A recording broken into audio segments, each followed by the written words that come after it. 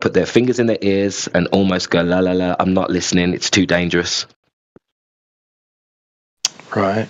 Yeah. Exactly. But it's even more difficult for them when their own side is saying things like, so their own new technology that they all are praising and saying is wonderful, AI, right? Endless posted this response from Google AI. Yes, mean sea level is considered a horizontal plane representing the average level of the ocean surface over a long period, used as a reference point for measuring elevation above or below the sea surface. Essentially, it's a flat imaginary plane that cuts through the ocean at its average height between high and low tides. Key points about mean sea level. Definition.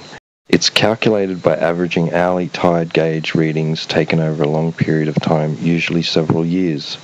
Reference point. Used as a standard for determining elevation on land and in the atmosphere. Horizontal plane. Although the Earth is not perfectly spherical, mean sea level is conceptualized as a flat horizontal plane for the purpose of measurement.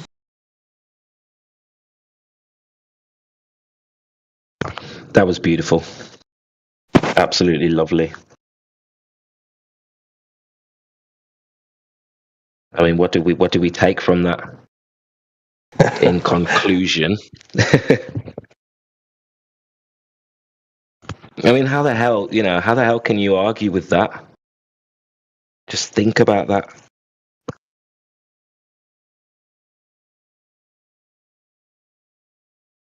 Yep, that's the way they're measuring all their elevation changes from the shoreline in towards inland, you know. And that's The where standard. you get the opinion or the statement that all data is flat Earth data. Are you forgetting, Globers? Every measurement, every angle from a flat plane. How do we, the only way you can get around that is with the almighty big R, relativity.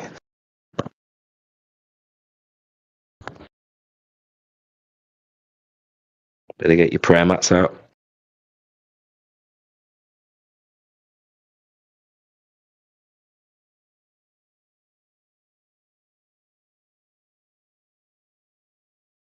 Right, exactly. Yeah. That's where your what do they call it? The deflection of plumb lines comes in and all that sort of weird stuff, right? Oh God, diverging column lines. Yeah, right. I would like to say that all plumb lines are parallel. Prove me wrong.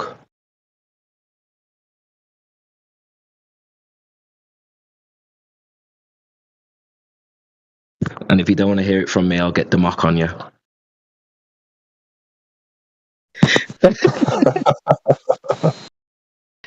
Get him the mock.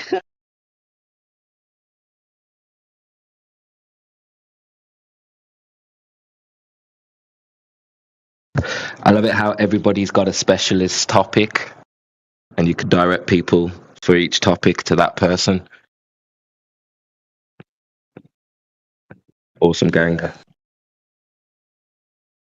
It was funny. Was it yesterday? Earlier today? Elijah was showing the and explaining how he uses National Geographic's flag demonstration, right, out on the water as a black swan, right? And he's saying, and look, here's a side view. And Demok's ears pricked up and he's like, side view?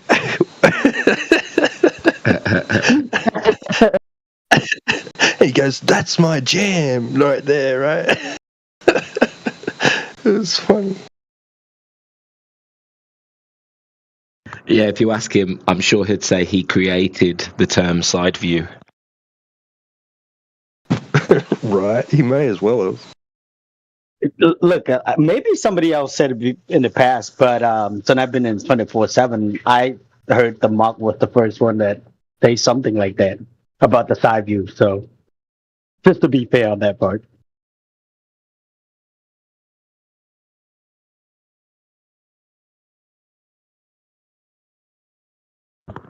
Hey, this is a good question. What would you say is your strongest flat Earth subject? Everybody. Which subject do you have the most arguments and the most in-depth knowledge on? Kembo, you start. I would say, water and curvature. There's no curvature. No matter, how hard we look, there's no curvature. I would say that would be one of my strongest. Yeah. Yep, foundational. Yep. I'm gonna jump in and say mine. Level, baby, let's go. 100% agree with that. Yeah. Building. Anything to do with building? Gillian.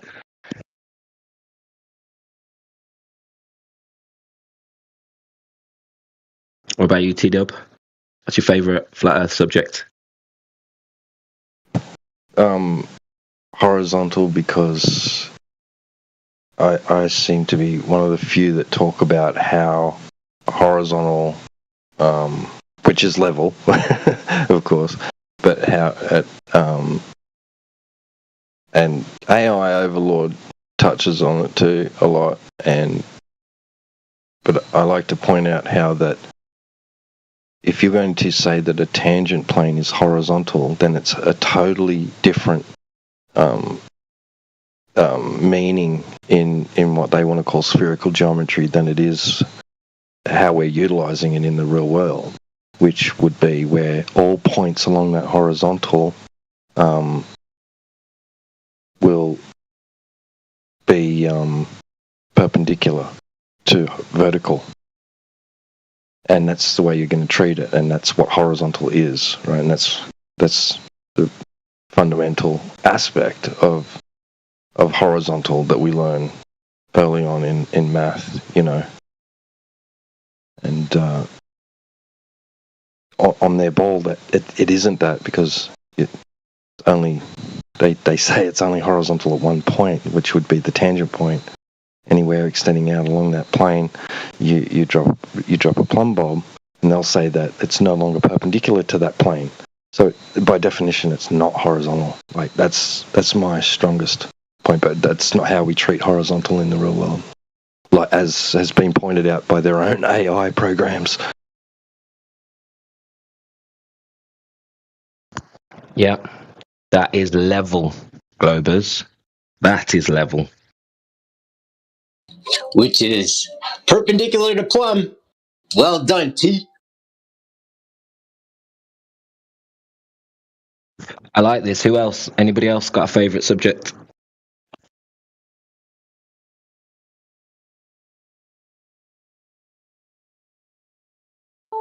Come on, Roots. What's yours, brother? I'm probably not the strongest on it, but my favourite subject is the horizon. What is the horizon? That's where I get most satisfaction defining what it is. And I'll just say right quick. To claim a geometric horizon, I like that. Exactly. Can't find the geometric horizon, though we cannot escape the horizon as we perceive it. 24/7, man, we got some specialists, right? Like a lot of OGs, they really good at almost anything. Like Jedi, the gas pressure, man. Every time he talks about it, I just sit here and listen. Every time he talks about it, it seems like he got a way to explain it, like nice and clear, But to Globies, it seems like they having a hard time understanding it. Yeah, you know what I mean. And you're right. When he gets a chance to, to elaborate more in depth on it, it's like he's tongue is dancing with the topic in Agreed. perfect harmony. Yeah, agreed, brother. And even and also Amish. Amish has the sky on lock. We've got, as I would say, experts who specialize in different different sectors or sects of this entire thing. Sorry, brother. Go ahead. No, you're not wrong. Like he's so articulate. Yeah, and He's a beast. Yeah, Sky on Lock. confident, Like that. knowledgeable. Yeah. I think Amish got this. It was this guy came in. He claimed to be a scientist. He got a science degree, whatever. Right. Well, Amish got him to say that. Well, Amish asked him a question: "Can you sign a strip club?" And the dude was like, "Yeah." Like he was trying to tell us that you heard that, right? And I was like, "Oh my god, that's crazy."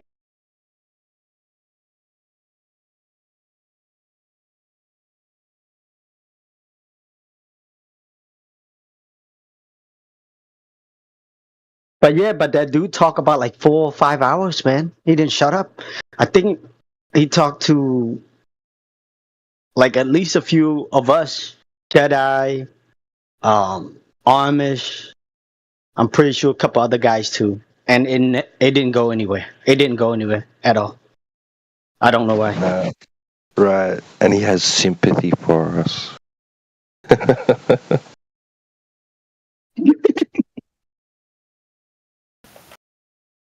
He's a flat Earth sympathizer. What happened with Callie just a bit ago? Sorry, what happened? I just said that Callie got banned a little bit ago. Callie, I don't know. I didn't see that. I don't know. Yeah, reasons in the mod chat. Missed it. Right, he's sitting here. Yeah, he's sitting here with a name called Fake Flurf, right, in our panel. Yeah. Right, he brings nothing to the conversation. He's a troll. All he does is sit here and try to derail conversations. Yeah, sorry, DJ, I missed it. I should have saw it. I clicked on the wrong spot. Okay, I didn't mean to. Yeah, no worries. I was just going. I just saw that the list was really long, and I wasn't sure if it was supposed to be a DC or something. But I should have taken just one more second to look at the log. Yeah, no worries, Chris. My bad. Yeah, that guy. I think his other account name is Jesse. He pretended to be a flat earther. He was trying to pretend. He's got a couple different accounts, and he'll rotate them in here. Yeah, I mean, like we dealt with him in the PNR too. Someday he just come in, he spiral, and just basically cuss us out for no reason. Call us a bunch of name, and then he got muted, and then he tried to DM some of us. Yep.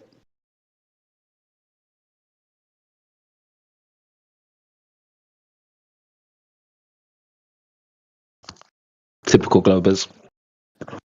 Yep. Hey, guys. I mean, if anything, like, I think the PNR's it been kind of quiet, due to the whatever issue there. But if you guys want, right, maybe after I get off work today, I'm probably gonna try to sit in there, maybe trying to get the room started again.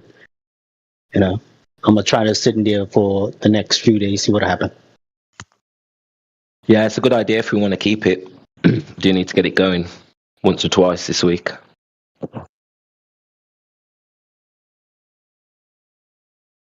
Yeah, definite. What do they say? Use it or lose it, right?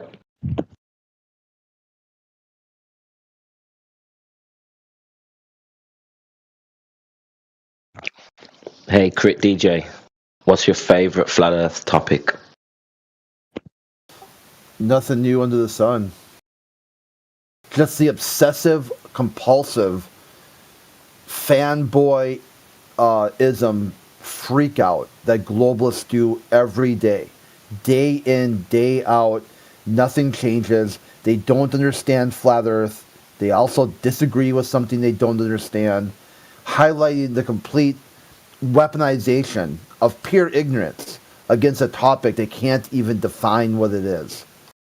And then tomorrow, or then today, they'll say they won the debate. They debunked flat Earth. And they'll come back tomorrow, do exactly the same thing. Day in, day out, for years. Many of them for years, almost a decade now. And nothing changes that. A new rocket, some space news, it doesn't matter. They're from the first day they heard flat Earth, they pictured a disk in space, they triggered, and they're on the same triggering ever since. Almost sounds like hypnosis. It's like it's impossible to even get them back to their globe. You're like, hey, how about this rocket launch? How about this new? That's why I think the Science and Space News, the newsletter, is so powerful, because this should give them something other than flat Earth to contemplate, or at least if it's just infotainment, clickbait. I mean, click on it and read it and get a good chuckle, because the two claims is like, oh, flat Earth is entertainment. Okay, haven't you seen this episode already? All right. The same exact episode that you saw before? So don't you want to see something new, some new type of entertainment? Doesn't the globe offer you endless entertainment already? Like, you got Star-Lord, Star whatever, like, how many Starship Captains of the Future tomorrow do you have to watch before you're like, oh, yeah.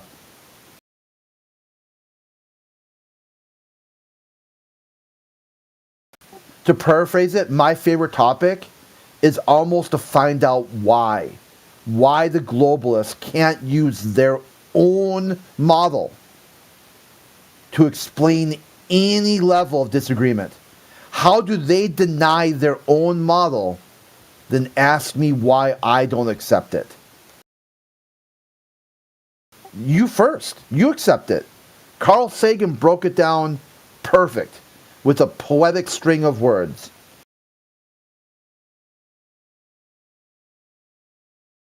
Which was? Oh, that viewing the Earth from space is a humbling and character-building experience. There's perhaps no better demonstration of the folly of human deceits than viewing our Earth from... I'm not getting every word right. But viewing our Earth from space. It demonstrates we should be more passionate and kind to one another, because this is the only world you got. You're not going anywhere. It's one world and you're all interconnected. Carl Sagan leveled up the concept of the Bible. You'll treat your neighbor like you want to be treated. And he basically said, using heliocentric, you get to treat how you treat your neighbor is exactly how you're treating yourself. And that's why he's really pissed at atheists from the 1960s and 70s and called atheism the definition of stupid. So my take is my favorite topic is why. Why are they like this? What happened to them? What pipelines, what logical fallacies did they walk themselves into where they've got endless perpetual change, second by second, endless things where anything is possible. Virtually, their imagination is the only limit of what is possible, not possible. And they walk themselves into a contradiction where they can't imagine, they can't think, they can't dream, they can't even find a framework to even get there. They're essentially a paper bag in the wind of so-called science. Wherever the wind blows, they go. What they did was they invented an even more sad, ugly, and small world than anything I'm presenting. They're like, literally, hold my beer. I'm like, dude, the flat Earth is a sad, tribalistic world where no one's ever going to get along. It's just a petri dish where the nasty keeps growing and growing to the extinction level event. And they're like, oh, okay, well, the globe's better. You're like, why? Because we'll kill ourselves even faster on this thing. You're like, no, you misunderstood me.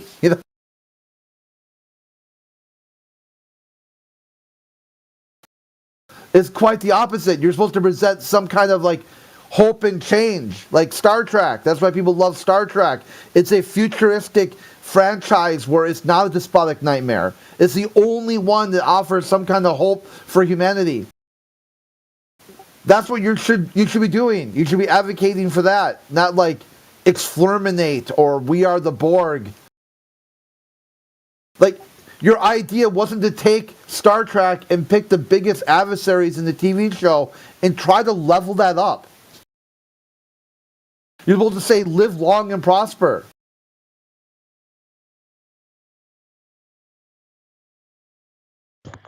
It's insane. Clown world, right? The literal definition of clown world. Yeah, and it's and then what to do too. This is the second part I want to talk about. They want to blame flat earthers for that. They act that way. They're why they're science denial too. They'll say the reason why they're so nasty, toxic, and everything is because of flat earthers. You're like, well, how do you explain that? You started off day one like this. And even if it's true, say it is flat earthers' fault, how are you an NPC in your own story? You're player one in your own story, and you can't even control yourself. You're not even the causal agent of you, inside you. So there's your science. So they're a model denialist, they're a science denialist. And why? Why? What happened? Tell your story. How did you end up like this? And it turned out a lot of them, they don't really know. They're really kind of like vaguely conscious of anything they do or say. It's just one stimulus triggering into stimulus triggering because they're on a high caloric, low nutrient diet. Their body is moving around because they have enough calories. You know, they chug that Mountain Dew or Gamer Fuel or whatever. So there's enough calories in their body to move it through space, but not enough nutrients for the brain to work. I think you hit the nail on the head. It's the nutrition, it's the food, it's the entertainment, it's everything. It's literally an inverted world. You're touching on something deep there, Crit. And then you try to talk to them about this, like why? Let's go through it. And they just give you the fluoride stare. They don't even know what you're talking about. And they're like, so wait, are you telling me the earth is flat?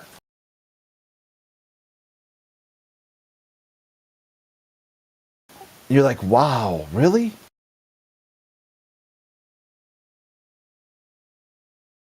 Yeah, it's really unbelievable the way you paint it. You know how that is the majority, that is the norm, and we are the the minority.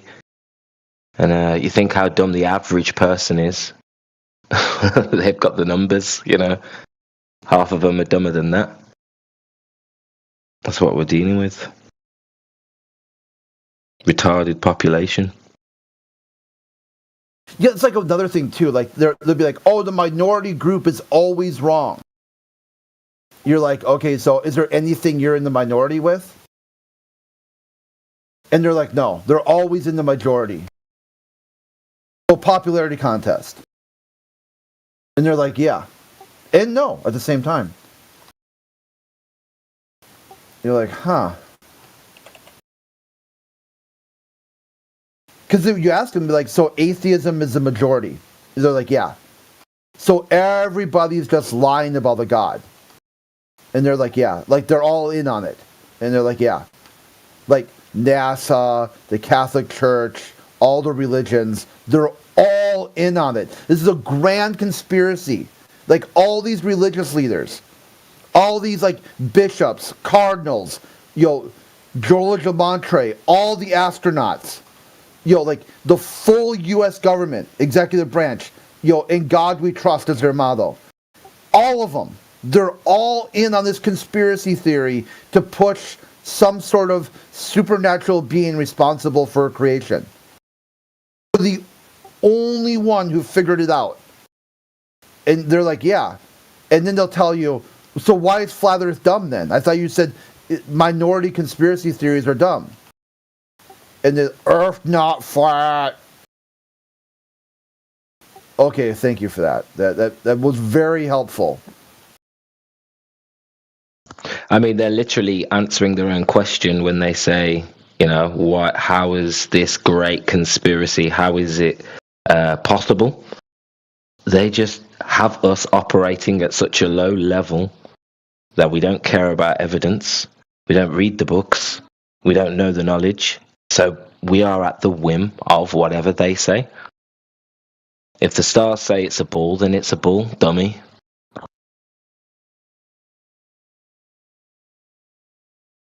Well, they'll tell you they're globalists because flat earthers can't explain the sky. I'm like, okay, so are you? Can you explain the sky? Oh, they'll be like, oh, fuck no. I'm like, so you're a flat earther? Well, no. But yes, but no, but yes, but no. Okay, which one, dude? If a flat earther is defined as somebody who can't explain the sky, and you, in your worldview, can't explain the sky, are you a flat earther or not? Yes and no. So you've got a contradiction there. You set up a definition, a direct definition of this is this, and it's also not that at exactly the same time. That's brilliant, Crit. That's I'm just saying. It's always. That's crazy. It's all that. He could go on for fucking days. They'd be like, yeah, flat earthers are uneducated people. You're like, are you educated? Yes and no. You're a flat earther. Like, so we all got exactly the same, I mean, that's why I don't like talking about education. Just be like, I got the same federal education you got. So am I educated and you're not? Yes and no. Okay, the government is super positioned to explore space for the betterment of humanity so you don't have to, and they completely fail at education. Yes and no. Like it's like trying to cut through the layers and layers of bullshit to even figure out what they're trying to say. It's legion. And it takes so much time and energy, and it's almost worthless because they just reset tomorrow. Everything goes in one year and out the other. You're going to have to fix the underlying problem, which my take is their diet. They don't have the appropriate, their brains aren't firing on all 8 cylinders.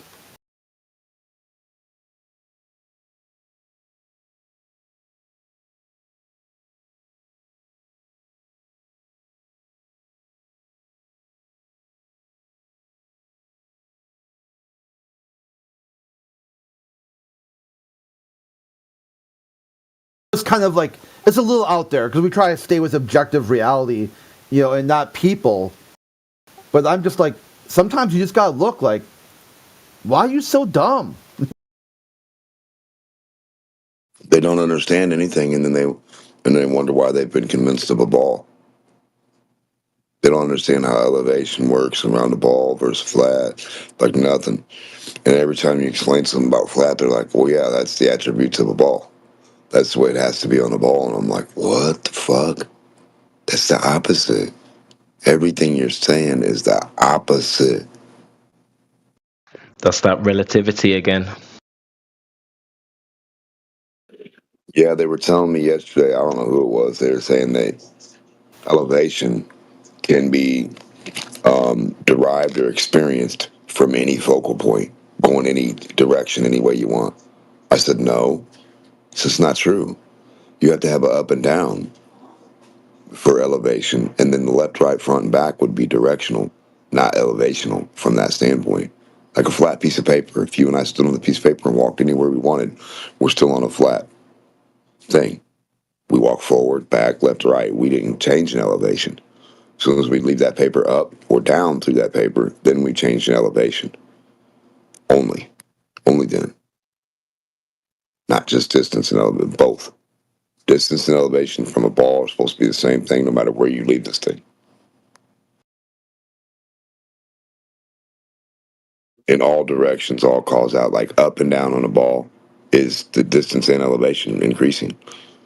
Because they say the airplane is up at 35, it goes up to 35,000 feet, and then it drops down to 35,000 feet. From 35,000 feet. How does that happen? How do you physically have a 35,000 foot marker under 35,000 foot? Where's that at? Where can you draw that on the wall? Science. No. But I'm saying, where can we put the physical marker on the wall? They're going to say stuff, but they haven't got the physical marker to prove 35, 35, 35. They can't even physically show you it. But they claim they're doing it. Bro, I don't need any of that. I got science. Yeah, I don't know. You ain't going to be able to science no balls. Have you seen the pictures from space? Pictures aren't science, my friend. Definitely NASA not. disagrees. NASA thinks that taking a picture is science. Apparently. NASA And is you'd science. fund that?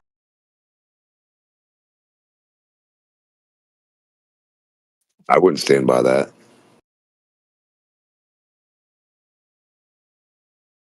Like that new song, I stand on that. I don't stand on that. I don't stand on. Now, I don't think NASA's ever done one bit of science in their life, ever. Not nobody at NASA. I don't think they even know what science is. NASA knows Hollywood, right? And the only people that are doing science are probably people that don't even know they're doing science, right? And the people that think they're doing science, they're not doing science. They're doing trial and error. Trial, just like an engineer. An engineer, trial and error. Measure this, do this, weigh this. Oh, you got the wrong calculation or wrong amount or wrong advantage. Just do it Which over. is fine. Which is fine until they claim it's science. Then, by definition, it's called pseudoscience. So they stand on the shoulders of pseudoscience. Fact. They stand on the cankles of midgets.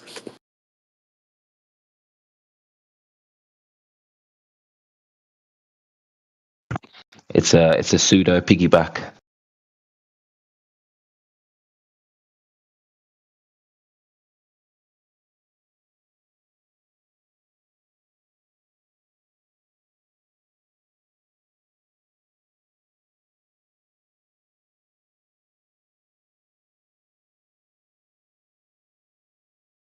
Well, they say they have a model. Do you know a model's supposed to be testable?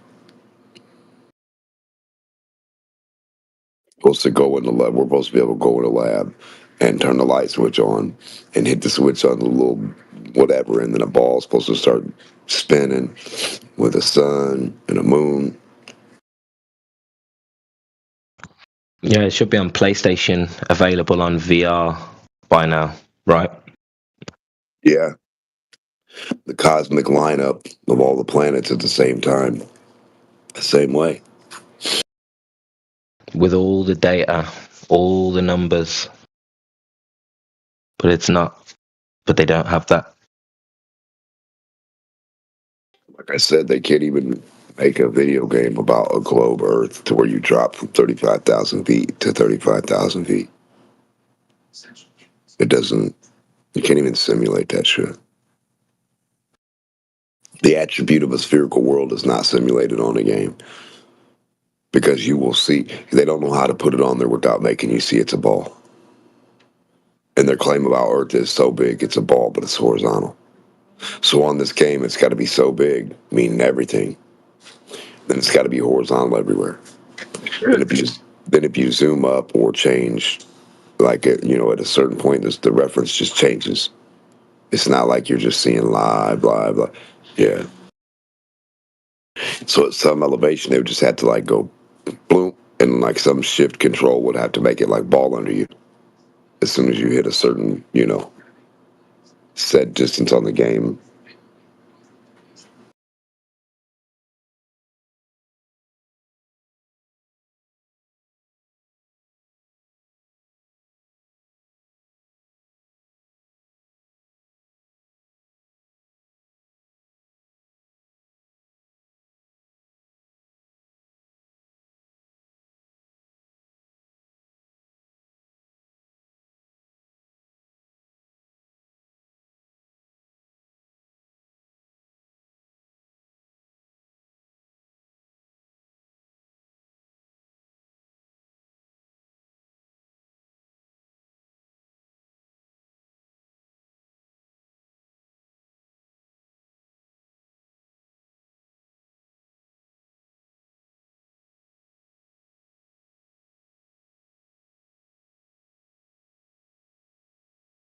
Hard to get them to understand that a V touching any sphere or a square, the two lines, no matter how you make the V or the square, they increase away from that ball in elevation and distance the same way. Any line you take from the surface of a ball in any direction, be it down, diagonal, up, over, right, horizontal, it's supposed to increase in elevation. But they don't. So in reality, if you can't increase in elevation every inch horizontally, you're not on the ball. Right, yeah. And seeing how they can't even begin to establish, like to show us the actual tangent point. Where is your plane? Point to the part where the plane is touching your ball. Right? They can't. Yet they want to be able to use it as if it's doing that way out in the distance, like using line of sight. The horizon is horizontal, but somewhere it's curved. The only part I want to see is where it drops from that beautiful horizontal to the curve. That's got to be a crazy sight, right? To see it the way it's supposed to be versus supposedly the horizontal that it is. Oh, well, it's so big you're going to see it horizontal as a ball. No, that's not the case. If somewhere you don't see it like that, it's not the case at all. If somewhere they say I see the curve work, then it's not so big in horizontal football, basketball, cornbread flat piece. Like what, I don't even know how to where to go with that.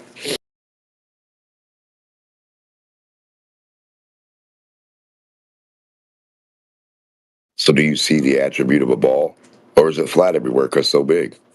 You can't have both.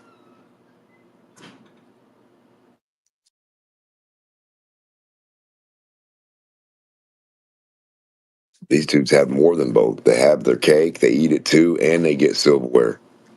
And they get free silverware.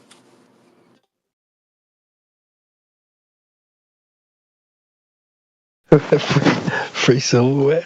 That's a pretty good deal. And say, I want my cake and eat. Yeah. You get that with your timeshares, don't you? So. Yeah, so I want my cake and eat it too. Well, here's your milk, and here's your cookies, and here's some silverware, sir. Bonus gift. Are you a Glober? Yeah. Okay, we got dessert coming later, after you've had dessert.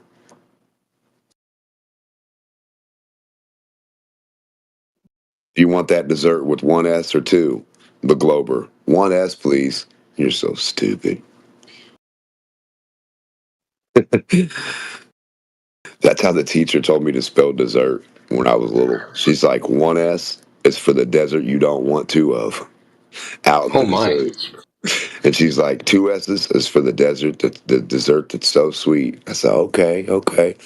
So I want two S's in my dessert, and I only want one S in the desert. Okay. So right quick, mental exercise. What do you guys think the horizon line would look like if in fact we were dealing with a ball? A ball? What would you? Yeah. What would you see off in your horizon line? You'd see Mario World. They've got it. They've got Kerbal. They've got Mario World. You gonna let me? Can I finish setting up my mental exercise before you start talking? Well, they have the game already. All right, you go ahead, Tamak. Well, they have it already. You're asking what if it already exists.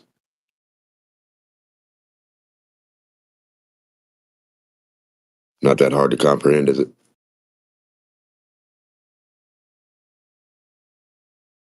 No, so which game is this? Mario Galaxy. Yeah. Yeah, they do put balls on games. You see it as a ball. We just went over this. That's the problem. You can't see it as a flat plane ever going extending out forever, ever. That can't be a ball. Nah, but see, that's my question is, what would the built form look like if we were actually dealing with a spheroid of a ball? Right? What would you look off in the horizon and see? Would you see converging, diverging building lines as they vanish off in the distance? What would you see? You'd see wonky ass shit. You'd see buildings going away from each other, as you see in your perspective, like up close, they'd be converged to you, like the streets, and then they'd have to deconverge. They have to like bend and they'd have to bend and warp on the left side, the right side, the front and back. Everything about every attribute would have to rainbow itself out. As you're up, you'd see the rainbow up and over like you're on top of the rainbow looking at it down like the arc. And then you look to the left, you see the arc this way. You look to the right, you see, and then in front of you, the ground from left to right is supposed to arc as down in front of you. So it's like a narrowing of like a bird beak, but with the sphere. It would have to narrow itself, to a focal point of the curved edge, and then you would see the curve. It would be wonky as fuck.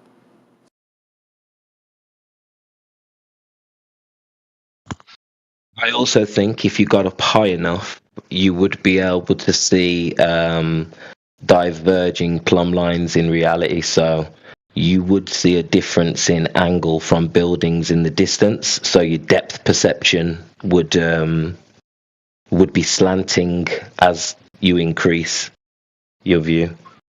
Yeah, that would like be the weird. Soundly Bridge. Okay, half of it's a blurred image, right, obscured, and then it looks like the blurred, watercolored, like you spilt water on a picture, and it's faded out to a curve down the way. But in the background, if you zoom in and you look at it, there's a thing in the background that's taller than Soundly's Bridge, and it's sitting up perfectly vertical. There is no tilt. Now, Soundly's Bridge is tilt until tomorrow, like a rainbow. And then right off in the distance, you have a pole that you can see that's straight up and down. That disproves the whole Soundly video. In the own video, in the own thing, in its own thing.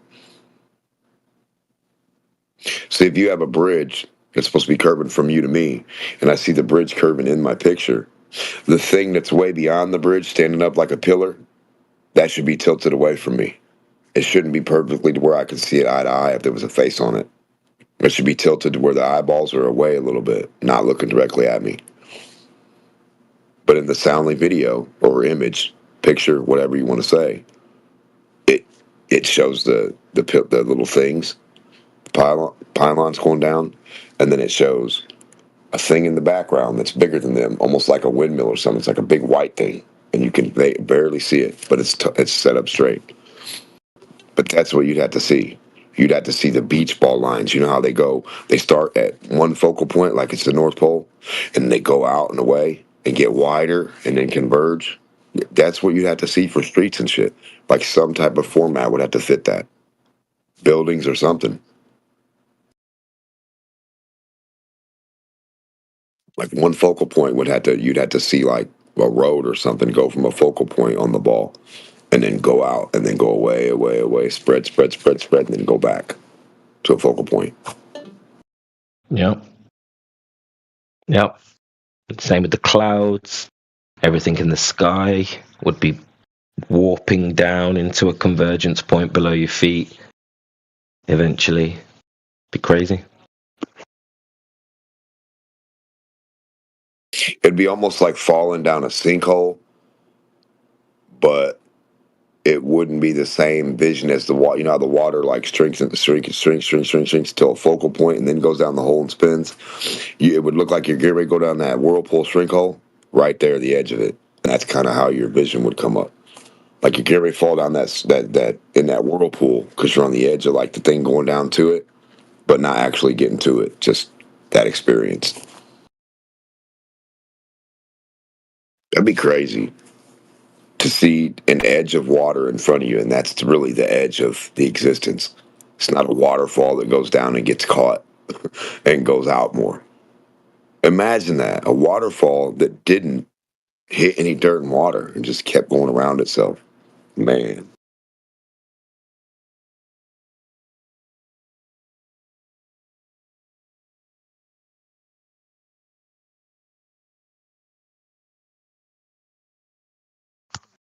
It's absurd. That's why I always tell them all they have to do for me to be a Glober is to go take the submarine and stick the needle out the front of the water. Stick your hand in a selfie stick out the front. Go dive underwater. Get you a 15-foot selfie stick, extend it out, pop it out the surface. Just have it horizontally stick out the water. If the water's curved, stick something out of it. If this water's curved, dive into it horizontally. Shoot something into the water hump. Shoot something out of it. Swim out of it. Dive out of it. And I never understood why no flat earther said, hey, why don't you just swim a cord under that boat? The boat that's going over the curve of water. And they say, I don't see that boat anymore. Half of it's gone. You can send your friend out there and dive underneath that boat. He's going to dive down, make a cord through the water underneath the boat, directly underneath the boat, 1 foot. So he's going to dive it in front of it about 15 foot at an angle, 33 degrees down, 45 degrees, doesn't matter to me. 33 will work. So then he goes in at 33 degrees, jumps in, and swims out to the surface. That's all I want to see. I want to see somebody shoot something that makes it pop out the surface. Drop a rock to the surface of the ocean. Just drop it on the bent part. Drop it on the curved water. You drop it on the curved water, it's going to drop down through the curved water and make a cord and then come out the other side. It's not going to hit any dirt. There's no dirt to hit on a globe. There is no dirt under the curvy water. Dirt is not what you should hit at the bottom of water on a ball unless you're going inward towards the center. No other direction should you drop and hit dirt.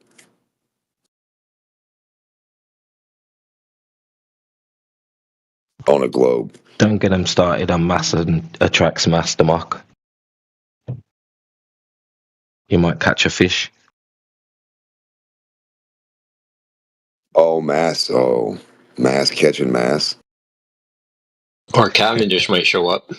Well, I might use my gravity fishing pole and catch me a globe fisher, right? With mass.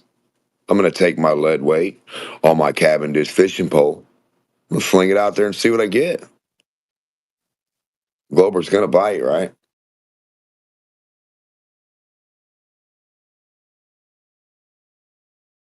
On the gravity fishing poles we have and the gravity magnets and the gravity crusher machines that crush all material because gravity. Where's that at? Don't you think we could use gravity at the local salvage yard where they smash all that stuff? I think the scene's matured a bit. So as they used to bite for gravity or for curvature arguments, they don't bite for that anymore. They have an acquired taste. I think they bite for memes now. So memes represent junk food in society. So I think they're not biting. We need some memes. I want to drop that microphone to the center of water. I want to drop it down to 35,000 feet. You wouldn't even have to drop it anywhere, just hold it in your hand. You just now dropped it down from 35,000 feet to 35,000 feet. And since when is recording an attribute an action or a reaction? Hey, you guys, we saw an action. Newton Little saw that the sky is falling, but it wasn't. And then they still came crawling back again to Einstein Little, my friend. Why? So if Newton Little's wrong, Chickenstein's going to be wrong too. So if Chicken Newton is wrong, Einstein Little is wrong. They've always been wrong. The sky is not falling, not because of relativity and not because of mass attracting fucking mass. And half of the dog shit they've written down as a law can't even be demonstrated as a law of anything. It can't even be, you can't even see the attribute of it.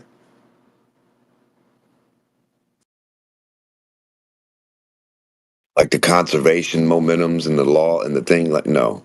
Hell no. Hell no. That's a lot of circular reasoning.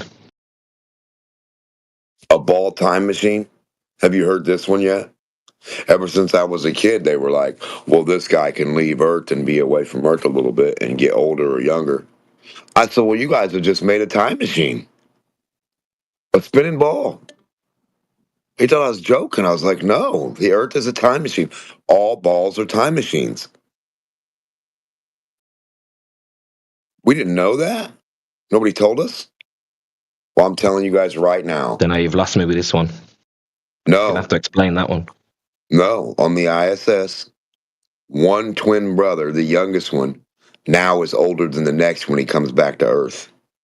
Do you understand? This is real life. I understand. Yeah, I understand Kelly. Relativity again. Yeah. Now, the ball is a time machine. Thank you, Einstein. Einstein made balls time machines. Newton made us all slower and dumb because he doesn't know what an action is. What causes action?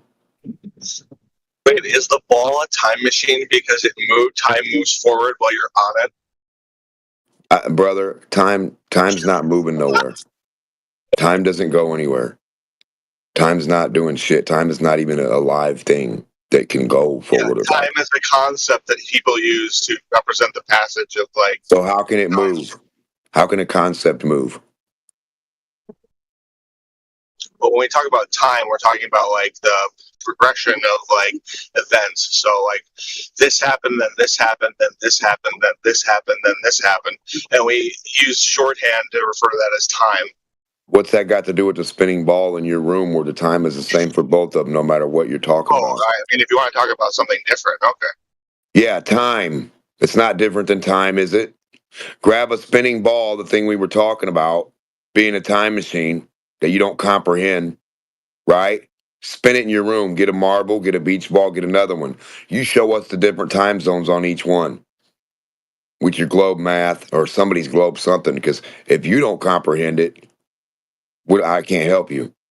Balls are not time machines. Nothing on the outside of the ball's happening any different on the inside time or on the edge or from me to looking at it. The ball's in the same time as me. That's how I would record the attribute of any time that passed with the thing, and I would record it. That doesn't mean that each ball. Time. What does that mean? How do you pass time? You don't. Why'd you just say you do? Pass time. I'm saying you say it's an attribute of something to record a distance. That's it. It's not a real thing. It's not doing shit. You're doing it all. The human, the guy named Bob. Time has never done anything. Only Bob, in his imagination of what he says time is doing this stuff. Now do you understand? Time is not a sentient being. Quit saying it's doing stuff. If I write time on the board, my goofy ass did all that and wrote that and said that.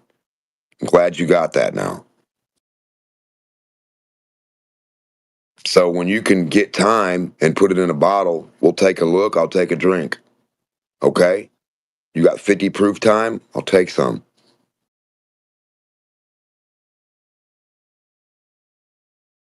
You got space in that bottle? I'll take a couple shots of that too. You have love in that bottle? Do you have honor in that bottle? No. Honor and love don't fit in a bottle of space-time. No room. But they're real things, right? No. Love and space-time are, and those are attributes of a human fucking thing, right? Real thing for who, what? Real what thing? Real thing for humans. Real idea? Real for humans, yeah, real thing for humans. Well, give me a cup of love. So things that exist are only physical objects. Things that humans make up that are mental constructs or something that they'd like to understand and develop a nature of, they put an attribute behind. Yeah, you dumb fuck. So if we need the necessity to count something, we come up with words time, distance, space, elevation, attributes, amounts. That doesn't mean these things are all their own thing and they can live and do stuff. It means a guy's sitting there doing a lot of shit, a lot of talking, a lot of writing stuff that never existed in nature. Did any of man's words exist in nature? Did any of your laws exist written down somewhere on a tree? Well, that's like a weird philosophy question. No, it's not. Does the perfect form of Where do you find your laws out from? Who makes your law other than nature? That's a weird question. Probably not. No, it's not. Nature makes the laws. Man makes the laws. No, man does not make anything. Man makes lies. Every law that the man has made so far has not been a law. Word, it is not a every law. sound that's uttering out of your mouth is a social Every construct. law a man made is not a law. Is a social construct used to describe the natural world around them. Social There's no way to constructs are not laws. communicate. There's no way. There's nothing without That's called made up shit. It's called schizophrenic people making stuff up. Join the club, weirdo. I know you'll have fun. We're a part of it. We're all in it. No, I'm not a part of it. I don't care about none of that. I don't believe in none of the laws. I don't believe hydrogen is what they say it is. I don't believe none of their dog shit. Because you got a bunch of fucking weirdos who are just selling you stories. And if you buy it or you bite, good. They get 1,000,000 years of fucking goodness and steaks every night. Wow. Cool for them. Because you bought a story. Go figure. I don't have to buy any of that shit. Ain't no law, ain't no law, ain't no globe physics. Ain't none of that shit being demonstrated to no one. The speed of time, saying light's everything. Come on, man. Shut up with all that garbage. You really believe the fucking shit these dudes say in a science lab? They couldn't show you shit from Shinola? Do you? Good points, bro. It is all a story. What do you think about that? It's true. Life is a story. A series of stories, even. Right. Well, don't try to catch me on weird shit because I use the word time in some weird way for the people who want to actually use it and say, well, time can be helpful. You know, the idea of saying a concept that we make up for what we make up for, we make up when we make it up. Yeah, I know you have to understand this part, right? That's called not real. Like a useful concept. So without Bob, right? Without little Bobby, where's time? No fucking where. Love may not exist. No. And I may not be able to give you a cup of love, but I think we all know what it is and can use that. No, you don't. Yeah, No, you don't. If you can't go get me some or scrounge it up. If you don't have the ingredient of that thing, you don't know what it is. That's the problem with Globe. That's the problem with science. They don't have none of their ingredients. I can still use it, can I? Yeah, get a carbon cup of love. Is it made of carbon or light? Is it a nanoparticle or a matter or a mass? Get the fuck out of here with this shit, dude. Yo. I'm just saying there are things that exist that you cannot hold in your hand. Just saying, yeah, cool, Pope love. We know you love maker. Make more love. So hard. Use chocolate and vanilla. Yo, people, have you already found the concave Earth? Just because people say fucking words don't mean you're gonna got me on any of that dumb shit. They're all made up fucking ideas. Love, hate, bitter. How do you know love and hate ain't the same exact thing? Fuck out of here. I agree. I have a question. I have a question. How do you have a horizon on a concave Earth? Please explain. Yo, people, how are you doing? Are you ready for the AI vaccination from Trump? He asked you a question. We're talking about artificial intelligence.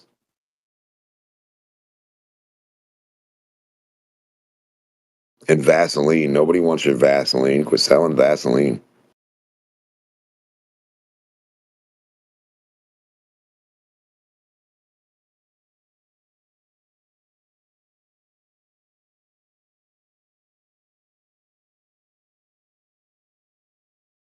Nobody wants Trumped up. We're going to Trump you up. No.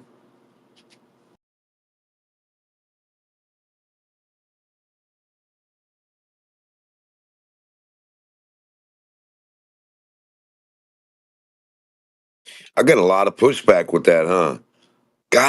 These laws gotta be real. These man-made stupidities have to be something. Ooh. They gotta be alive. They gotta think too. What's time say when it talks to you, Cooper? What's bending and warping space say when it talks to you? What's bending?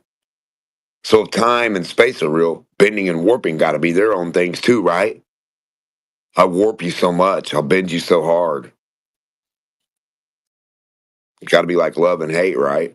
Bend and warp. manipulate and mold to fashion.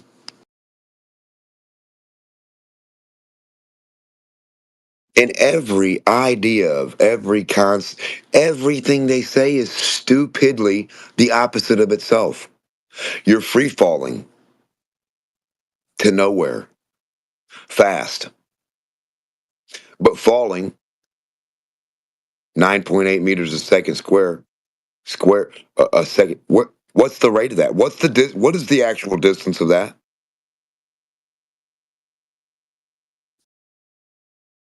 .8 meters squared from where to where? Horizontally, vertically, diagonally. What are they talking about?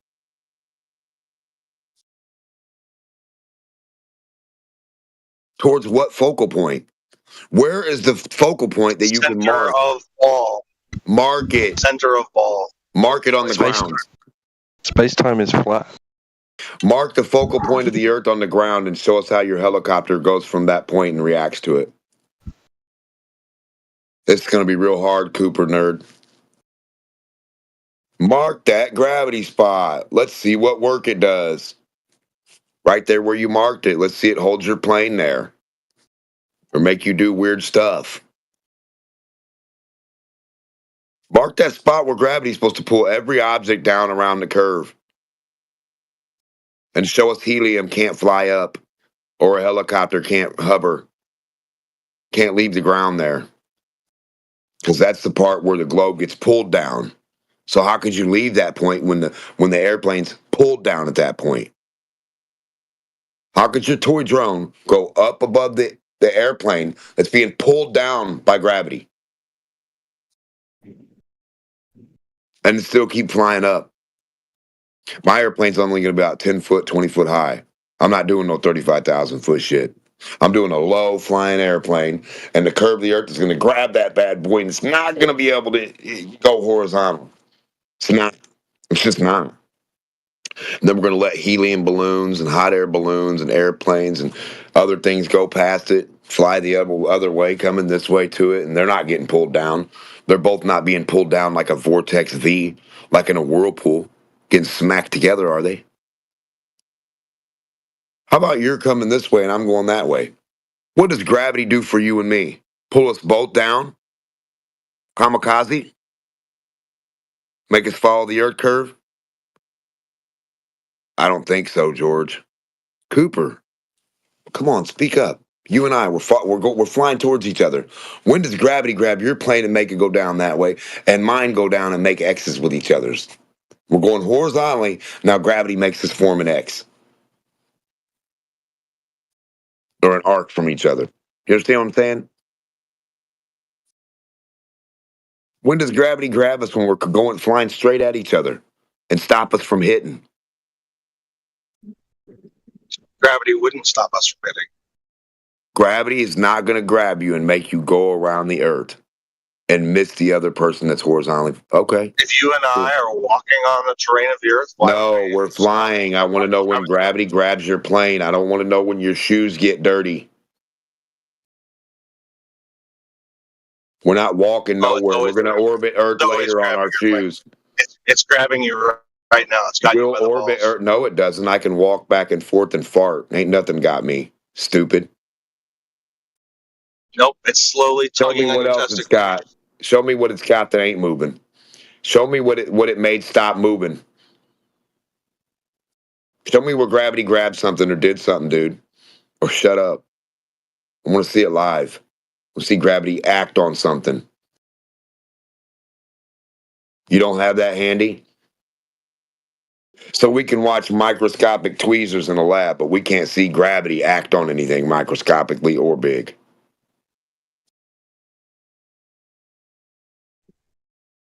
Your ball's not going to drop and just get pulled to the fucking mountain, is it? Go drop a ball out of an airplane, a lead weight. See if it just goes arced back to the mountain that's about 10, 20 foot behind you and just sticks to it. Let's see it. Let's see gravity do some work, brother, ever. Any way you can do it. Any way you can drop something or throw it horizontally and watch gravity grab that. I think whenever I drop something out of a plane, I'm going to see that thing drop towards center of the ball. No. No, that's not true. No, No, I have that's 100 not true. cups. How am I going to see it do? No, I have 100 cups lined up on my table. I drop a rock in one at the end, and I drop a rock in one in the center and one at the end. These are not focused on a horizontal line towards the center of any fucking ball, Goop Troop. Well, I mean, if you think the Earth They is are flat, of not course. orientated. The rocks do not fall and make a V in any of these cups. Stupid Cooper. Again, can we see the attribute of gravity actually doing something and pulling something back like a dog chain or not? Gravity nowhere. I want you to go that way and don't let gravity stop you. And then when gravity gets a hold of you and pulls you back like a dog chain, we'll just laugh. We'll see you do flips backwards and shit. We'll see gravity grab your nose. Yeah, it's called jumping up in the air. No, it's called dog chain gravity. When the dog tries to run too far off the tree, the chain yanks him back and he busts his fucking head on the ground and does a flip backwards. Yeah, that can also be another great example of that is jumping up. Do you have the airplane handy that does that? That does No, dog I can just flips? jump up in the air to demonstrate that. No. I can just jump up in the air. Up, done. No, retard. This is the problem. Fucking retarded people. Jumping in the air is not going to show gravity pull your plane backwards, retard Cooper. We need to see the plane go backwards. Coopner. Yeah, I accelerate forwards, I accelerate up, and then all of a sudden I stop accelerating. Go get your airplane and let's walk. Down towards Earth. Why do I need an airplane? I've got feet. So you don't need an airplane to orbit Earth. So you don't need to go 24,000 miles an hour to orbit Earth. Thank you for disproving another NASA claim. I don't need an airplane to demonstrate. Thank you for disproving your tennis shoes. Thank you, rocket shoes. Thank you, rocket slippers. I got dog chain gravity on my shoes all day. All right. No. You have anti-gravity slippers. They can orbit the Earth really slow. On the dirt. On the dirt, you can orbit the Earth. Look, man, if you can get an airplane to my lab, we'll try it, all right? If you can fit a ball in your lab, we'll see how that works, too. With some air around it and a ball. And then some little airplanes. Show us how they fly horizontal, retard. Show us your horizontal ball simulator with little flights. I want to see your little ball tide simulator. I want to see your little ball temperature simulator. You can separate them all from each other. Usually I don't let that happen. We got to keep it all as one good package because the Globers want to say, drop a mic. That's how balls get formed by gravity and space-time. No, I want to see balls getting formed to believe in gravity. Not some schizophrenic guy out of the asylum dropping stuff. Cooper. Just because you got fucking butterfingers don't mean nothing. Don't mean stuff's making balls. Because you can't hold on to a mic. Just don't play football. You'll be good. Butterfingers. Oh, I saw this nasty story. Florida man's been eating this carnivore diet for like a year. And all the fat in his blood is like leaking out of his veins and into his skin, then saturated his skin and leaked out through the skin, through the pores.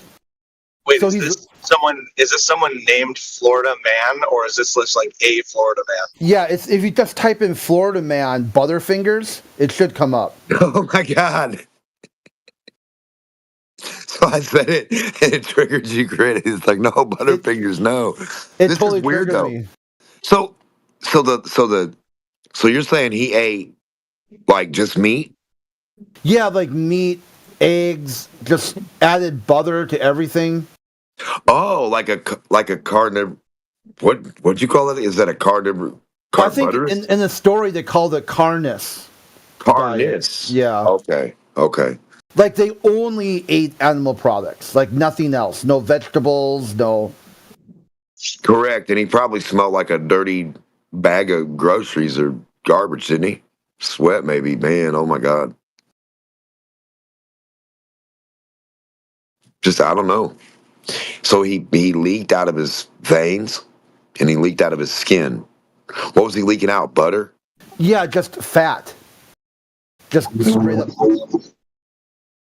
Holy shit! I wonder if he can get. I wonder if that's like a natural. Holy shit! That's like a natural sunblock or a burner. Might be a fryer. Fry him up, man. Yeah, this is like here's Well, do you remember that guy, Crit, that had the blue colloidal silver? Yeah. He said he could never get sunburn again. He said he used to be white complected and get sunburn all the time. And ever since that colloidal silver, he does not get sunburn. He cannot get sunburn. I found that weird. So basically, this dude told you he made the all-time best motherfucking sunblock ever known to man. Colloidal silver of some sort on your skin. But it'll turn you blue like a Smurf. Go ahead, though, about the butter. Yeah, so here, there's this Florida. So here's the headline. One man in his 40s in Florida with cholesterol coming out of his body told doctors he ate between 6 to 9 pounds of cheese, butter, and beef every day.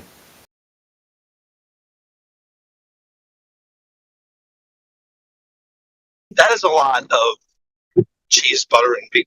I feel like do I even eat 9 pounds of anything on a given day? Like that seems like a lot. Dude, that's the same kind of stuff that comes out of machines when you clean stuff. Like an orange looking fucking tang looking shit. And it can be powdery after you dry it, or it'll be like sudsy, like sea foam, like foam. Yeah. Yeah, look at this. So his cholesterol level, you have to be below 200. It's like when you get to 200, you got high cholesterol. Like the lower the better. This guy was at 1,000. Oh my god, this guy's poor heart. Yeah, anything. So here it is. The patient's level exceeded 1,000 mgs per DL. So what megagrams per deciliter? Anything over 200 is considered high. He's pumping like 10W30 through his veins. So wrestling him would be hard. Yeah, he'd be like really, like lubed up man from like the Son of a Family Guy. I think that is right. Like he's waterproof. Holy crap! I'm just thinking all the attributes of being smothered in grease or butter. yeah, it said like he claimed the Carney diet, which is only animal products, had healed a number of illnesses and hormonal issues. Now, how is that if it's stuff is supposed to be held in the cells of fat? Like supposedly bad things are supposed to be held in fat cells. So he's saying he filled the stuff up with fat cells and just pushed it all out. Like I don't know. I'm trying to figure out. So they talk about, like he must have read about this online. Is my take, right? Like someone online, told him to do this. So there's like that sort of disinformation. You got people out here who are like flat earthers are disinformation. Okay, what about old boy here who read somewhere that he could eat 9 pounds of beef, butter, and cheese, and it would be okay. He'll be just fine. There's nothing wrong with that.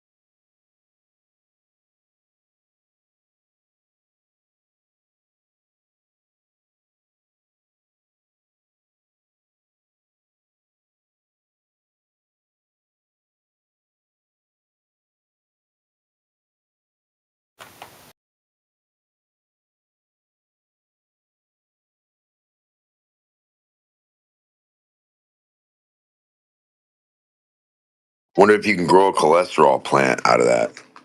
Like grow an olive oil tree out of grease. Would it transfer the grease out of his hands to the olive oil?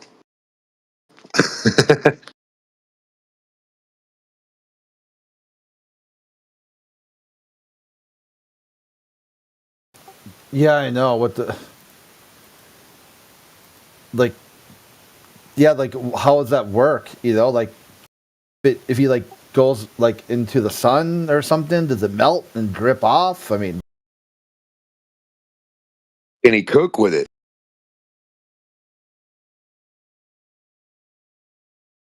You got a lot of people that are weird. They'll be like, "Man, we like humans," and be like, "No, I got the next best thing." He just leaks out human butter. I was gonna say we had right. The people can't rub pans on him and shit. Come on, man! I got a cast iron skillet. You got the best stuff. Don't be holding back.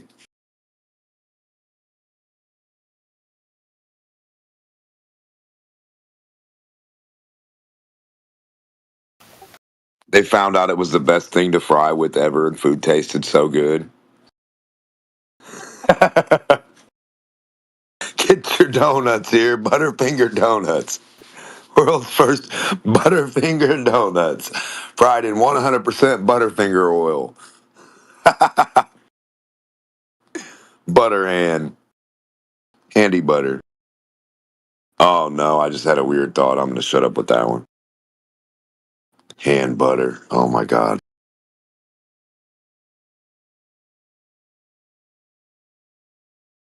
How good of a lubricant is it for like actual oil and shocks and brakes and like just like a lubricant?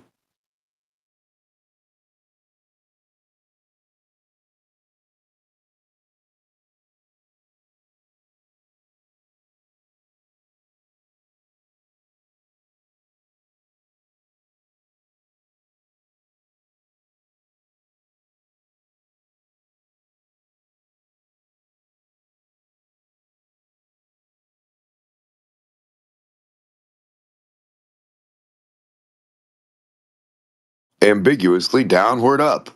Tommy, I'm going to drop my microphone from where I'm at on the ball.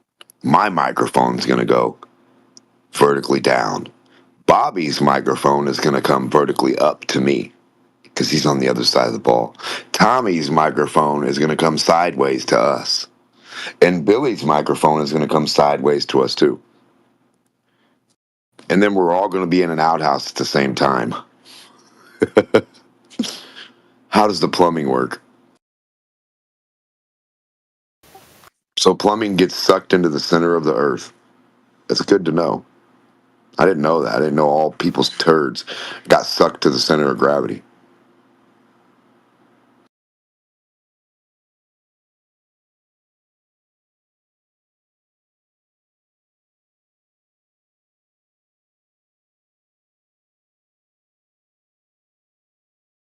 Who needs Cavendish when you can see toilets in Australia or things in Australia fall up?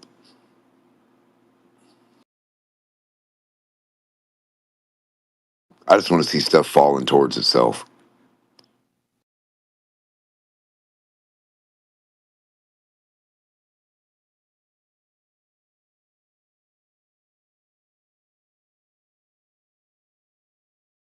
Man on the left of the curve drops an object. Man on the right of the curve drops an object. They're not in center frame. This object has to fall only diagonally. Is it gonna work? Gravity, we need you now. The angle of gravity.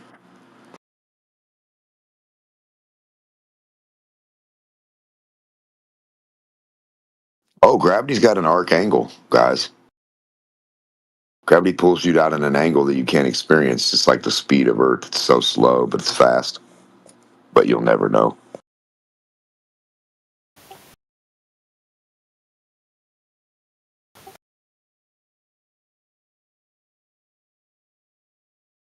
But the time machine thing, a marble being a time machine versus a beach ball. I want to put an ant on both of them and then watch the ant just like deteriorate into dust. because I moved him away from the spinning marble. Whatever will he do? Wait a minute, he's not a larvae anymore. Now he's a full-grown ant with a beard. Or an uncle, I mean.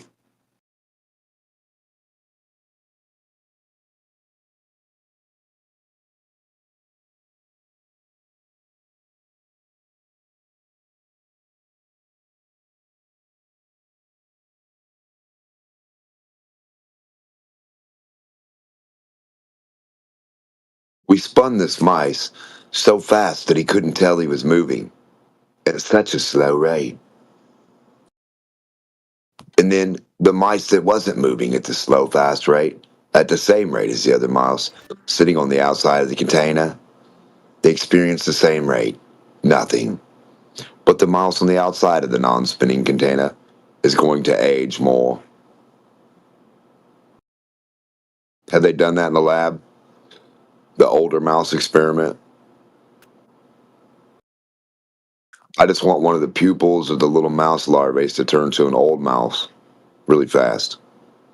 Within like less than half the time of a normal mouse. Like within 50 minutes, you start seeing that mouse just grow, get big, go old. From like the little bitty thing that just came out of its mama. I want to start right away. The youngest thing possible. So we want to make it older in front of our eyes. We want to make it start growing hair, talking, getting teeth. Just from being away from a ball. It's going to be great, guys.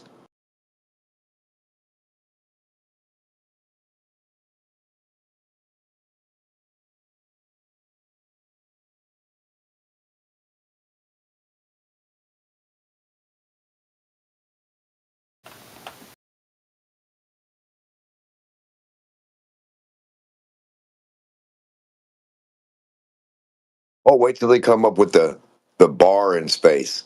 If you're not 21 on Earth, you go here and you're automatically 21.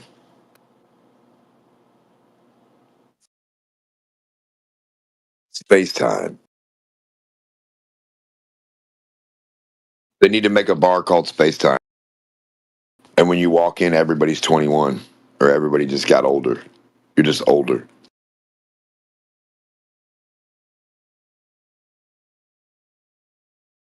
And NASA wouldn't, or the government wouldn't be able to do nothing because NASA would have to show them, hey, that spinning dance floor, the guys on the outside of that spinning dance floor, they're old enough. Automatically.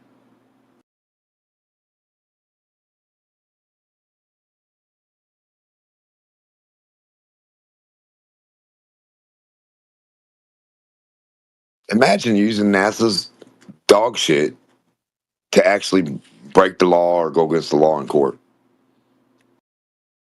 Well, Your Honor, I can do this because of this fact of NASA said. This is the fact of the matter.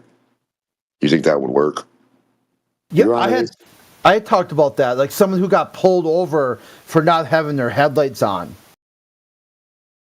You could roll out the heliocentric model and be like, yeah, see, that law for the headlights was written that at this time you have to turn your headlights on because it's dark. Well, here's the heliocentric model. Here is daylight savings. Here is the time and date group I got pulled over. There's more light in the air right now than there was when they passed that law saying you shall turn your headlights on.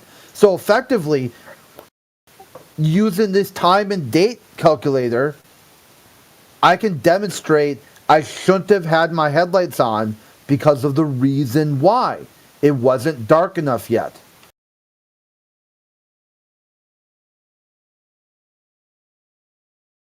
right. Expert in heliocentric that would be able to roll out, some kind of model and spin that motherfucker, show the cloud cover for the day. Because the whole shtick with headlights is that they, it's kind of like they pull you over because if you're driving without your headlights on, you're on drugs. Your eyes are dilated. Has anybody from NASA ever went to prison? And not NASA just like, hey, I work for NASA. I'm talking about an astronaut. Are any astronauts in prison right now to where you can go talk to them and say, hey, did you really go to space? What did you really... You're in jail now. You're already in jail for murder. It's not you can't lie, right?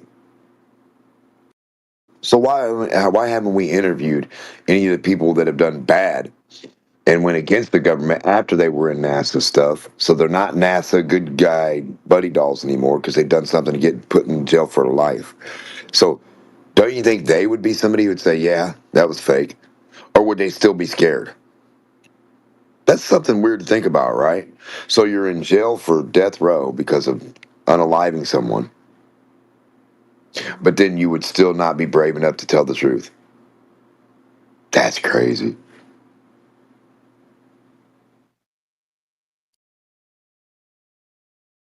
Would that person be truthful, right? They already went against the government 100%. Would that person then be truthful and say, yeah, that's all fake?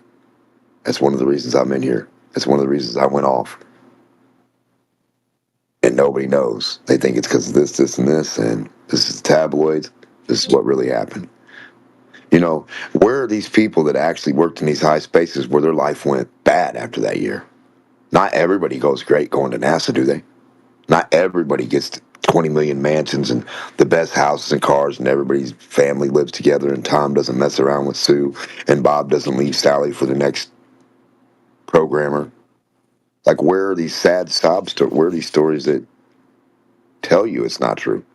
Exactly. Why haven't people talked to those people? Not the guys sitting there like me too, like, yeah, we go to space, and you've never been there. Like, what? How is talking to these people that are going to tell you a lie ever going to help you? I'd rather go to the ones that lie to get the truth. That's the most effed up thing I can imagine. That you have to go to the NASA liars, the NASA bad guys, to get the truth of what NASA does. Because all the NASA good guys do nothing but actually coerce, lie, doublespeak.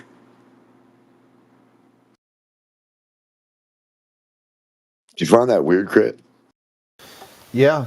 At what point, is there any government, corruption that they will be held account for? I mean, the most I ever saw that people got in trouble was when I think Columbia blew up. Some NASA employees were pocketing debris and then trying to sell it on eBay.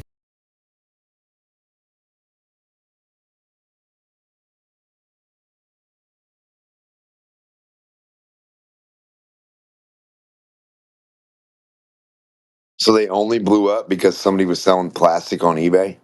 No, I guess they wanted, part of the investigation was that they wanted to reassemble as much as they could or something. But the people, like the NASA employees, are just farmers. Because it blew up. The debris field covered large parts of Texas and into Louisiana and whatnot. So it was quite the effort to try to get every piece back, and then put it together as well as they could. And some of the people that were helping with the recovery effort, and also farmers or whatever, they're like, hey, a piece for NASA, a piece for me, for their private collection or whatever. And then when they decided, they saw other people selling stuff on that, on eBay, which turned out that it was like some sort of honeypot. Some person just said, hey, here's a part of the space shuttle. Someone just bought it for $60,000 or something. So then other people are like, oh, damn. So this little chunk of garbage I thought would just be a talking piece, I could actually get pay my house off. You could have sold it back to the government. You could have said, yeah, I found two tons, but I found it on my property, government. So what's going to happen here? I go viral and say it's mine and I auction it back to you cocksuckers. Or you just give me a good amount and I give it to you and I move off this shitty farm and go somewhere else. Because I don't want to be hit by a rocket in the face tomorrow. Who wants to live right there next to where a rocket can blow up and hit you in your face and take your house out? That's pretty weird too, isn't it? So the space debris didn't fall in space. It fell to Earth? Yeah. That's fucking weird that the space debris didn't fall in orbit, some of it. You know, the trajectory, the explosion. Yeah, That it should have looked like it definitely would gone. have. Yeah, 100%. Because that explosion would be way more speed, velocity, like it's boom. No, hell no.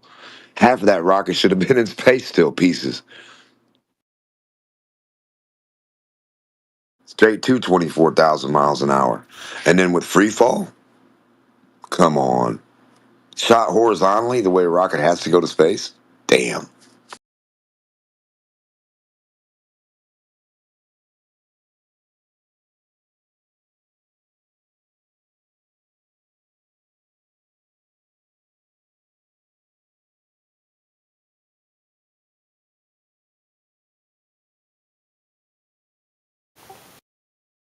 How come the nuclear bomb didn't go to space? No part of it, no debris. There was a story years back with a volcano that erupted, and they said that part of the volcano went into space. Well, isn't that the only way they can explain panspermia? That something has to leave another thing in a trajectory format and then get from that thing to out there to touch another thing to panspermiate?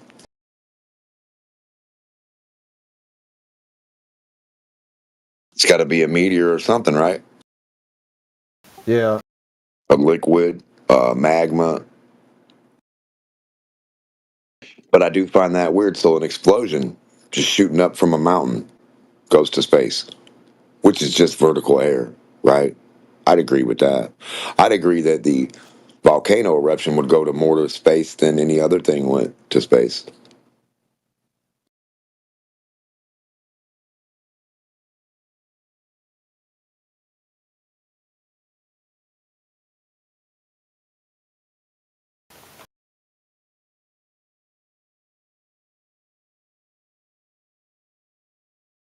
And if volcanoes can go to space, what are we using rockets for?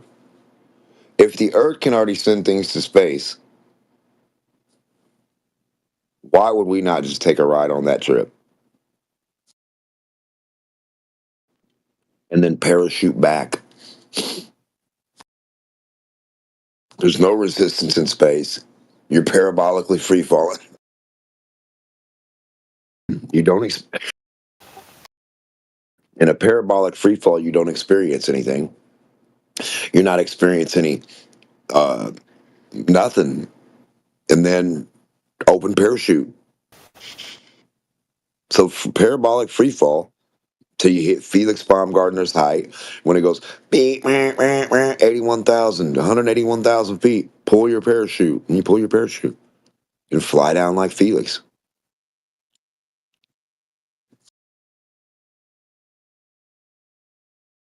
We should have people parachuting from the moon and flying wingsuits from the moon.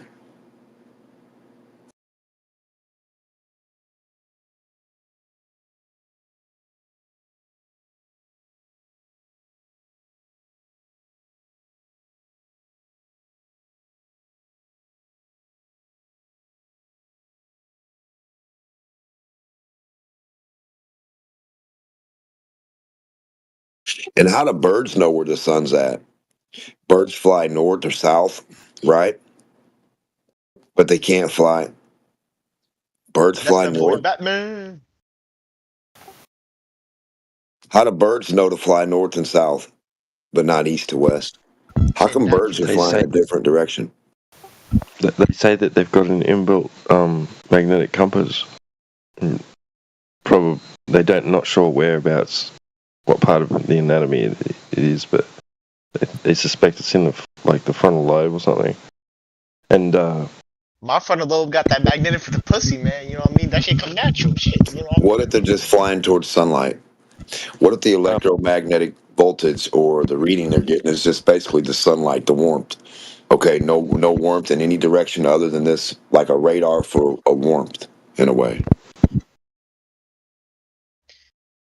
Because I think usually something they're with the magnetics, man. well, Isn't that's isn't what that would magnetics on be. a Hot globe? and cold. Yeah, it's But isn't it magnetic. magnetic? Yeah, Isn't warm that is shit from a They magnetic. say, globe though? they say all creatures have this ability, but birds and other things seem to have a better sense of it than like us. We have Well, it they're too. saying they can't fly no more north. Some of them are fucking up. You know what I mean? Some That's not species don't them. even know how That's to not do it. them fucking up. It's the Which part is? frequencies and shit that we put in the air. So when they fly during a certain thing and they get a cross frequency, it's gonna mess them up. They're gonna think dive right, go right instead of go straight because that frequency set them off. Yeah, every time I see a flock of ducks in the air, I stare at them. I'm like, know which way you're going. I look at them like, where you Some of them going? don't. They switch the lead. Yeah, they be geeking, Some man. switch the lead. Whenever one gets in front of another, they all follow that one. Sometimes you'll see them veer to the right, veer to the left, veer to the right, and then they go their way. Yeah, it takes them a second to get the heading. Yeah, but man, I think the Earth's flat. Shit, you know what I mean? My Yeah, I mean, scripture they're says it. well. I'm pretty sure it's measured so far that way. It's My okay to think that or my understand that to scripture this says point. it too, bro. Yeah, I know it says in the Bible. The Sikh people say it too, man. Yeah, we like overall we try to stay away from religious claims. Yeah, you read about that. But you know what I mean? Like, we live on a spiritual domain. So if we live on a globe, the story of Jesus, a story of Noah, the Yeah, story of okay. Muhammad, the Yeah, story of Buddha, listen, all pay these attention. things don't exist. Yeah, pay attention. Okay, that isn't the case because the people on the globe side think they got the inside track on those claims. Shit, only I got the crap. Yeah, the inside track. So when you talk to people from NASA, they'll tell you that they personally speak to God, and God told them to explore space for the betterment of humanity. Yeah, they got to know everything. They got to know that spheres are the most beautiful, perfect shape, and that the sun is what they need to worship because it's the most beautiful hot ball shape, sun ball sphere worship. Yeah, so here in the Flat Earth channel, we purposely stay away from that because if you go I got you, bro. into I got you. that theistic debate, they could just start rolling out all their astronauts and why would they lie type stuff. So, like, we try to stay at the really is level. Just the Earth. Just stick to observable reality. Right. Yeah, because Objective reality. astronaut actually tours churches and gives his testimony to Christians.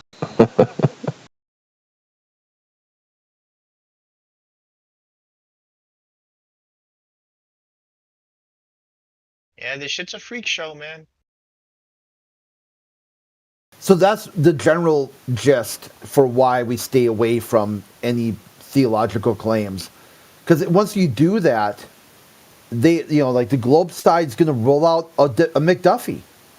You'll be like, fuck, okay, now what? Now we got to go into his court and play mega church super pastor.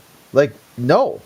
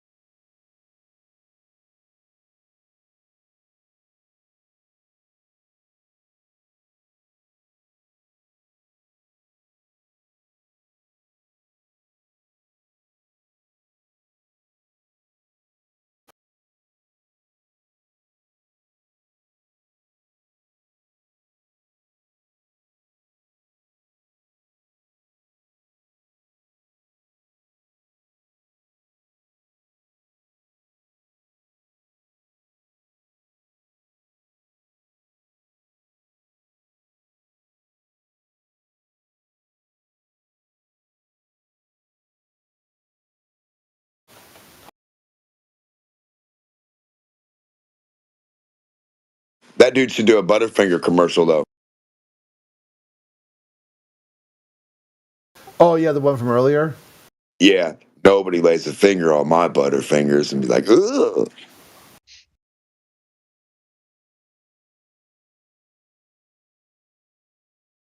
I'm just saying, man. I wonder if the guy cooks with it. He's like, fuck it, man. I ain't got no butter. God damn it. He scrapes his hand in the pan, throws some eggs and throws some stuff in there, starts cooking it. He's like, yeah, okay, okay.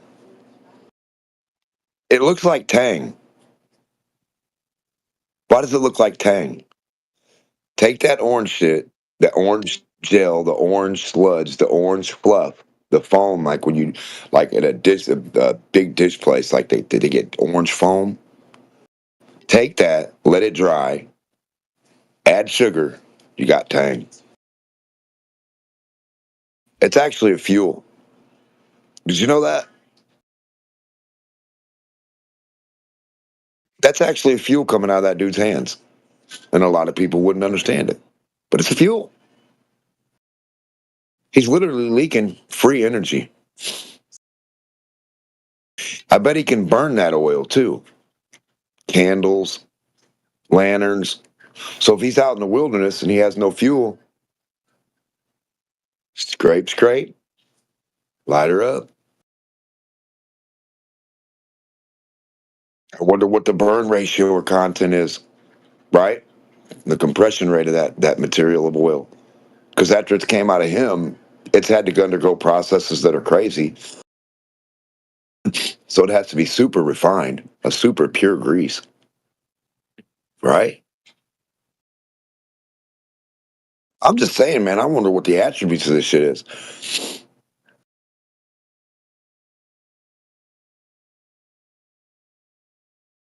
I mean, I'm wondering what's the good thing about it. Like, so does the guy have a lower life expectancy, Crit? Yeah, I'm not even sure. Because high cholesterol, correct? Yeah, I mean that's about like as nasty as you can get. Yeah, and I wonder if that's not why a lot of animals don't have sweat glands. Think about that. If animals had sweat glands like dogs and cats, and if they eat other animals, well, not necessarily a dog and a dog, but a cat, because it eats mice and birds and stuff. If it had sweat glands, I'm sorry, then it would be able to secrete that and maybe that's why they have so much fur. Maybe that enables the growth of their coat of fur, that material, that cholesterol. It's weird, man. You know how they have oil on them all over, like cats and dogs, they have like the oil they have on their hair, and people can be allergic to their hairs and the oil in their hair. Because dogs and cats, I guess, don't have sweat glands, so they don't sweat. They don't pour out sweat like we do. So in order to secrete that, they wouldn't secrete that, but we would. That's crazy.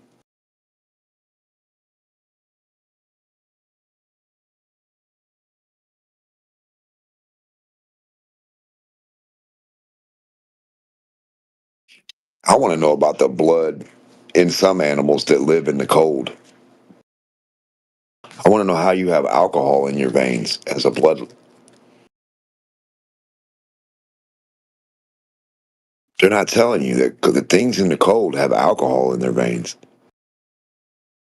or some type of mixture of something. It's either a sugar, a salt, a blood, alcohol. It's got to be something, right?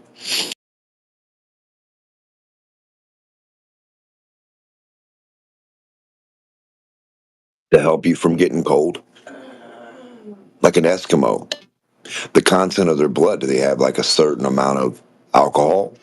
Do they certain have that? Is it the blubber content keeping them warm? Like the oil on a bird? How does a bird stay warm? Below, flying around. You know, if you and I get on a bicycle or move forward, the wind's going to hit us and make us so cold.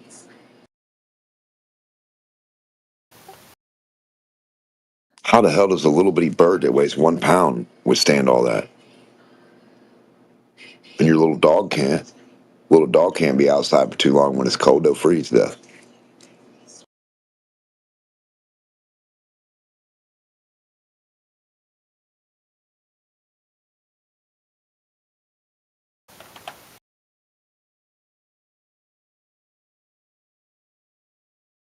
Yeah, how do these animals like fish in the cold water? Like, are we really like the most sissiest things ever? We've been sold some sissy shit, haven't we?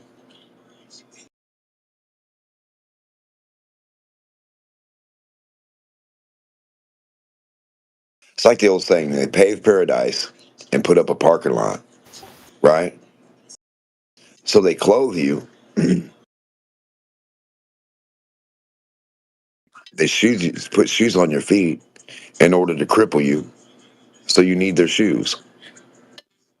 It's the craziest shit if you think about it.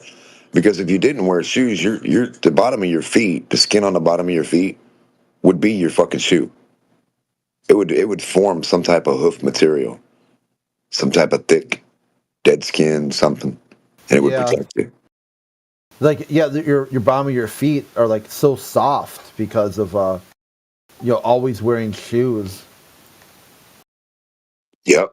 And if you go out in the jungle and all the other places, them motherfuckers ain't got shoes on. And if they do, it's for special things. Like this pair to like make sure you can pull harder, or this pair so you can walk in the water different, or the mud, or something. There's an attribute for it, right? It's not. They're just not wearing a shoe. They're running around in this stuff. Like,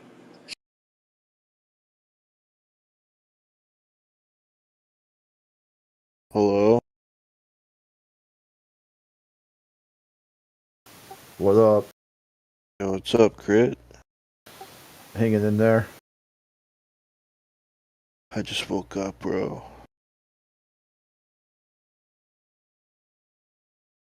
I finished that job I was doing, so I'm out of work right now. what do you do? Plastering. Huh? Plastering. Oh, plastering. Yeah. It was a Do you tear shitty out? job. Sorry, say it again? Do you tear it out or just re-put it in? What do you mean tearing out plaster? Well, some walls are like have the old stuff in them, the old cement stuff with the wood and the slabs.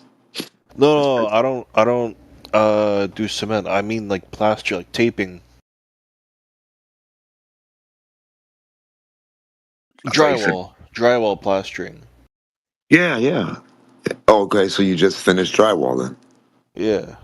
Okay, well, when you say plaster, it just throws me off. You're talking about mudding, right? You mud the walls. Yeah. Yeah, I got you. You just made it sound more sophisticated, that's all. It's okay, though. That's fine. I'm a professional in my job, too. So, What do you do? doesn't matter. I'm a professional in my job. You see what I'm saying? Same as you. Doesn't matter what you do. I'd like to think that you would be a professional at it, right? Not professional, but I'm pretty No, good. professional. Professional just means a professional quality of handling the customer and the material, right? It doesn't mean you're the best guy for the job. It doesn't mean you're the smartest guy at doing it. It just means you handle yourself professionally. It means you're going to try to do what needs to be done professionally. Yeah, I guess I am. Yeah. So I'd like to think everybody doing a job should do that. Now, whether you're the best guy or some guy can't plug the hole better or do like one little part better than you, yeah, who the fuck cares? Eventually, if you learn that part, you'll do that professionally also, right? Yeah. Correct. So when you say, what do you do? I can do anything. Anything you show me to do, I could probably do the same or better than you. So, I mean, Are you like generally like are you one of those guys like Kijiji who puts the ad says I do everything, give me a call?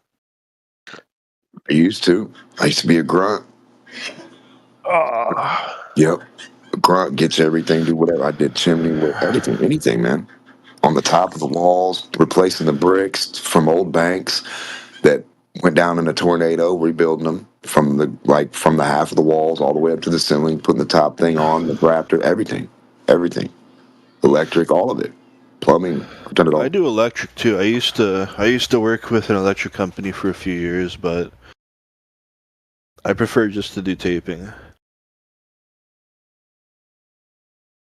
I feel you. I don't like to do everything because I had this one time where I was doing the electric in a house, and the client comes to me and she says, "Can you redo my thermostat, like rerun the wire and redo the connection?"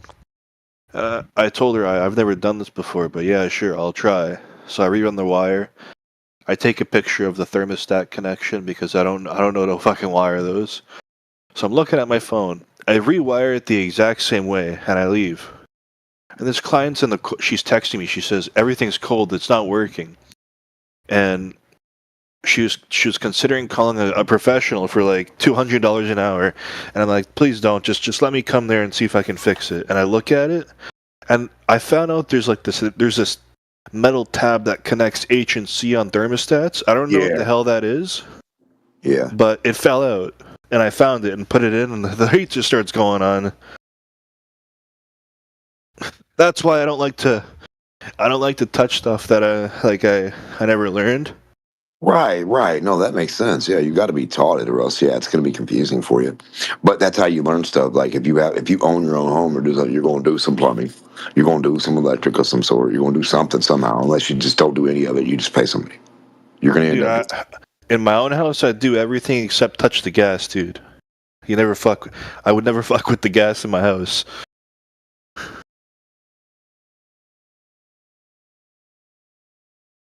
I've heard some bad stories of people doing the gas themselves when their house just fucking blows up. Yeah, you got to get that shit super tight. More tight than you can imagine. Like sometimes you got to tighten it beyond fucking, and people don't understand that when you're dealing with gas.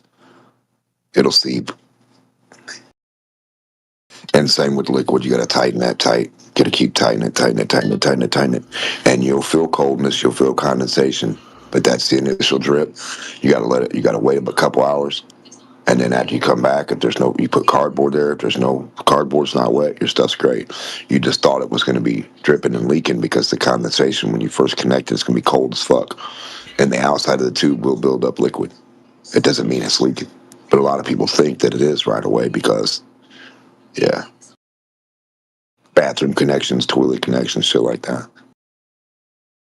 I don't know anything about plumbing, but I do know how to do drains. I'm pretty sure everybody can, though.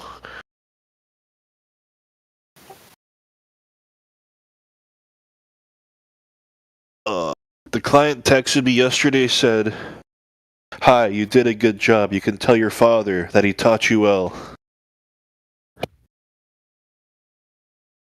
That must have been an older guy, like admiring your work. Like, he did he did this part right. Yep, he didn't fuck up here either. Look, yeah. My dad taught me how to do taping, and this client I have that I just did the job for, he's some old Italian guy. Yeah, it sounds like it. I got taught by some master dude, some fucking master drywaller. Got taught how to tape, drywall, all that shit. But then we had a guy that came in after we left because the dude that taught me was very old, and after we left, I guess at a certain point in time he was like, "Fuck it, he's not going to be the finisher anymore." So now, after we drywalled the big ass places like the Koch brother or whoever's thing, we'd leave and just have another guy pull up in a little S10 and he'd be the one to go in there with his little roller and his stuff, and he'd come out high as fuck and we'd sit there and laugh. He'd come out like blinking his eyes and stuff, because he'd be painting the rooms and stuff. You could tell he was breathing it in. Probably not purposely, but just, I don't know how you get high on fucking paint, dude. Unless you're like sitting there dipping your face in the bucket, huffing it. Yeah, I don't know. Maybe that's not what he was high on, bro. I just know when he came out from a job, he was like blinking his eyes and just looking around. We'd all laugh at him. His eyes was all wide. And we was sitting there like, what the fuck? Did you get it done? Are you done? I was working, and I work commercial mostly. And there was this Polish tile guy that I used to talk to, and he told me a story of one of his coworkers. He said one of his coworkers would bring a crack pipe to the job site when he's doing tiles, and he would leave his fucking concrete trowel, like that square, like that weird edged one for tiles, and he would leave his crack pipe next to the tile, and he would do some tiles and then smoke some crack on the job.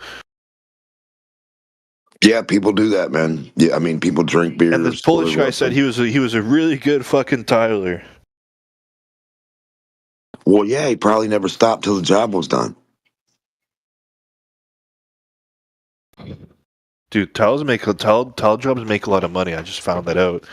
Yeah, it's not easy either. You have to level it out good and everything, because if you have a big open space floor and you have somebody tile it, you can see. Oh my God, I've had people do really bad where all the squares are sticking up over here, down perfect over here, sticking up over here, half an inch, fourth of an inch. You got the black stuff everywhere that turns hard.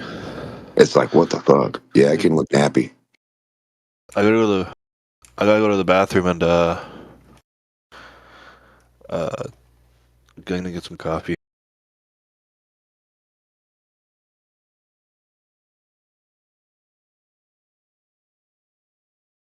I think every profession pays right, depending on what part you're in. Like if you do that, only that, and you're the guy with the truck and the little saw and the stuff, and you got like a grunt or a worker with you, then I mean, I think you're doing good.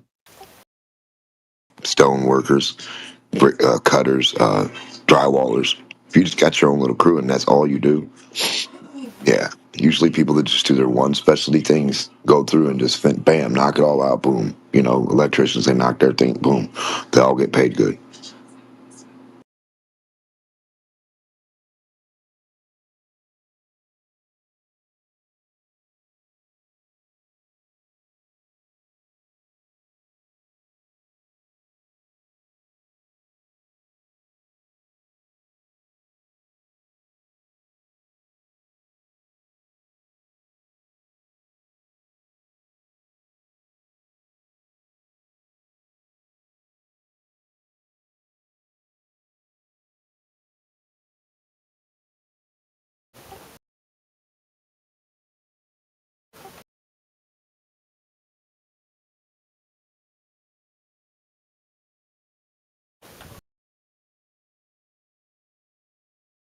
Yeah, I've had to do a little bit of every damn thing. Roofing, tear off roof, do the roof, roofing in general.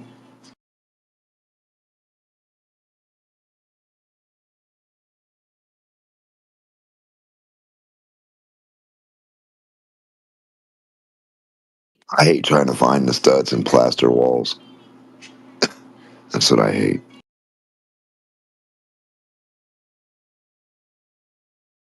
Because they got the wooden slabs and the little nails every fucking where.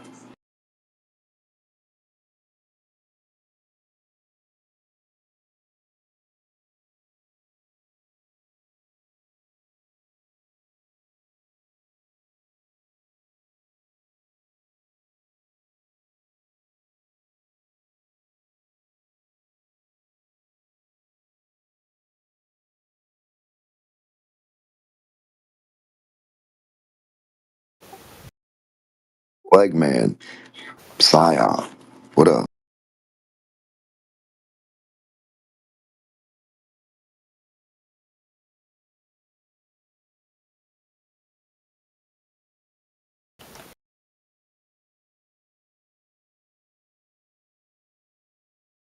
Oh, double.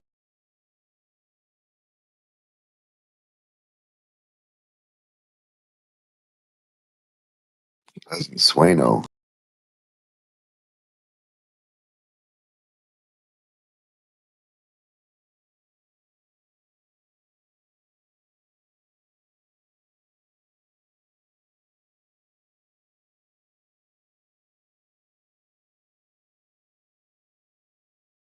When does my horizontal line under my feet become your vertical line into your vision? When does this happen? When does the Leaning Tower of Pisa straighten up? When does it become perfectly vertical? How far away do you have to drive away from the Leaning Tower of Pisa before it goes upright on a ball? Ask ChatGPT. Say, with the tilt and the angle of the Leaning Tower of Pisa, how far would I have to drive away from it on a 24,901 mile circumference sphere? It'll tell you. Drive approximately this far away from the Leaning Tower of Pisa. Now it will appear vertical in your front and side view. Thank you.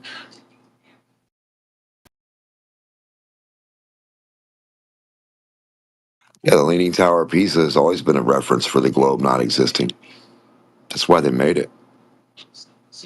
They made it purposely to show you that a tilted thing and what it looks like compared to not tilted things, right? So a plumb line is supposed to do the same thing as a Leaning Tower of Pisa.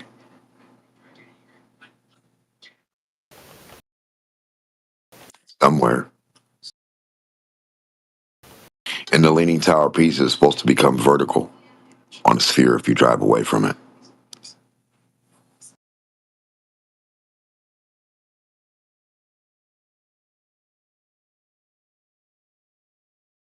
To your vision.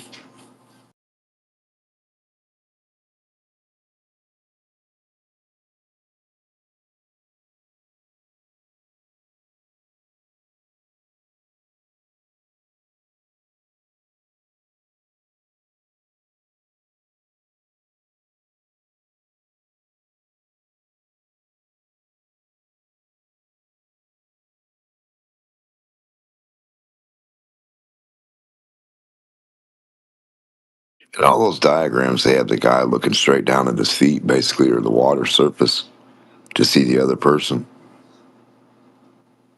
But then they draw a line of sight from them to the other person. It's kind of weird how that line of sight always makes it around the hump.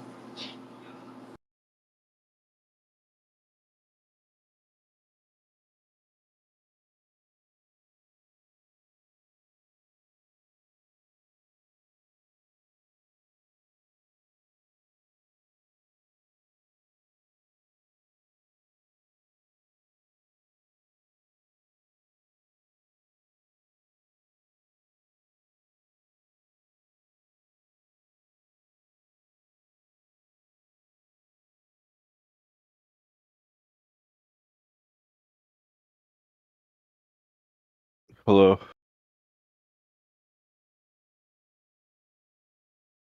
Hello. What's up? The sky. Only vertical from horizontal.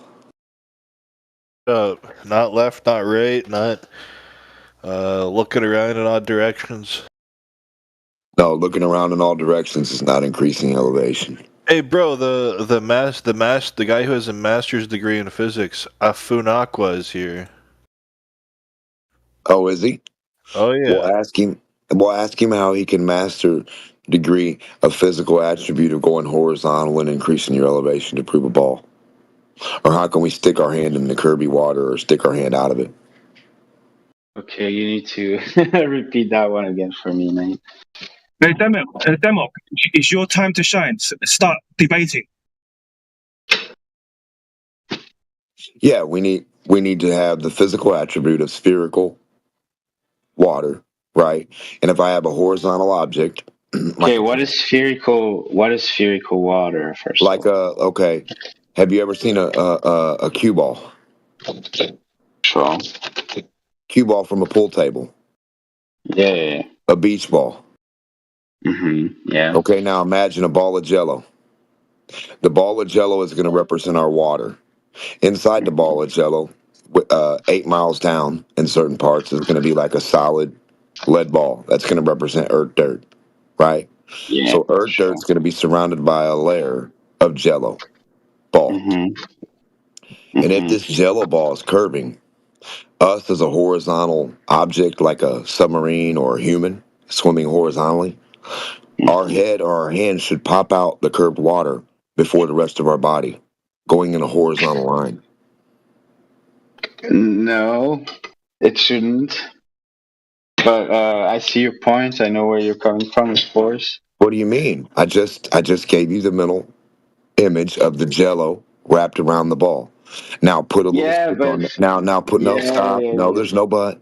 Put a little toothpick. Of course, there's a No, butt. there's not a The butt. butt, Put a toothpick the in butt is there. gravity. The butt is Show me gravity. yours. Show me yours. The butt I'm is showing you how mine gravity. works. Brother, I'm giving you the physical attribute of the real things you can use to prove this. Yeah. And the problem is the moment No, I there's no start talking problem. about There's no problem with us swimming through water. the You can't problem swim is through as soon water? as I start, yes, I can You swim can through swim. You can water. dive through water. You can make a cord through the water. You can dive, right? At a 45-degree Yeah. angle. Now dive to the surface and we'll be on a sphere. Do you understand? Mate, if the sphere is large, then gravity Yeah, pulls you towards no. it. If the sphere is large, your little Yes. microscopic ass should be diving through that large water. The surface, little guy, big water, 8 miles worth. Dive. I implore you. So dive down to the surface or drop a rock to the surface. That's the physics of your fucking curved water. Curved on top, curved on bottom. No dirt on top holding it, no dirt on bottom. Drop your rock. It should go straight down through the water. Look, What would dude, stop it? What's stopping the rock from dropping in water? And show us. Show us how a rock is stopped from dropping horizontally, vertically down in water. Show us how you can stop a rock from dropping what do vertically you down mean? in water. What does that even mean? Like you just have a surface underneath, and Brother, there you stop go, asking top. me what What stuff do you means mean? if you know physics. Drop a rock. A rock is a rock. You know what that means. Water is Yes. water. When do I drop a rock in water and it doesn't cut straight through down all the way through it? When does that happen? But it does, right? But there's a solid. Now we're going to prove curved water by dropping it not into horizontal flat What dirt do you or mean? flat earth. We're going to drop it. No, you got to relax. I didn't finish my sentence. We're going to drop it through the curve of the curved water, like the orange peel, the peel on the orange, like taking a toothpick and stabbing it through. Our rock is just going to fall through from the surface to the surface. Are you suggesting that if there was a globe, if the planet is not flat, if the Earth is not flat, then I should be able to drop a rock and it would quote unquote shoot straight through, which is to say, I would find the rock on the other side. On the other side? Out of curved water, yeah. Down curved water, out of curved water. It drops into the curved water, has no problem getting to the surface and breaking through to go down, and it's not going to have any problem popping out the surface. Why would it? It would because there would be a core. There's a solid core to the No, there's not a core on curved water. Okay, so this rock is. Dude, it's just water to you.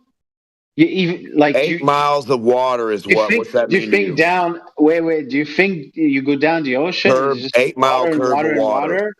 What do you curved think? On top, curved on bottom. 8 miles worth. Okay, like 8 miles of curved water, top and bottom. I'm gonna drop my little rock that's not anywhere near a mile. It's not even it's only a couple inches thick through the surface of the water. So it's only gonna cover from the surface a couple inches deep. And it's gonna drop down vertically out the next surface, the same depth. It's only going to be so far from that surface point. It's going to increase as it vertically drops. The water hump is going to increase in size that way, right?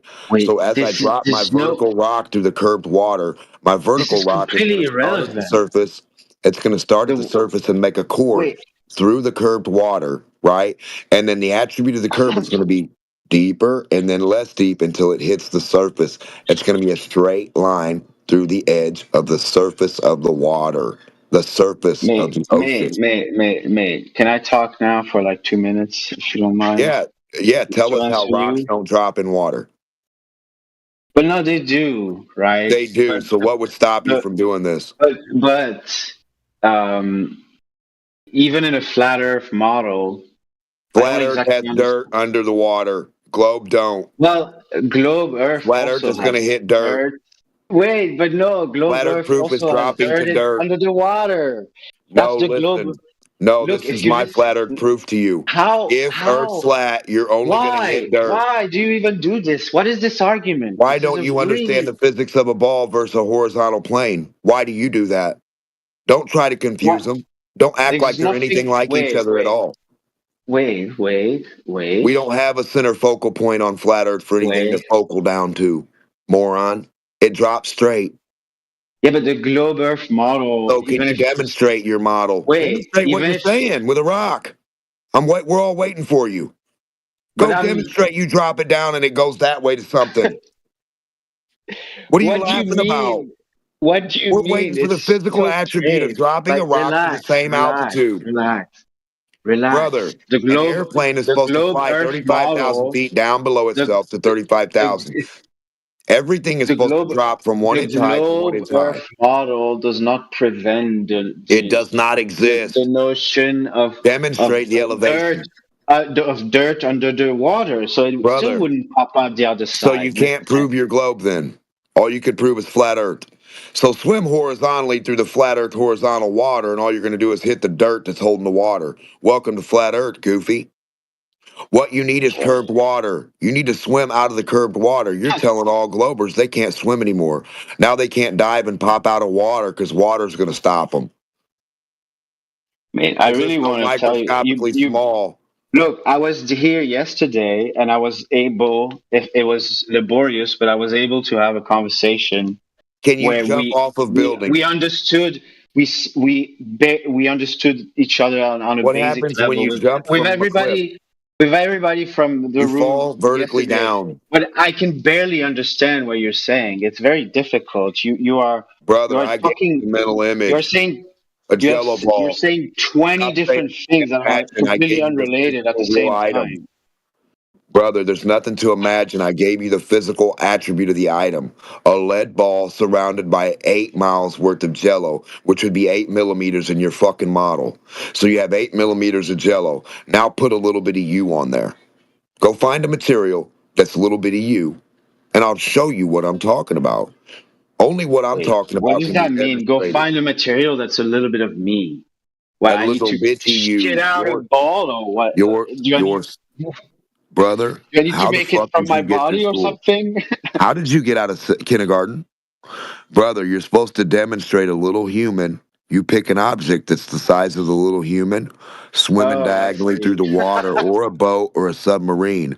You get an airplane. You get a little helicopter. You get a little hot air balloon. You show us how they traverse around that ball horizontally without dipping or tilting. You also show us how you can't cut through water all of a sudden. That's 8 miles thick, and your little bitty ass is only 1 inch or 2 or 6 inches thick. Well, I mean, actually, you can do that. You can swim through the water. No, wait. Through the ocean. If I were we need to run 20 foot, brother. We need a 20 foot cord. Let me talk. Why? You don't understand anything. Why would you talk about something that you don't know anything about? I'm trying to explain it to you, and you're still not getting it. I can comment on. Can you swim in a diagonal line for 15 feet? Sure. Now swim down through the surface, dive at 45 to 33 degrees, and pop out the fucking surface of that 8 mile deep water. You're only on the surface, little guy. You're only going to go a couple feet down, and you're going to swim diagonally and pop out the surface. To do it? To literally go to the ocean and do it? Yeah, I want you literally to swim diagonally. Yes, that would prove a globe to me.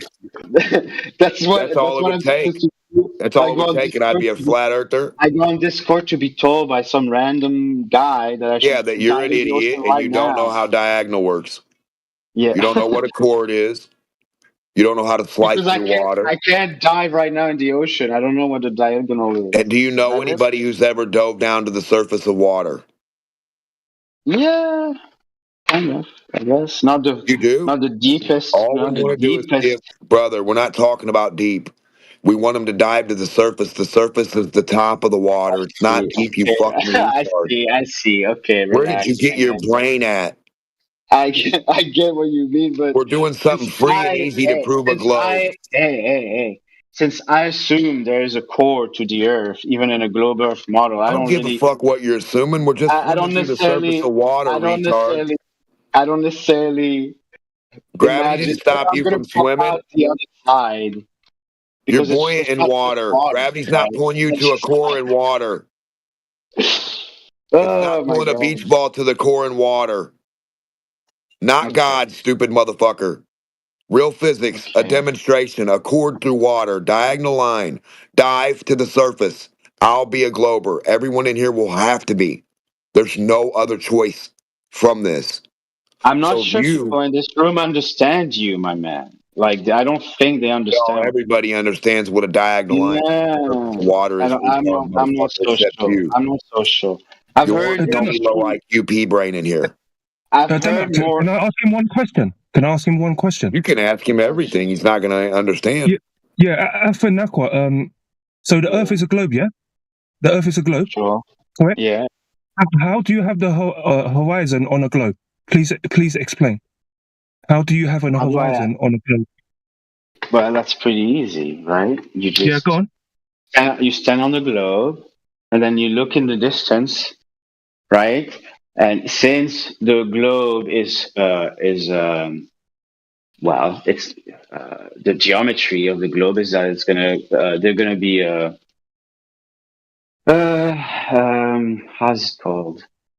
Like the object that you're gonna see in the distance, there's gonna be a drop off behind a certain line, and that's your horizon of your globe. There you go.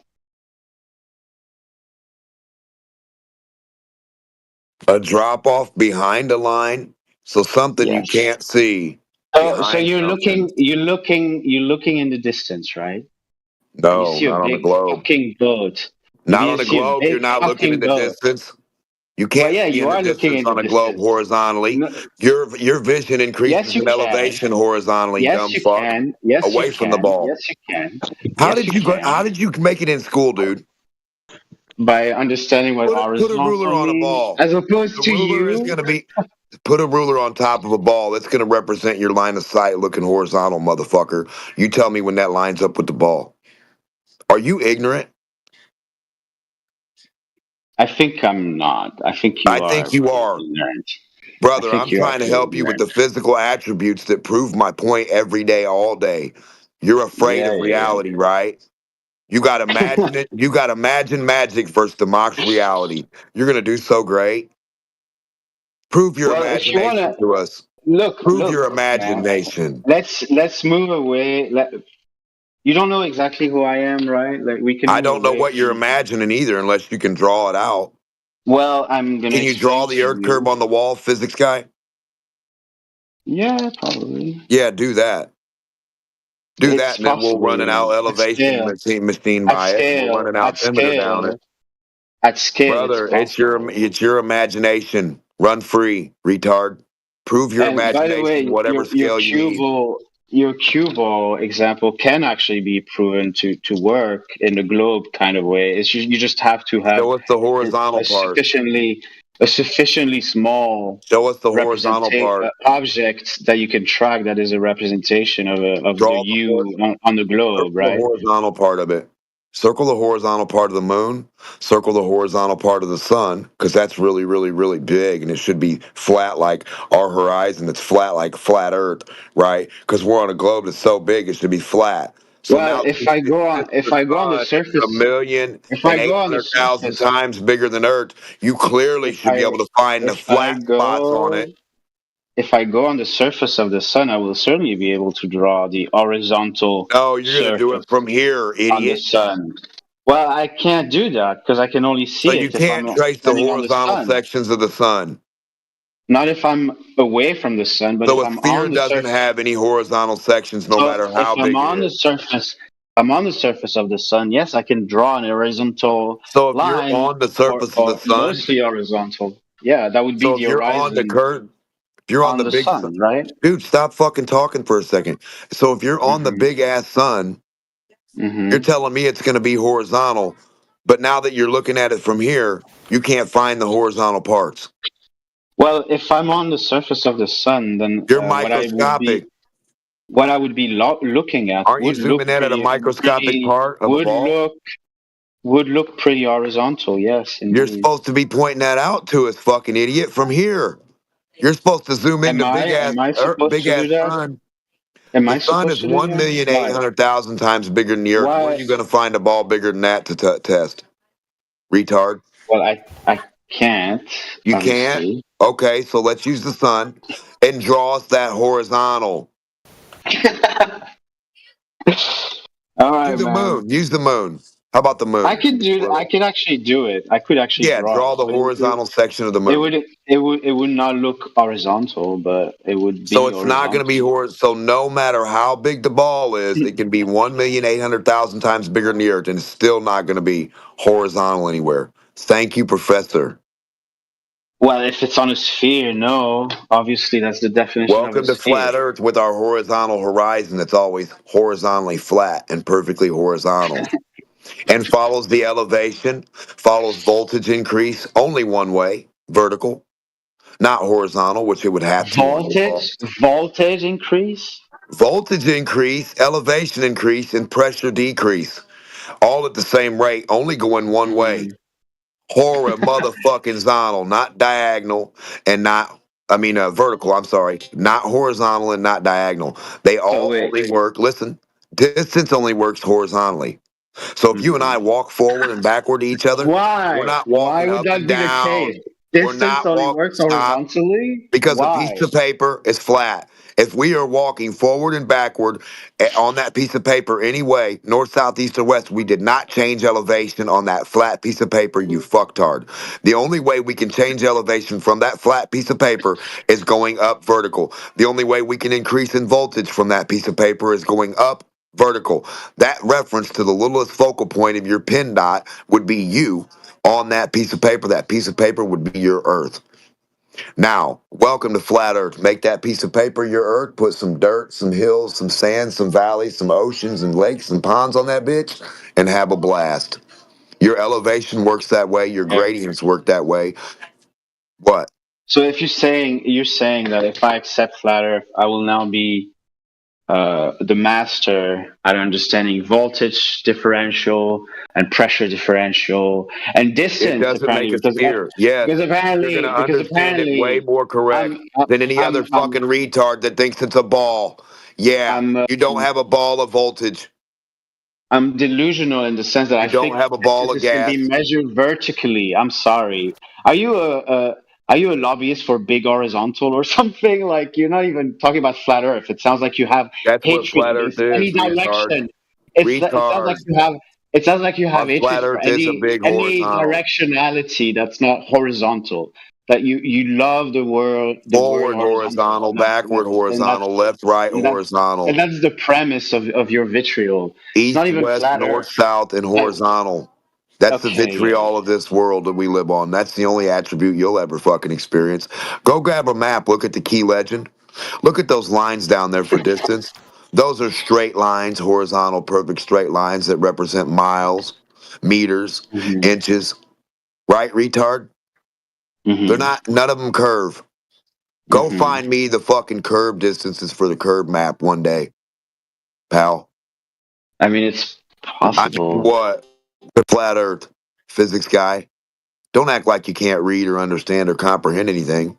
Now that you know Earth is flat, and now you know how the gradients work, they don't increase voltage going right.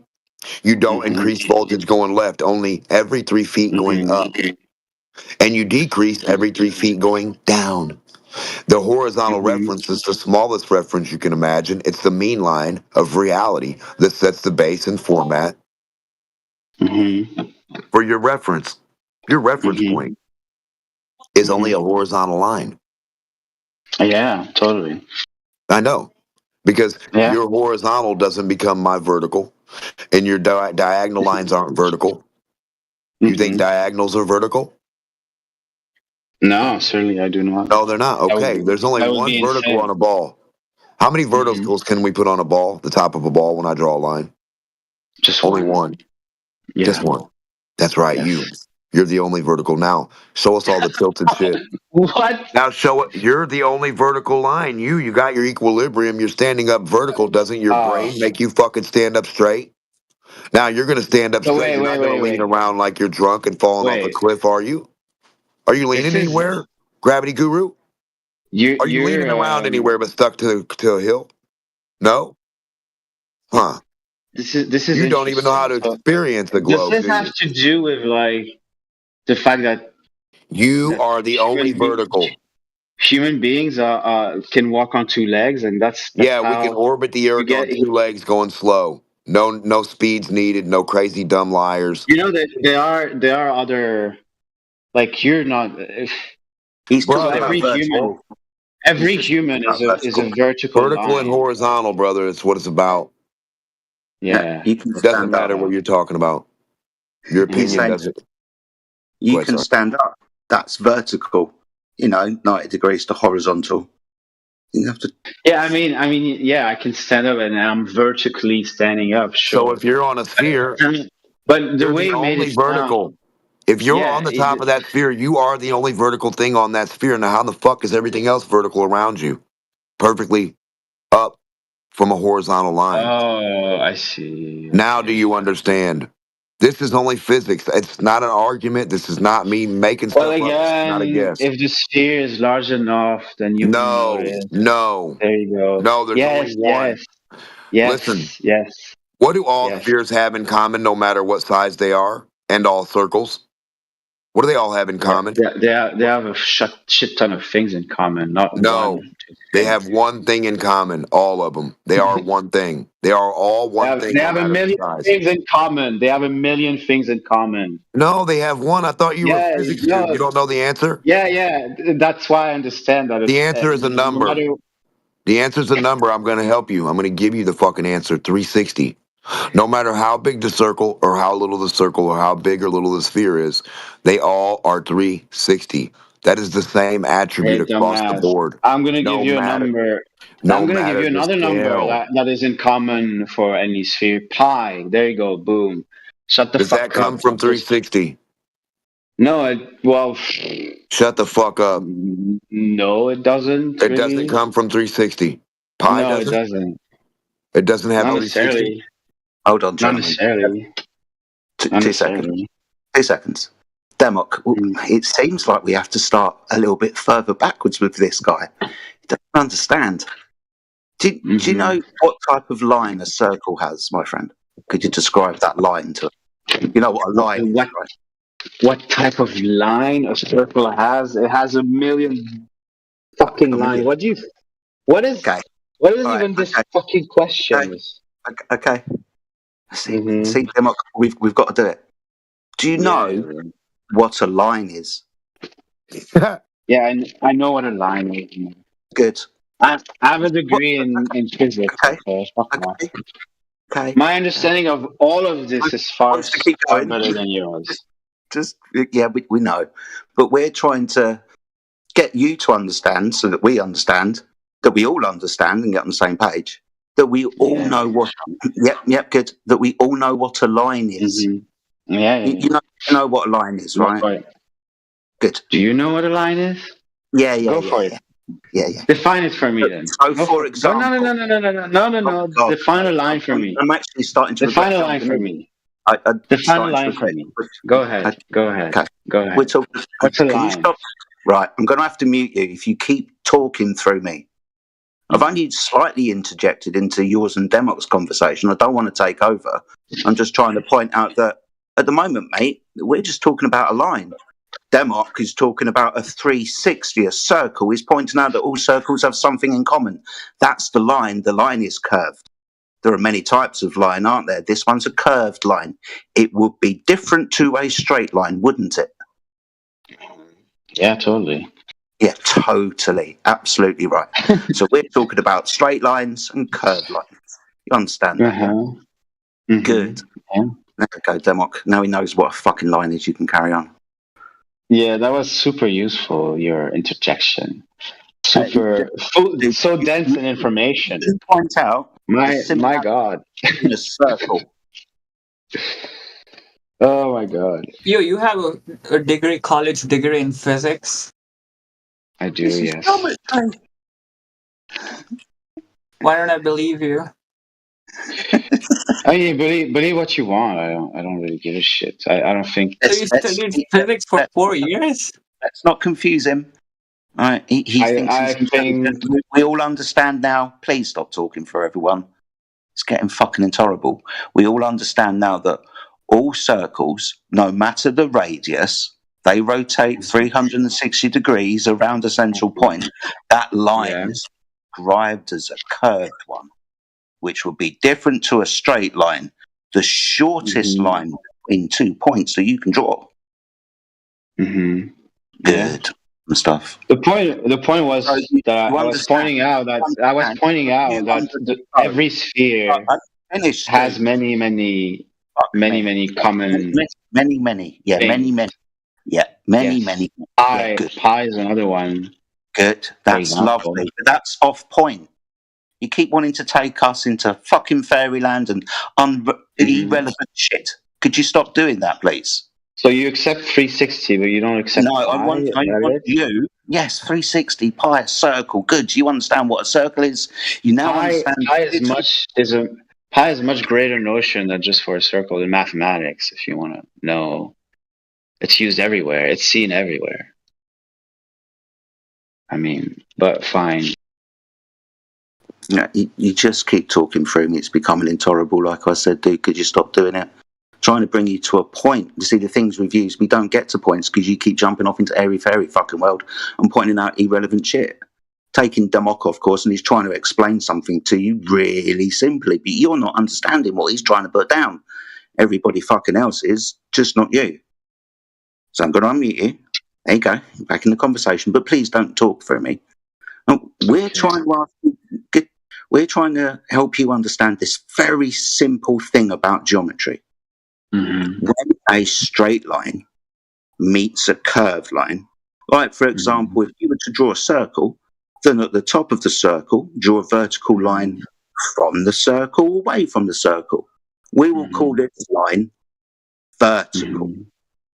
Now, the ground below it, is there an angle between the two? Straight line and curve. Well, yes, 180. No, straight away, no. So when a straight line, there is an angle, right? Why are you talking? When a curved and a straight line meet and they separate from what's called a vertex, that's the point that they meet at. One of them's straight, one of them's curved. It's not an angle. You know this, right? Well, there is an angle there that you can draw. Yes, absolutely. So excuse me, that you can draw. That's kind of conceding that this wasn't good enough. You had to do something else. Usually people like to bring up tangents and shit. Yeah, nice one, well done. That's you exactly. Tangents. Sorry, excuse me, that's you conceding that the curved line wasn't the one that you were going to measure from. It was curved. You had to make a straight one and then measure the separation between the two straight lines. Good. Okay. Are you familiar with what the term differential geometry means? Yeah, but we're not doing differential geometry. Well, you kind of are actually. No, what we're doing is we're just using very simple triangles and angles. Do you know the word differential geometry? Yes, I know the word, but it's again irrelevant. You know what it is? Do you know what it is? Again, I answered you twice. Yes, but it's irrelevant. Not to the point that dude, seriously, again, do I have to push the mute button? Stop taking us off into things that are irrelevant to the point. It's like you're a fucking fish salesman and you're overcome with red herring. Calm down. So, Demok's talking about an orientation on a curve, on a ball, vertical and horizontal, but the horizontal not being the surface of the earth. He's talking about a lot of things that are very, very simple, but you seem to understand the very base premises of it. Yet we've been talking to you about it for the last 24 hours, 36. 24 hours? I don't know whether you're taking any of the information in. But before I chastise you anymore, I'm just going to pass it back to Demok and the rest of the meme. I'm just surprised you're still here. I mean, I like you guys. That's why I'm here. Yeah, everybody likes us. That's the thing. We get lots of people that like to join the conversation and like to be. But I genuinely like you guys. I'm not here to mock you. Yeah, we know. Yeah, liking us is feelings, right? We're here to talk about truth, which is based on facts, and we're asking you what kind of evidence you have so that we can prop up whatever it is you think it is. That's right, buddy. Well, I That's can right, do Sean. that. I can do that if you want, or I can try to do that. I'm gonna No, be let's be interrupted honest, very brother. quickly, but I've listened to you talking yesterday morning and today, and you've done nothing but interrupt people and try to put your points in when observations are being drawn out very, very patiently with you, as you can see in the side chat. well, I mean, I think yeah, maybe I interrupted to some extent. That's true. I tend to do that. I'm autistic, by the way. That maybe is It doesn't. related. But never mind that. I think I've made cogent points the whole time, and whether you accept that or not, that's your business. It really is not my concern. Your Brother, points don't agree with reality. That's exactly it, right? Like, Demok and now Jedi have been patient with you immediately, like this morning with your discussions of what you believe it to be. But the idea is that throughout the progress of this relationship with us that you seem to like, we are looking for you to be actively onboarding what we're telling you versus trying to hand wave it every single time a point is brought up with some counterpoint that you seem to be lily padding and jumping to. I mean, you seem to be confused about the why and how of my presence here. I'm not here to be convinced. I'm here to talk to you guys. But I'm not gonna accept. Probably, I'm not gonna accept your conclusions. Yes. Well, You it's have to do a interesting lot of because work. here's You what have happened. to do a lot of work to convince me. Let me just say that. That's weird. Here's a point that was brought up by Demok earlier, right? Is the point that he drew out the aspect of horizontal. Then you accused him of bringing vitriol to the discussion with his observation of horizontal, which again, that's something that you cannot escape no matter where you go, is an observation of horizontal and plumb, which happens to be not perpendicular to horizontal. Mm-hmm. Okay.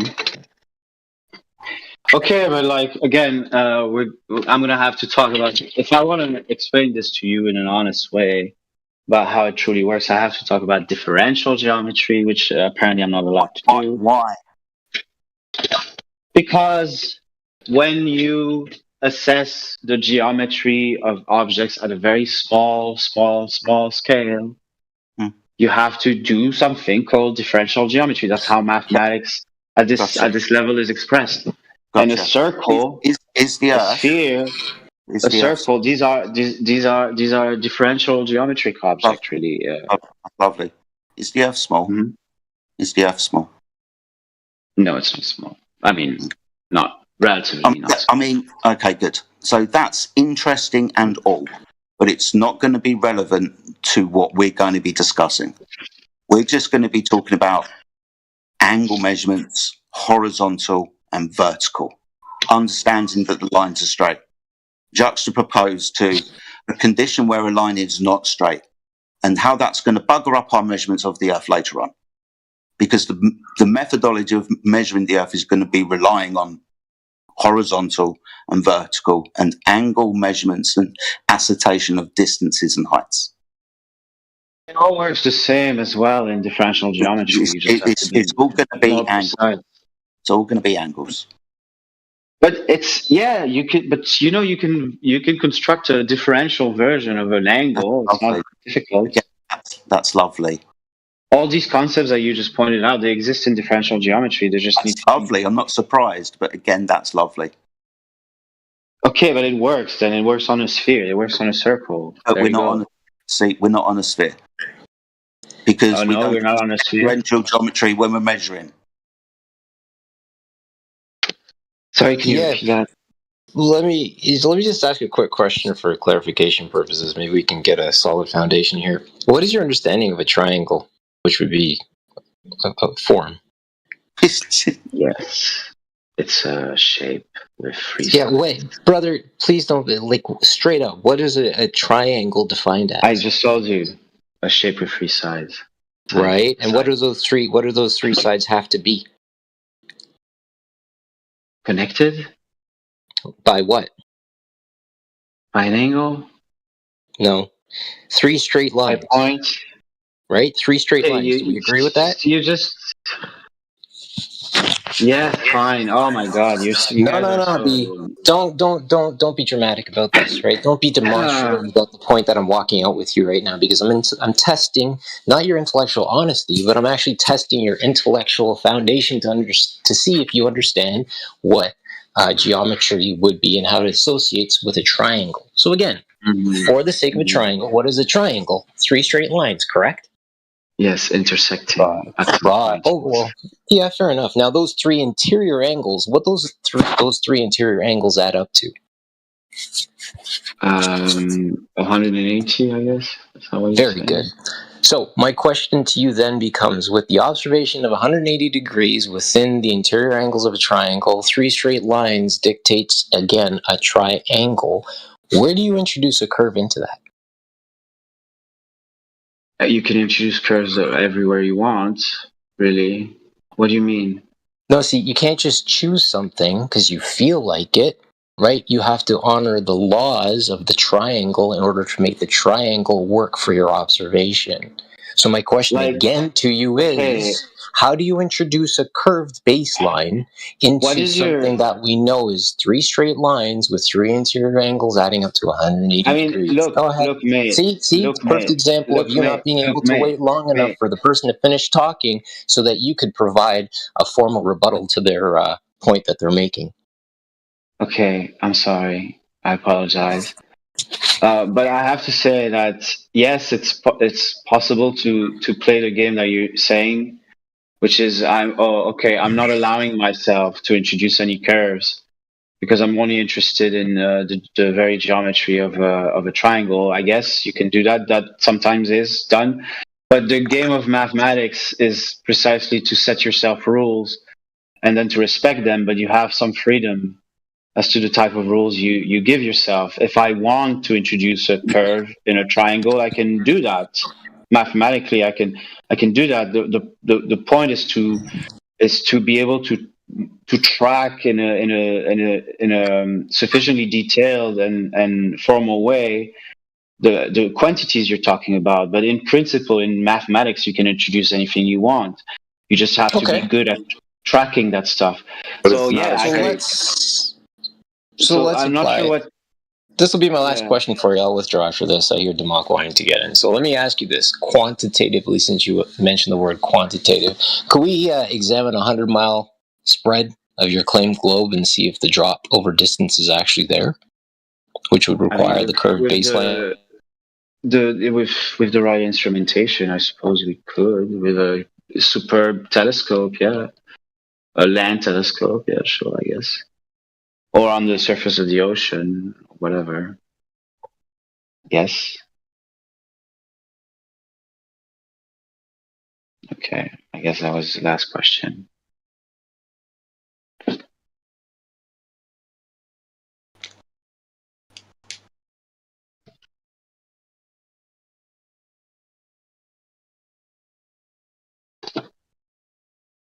So have I been proven flat Earth yet? Should I be convinced already by you guys? Is that? Oh, just.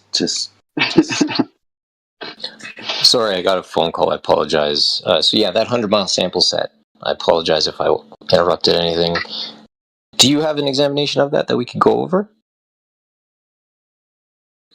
Like, what do you mean an examination of that? Like, what does that mean exactly? Okay, so I have an examination of a 100-mile spread over the surface of the globe, like right now in my hand. I don't know. No, what do you mean? You should, right? Isn't this the model that you're standing upon? Sort of, yeah. Right. So don't you think that you should, in fact, test it to see if it actually is showing So should itself I in real life? should I every day wake up and test using my model that is so perfect that it reproduces the mechanisms of the Earth? I should have that in my room and check it every day. Well, brother, to make absolutely sure that the Earth is not flat or flat. Check it I should once have at that every least. day, and I should have. Check it once. I should have in my one-room apartment. That's what I should have, right? Yeah, brother. We'll see. Oh, well, see, you're in an apartment. Let me ask you, what floor of your building are you on, brother? 6th floor.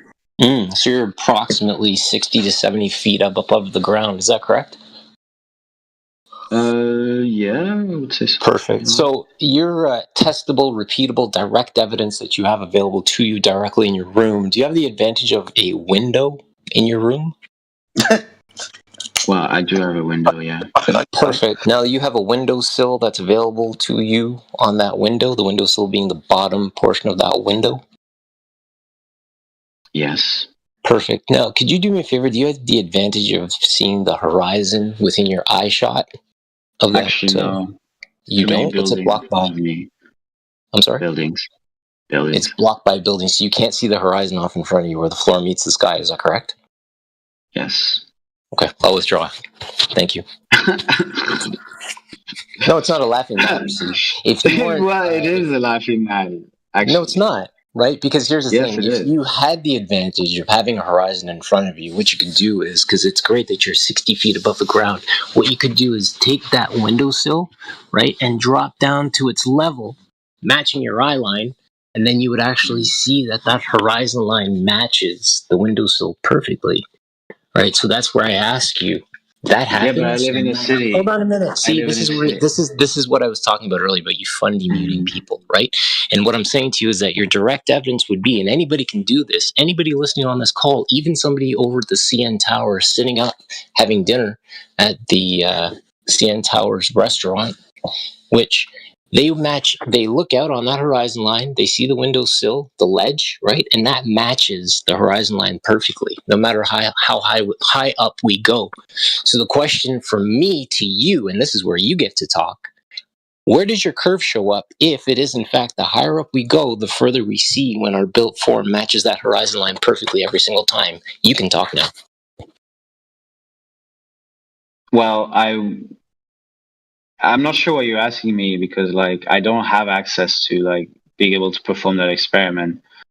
Like, yeah, you demonstrated that I can't see the horizon because I live in a city. Congratulations, that's a fantastic. No. See, what I did was, right, I just gave everybody, I used you as a punching bag, and I gave everybody that's listening to this, including the people on YouTube, right, direct evidence that they can use to test this place to see if, in fact, what we see is, in fact, true. The issue is, again, the drop over distance that has to be there in order for your spheroid claim to be true doesn't show up when we look at it. Go ahead. Well, I think it does show up, right? Like, in my understanding, as far I have seen the horizon, from high places before. There is a drop off, right? Like, yeah, I think yesterday when I was here last time, someone showed a video and there was clearly a drop off in that video, and then they claimed it was like just an optical effect, which is what I bet you would do probably. Not talking about drop off. No, he just said drop off. Yes, he just said drop off. Yeah, but not in that direction. We're talking about horizontal. You know, yeah, there would be a horizontal drop. Sorry, there is no drop off. You talked about. Oh yeah, okay, yeah. Hold on. Yeah, dude, okay, fine. Dude, all horizontals. Excuse me. All horizontals are parallel to the horizon. Your windowsill that he's trying to fucking point out, for example, if you were to remove the landscape in front of the fucking buildings, it would be parallel to the plane of the horizon. If you were in an airplane and you had a glass of Coca-Cola, for example, the liquid on the top would be parallel with the plane of the horizon. Understand what parallel means, right? Well, it's interesting that you understand what parallel means, don't you? Yeah, I understand. Yeah, but it's interesting that you mentioned. Here we go, endless fucking nonsense when someone's clearly trying to drag you, it seems, to a fucking conclusion. I think you guys enjoy. That was not your invitation to talk. Kind of the point of this. Your invitation to talk. Why are you talking? Mm-hmm. Yeah. And I'm going to give it back to you. Shut up. Yeah. Oh, fuck me. He's trying to get you to the understanding that all horizontals are parallel to the plane of the horizon. Do you understand this? Yeah, sure. Yeah, what you don't. What? No, yeah, whatever. No, you do understand this, right, child? Yeah. So all horizontals are parallel to the plane of the horizon. Like all verticals are perpendicular at 90 degrees to the plane of the horizon. Understanding, we have to point this out as well, right? that the horizon is all around you, because it's based on your eye when you turn around and observe the landscape going off into the fucking distance, and the limitation of the eye's ability to see at distance the entirety of the earth. Can't do that, can only see a small section of it. So, understanding what the horizon is, a circle of equal altitude, the plane, a circle of equal altitude around the observer. Everything within that circle is horizontal, because you can keep walking towards the horizon and it will keep being horizontal. Good. So you understand that we're horizontal then, don't you? Yeah, but like obviously I'm gonna. Sorry. I'm gonna. No. This is where we're all trying to get you. So you understand that the Earth is horizontal, then, don't you? Well, no. No, it's not. No, it's not. It's a sphere. No. It's sphere. Oh, we don't see that. We don't measure that. We don't observe that. We don't practically use that. I measure that. Sorry, I see that. I measure that. No, we've done none of using curves when we've been talking about horizons and levels and verticals and horizontals and angles. No curvature here. None of what we've been talking about has been talking about curvature. We've been talking about the practical applications of the world around us when we want to use it. We're talking about reality, and it's horizontal, isn't it? So do you think your eyes and your body is? Do you think your eyes and your body is equipped to truly measure, ascertain the shape of the universe? You know what standing up is? Is that what you think? Do you know what standing up is? Yes, I know what standing up is. And you understand that if you were to put your arms out like Jesus on the cross, your arms would be hopefully level with the world around you. You're vertical. The ground beneath you is level. You know what level means, don't you? Yes. Yeah, good. Horizontals being parallel. Level. Good. So the world's horizontal and level then, isn't it? No, it's not. It's just big. Okay, well, I'll tell you what.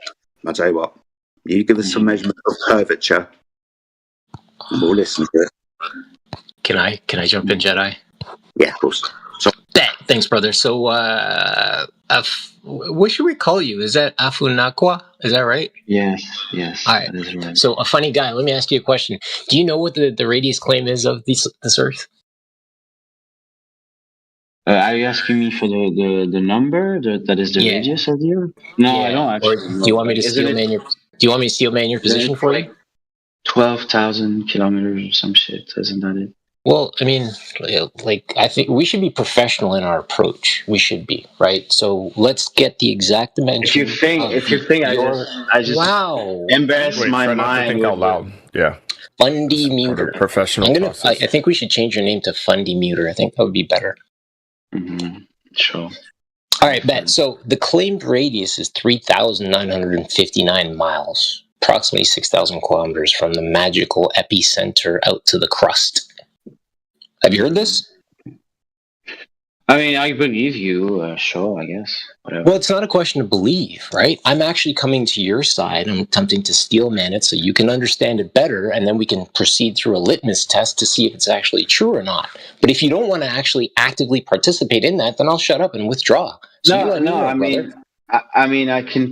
I'm fine participating. It's just that I don't spend my time remembering the exact dimensions of the Earth. I have a broad notion, and that's it. There you go. Because I don't see. The idea here is right. I'm trying to attempt to break through to your mental set I believe in order for you to actually understand what it is we're doing. If you give me figures, I'll just believe you. He's just trying to see if you can carry forward with simple things that Globers believe. Like if you believe it, he's not trying to. That's your belief. Just say yes. Well, go forward faster. My belief as to why the Earth is not flat has nothing to do. No, he just asked you a technical question. Dude, he just asked you about the radius of Earth, the globe Earth, from the core. Yeah, but I don't know it precisely. That wasn't his point. So he says, "Hey, you need the number." Yeah, he gives it to you. Yeah, sounds about right. Well, then I believe him. All right, there you go. Let's go forward. I said. Right. So, okay, thank you for the clarification on that. Now, again, from a standpoint of you being a willing participant in this, like, I think you should, right? Because if you're here for the second morning in a row, hand waving everything that's being presented to you, I think you should be honest, right? Genuine about your seeking of this question. And this is the thing. My question to you then becomes, what if we were to take 100 miles as a sample set, as I was discussing earlier, the drop over that distance, do you think that there should be a drop over distance that should be showing itself up over that distance, being 100 miles? Well, horizontal. I mean, yeah, there's some measure of drop off, but it depends on how much of it you could even perceive with your human eyes. Yeah, and that's exactly it, and that's what I'm attempting, because you keep saying the Earth is so big, and I just gave you the number as to how big it is, right? And see, that's the problem. It's still pretty big. Because when we take the macrocosm, the overall number claim of 3,959 mile radius, and then we examine it on a microcosm scale, which would be a 100-mile sample set, there needs to be, right? If P then Q, i.e., if there is a drop over distance of 6,600 feet over that 100-mile drop, then your globe claim is true. But if we don't see a 100-mile drop over distance, a 6,600-foot drop over that 100-mile distance, then your globe claim is false. And you should be intellectually going back to the fallback position, which is we observe level locally everywhere we go, which matches with the horizon line.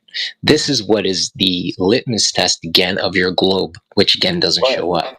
You understand all that? I mean, I understood what you said, yes, but I have to say that if you're going to observe a drop-off of however many feet... 6,600 feet over 100 miles, go ahead. Yeah, but if you're gonna observe it from a standpoint on which it would even show up on a geometrical horizon that is 100 miles away, that means you're observing it from a perspective of 100 miles. So you're looking at these. No. You're looking at these 6,600 feet from a point of view that you are 100 miles away from that verticality. So yeah, you're going to see it as a tiny. You're not even potentially even going to perceive it with your eyes. Well, here's the problem, right? Is that when I'm sitting in my room, sitting in my apartment, and I'm looking at the TV hanging on my wall, I know that TV was hung observing level because it confirmed it with the level when the TV was mounted to that wall, right?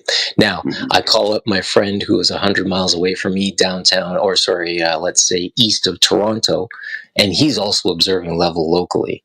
So I'm going to ask you, Mr. Globe Proponent, is that if we're both observing level locally and we're 100 miles apart, how do you ascertain that we have level in common, although there's a curve, being the ball, showing up between us? I mean, you would have to use instruments, right? Like at this distance to really check, right? No? Some laser technology, I guess, maybe, whatever. Well, no, because again, over 100 miles, that's a 6,600 foot drop. And just to be clear about it, that's a 600-story building that would literally be dropping hidden within that horizon, that geometric edge. Do you see that anywhere we go? You're actually wrong in your calculations here, I think. Oh, tell me how I'm wrong, please. Well, the distance from which you would evaluate the 6,600 feet drop off would actually be far larger than 100 miles. Actually, it would be 100 miles squared. I think no. It would be square. It would be the Pythagorean theorem, basically, on that 100-mile distance. Whoa! Pump the brakes. With one delta, dude. No. Pump the brakes for a quick second. You're not understanding. You're not understanding what I'm saying. Clearly, you're losing yourself in your own thoughts. Like, is what I'm. No, I think I'm losing you. No, because you just brought in Pythagorean theorem, brother, and Pythagorean theorem is a study of triangles, and triangles, again, as per our discussion 10 minutes ago, require 3 straight lines and 3 interior angles adding up to 180 degrees. I'll give you homework this time. I'll give you homework, okay? Take a piece of paper. What coordinate system would you use? No, wait. Globe? Wait. Listen. Take a piece of paper, draw a line on it, then draw a point away from that line. Okay. Then imagine the straightest line from the point to the line that gives a 90 degree angle between the. Are you doing like the line? Math for kids? Okay, just shut the fuck up. Okay, that's the point. Is you. The horizontal, the line you draw, that's the horizontal, the geometrical horizon. Now, if you're going to look at a drop-off, you're going to look on the side, right? You're not going to look right in front of you. You would have to look on the side to see the horizontal drop-off, right? So you have to draw another line. Turn around and see it. Yes, exactly. And you draw that line, and what's the distance there? What's the distance there? How is it given? Pythagorean theorem, bitch. There you go. So, which means we all know 100 miles. 100 miles is one of the sides of that triangle. Your topology is spherical. Now apply this. I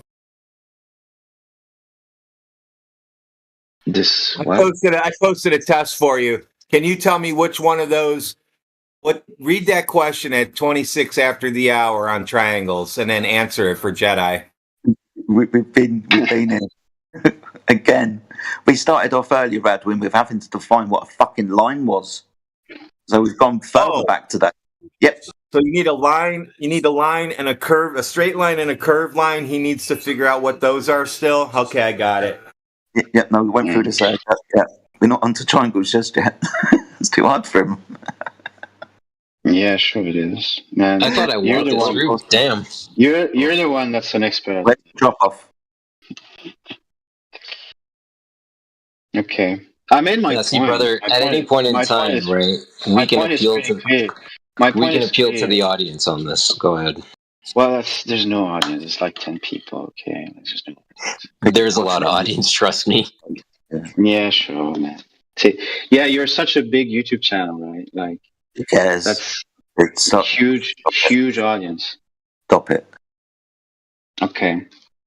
So point is, I've made my point clear. You would have to assess this horizontal drop off from the vantage point of someone who's 100 miles away from the nearest point of intersection between your line of sight and the line which represents the horizontal.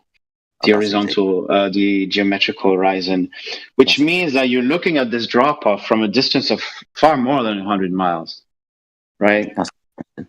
So the 6,600 feet drop-off, you would evaluate from, I don't know, large-ass distance, like something like, I don't know, 200, 300, 400 miles, potentially, maybe 500 miles. That would be much further. So how do you assess? What does a 6,600 feet look like from 500 miles away? You tell me. How does it look like on the human eye? What it looks like when we're flying across the Earth is two airplanes that are 100 miles apart that are on the same horizontal line. Now, they're also the same altitude above the surface of the Earth. When they're horizontal and parallel to each other, they're both the same altitude. But if the surface of the Earth was curved, there'd be a 1 mile in height difference. It's not what we measure. Yeah, because we measure from the surface of the Earth, which is curved. We've got aircraft, we've got ground radar, we've got radar within the aircraft itself, we've got radar stations on the way. We've got and they all measure. Hold on, shut up. We've got things called air traffic control. Yeah, everybody wants to know heights of aircrafts relative to themselves. This aircraft is 100 miles away from me, on the same horizontal as me, right in front of me, is also the same height above mean sea level as me. See, if the surface of the Earth was curved and the aircraft was on the same horizontal of you and 100 miles away, it would be 1 mile higher above the surface of the Earth? Again, if you measure from an horizontal from the line, yes. But if you measure from the surface of the Earth and that surface is curved, then no. But yeah, see, the thing is, we get the magical mystery tour of if the Earth was curved, but what we're pointing out is it's not what we measure. We don't measure curvature, so we get your imaginations and beliefs, but practically that's not how we use the world. That's not what we measure. It keeps aircraft safe when they're flying above the Earth. There's thousands of them, thousands and thousands. May I ask you a question, Jedi, in line with this? Yeah, sure. What do you think is going on with the air flights in terms of claimed distance, fuel usage? What do you think about? What do you guys believe about that? Don't really have a belief. When a flight goes from like Florida to California, for instance, the spherical belief comes into that. I'm thinking, how do you guys? I'm not saying it's true. Flying corridors. Aircraft just flying corridors. You know what aircraft corridor is, right? Yeah. Yeah, cool. So they just follow corridors. They don't fly from point A to point B directly. They change their course a little bit along the way. Sometimes they might fly, as directly as they can, but okay, an aircraft flies from one location to another, from Florida to California, across America. Okay. You're saying you don't actually get distance from their flight because they take flight paths that aren't their corridors. Yeah, so we've got curved paths, haven't we? We've also got wind turbulence, airspeed's different to ground speed. We've got bumping motion going up and going down, dropping and rising. Lots of stuff going on. So to give you, genuinely, I'm assuming you guys have had very technical discussions about this with people concerning it? Yeah. Okay. I mean, if you want the technical discussion breakdown, the aircraft is maintaining horizontal by pitching its nose 1 to 2, 3 degrees above horizontal to maintain parallel altitude with the surface below, which will be mean sea level. Obviously, the rises and falls of the topography of the land, but they will still be at elevation from mean sea level. So it's flying parallel with the horizontal floor below. It flies horizontal, parallel to the ground. That's how the mechanics of the aircraft works. All right, I'll try to integrate some understanding. Do you guys have any material on this, like infographics? Yeah, so it's just been posted in the side chat. This would be what the information data that's recorded within the aircraft, the black box material. It was recovered from an authority who deals with crash investigations. This is the recorded data of things like pitch, speed, altitude. There's a few other graphs along the way. So over a period of, I think it's about 2 hours, traveling at approximately 500 miles an hour. So we've got a good 1,000-mile distance. We're noticing the pitch angle of the aircraft in comparison to its altitude. Now, we understand that if the surface of the Earth that it was negotiating was curved, for example, then the aircraft would be fundamentally rotating around a sphere. That means its pitch would be changing from horizontal because its horizontal would always be changing. So that would be recorded within the pitch data, the aircraft having to correct. Never does. No aircraft is pitching downwards to negotiate a curvature down and away from them. It's horizontal flight all the way. So I asked some questions about that was perfect. Thank you. If you notice where it's perfectly flat in altitude, besides where the engine gave out and its plane started losing control, people did not die in this crash. Nobody died. Anyway, they did crash. But if you notice in the highlighted blue part, they're flying over the Pacific Ocean and it's flat. Okay. I'm gonna make a note. Okay.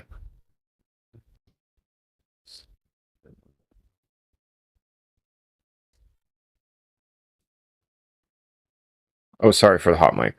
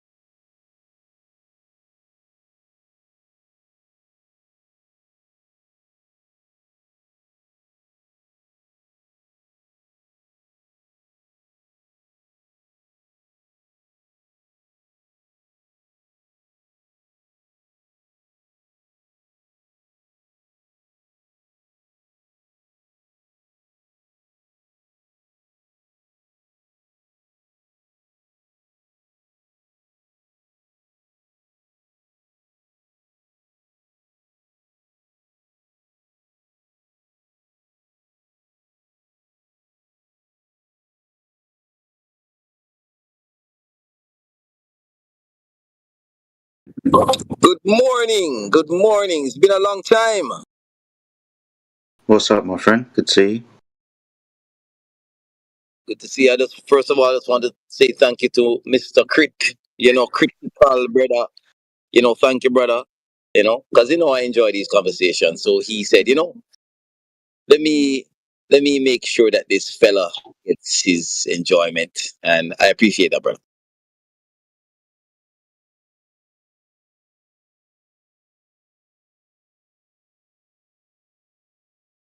No, I have to make sure that Alpha is not here.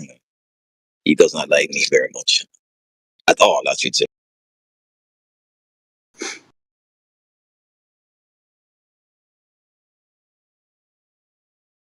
So, I've been scanning the interwebs and I still don't see a viable model for the 24-hour sun if the Earth is flattened. So, what is the community doing? Just ignoring that, or what? What's the deal? Community. The flat Earth community, Me and Jedi and Crit. Well, I'm sure many more people in here are flat earthers. Oh, I'm coding right now. That's what I'm doing about it. Yeah, the 24-hour sun has presented quite a dagger to the heart of the flat earth. Oh no, not really. Yeah. So it goes like this: Earth is flat, and I go outside and I see the sun. I go to Antarctica and I see the sun for 24 hours. Earth is still flat. Now what? Yeah, but we predicted it because it works for the globe. So you can't even give me a hypothesis and the variables that you need for your experiment. Of course, we already did that. We've been through this. No, you haven't. I mean, the thing is, again, it was predicted. People said it didn't exist. Brother Jaren, Nice. he was there. Sorry, we're not Jaren. We're also I know. We're also hold on. To say welcome back. Stop talking through people. We're not these people. Right? Don't associate us with anybody that had anything to do with the final experiment. We are not them. We did not make the claims they did. Yeah, I understand, but he was a major voice in the community. That's nice. He was also informed a long time ago that the AE Azimuth or equidistant map is a globe projection, not a flat Earth. Then I have a question for you. Okay. How do you explain that it worked exactly as they predicted it?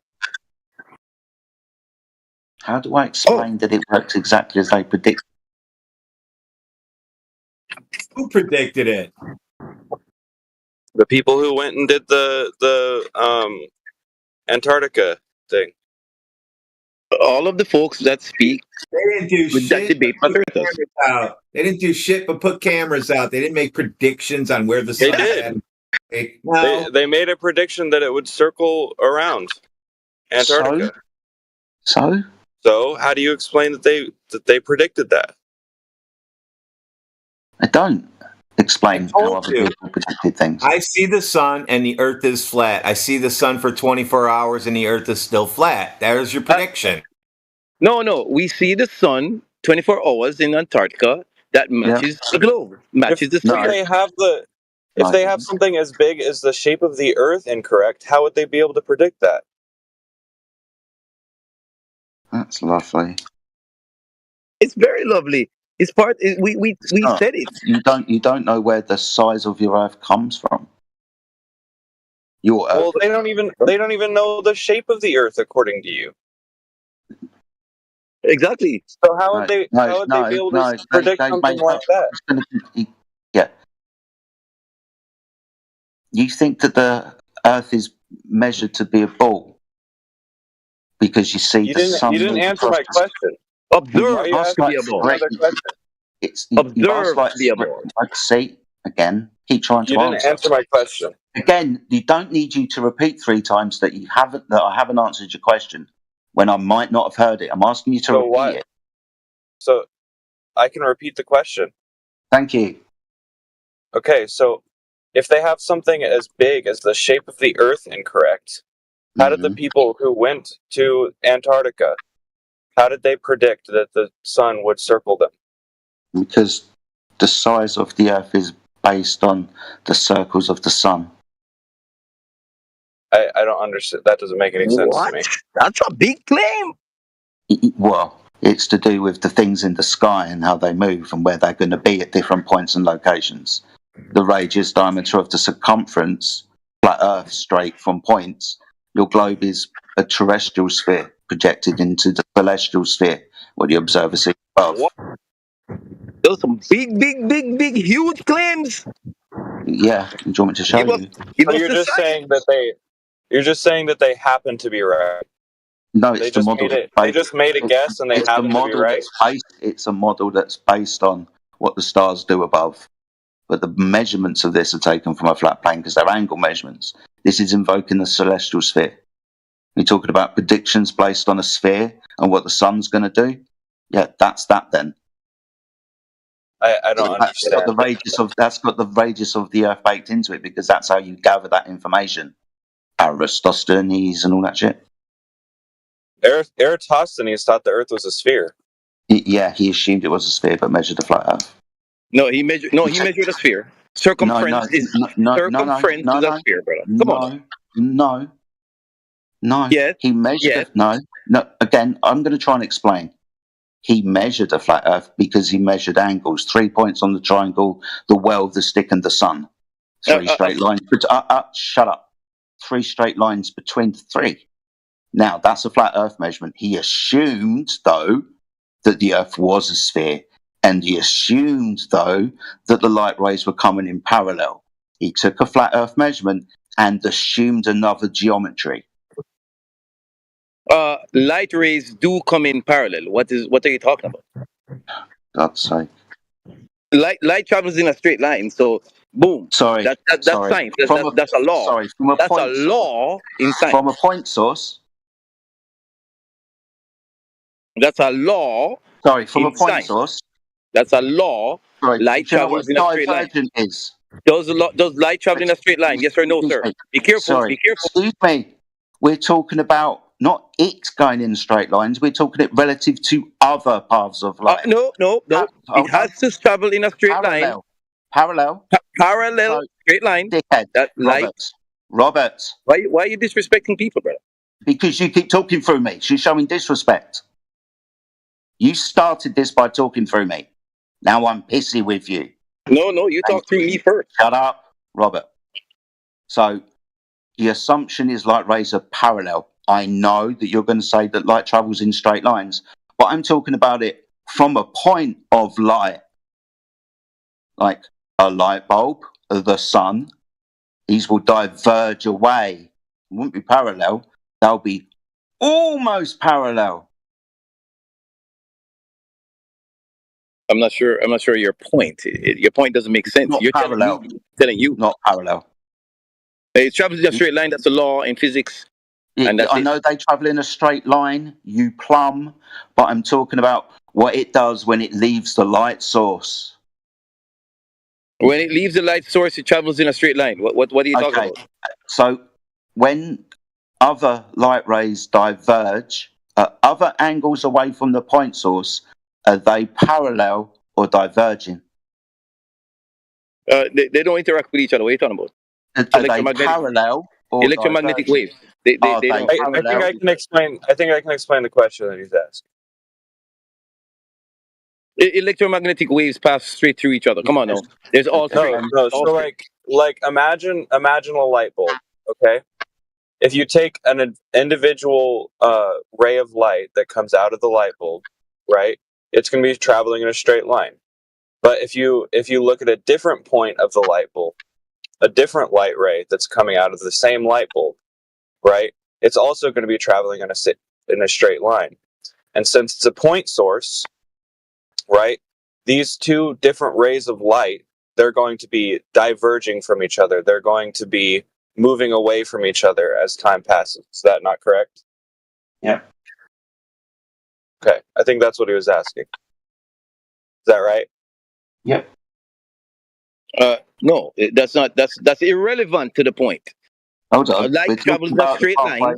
No. What do you mean You're, relevant? why are you bringing in those concepts? They're electromagnetic waves. They pass through each other. We're not Light travels talking in a about straight line electromagnetic straight from the waves. sun. We're not talking All about the that. light is traveling in a straight line directly from the sun. Sorry. That is the fact of the matter, brother. You can't change that. Excuse me. Aristophanes said the light rays were parallel. You understand? Parallel, straight line. That's right. Yeah. So straight lines. So what? Relative to each other, they're all parallel, are they? Listen, you have a perpendicular stick in the ground. I can't. So when the stick is perpendicular to the light rays, you got a shadow. Thank you. I think that this is a fine thing to admit. They're not perfectly parallel. They're just really, really close to being parallel because the sun's so far away. Okay, so again, I'm just giving the rounder position. I know. No, we proved it. We proved it because of the 24-hour sun. Robert. The 24-hour sun says the sun is far away. Shut up. I'd rather talk to the other guy. He seems perfectly more reasonable than you. So again, with Aristophanes, right? The distance to the sun within his mind really didn't matter as long as it was far enough away and causing the light rays to be parallel because of his assumptions. You have to remember the measurements that he took. It was like he stood there with his friends and go, okay, well, I've measured all these angles. Tell you what, crazy idea. Let's imagine the sun's like really far away and causing the light rays to be parallel. And the thing that we're actually on is a sphere. So when the sun is above the well, we can imagine the light ray from the sun going to the center of the earth. When we walk away from that and put a stick in the ground, we can imagine the stick is going to go all the way to the center of the earth and meet the radius with the light ray from the sun. Awesome stuff. Then we can measure the shadow and say it's on a sphere. The measurements were of a flat earth, though. No. Use angles, alternate angles. That's the that. All of that only worked if the sun is far away. If the sun is really close, then like the reason that the shadows are doing what they're doing could be like it's just because the sun is so close. It's an elevation angle based on the observer's point of view with regards to where the sun is in the sky at this particular piece of time. Two observers, one underneath the sun, one not underneath the sun. It's like me pointing up to the light and going, I'm underneath this light, and you over there, you're not underneath this light, but you can point at that light and measure the elevation angle to that light. So my question for you, I guess, would be on a flat Earth, and if the sun is far away, how do you explain the shadows being at different angles? Because underneath the light source, there's no shadow. All right? It's like you standing under a light and then lifting your feet up and going, oh, there the shadow is. And then you walk away from being underneath that light. And as you walk away, you watch the shadow increase in front of you. What more do I have to explain? That's only when the light source is close. What do you mean close? So, for example, I can be underneath Polaris. It could be 90 degrees above my head. I'll walk away from it. It'll start to go downwards towards the horizon. I can measure this downwards motion in angles. So, for example, if I move, it's say 45 degrees above the horizon, then I'm not underneath it. I've moved away from being underneath it, and it's gone downwards towards the horizon, because this is how the human eye works. Why would that cast a different shadow, though? What do you mean, why would it cast a different shadow? I'm the thing that would be casting the shadow underneath the thing, and then not underneath the thing. The sun, the star, let's call it the sun is Polaris. I'm directly underneath it, and then I walk away from it, and I'm not directly underneath it, and look in front of me, and there's the fucking shadow. Look back behind me, there's the fucking Polaris or the star, the sun, whatever. I'm not underneath it anymore.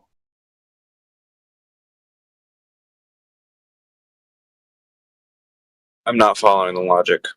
What, not being underneath something?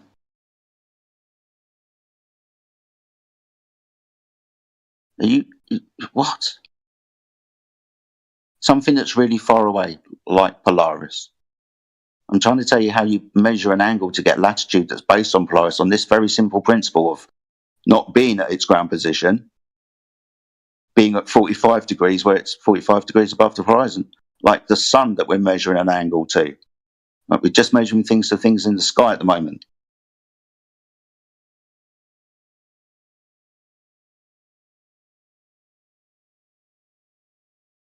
Sorry, I was distracted by something else.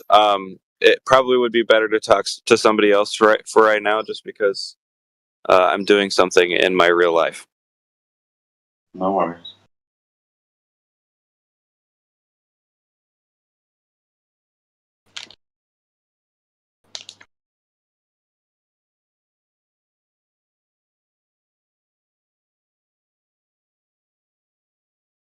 Bye, Robert.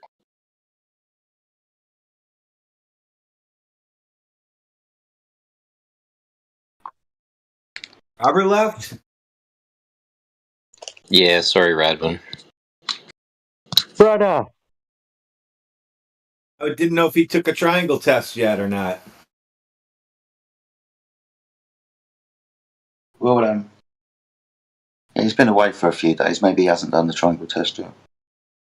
There's a clown car pulled up outside recently. We seem to be getting a few new characters in over the last month or so. Robert, Castle King. There's a few.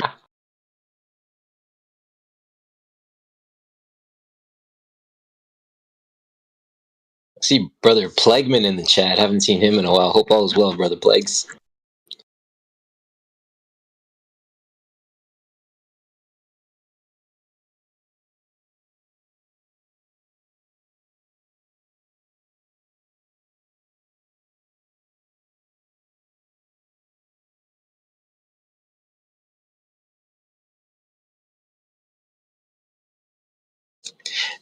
Hey, Jedi, if you're available, checking in on an explanation.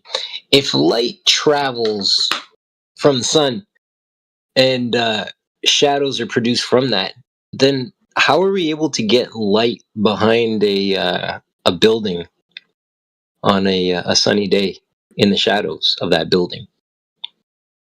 So from, let's say, out in the sun, seaside, getting a tan, decide, man, it's too hot. I need to seek the shadow. So I see a building, I go hide in its shadow, I get shelter from the direct light. However, light is still present when I go into the shadow of that building. So if light is traveling from a light source, then how is it light is still getting behind that shadow? Reflection. Off of what? Every other surface that's around you. The sky. It's blue. Thank you. No worries. Called ambient light.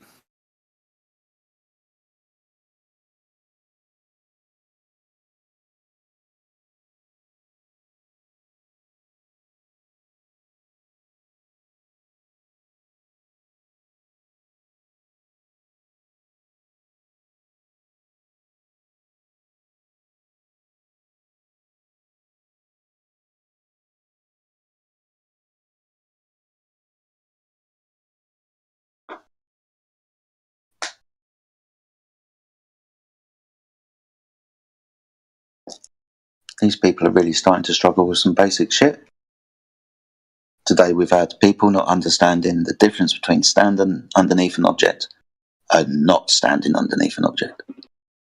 For some people, they think if the earth is flat, then they can only ever be standing underneath one thing. Ever. No matter where they go. It's weird. People struggling with what fucking up and down is.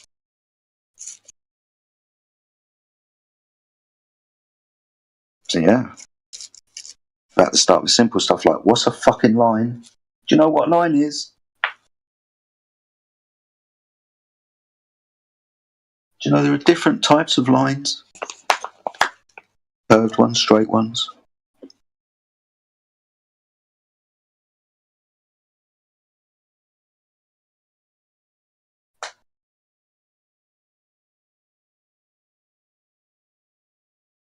But I digress.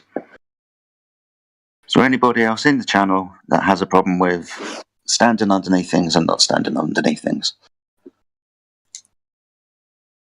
Or anybody that doesn't understand what a straight line is. I mean, we're here to help you guys.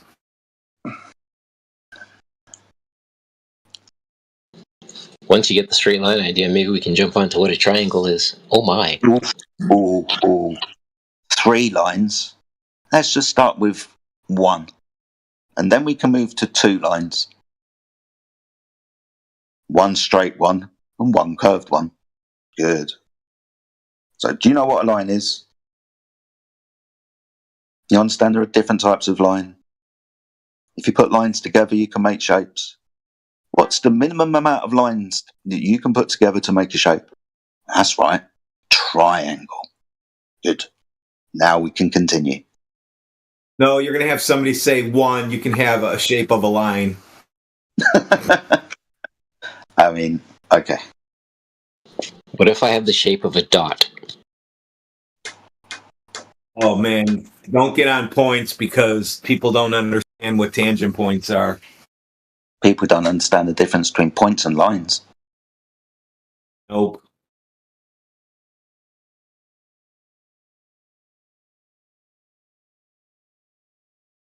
We went from astrophysicists in 2015 down to people don't know what a straight line and a curved line is 10 years later. We've completely ruined their minds.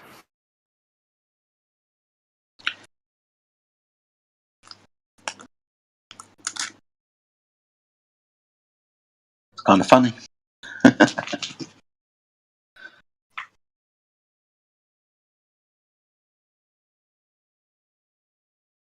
People are afraid to answer. Is this a triangle? I don't know. Okay. That's your answer. You don't know. I don't know.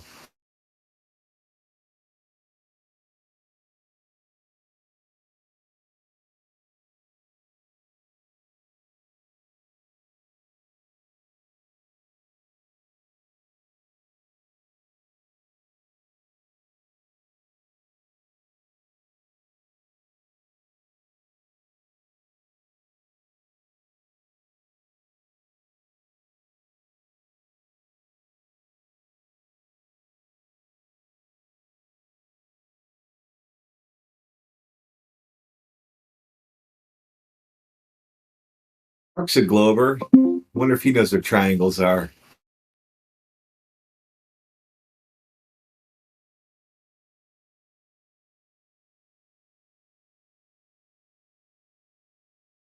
Got one in his profile pic.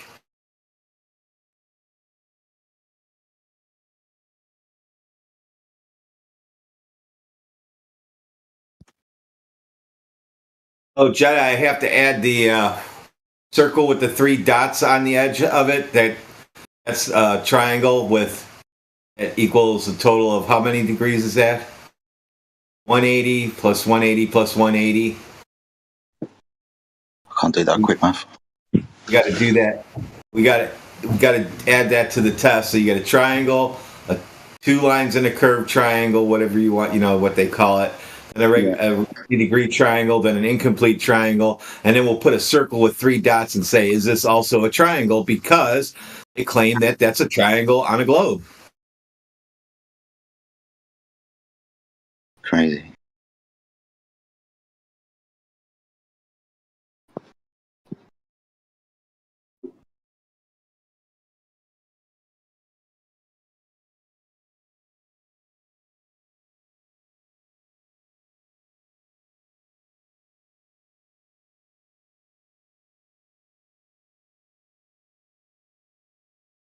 I see Jar's back. Jar is Jar's just the Jar. There's no brain in this Jar. He's just the Jar. What's up, Jar? He was in yesterday. I think we broke him, if I remember correctly. But this is Jar. No brain inside. Good day, Brother Jar.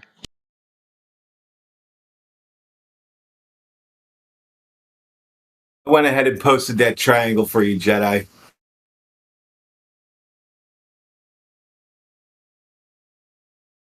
Thanks, mate.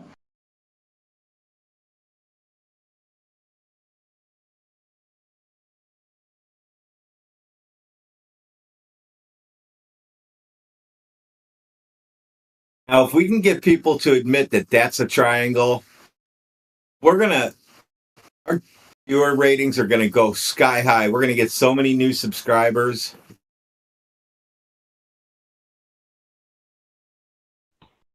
Just think of the change in the educational field.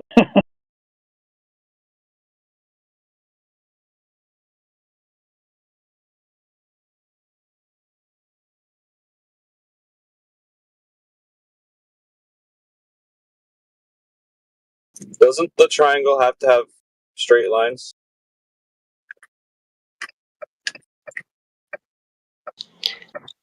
Yes, sir. It's the point of the lesson at hand. Who was that? Who wants to take the triangle test? I mean, it doesn't look like a triangle to me. Let's try something here. I'm going to post something for you. Read that question and answer it.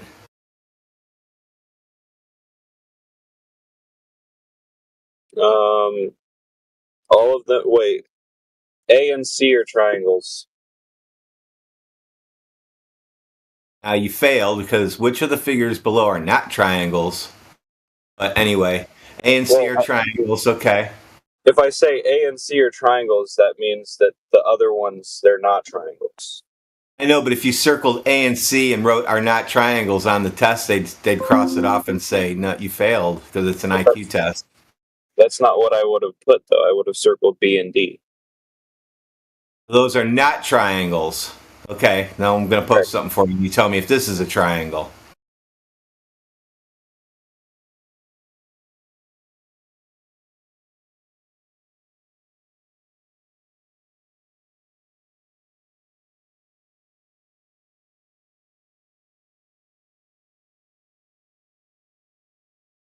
Is that a triangle? Are those triangles?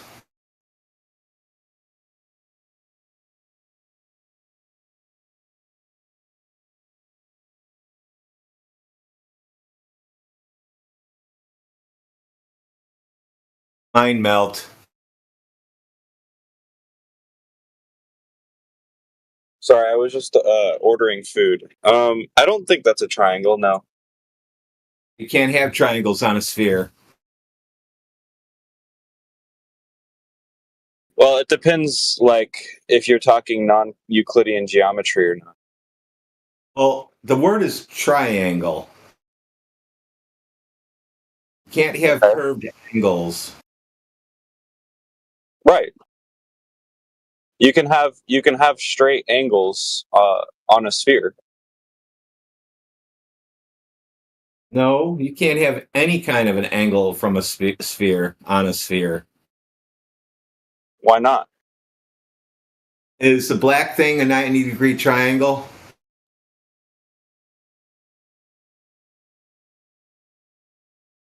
No. Not a triangle. That doesn't mean that you can't have any angles on a sphere.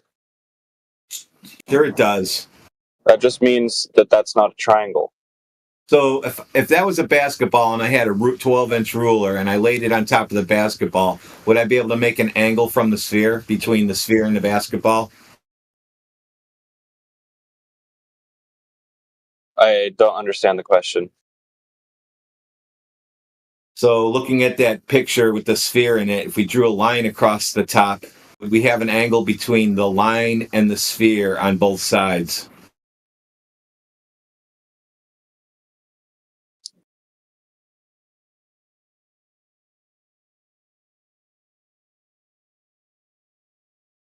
I'm not getting it. I'm sorry. All right, let me help you out here. So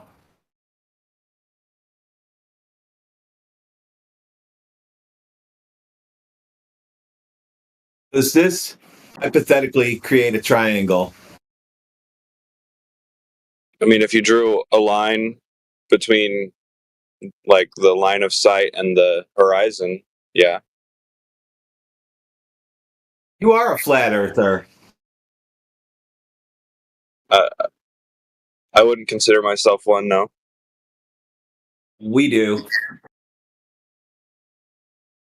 You just don't know it yet. I mean, technically, it's not really like if the Earth was a sphere, because there would be a slight curve if it was a sphere. But for the purposes of this conversation, it's a very small difference. It basically doesn't matter. You have a horizontal line on a ball.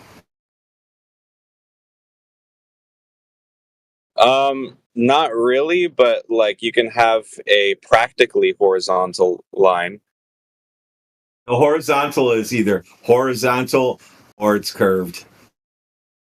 Or that's vertical, true. or That's true. angled, or curvy, or wavy. If it's not a horizontal line, which is left to right, level,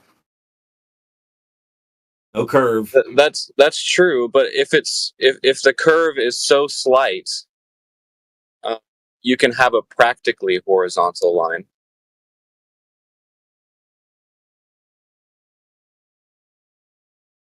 Well, I guess we got to measure the Earth and figure out how big it is to make sure of that, huh?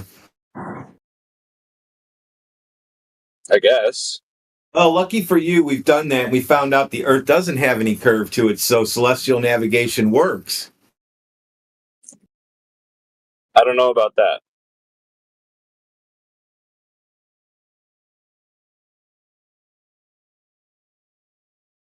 I'm posting an example. This is by a Glober. This is how celestial navigation works. Does that look right to you? You're trying to get to the point where the line coming from the star down to the ground, you're trying to get to that intersection. That's why you use celestial navigation. So, does that look normal? Does that look like what celestial navigation should look like?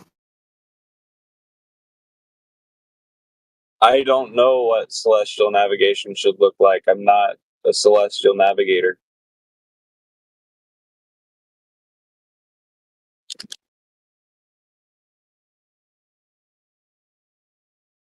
Does that one look right? Flat horizontal going from your feet, just like in the other picture you said, yeah, if you drew a line straight out there, that would be a triangle. So, one before I posted, not the protractor, is that a triangle with the curved baseline on the bottom? No.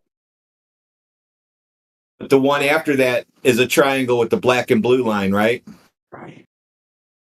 You extend out that star to his eyes to the ground behind him, that would form a triangle, right? I'm not sure what you're asking. Which lines are you talking about? I'm not clear on that. So, line from the star to the guy. Okay. If you took that line and extended it to the ground behind him, and you touched the black line on the bottom picture, would that be a triangle? Black line to star, blue line down to the ground, and black line back to the other black line. Is that a triangle? So you're talking about the line from the star to the guy, if you extended that to the ground, plus the horizontal line that would touch, and then the blue line that the vertical line, yeah. Okay, yeah, that's a triangle. You are a flat earther, I'm telling you. You just don't know it yet.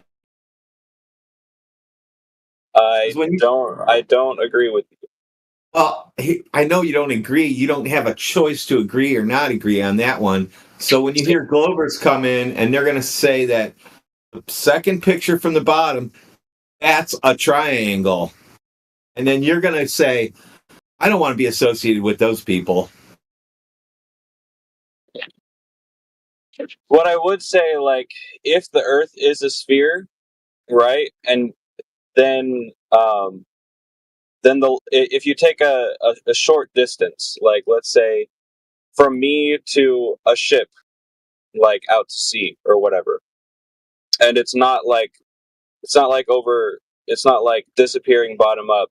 It's just out to that distance, right?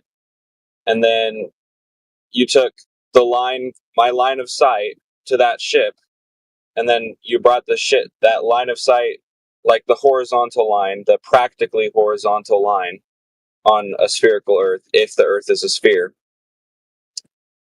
then and then you took my height as well.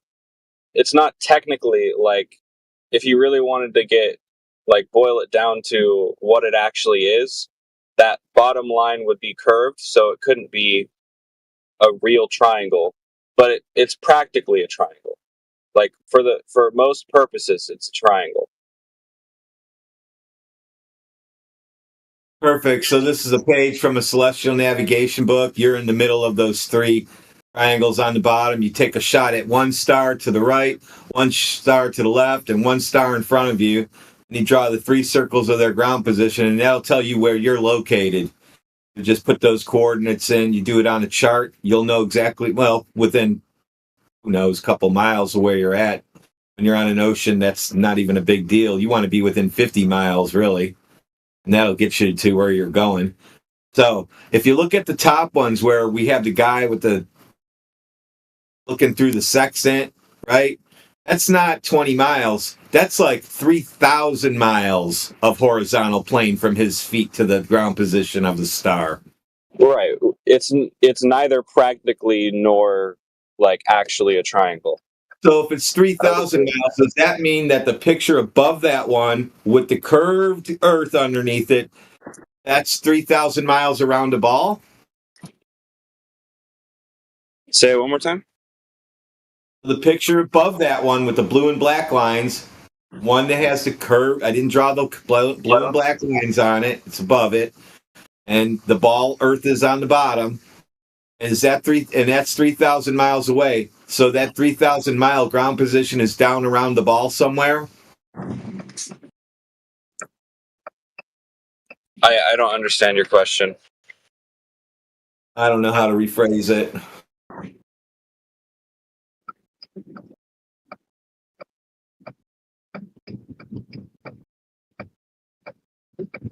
You in your car? Yes. Are you turning? I'm about to be. I'm psychic. I was just doing a lane change. I'm psychic.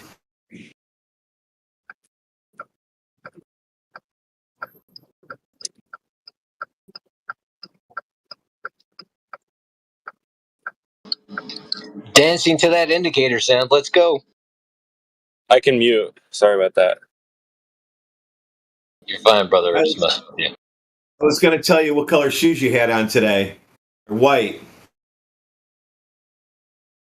Red and all over it. It's gray. They're gray and red. I have bad eyesight.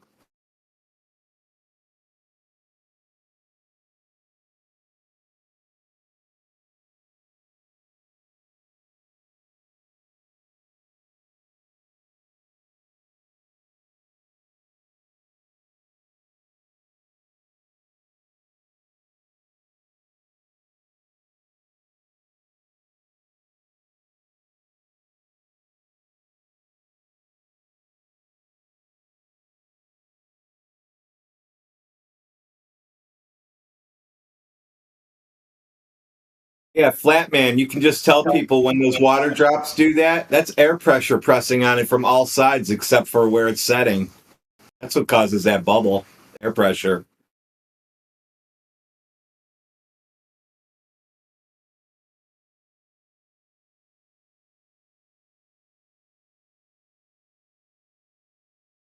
Well, it's like hydrostatic. No, not hydrostatic pressure, actually. Disregard that. Apologies. No, it's air pressure. It is not water is attracted to water at certain conditions. It's just air pressure causing that. If I remove the air pressure, that drop's going to go away.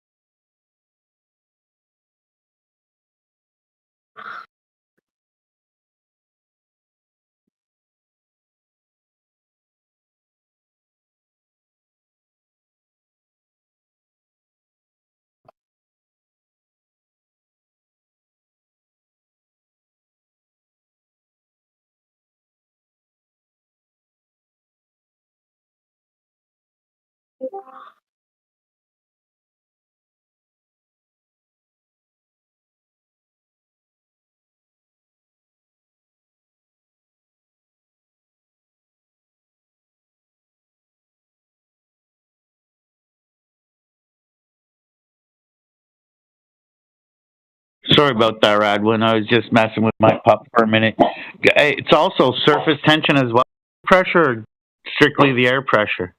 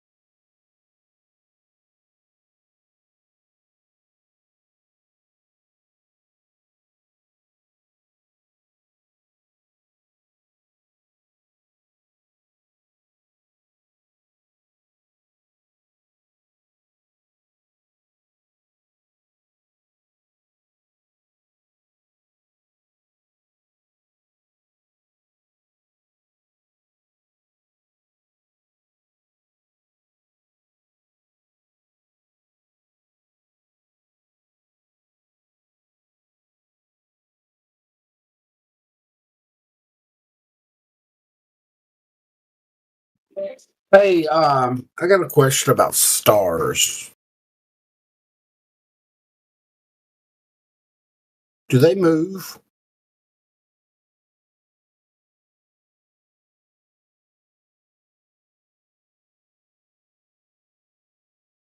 Yeah, we see the stars move.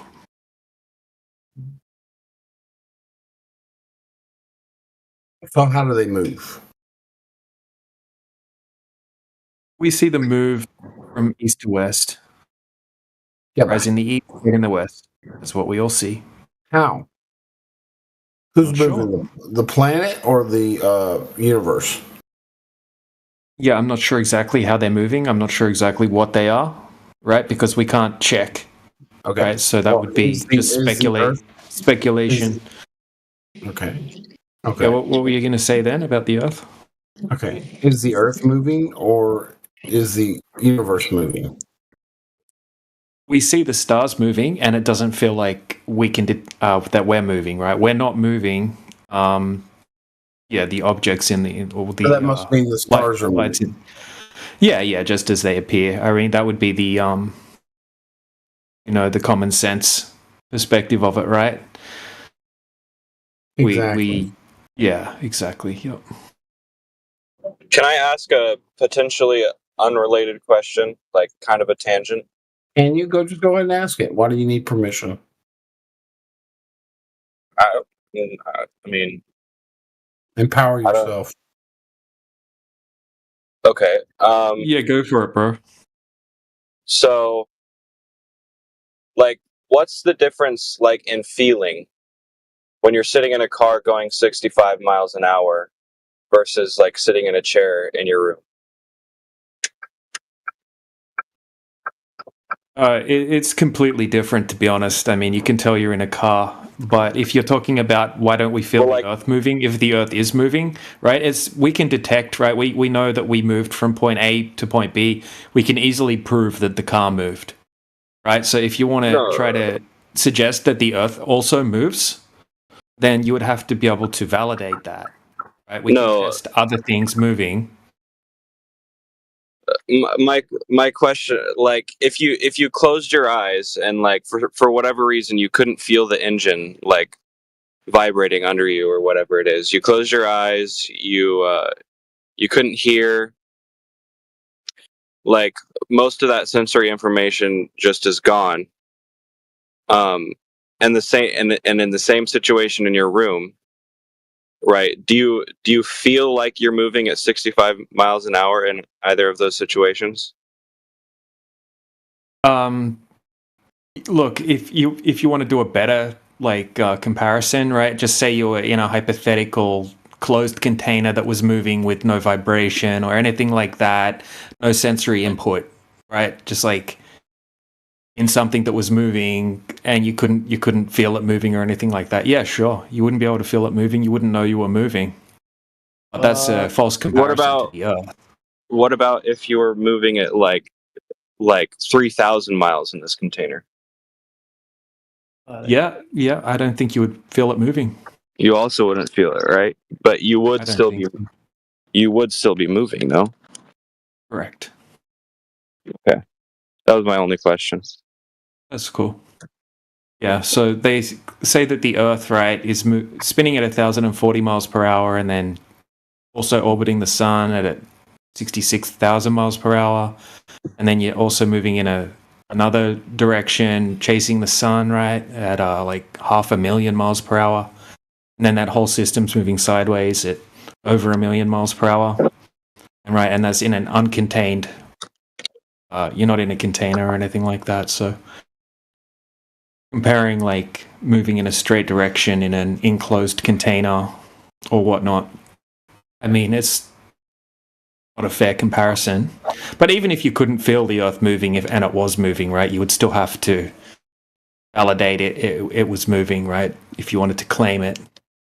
Just like the base axiom is that it's not moving, that we don't see any curvature. We don't experience the Earth as a globe, right? They tell us that, the only reason that it looks like the sun sets, right, because they tell us from our perspective, the sun's stationary, right? And we're just looks like it sets because we're spinning backwards on the Earth, right? But what we experience in reality is the sun moving across the sky.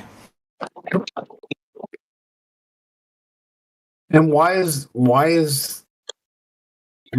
fact that we can't physically touch the sun if it's in the sky? We don't know exactly what the sun is or how far away it is. It's too far away to It's in our atmosphere. Is it? That's what you say. No, I never said that. I definitely Well, that's didn't what they say that. say. It's in Who our said that? atmosphere. No, I don't think any flat earthers are saying that. Yeah, that's what it is. Then Who where said is that? it? Then where is it? We're not sure. I'll correct you. No flat earther says the sun is in the atmosphere. There. Now you have the official story. Okay, what about if we were on an Earth, like hypothetically, if the Earth was it didn't have an atmosphere, like there's no air or anything like that. Okay, and I like put myself into a cannon that was big enough to support me, and like I launched myself out of this cannon. You would blow up and turn into Jello as soon as you leave the cannon. Okay, well let's just assume that doesn't happen for whatever reason. This is a special cannon that can launch people and keep them intact. Okay. My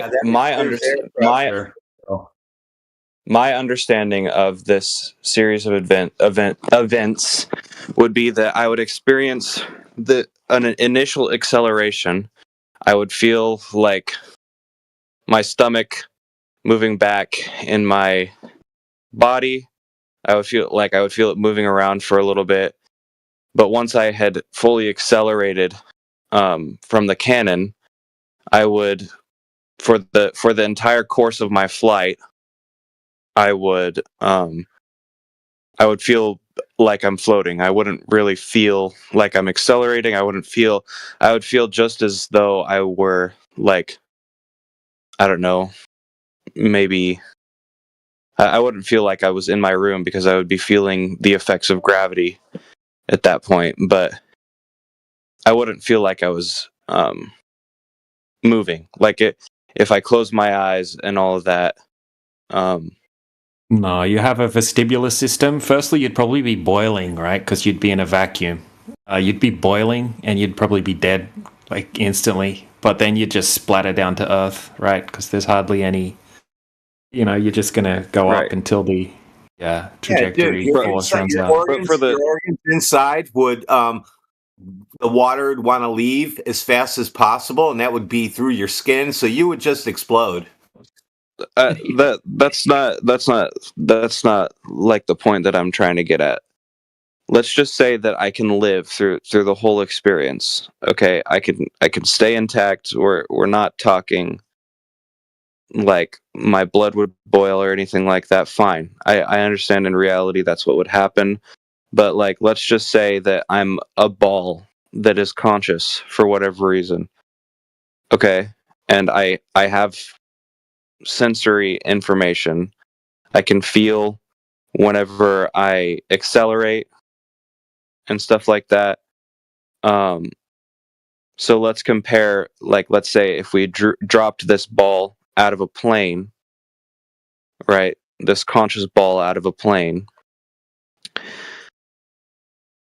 it wouldn't, would it feel any different than the ball getting launched out of a cannonball after it accelerates?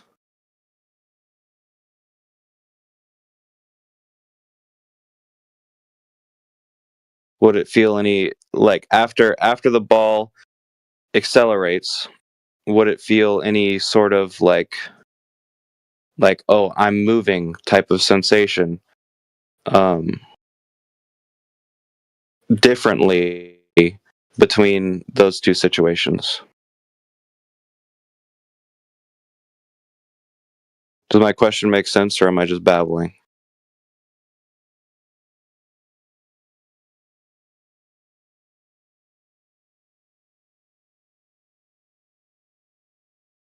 Hello?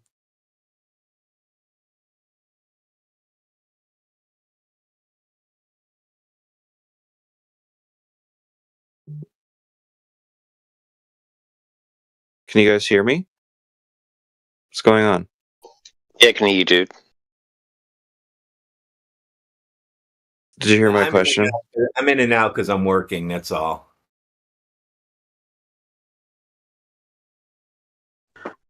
Yeah, I've just come back. What was your question?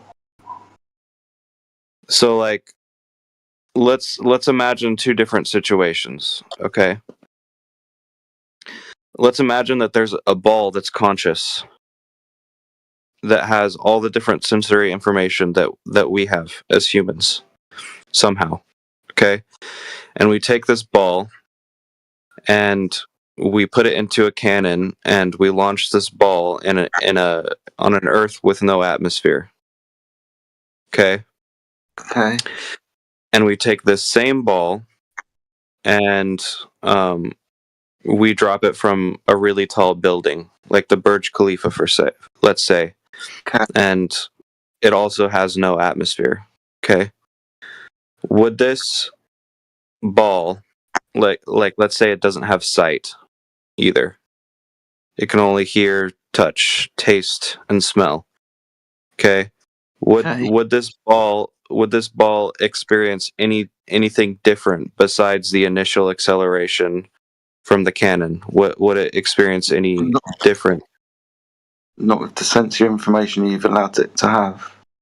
You've just got touch, feeling, you've taken sight away from it, you could just hear. So it might be able to hear its way there. It might hear how does it hear this imaginary sensory sphere? Okay. So has it got some even kind of inertial reference? Has it got the ability to understand what horizontal is? I mean, what? Has it got gyroscopes?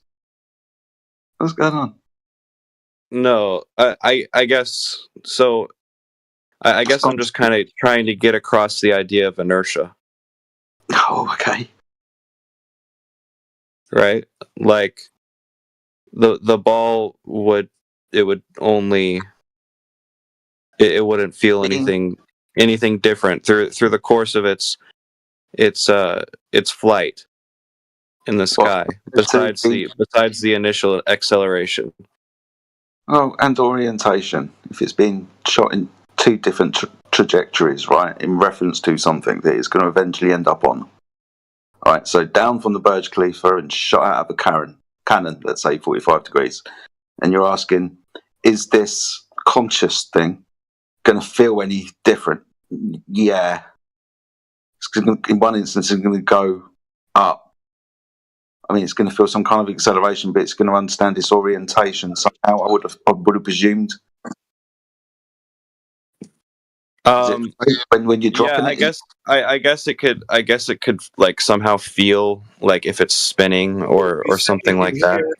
Dude, you said it can hear. You would know if you're flipping around in, like a bowling ball. I mean, it's still just a guess. Like, I'm guessing that's how that it would be able to experience itself spinning or something like that.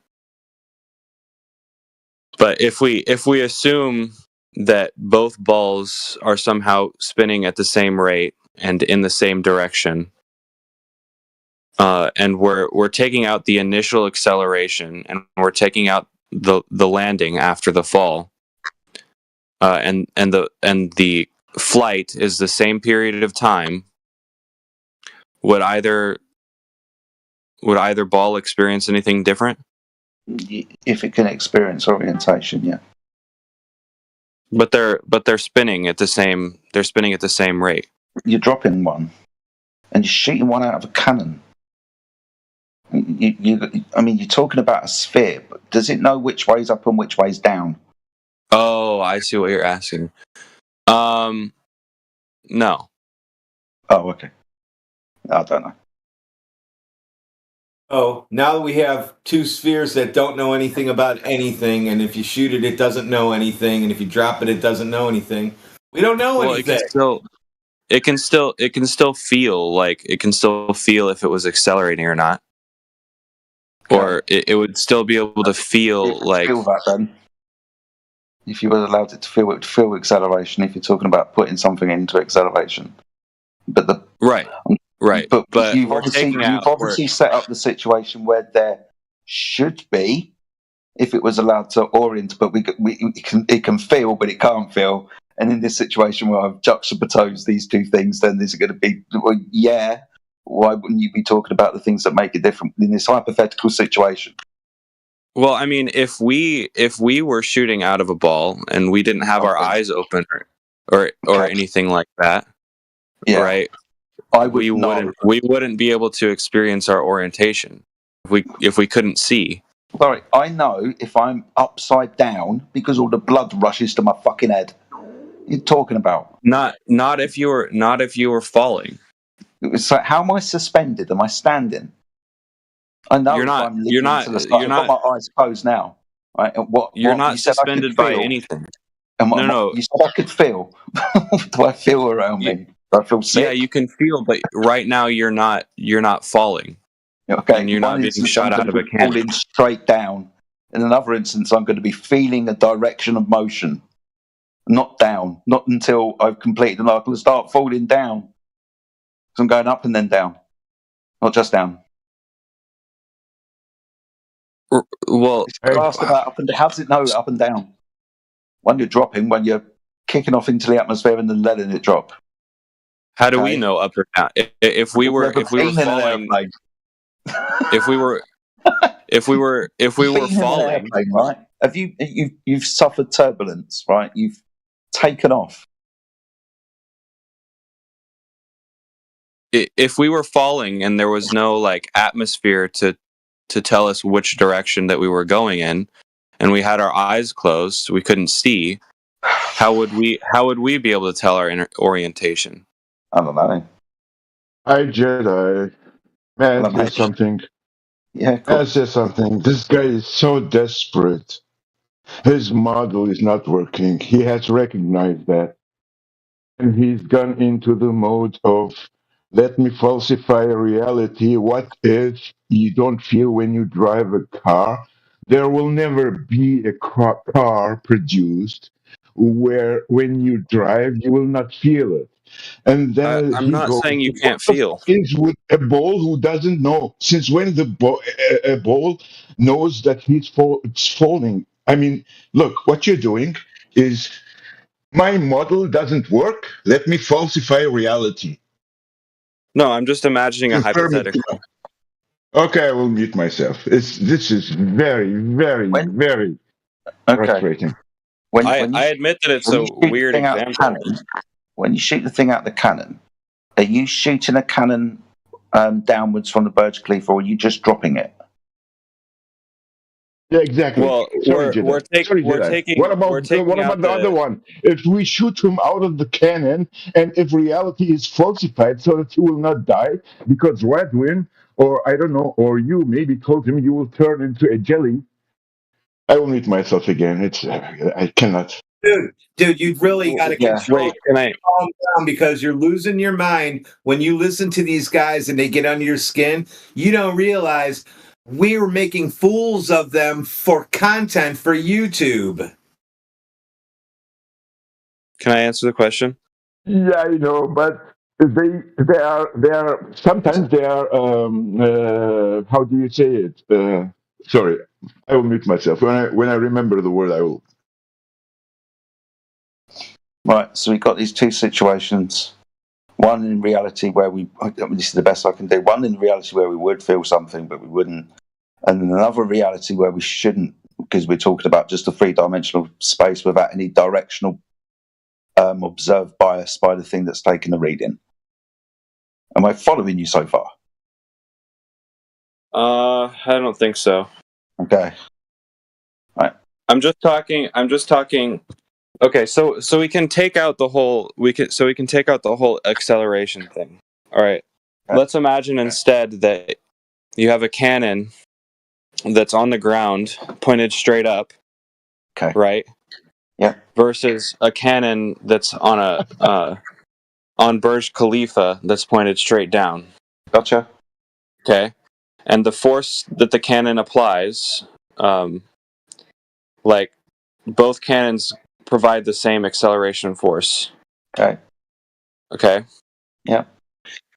And the ball, like just like us humans, if it has its eyes closed, it wouldn't be able to experience the orientation. It wouldn't be able to be like, okay, that's down and that's up. Gotcha. Okay. Would either ball experience, if it was shot out of the cannon, would it experience anything different before we're talking about like it hitting the ground or anything like that?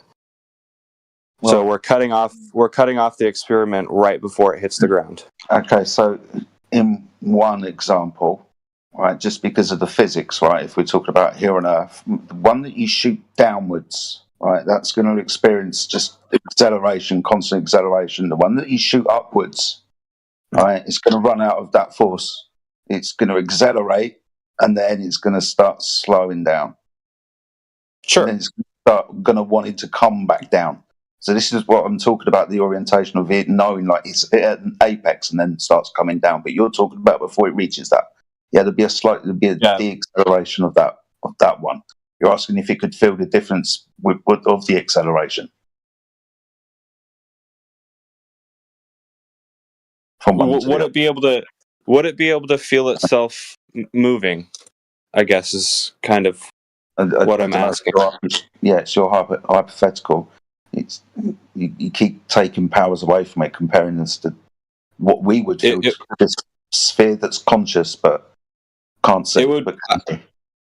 I think that both spheres would experience their initial acceleration, but after that, they would essentially have the same experience if their eyes were closed. Okay. Do you disagree with that?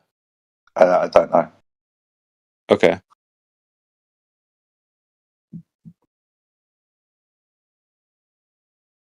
Why is it relevant? Well, I just it's about inertia, right? So the point is that it doesn't have to be in a container, because the ball, it's not in a container as it's being shot up or shot down. Why? Okay. Because I don't know if it was you or what, but I had to talk to somebody that said it's an entirely different situation with like the Earth and all that, because the Earth and stuff, they're not in a container, whereas if you're in a car, you are in a container. Okay, but we're talking about gas when we talk about a container, right? Not why are we shooting physical, like matter, solid state, like a sphere, and then trying to figure out the difference of how it experiences inertia.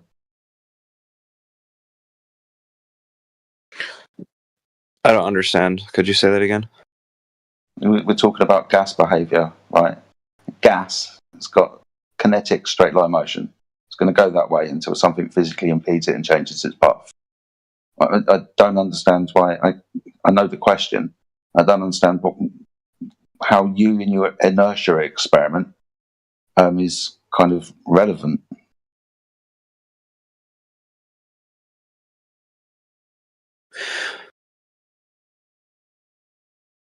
It's relevant because we're also we're on a spinning, like if the spherical model is correct, right? Then we're on a spinning ball, and the only reason we don't feel our movement is because we wouldn't feel it anyways, just like the spherical balls. Sorry, what? We wouldn't feel it anyways. Yeah, just like the spherical balls wouldn't. They don't feel. They only feel their acceleration. They don't feel any difference between, just because their direction is different. They don't feel any difference. Okay, but we're on the outside of this object that's spinning, right? I think it's that orientation is in a constant circular accelerational motion. So if you were to stand on the equator 90 degrees to both poles, for example, then you're going around in a circle but accelerating. If you were to move north or south away from this equator, you understand that the surface is completing the rotation in the same amount of time, but the distance is decreased. So you've slowed down. So the Earth is slowing down as you move away from the equator. Where you stand orientated differently to the rotation at the north, and now you're just standing on a sixpence spinning around in a circle. So the orientation is different. The physics is different. I think that change in acceleration is actually it's. I'm talking about the difference. You do experience that. What are you talking about? I think. So I don't think any of us have ever taken a flight from the equator to the North Pole or to the South Pole. No, but we travel north and south. Sure, but that means that the Earth beneath you is moving at different speeds, and the orientation of you is different as you move north and south. So when you get north, that's fine. Yeah, okay. But if that change in acceleration is so gradual and is minor, then you wouldn't feel it, would you? I wouldn't feel it, would you, if you create the conditions where you wouldn't feel it? Well, like if I was going maybe like 1,000 miles per hour, I would probably feel some sort of difference. But I'm only going 60 miles an hour most of the time. I'm traveling north to south. Okay. So I mean, but you're gonna notice the difference when, mate. If you don't understand the difference in orientational physics on a rotating body, then no, I understand. I understand that you're changing your inertial reference frame. Good. I'm just saying that you're talking about a measurement of that, an orientation to that. Whilst it's Yeah, not but just whilst it's not just rotating on its axis, but going in a direction also. Different physics applies depending where you are on this object. For example, at one stage, let's call it, it'll have to be in the morning. So yeah, on the terminator line, going in a direction. So the Earth is going up underneath your feet, going in that direction, and you pointing in that direction. 180 degrees antipodal to that direction on the other side of the Earth, away from its direction of travel. That's the way that you're pointing, with the Earth going away from you. So in one instance, it's pushing up under you, and in the other instance, it's going away from you. You know the difference between you know the difference between something going up and something going down relative to your position, like being in an elevator. Sure. Good. So this is a condition that you're putting us in. A ball going in a direction whilst rotating. At every point on this ball, for an observer like me and you, the orientation of physics, the forces that are applied, they're different. They're constantly changing. You don't measure that change.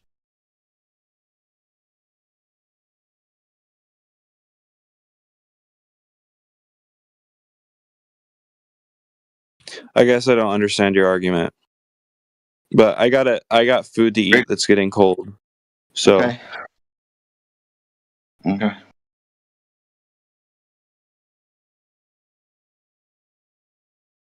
Argrunt, you're up. You ready to take a triangle test?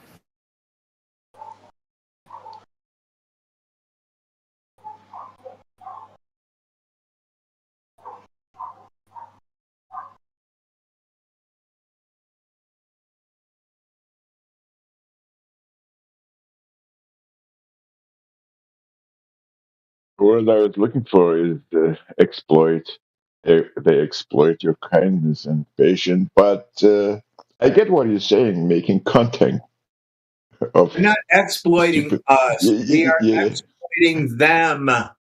Yeah. I saw that after I muted myself, and 10 seconds later, I calmed myself and I started laughing, and it's very, yeah. I see it's entertaining.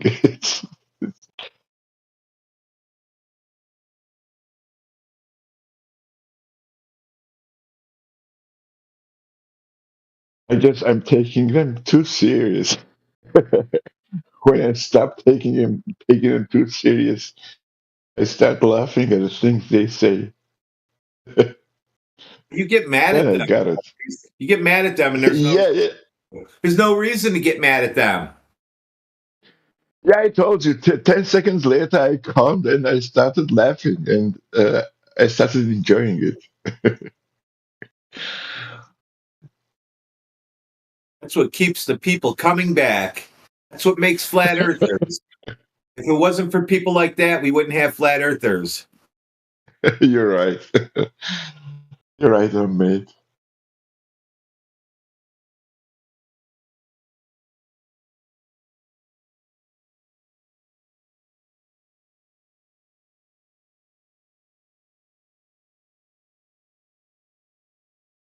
What's up, Praise? Hey, Ghost, are you there?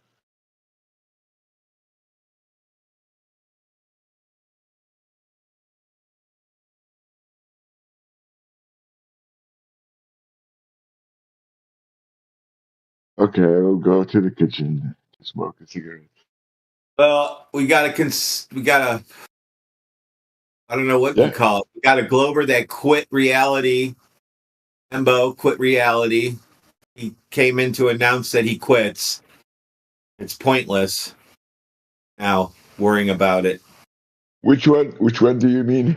It was Embo. He came in the other day and said he's not doing this anymore. He's a Glober. He gave up. He quit. So you mean he's a Glober? He's a Glober, and he gave up trying to disprove what we're saying. Okay. That means that he's a flat earther now? No, he wouldn't admit to it. He just said he's done. He can't do this anymore because he's not going to convince us, quote. Yeah, I think I heard him when he said that, but I don't remember who he was. Can you remind me who what his name was? EMBO or something like that. EMBO. EMBO. Yeah. No, I never saw him. Okay. Yeah, Oh, he was Okay, I he was didn't know that. active here like every day, but then I think you came after he went away. Yeah. Oh, He okay. took some time out. He Just took some time out. When he turned up, he said, "I've been away for a while." I was like, really didn't notice, mate, to be honest with you. But yeah, he came back and said he'd been away. Then he broke up with us, like some kind of really weird relationship thing, where we weren't good enough, we hadn't grown. He was disgusted with our blah blah blah blah blah. But yeah, that's the only guy we're talking about. His name was Embo. He had a really bad And then mic. he's and then he Kind of stayed in glad the that room. he's gone, to be honest. Remember, he stayed in the room for like an hour after that. Yeah, yeah. Just for one last time. Just one last time. wow, that's Hard to let hilarious. go. Hard to let go. It's always difficult to let go. I remember Getting a bit Brenda awkward said for me. About Brenda 12 said hours before that, he was in the room arguing with Quantum Eraser, doing the same thing he always does. And then he came back the next morning and said, I'm breaking up with you guys.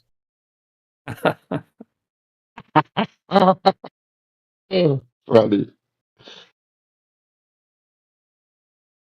What did Brenda say?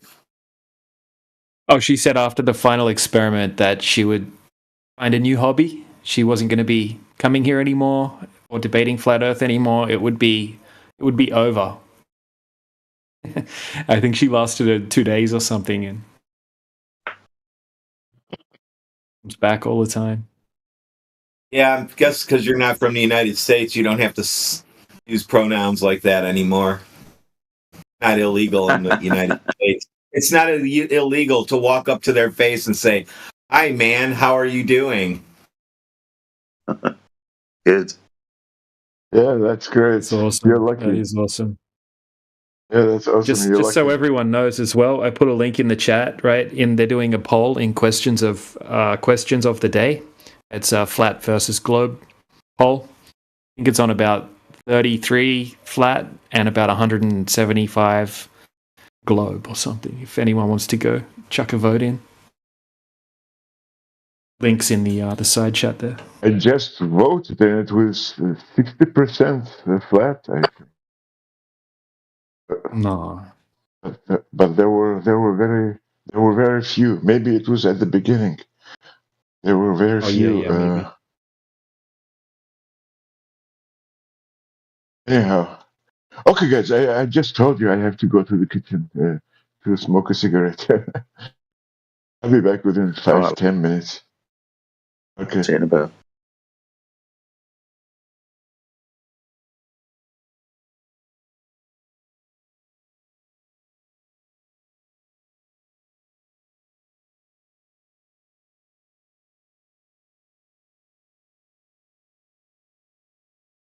I didn't realize that was a link before when you posted it. I thought you were trying to get our attention for something.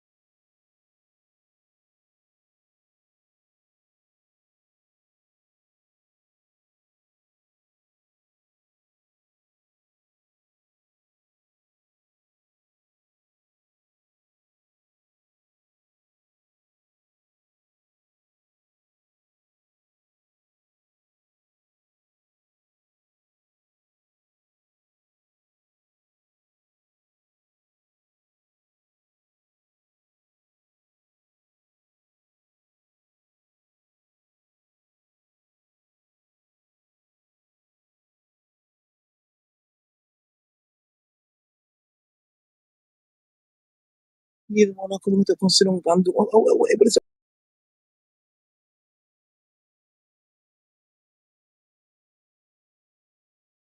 Yeah, what's up, people? Come back, you know.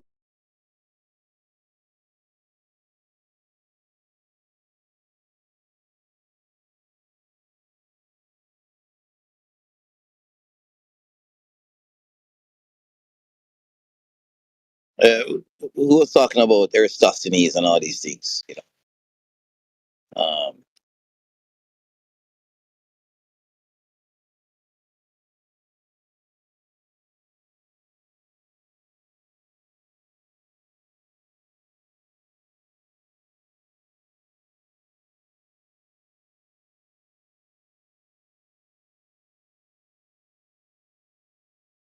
One and all, one and all. Which one, Robert?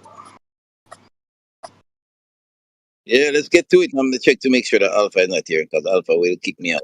Sure. So yeah, we were talking about Eratosthenes earlier.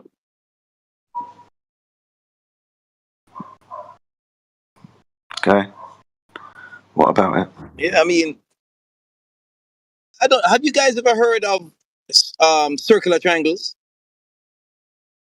Yeah. Right. So I mean, circular triangles they have angles. So Okay. it's like you can a circle. A circle is made up of like infinite triangles. Yeah. That's really what a circle is made of.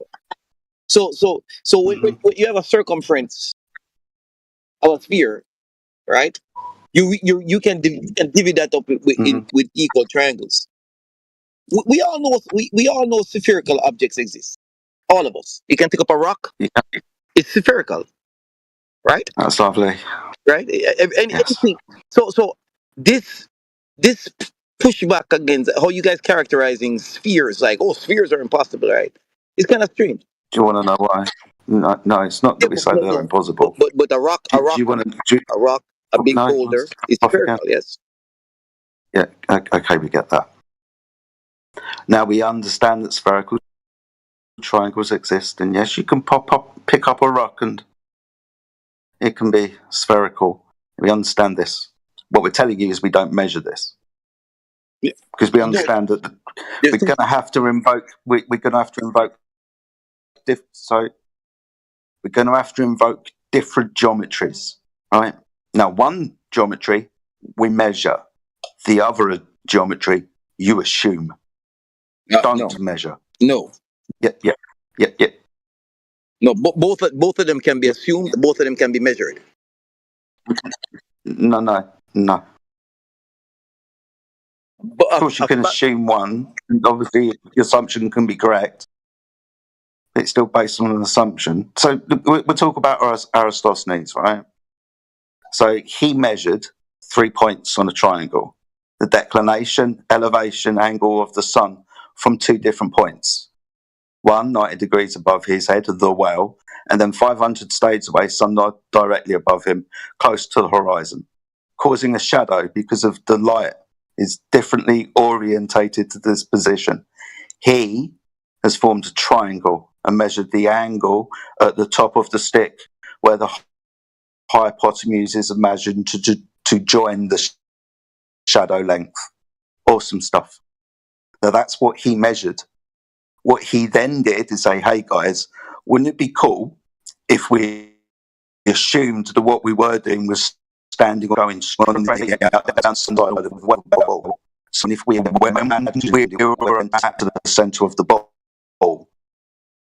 if we went and put a stick in the ground 500 stades away, there'd be a shadow. But the stick, if we could imagine, would meet at the centre of the ball the light ray, if we imagine that we were on a sphere. And if we imagine that the light ray is coming in from the sun, if it was really far away, really big, that those light rays were coming in parallel, this is what we could assume would be happening. We could take the flat Earth measurement, measure the flat Earth, the triangle, and then we can imagine another geometry. We understand that you want to always invoke another geometry that's got curves in it. We don't measure those curves. Yeah, You we just can. assume them and say You the don't need geometry them. exists. You don't need them, but you do have that. I'm just letting you know. All right. So stop. So I've heard Tucker Okay. say triangle, Maybe triangle, to make it more simple for maybe we should make it more simple for you. We give you your spherical triangles if you can measure those spherical triangles on the surface of the Earth using the tools that we have available. Do you know what a water level is? Yeah. Good. Posted an image of it at 11 minutes past the hour in the side chat. Would you mind having a look at it, please? Some people think that they know, but there are different types of level. This is the device I'm talking about. Do you see it?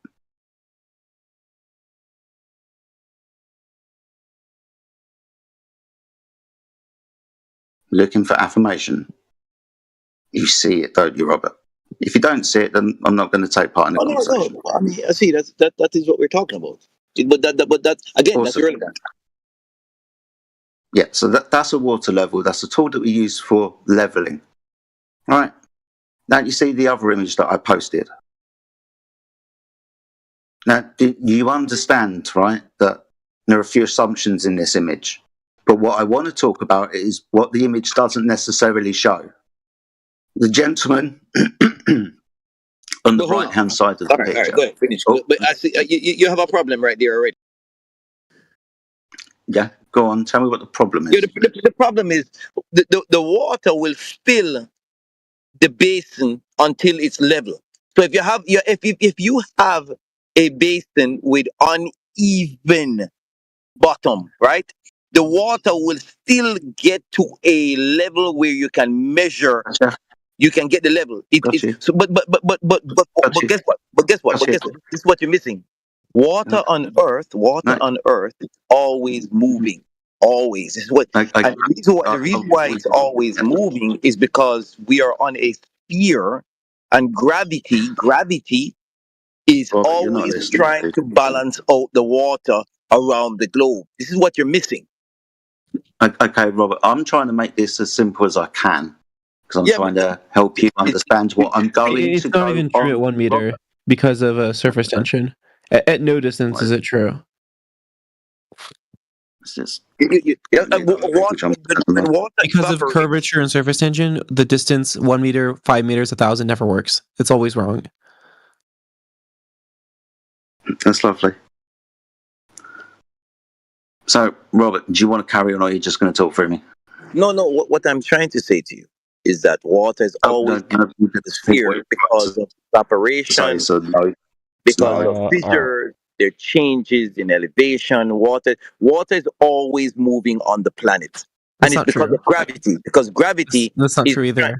Water is following where the force is bringing it to all the time. Water is always moving on the Earth. Look it up. Everybody, look it up. Right? And it makes sense because of gravity. There are changes that are happening in the water.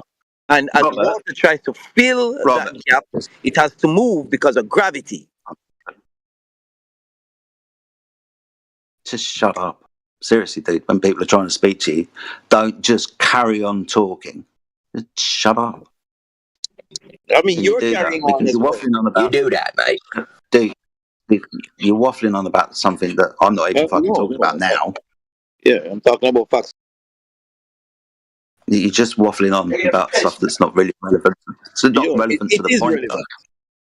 Not relevant to the point. Why do you think that the two gentlemen are in the image? Why do you think that the two gentlemen using a tool are in the image, on the image that's curving? Why do you think they're there?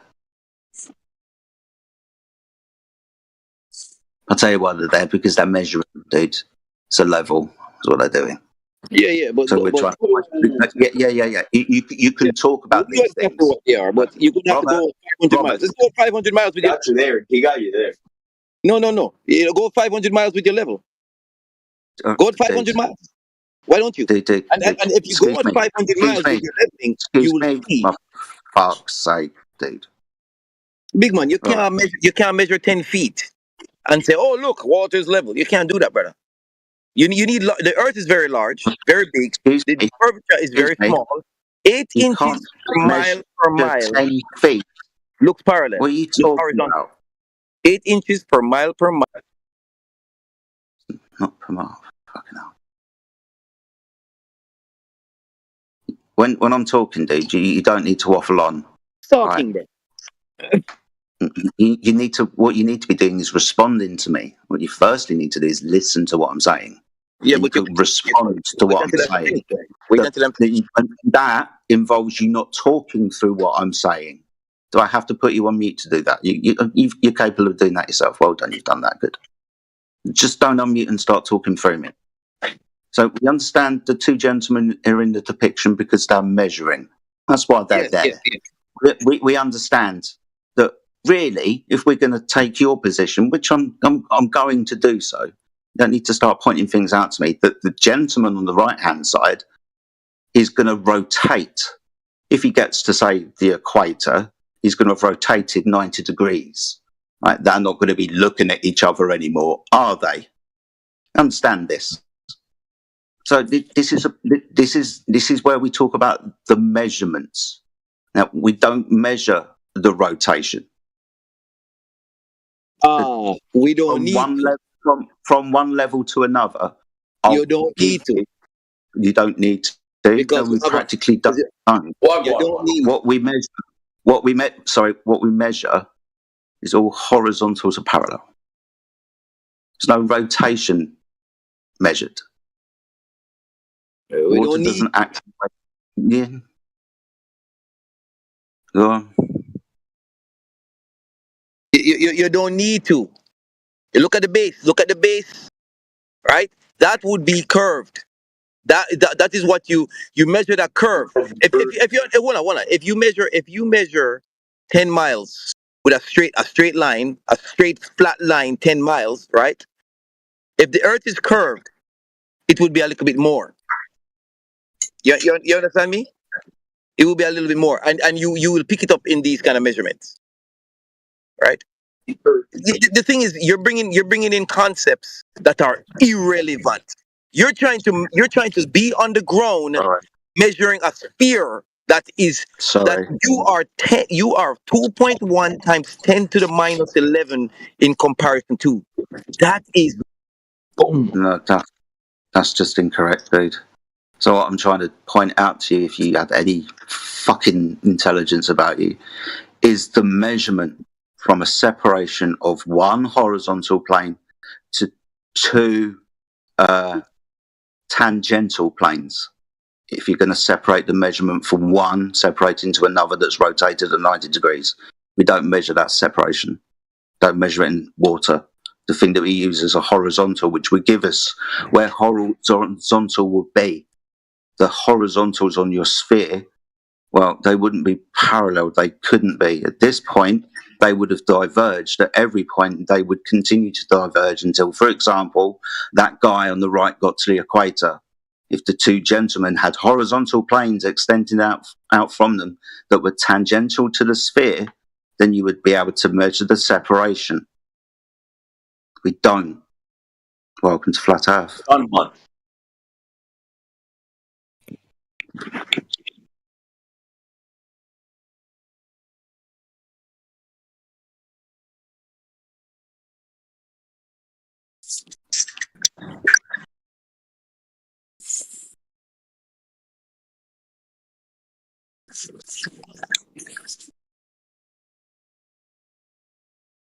You understand what a tangential plane is, right, Robert?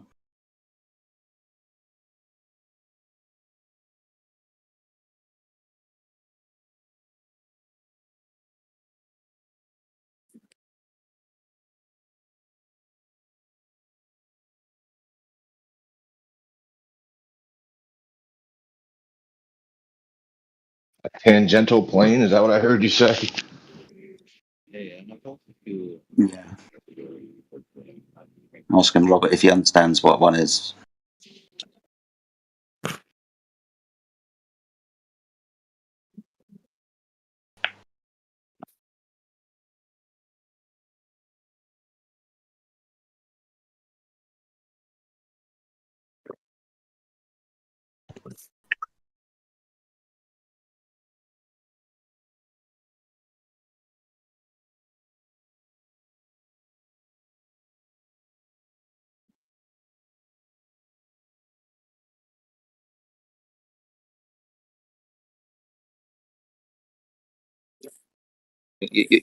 You cannot, you see, 8 inches per mile will show up level on traditional measuring devices.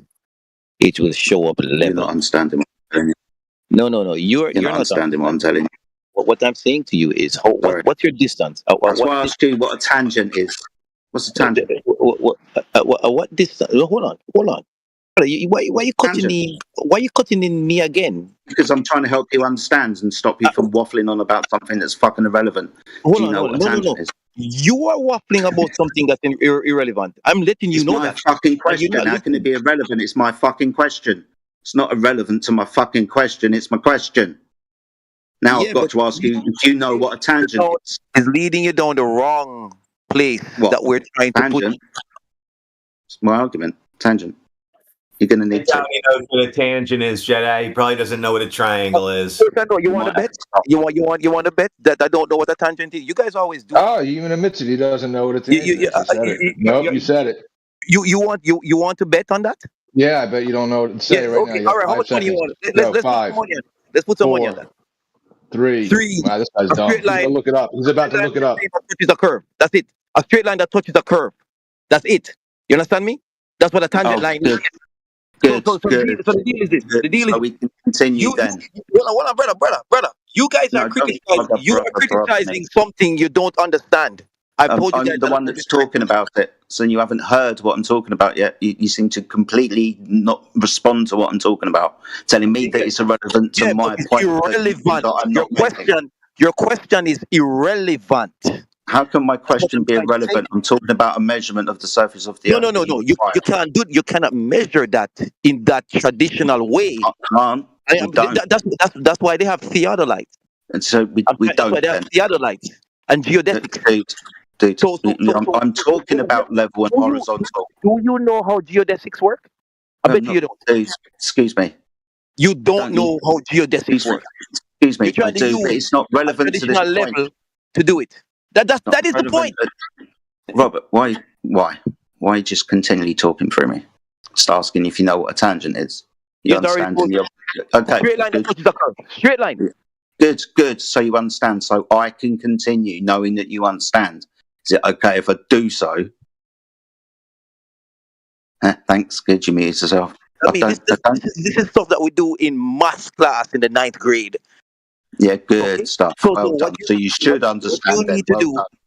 But what you do. Okay. Oh. So you understand what 2 tangent planes are, right? You understand if I have, let's say, 1 tangent plane on the top of a ball, and I can then rotate the orientation of that tangent plane to, say, 90 degrees, I would have 2 tangent planes. If I was using a leveling device from one place to another with water, like the 2 guys that are depicted, and the guy that was depicted on the right-hand side started to rotate like the hand on a clock to meet the 3 o'clock position on the equator at 90 degrees relative to the first tangent plane that he was measuring from, where his first guy was, you'd understand that you would measure the separation of the 2 tangents. And do you know how far they have to go to do that? We don't. Do you know how far they have to go to do that? Excuse me. We don't. Old school method. Yeah, old school. We're talking about water level. You need to come to the 21st century. Come to the talking through me. We're talking about water level, and every tangent plane that you decide to put along that water level. You need lasers. Come to the 21st century. Let's start talking. We're talking about your tangent planes. I'm giving you a model. I'm trying to find out if you measure it. No, we don't measure these degrees in separation from one tangent plane to another with distance from the plane of a horizontal water source. Ever. We don't treat water like this. It has to be level or pressurized, but level to flow. We measure using water as a horizontal because all horizontals are parallel to the plane of the horizon. It will be parallel here and parallel over there, and every distance that we fucking measure using the water that gave us the horizontal reference in the same first place. If you're on a ball, I'll give you a separation of tangents as your mate fucked off over there with his water leveling device, and you could measure the separation of the two tangents. We don't. The water's flat and horizontal, dude. No, it's not. And this is the problem with you. You're trying to measure 10 feet or 2 inches. I need you to do the same experiment over 100 miles. This is what you need to do. This is what you need to do. This is what you need to do. 8 inches per mile looks parallel, looks flat and horizontal, right? If you're only measuring 10 feet, because you're tiny, you're little. You're not. Listen, real quick, Robert. Just so you know, a water level is not a distance measuring tool at all. And I posted it for you. No. Robert, We're not talking about distance. What we're trying to say is you need more distance in order for your water level to be accurate. Can you hear me? And he can't do 10 feet. Be muted. Big man, why are you interrupting me, brother? Let me finish what I'm saying. You asked for 100 miles. I gave you 255 miles. Okay, no problem. Let's look at the 255 miles with your water level. None of you guys know how theodolites work. None of you know how geodesics work. So you're using old school rudimentary I've used first before. century water level. I've also used transit level. You can never get a first century water level to work over 250 miles. There's a couple benefits I'll give you. Break. Please. Listen, I mean, the theodolites are very good. Yeah, they're good. The theodolites are good. You're right. There's a couple benefits to a water level. They have much longer ones, like 1,000 feet water levels. But the benefits of it is that you don't need any kind of optics. You don't need to sight a water level, right? And you don't need to worry about distance because it works everywhere that you place the other end. 1,000 feet is flat. I'm just telling you, yeah. There's a couple benefits. Nothing. The Earth is 24,000 miles in circumference. Yeah, it's 360 degrees of rotation. You're the size of a bacteria. 360 degrees potential measurement of rotation of tangent You're the size of a bacteria. I don't understand why you don't get this. Tell me, why is it 3 miles to the horizon if you're 6 feet? Why? It depends on the optical device that you use. No, lies. Absolute lies. Why is the horizon starting at 3 miles? I'll tell you why. Why is your horizon starting at 3 miles? Why do you need to keep repeating the question? I hear the question. One, because it's based on the size of the aperture of the human eye. Lies. Because you can put binoculars on it. It's not. Binocular has bigger aperture. Lies. It's still 3 miles. Sorry, dude. It's still 3 miles. No, you're just going to keep talking. Change the aperture. You can change the distance to the horizon. 3 miles, no matter how big the aperture is. Why do you keep continually shouting through me? Yeah, because it's binoculars. It's still 3 miles. It's Robert, when you're speaking, everyone else stays quiet. When someone else is speaking, could you please do the same? Thank you. Big man, I'm telling him, no matter what size aperture. Listen, I'm asking you to stay quiet while he is speaking or anyone else is speaking. I'm asking you to show the same respect people show you. We listened to you. We heard you. He was responding. You interrupted him.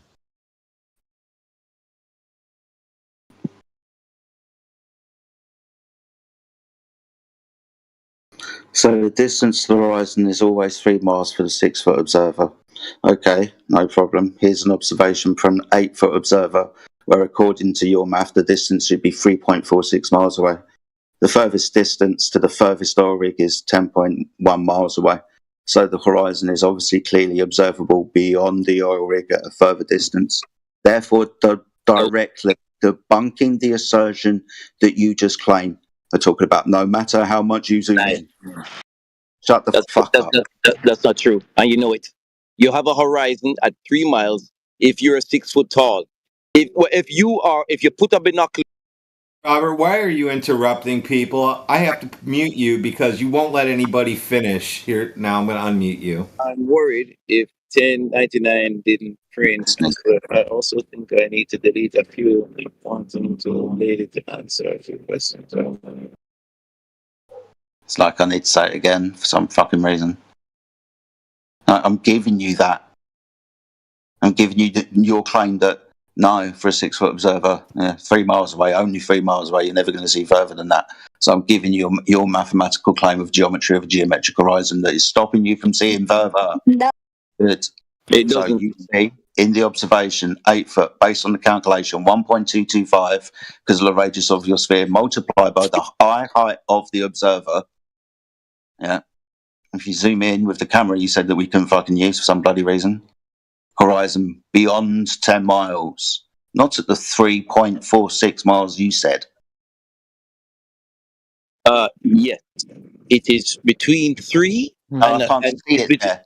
It's between the 3. apparent juncture between the surface and the sky is not in front of the oil rigs, you liar. It is between 3 I can't see that. 3.5 miles. Given Can you see that? if you have a degree, you have a degree of refraction. Can you see it? A degree of refraction. Can you see a horizon there? You have your horizon will always be between 3 to 3.5 miles. Always, I don't see that. What are you talking about? No matter what, if you have some greater atmospheric going on where greater refraction is happening, then you will see further.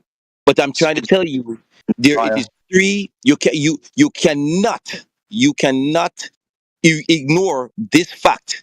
It is between 3 to 3.5 miles to a 6 foot observer. Why is it not further for a 6 foot observer? Why? Why is it not up further?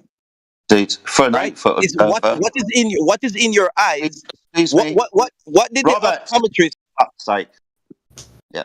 Now you're just starting to fucking annoy me. Dude, Jedi, he's sitting there telling you that all you'd have to do is show him a horizon that's further for a 6 foot or maybe let's say an 8 foot tall observer, and he would throw it all away. Just show it to him, so.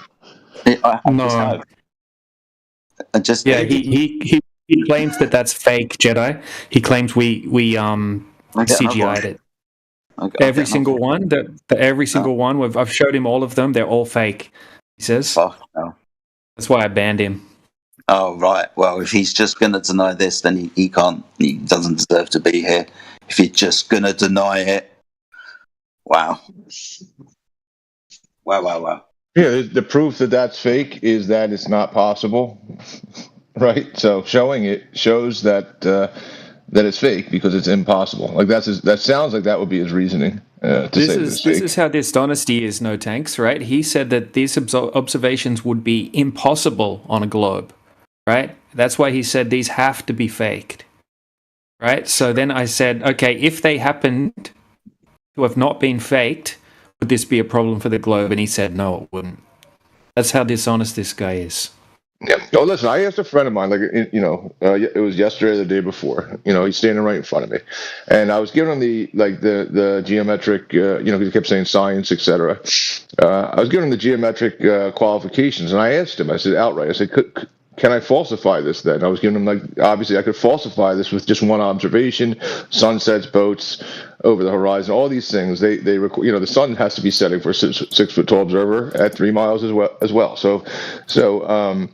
All of these, I said, can I falsify it? He just said to me straight out, I just don't want you to. I don't want to see it. I don't want to know. So then why does Robert come around? If you don't want to know, you don't want to know. Just run away. And I respect my friend. I'm just not going to. I say, listen, I can do it for you. You know that, right? No, I don't want to know. He says. I said, all right. You'll have to say it's fake. It's weird. Yeah. Well, it's not weird. I understand the it's heavy. It's like a heavy implication, but he'll still come back.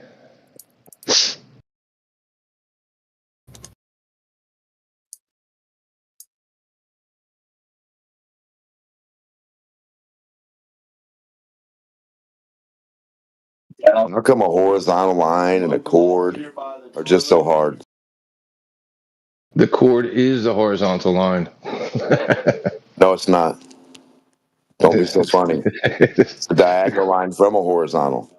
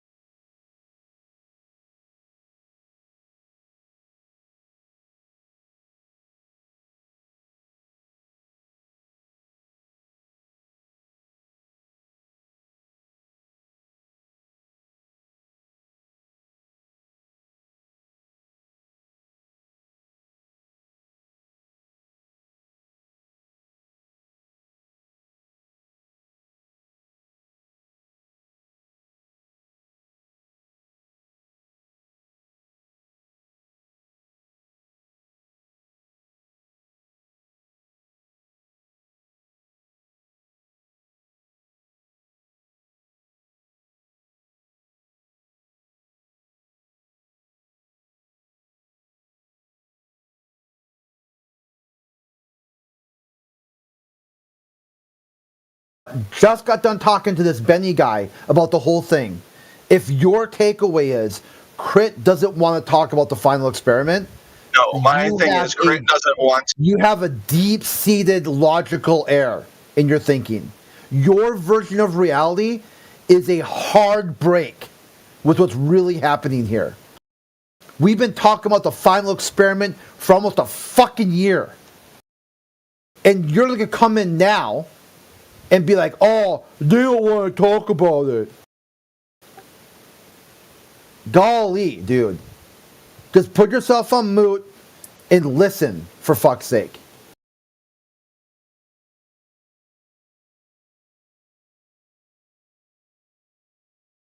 What you'll see here, Benny, is they get this concept where somehow the final experiment kills the flat earth. And now flat earthers can't talk about it anymore. But then they'll go on and talk about how dumb flat earthers are and how flat earthers will never be convinced by anything. No change. This showed the sun is always above your head. The ground is below your feet. The ground is observably, measurably, and practically used as flat. The earth is stationary. The sun moved over your head, and what they want to do is completely run from the observation. All they want to say is like on this straw man model, which is a Gleason's map, which is a globe projection that they slap a flat earth sticker on, they said they debunked that. You're like, what did you debunk? The globe or math? Those are your two variables. If you think this observation doesn't match your globe projection, what they should have done if they were smart, but they lack critical thinking, they should have said, hey, it works this way on this globe projection. They could have said, take radians, bang, snapshot it. Took another radian, snapshot it. Took another radian, snapshot it. And got a angular momentum for the sun, and then tried to match that with the speed, the airspeed the sun was going. They could have done all kinds of things. But the problem was, they thought, just by saying, if you see the sun not set, the flat earth is dead. And they didn't take it one step further than that. And now they literally have egg on their face because they got a contradictory claim. On the flat earth, the sun doesn't set, and on the flat earth, the sun does set. They completely deflected away from the topic, which was the surface of the earth. It's a complete goalpost shift. They shifted the goalpost all the way to Antarctica and all the way up into the sky, 93 million miles away, and said that object up there just told me that the surface of the earth is a not flat. And you're like, what the fuck is a not flat? And they can't explain that either. What's a not flat? You're like, okay, so a not flat is... They don't know. It's undefined. It's one undefined freak out after another, all because somehow they don't know what these words mean. They are dumb stupid about adjective, noun. They can't get there either. It's impossible for them to get there.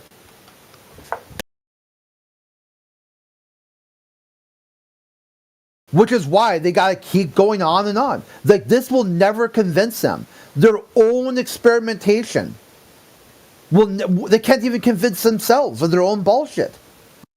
Does this settle the debate? Is this the end of the discussion? Yes and no.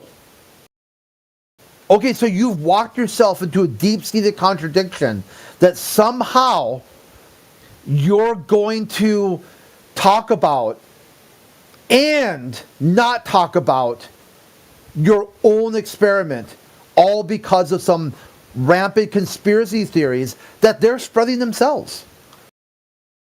Like McDuffie. McDuffie says Witsit purposely brought a vape to Antarctica to fake his breath. I mean, I'll find the clip if you need to see it. On one of those Has he podcasts. admitted that was the case? No, he said he brought a vape because he was going to go out of town and wanted to hit a vape when his wife wasn't around. So you guys are just sort of reading it as a hint. No, I'm saying that if you're talking about which side is bringing in some sort of rampant conspiracy theories about distrusting the other side, they're both doing that. Neither, if there was any level of trust to begin with, this wouldn't even need to have happened. Yeah. But this is just speculation, right? Yeah, the whole thing is speculation. Mm-hmm. All you need to do to figure out if the Earth is flat or not is just make an observation, measure it, practically use. Where do you come out at? This is why they want to move the goalpost. They want to keep shifting the goalpost. They talk about hundreds of years, thousands of years. Last year, no years. Common knowledge, not common knowledge.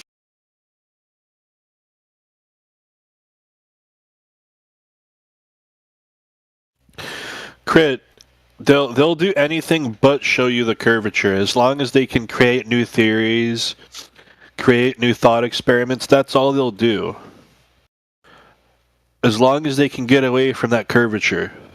Yeah, they'll never. The grift is they're anti-flat earthers, and they get paid to be anti-flat Earth. So they're not ever going to get off the flat Earth because that's where their bread gets buttered. Until they find a new grift, this is never going to end. This is just another string in the long strings of bullshit. If you take the profit motive out of the globe side, the whole thing disappears day one.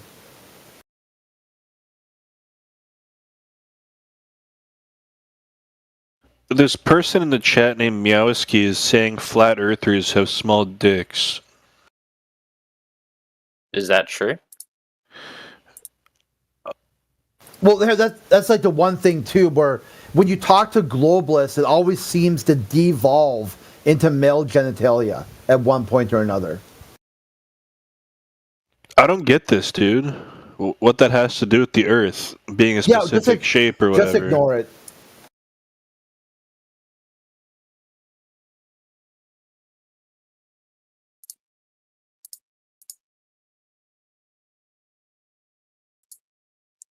Mousky, never mind. I made use of your dimensions in side chat, bro. I don't think you see it though.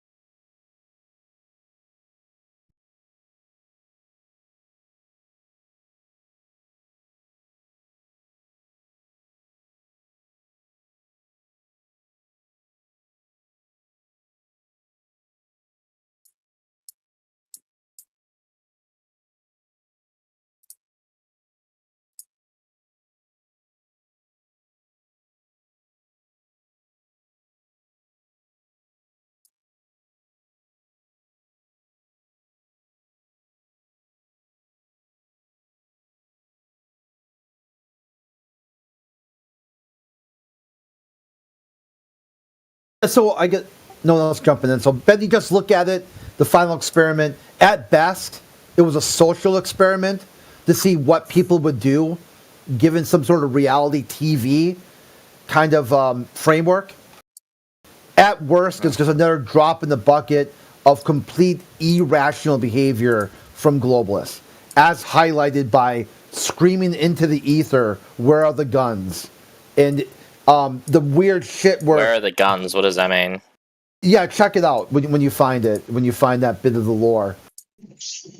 One of the guys that went down there was just dicking around and yelling and screaming into the wind about an argument he previously had with a flat earther. Is basically it is just memes. Okay. And then you had McDuffie at one point invoked his inner child and went down on his hands and knees and started just gobbling snow up. It was like almost like a humiliation ritual or something like that. Again, guys just joking around on Instagram. No, he was just joking around. It's just memes. Ah. Yeah. We've had that. A humiliation ritual. Yeah, another thing too, when they first got to Chile, they the flat earthers wanted to do some sightseeing. You know, the first time they've ever been in Chile. And the globalists wanted to follow them around with cameras. So the first thing they said, well, no, they're not allowed to do that. In the contract they signed that all these content creators would provide their own content, not follow other people around and record other people for their channel.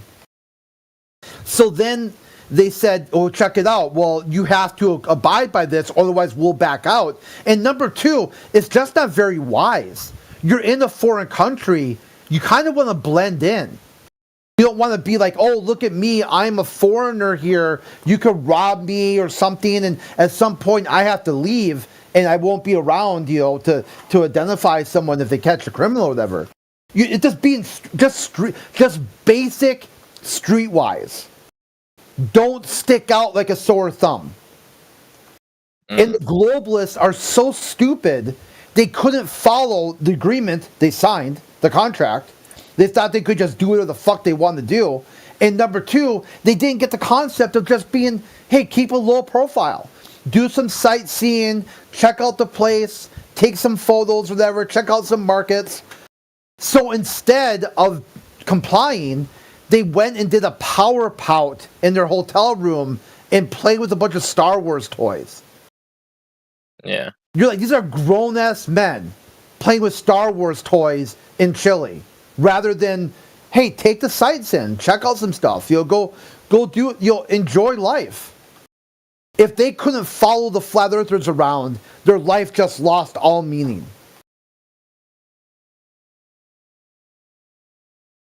It was like the most weird, cringe shit you could get. Like, are you really gonna pout in your hotel room? And they did. They actually did it. And McDuffie, the guy who ran the experiment, he did a podcast, he's like, or a vlog about it. He said, I am completely frustrated with the behavior of the globalists. He said, I thought I was going to have to be here babysitting the flat earthers. He's there babysitting the globalists. They're acting like a bunch of children. See, the funny part is that people had said, hey, watch, these globalists, they won't act the same way they do on Discord as they act in real life. And it turns out they act worse in real life than they do on... Like, Discord is kind of mild compared to how they acted in real life. Completely unhinged. Completely deranged throughout any sense of logic, reason... You know, it was like one thing after another that you're like, holy shit. Is this a skit? Like, you think, oh, come on, they're taking the piss. Really? They bust out the Star Wars toys? Come on now. They think it's they're on because Hoth? they've been programmed to think like children, they become children. Yeah, that's a good talking point. Because Neil deGrasse Tyson said the best scientists are children. Because they ask a lot of questions. They're curious about the world. So it's like they're like man children. They're children without the curiosity. They're childlike behavior, not childlike thinking. Because they've been programmed to think like that. They want to take their ball and go home.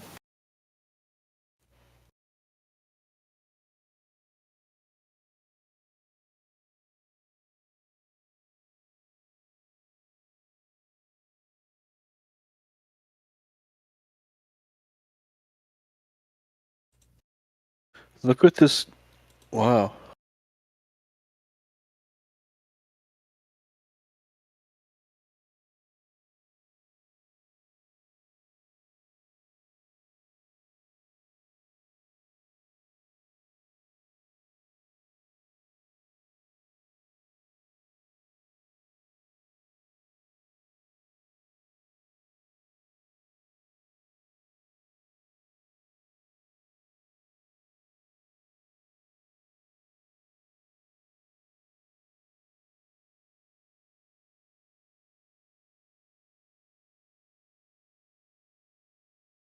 What's going on with Cooper? Did he have a meltdown? Look what he's posting now.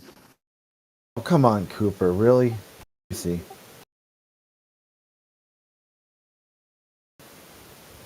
That's not bad. That's kind of funny. That is a handsome otter. Yeah, number one. I was expecting some kind of freak out, like like some Witsit something or another. Yeah, that's kind of funny, dude. That kind of matches what I was talking about, like being curious, like questioning the world, like what are the other possibilities? Yeah, dinosaurs live on the other side.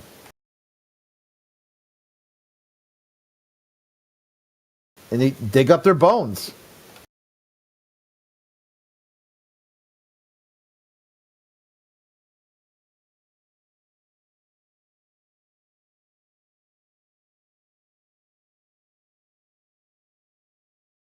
Like there we go. If you page up that, like Meowski had posted, like flat Earth surfing convention or competition, like hundreds disappear. Like that's the type of dumb shit I was expecting, but you didn't let me down, Cooper. Like you think you know somebody and you get proven wrong. You know, in his defense, I'll post some stupid memes. I love the dumber the better. All right, round pianos, love it. There, I've posted my real-time memes. I think I'm done.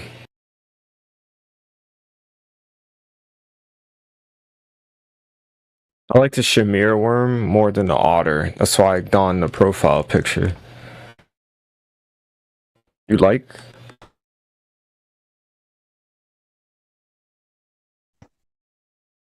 Yes, I love your worm. Thank you. Thank you.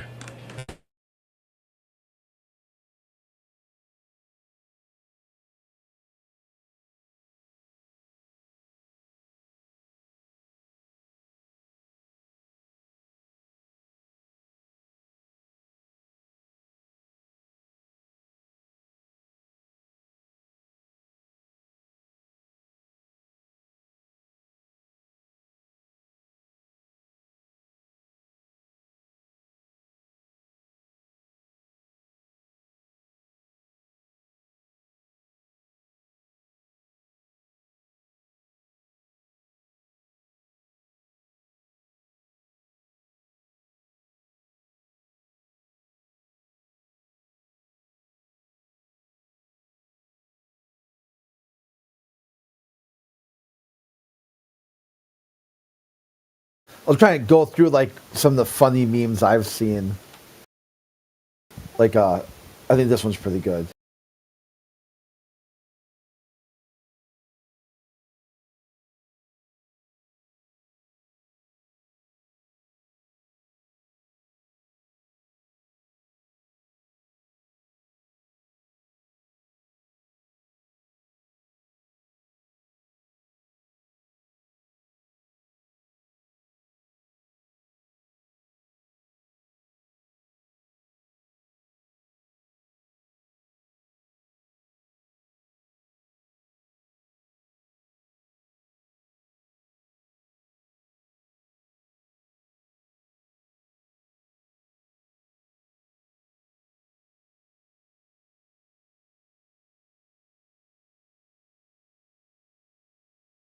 I really want to see is I want to see a black swan image that's just like a still image for like 60 seconds, but in actuality it's a GIF, and all of a sudden like a shark jumps out of the water just randomly.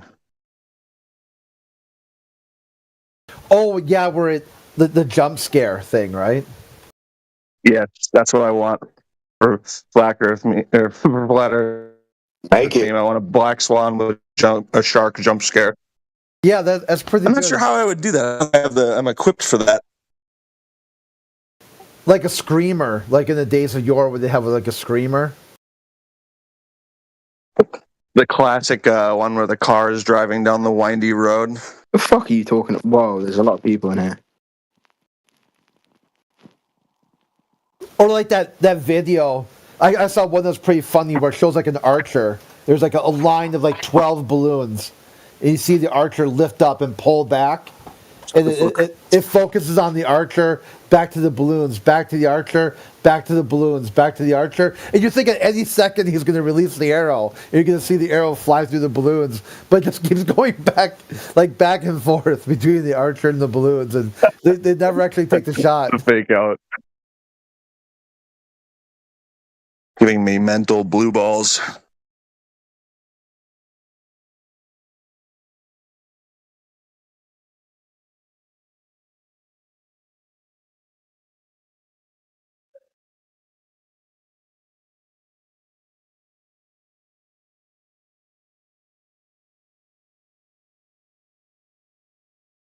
Have you seen the flat shark? And they'll be like, huh?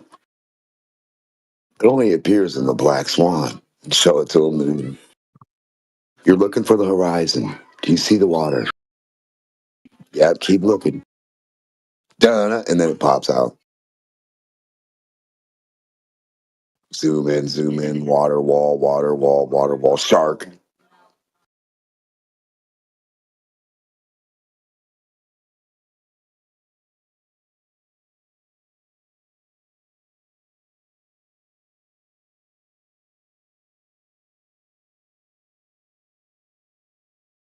Or a big boat you think you zoomed in on is just the top part of the shark. And then all of a sudden you're zooming on the boat, zooming on the boat, and then it pops up out of the water. It's the fin. The boat is the fin of the shark. That'd be crazy. A shark with a fake boat on the thing. That way people go to rescue somebody or go to look on the boat, and then it's a shark and it eats them like.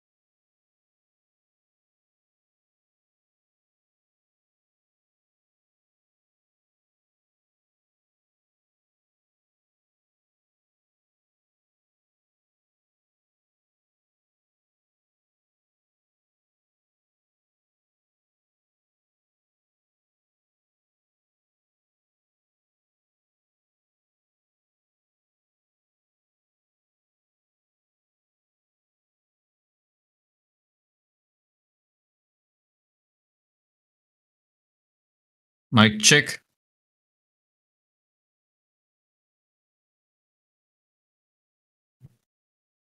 Can you guys hear me?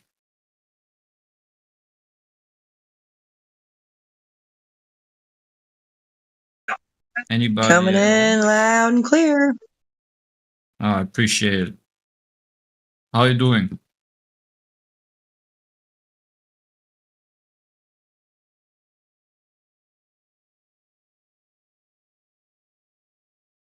Well, how are you guys doing?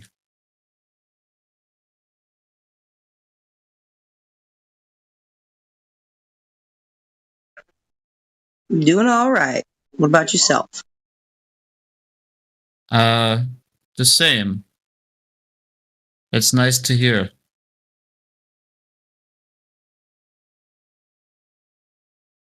Praise God. Any globe evidence today?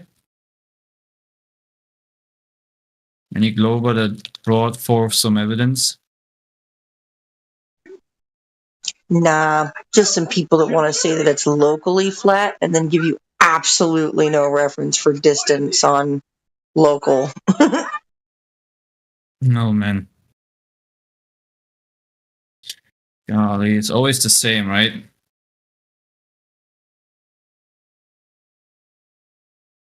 Yep. I think at this point we know what they're going to say before they even say it.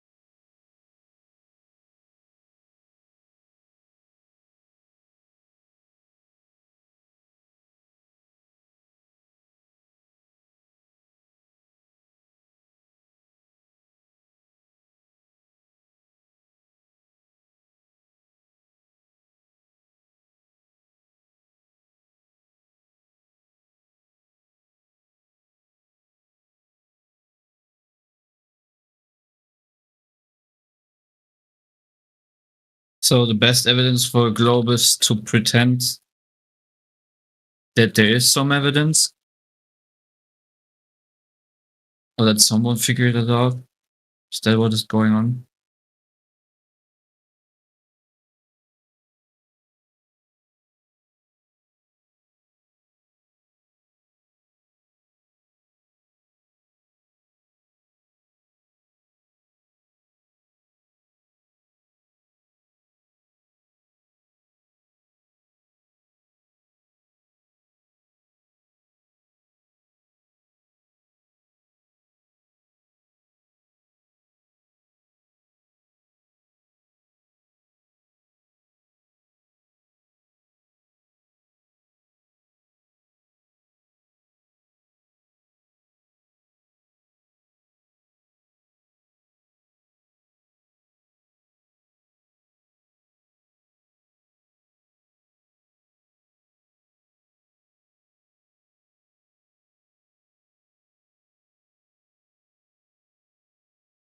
Any glober can actually answer the screenshot that Amish posted. Yeah, how does that work on a ball? It doesn't.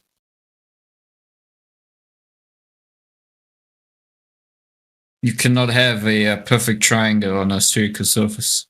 I don't know, dude. Some globers seem to think you can. Really? Amazing. Where they also think that level means simultaneously curved, right? Yeah, I don't know Which if you then knew means this, that there's actually when you study, it was in my second year electricity magnetism course. They introduced the concept of curved lines being actually straight because their derivative continuously acts as straight. Mm-hmm. Because saying you can get to each point on the curve by a dx and dy, therefore they call it a straight line. That's the mathematical definition they teach you in university. So you can have parabolas being straight lines, you can have sinusoids being straight lines in mathematics, and that's what these globers try to argue. Hmm. So they try to argue pseudoscience. Well, anything really, but it's practically nonsensical. Yeah, obviously, because Earth isn't a ball, right? Yeah.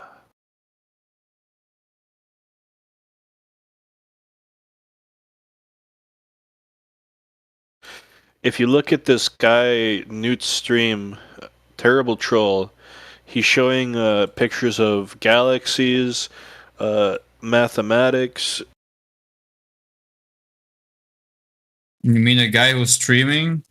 Yeah, the troll. Oh.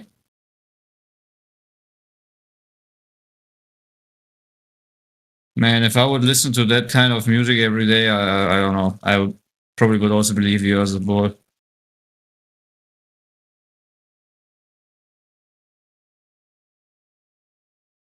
I mean, that music, I don't know, man. Is that even music?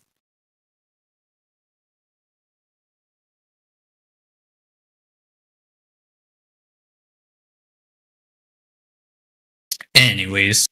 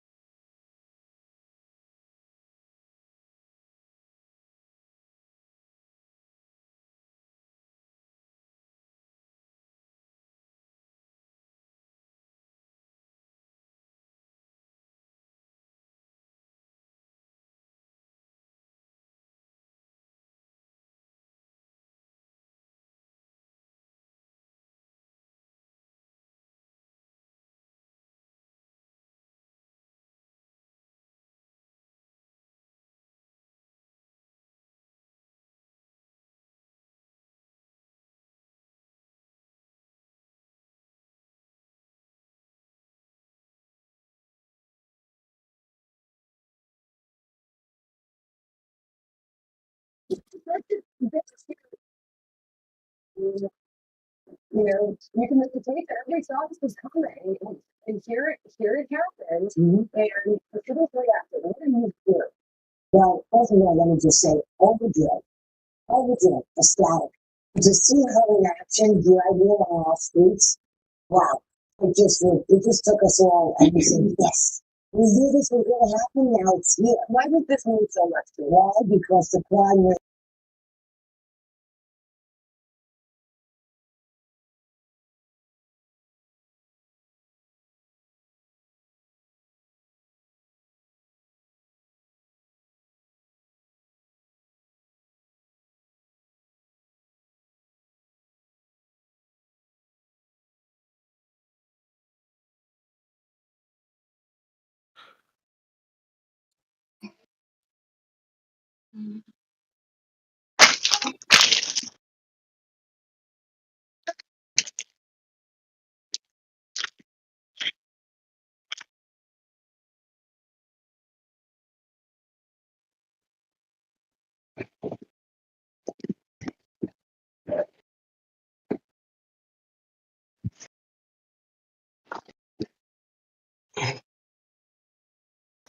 Okay, so that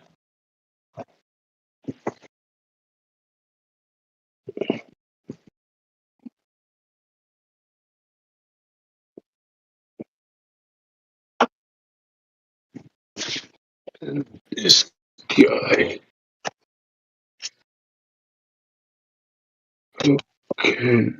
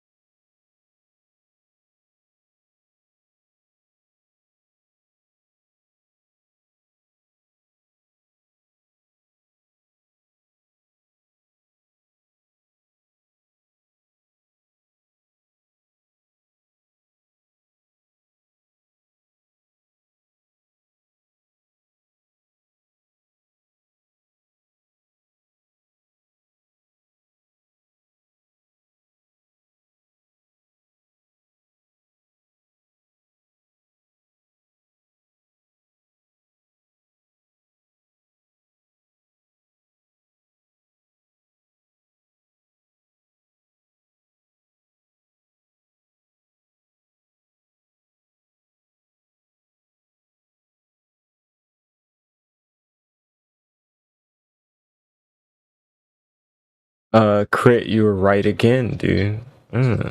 Holographic projection. Instruments. Tools of the trade.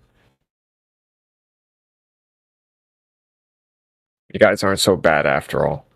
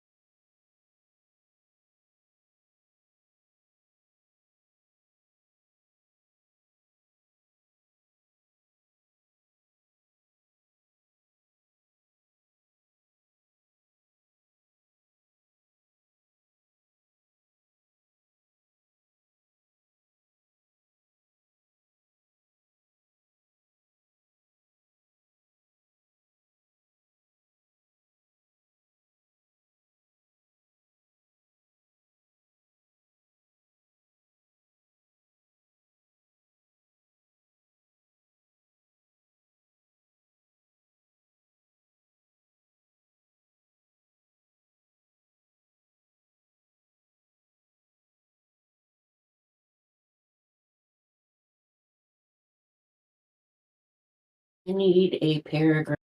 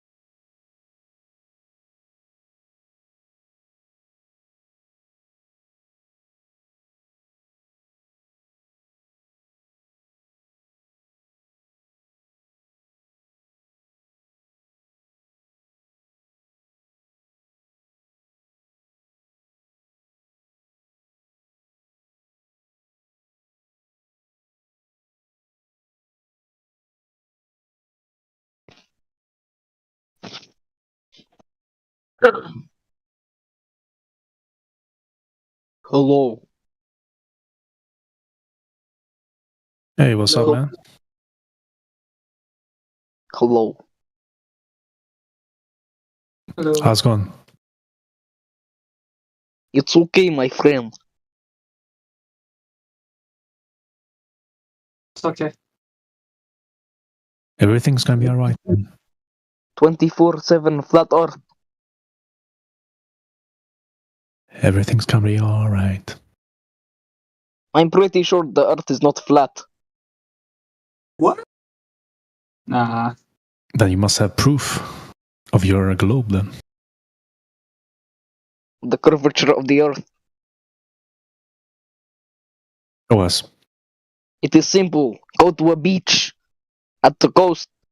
Look at the boat. Watch it go away.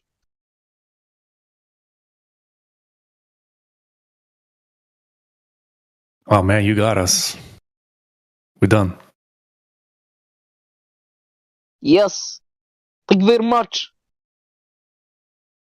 Pack up, boys. We're leaving. How does it feel to have ended Flat Earth? Blog. Fry, what did you say? I asked you, how does it feel that you're the one who ended Flat Earth? I do not believe in a flat earth. Oh, you ended it. You ended the discussion on it. Congrats. It never existed in the first place. Or did it not? No. What are we doing here? I do not know, but it must be some sort of cult gathering. Okay. What kind of cult gathering? I'm not sure. Not sure? One which argues that the flat earth exists. I've never heard of such things. No, but you ended it. You just ended it right now. I wanted to see what kind of delinquency was happening here. What kind of what?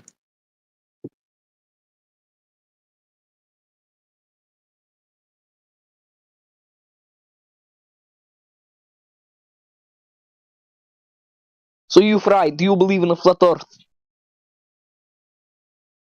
For me, nah. Unfortunately, I'm just a glober. I see. And you, F.E. Batman?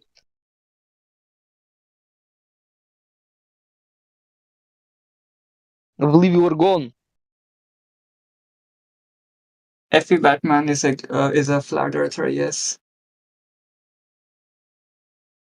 I see. Yes, you see. You do see.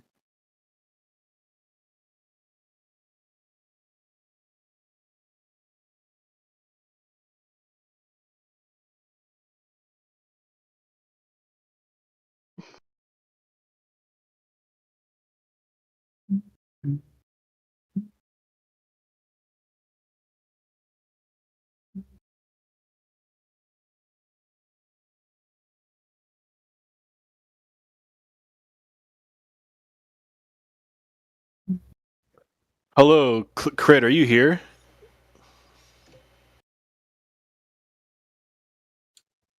Hey, Crit.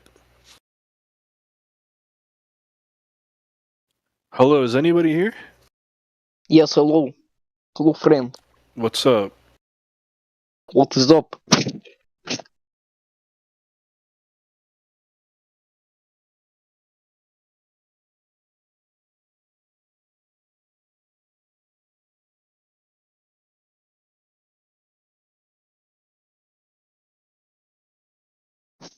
So this stream, what is inside it? What is this code? Arrow of time, what does that mean? Who is streaming? Jihandi John is streaming.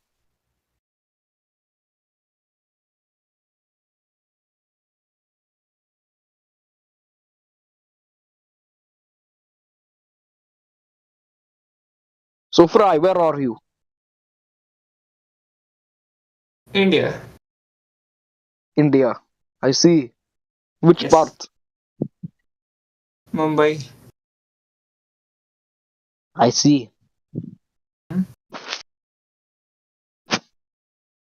Where is Mumbai? Like in the middle. Middle. The Ah, west. Yeah. west. Next to New Delhi. Delhi is like more north. Oh. I'm not familiar with India. That's okay. Where are you from? Me, I am from. I cannot say for safety reasons. What? Which country? It's redacted information. Okay, which continent? That's also redacted information. Okay, let me guess. Are you from Africa? You can guess, but I guarantee you'll never get it. Oh, really? Okay. I see. Oh well. You can Are you guess. from Go Earth? on, go ahead. It's in the northern hemisphere. Oh, okay. Shit. Okay. I can't tell honestly. Your accent I've never heard before, so Yes, it is fairly rare to get an English speaker of my accent. mm-hmm.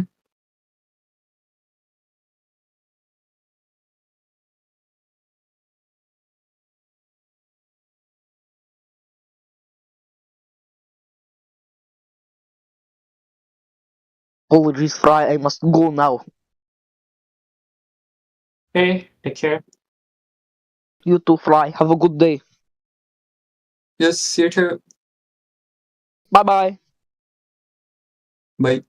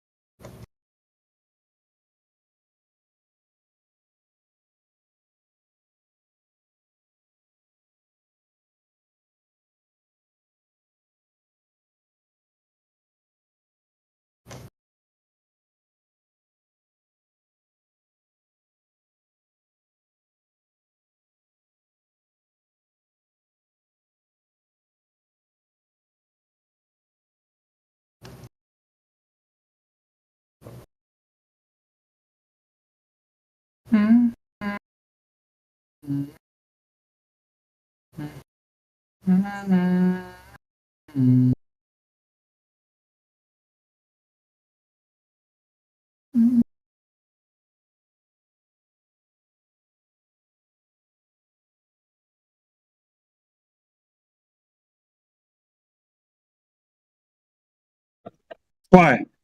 What's the temperature? What's the weather like where you are? Is it still hot and warm? It's kind of warm. Pretty bad. It's moist. What's the temperature? Any idea? Like 21 degrees Celsius. Technically winter here. Oh, that's not too bad. That's not too bad. 21. Yeah, but it's winter. It's. This is Yeah, but winter your winter's warm. Yep. And our summers are unbearably hot.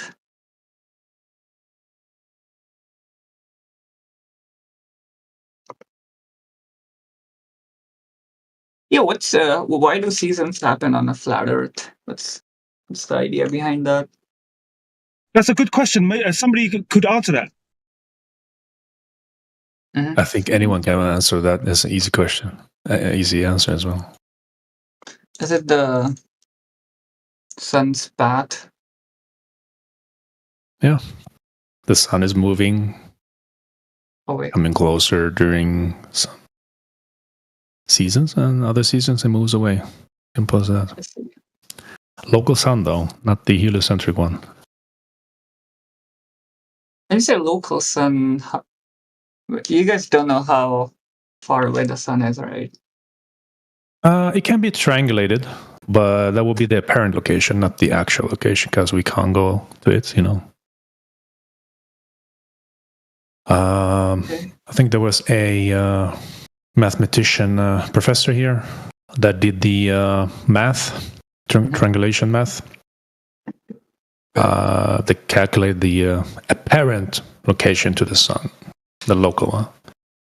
So I don't remember the number though. We calculate the actual location. Angles. You measure the angles. Divergent angles, Right. But you should be able to triangulate the exact height of the sun, right? Yeah. Well, I just told you.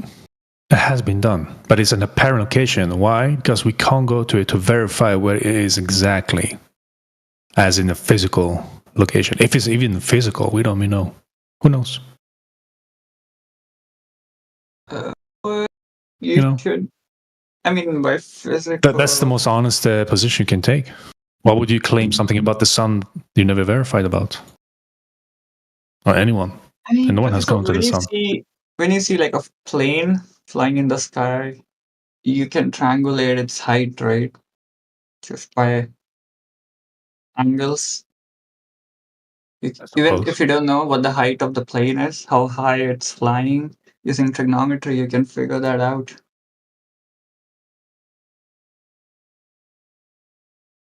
So why can't we do the same for the sun?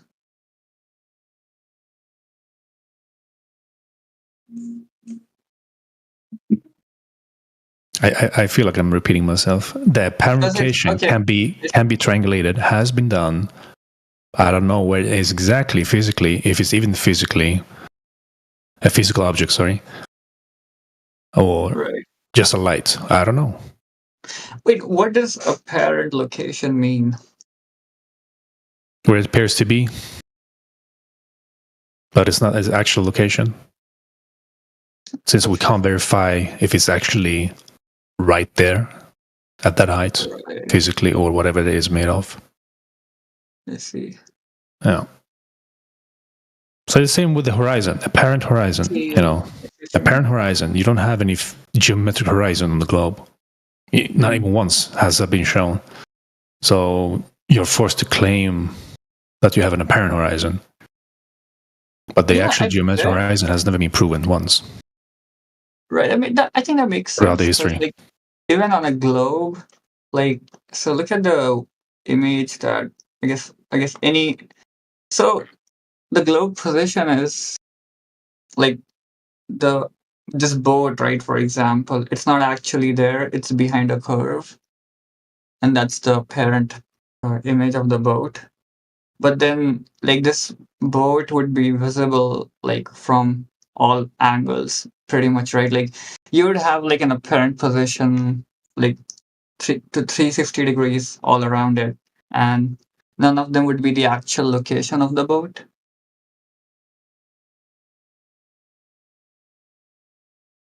So is the sun kind of like that? Like everyone sees the sun, but it's just an apparent position.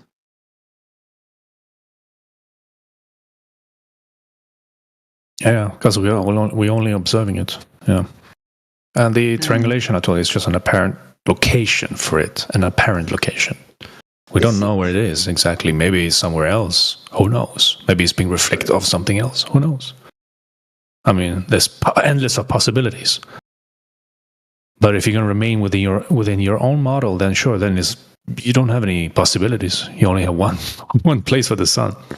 And it's that said claimed distance you have on the model, on the heliocentric model. Yeah. But yeah.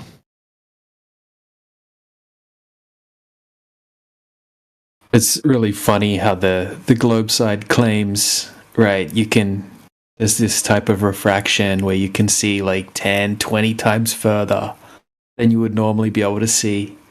Can you imagine the problems the military would have had during wars back in the day, trying to hit ships that are out at sea? It's like, oh, it's another refracted ship. The cannon's gone straight through it. I don't think refraction works in like the range a cannon would fire. What do you mean it doesn't work in the range? Like how far a cannon can really go? 100 meters? Maybe less, I don't know. I'm 200? not necessarily talking about cannons. Or any rockets, I guess. I mean, they're not that. Rockets can only go a few hundred meters.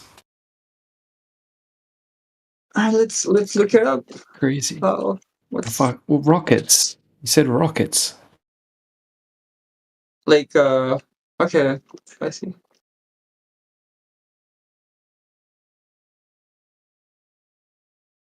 I think the rockets use. I mean, I don't know what technology rockets use, but they're not using the human eye. Like,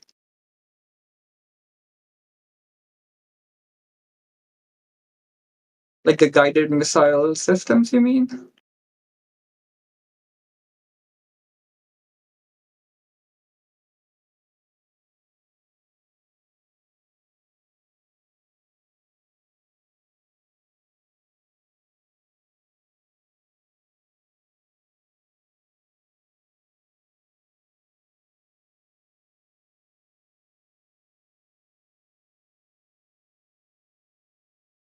Like the oil platform, right? In the Black Swan observation. Right. Yeah, if you shot at that, apparently, according to you guys, it would just go straight through it. Okay, so here's my question.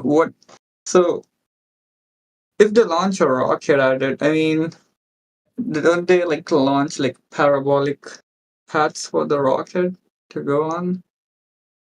Like it's not a straight line of Well, sight. unless it's Right? yeah, there are line of sight weapons, but yeah, it's parabolic. It'd still go through it though. It's parabolic. They're just calculating. They're not even looking at the Black Swan. They're just measuring how far it is and letting Well, the you don't think that? trigonometry. Well, how would they know it's there? How would they know where to? Good They just question. I guess, mean, just firing rockets. good question. I think they probably know their distance to things by now, using GPS and all that.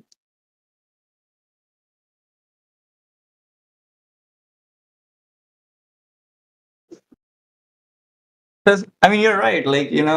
I don't think they can just look at an object in the far distance, and especially if it's 10 miles over the sea or something. That would not work. There can be any amount of refraction. What's that? My wife was talking to me. Sorry, Fry. Yeah, I said, you're right in the sense that they can't look at an object that's 10 miles away over the sea, and that would not really work, I think. So you're right about that.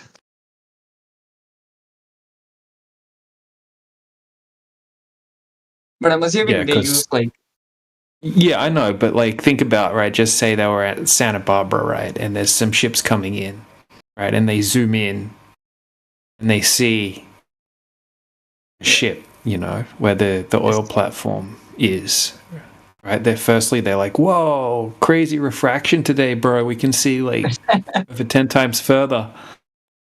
But they're going to try to shoot at it, and then they'll watch their missile just go straight through the object. Wouldn't they Crazy like talk, launch planes first? Like fly planes over it? This is just like, I don't know, man. I don't know We're not either. talking about. I don't know their military operations. Maybe they don't I don't have know any either. planes. But you're right. Like if they, I think they would have to use GPS because I think they would know about refraction. Well, okay, but they had like, those like they put the rocket in and it shoots out like on a parabolic arc. They used them in like earlier Yes. wars before they had any of that technology. Yeah, but those are pretty inaccurate, right? Like that's the reason. Like I think you can sort of estimate the distance, and like I think it's easier on land because there's not enough like as much refraction happening. But over the sea, I think you'd probably miss a lot.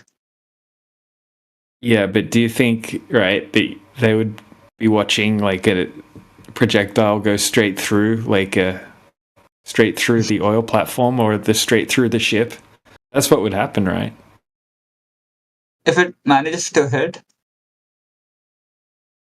No, it wouldn't hit because what you're aiming at's not really there. That's the I claim. think It's not really there. yeah, It's just an miss, illusion. okay, so this is what I think. The way they do it is like they just calculate the distance to the object, and if they're wrong about the distance, they're just gonna miss completely. So like they would have. So if they put in 3 miles instead of 10 miles, which is the is it the other way? It's 10. Okay, so the black sun is 10 miles away, right? And it appears to be less than 3 miles away. Yeah, so if they just use a visual way to determine the distance, yeah, they would miss. Are they going to account for the Earth's curvature? Probably not. Well, then I don't know. they're gonna miss like crazy. Then in that case, right? Because you should have 66 foot of drop over that distance. Wait, so how much curvature is in 10 miles? 66. 66 feet? Mhm. Why does that sound so much? It's like a 6-story building. It's a lot. It's like a lot.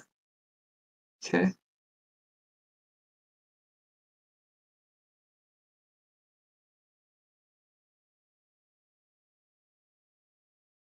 I have a feeling even these missiles assume a flat stationary plane.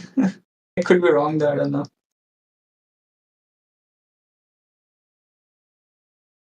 That would be a better idea. What are these called? Unguided missiles? Yeah, I don't know anything about these types of missiles or what they're called. Unguided missiles range. Okay, so they have pretty short ranges. It's like 2 kilometers, 2 to 4 kilometers. It's like less than 3 miles. Which missiles are you talking about, though? S-80. I mean, there's more. Okay, never mind. This one's with huge ranges. This one is 20 miles. 20 miles. So, okay, let me Google this. How does this work? 2013 South Korean missile.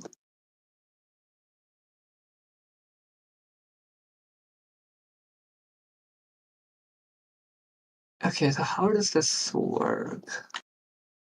How do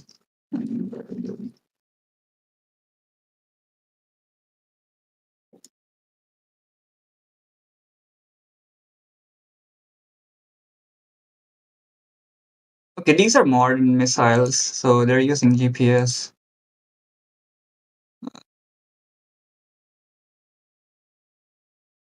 I don't know how they did it back in the day.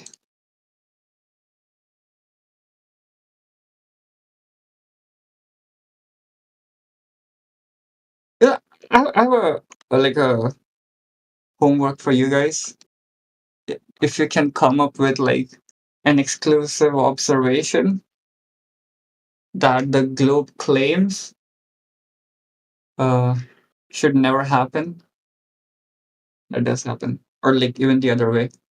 That the What do you globe mean? claims. Like that's every single right. You have Robert V. Utah, right, who claims to be a physicist, saying that these observations that we show you are impossible, completely impossible on a globe.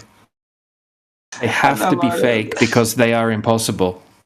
Yeah, that's fair. I would have to talk to him. I don't know why.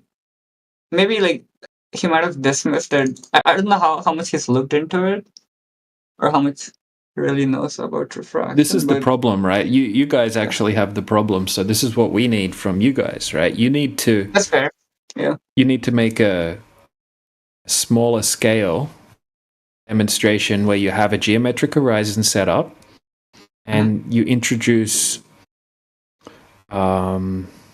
different temperatures and different amounts of humidity and whatnot, and then show that you can see, right, there's some type of refraction, as you guys call it, where you can see 10 times further, 20 times further than what you should be able to see, right? And then the geometric horizon that's in your little practical setup there should appear behind the object that's 10 times further than what it should be. Would you It's be a okay? crazy. I mean, do you mean It's you guys are never going to be able to do that because it's an absolutely ridiculous claim. Like when you think about it, just using common sense, it's the craziest claim ever, right? wait, because wait, we wait. have You mean in a lab? You want us to do this in a lab? yeah, because like, well, it doesn't have to be in a lab. It can just Or be like, on a yeah, small in a scale. controlled environment, right? Like, Yeah, in a I think controlled that's environment. very doable. I think someone has See, done we it, can- honestly.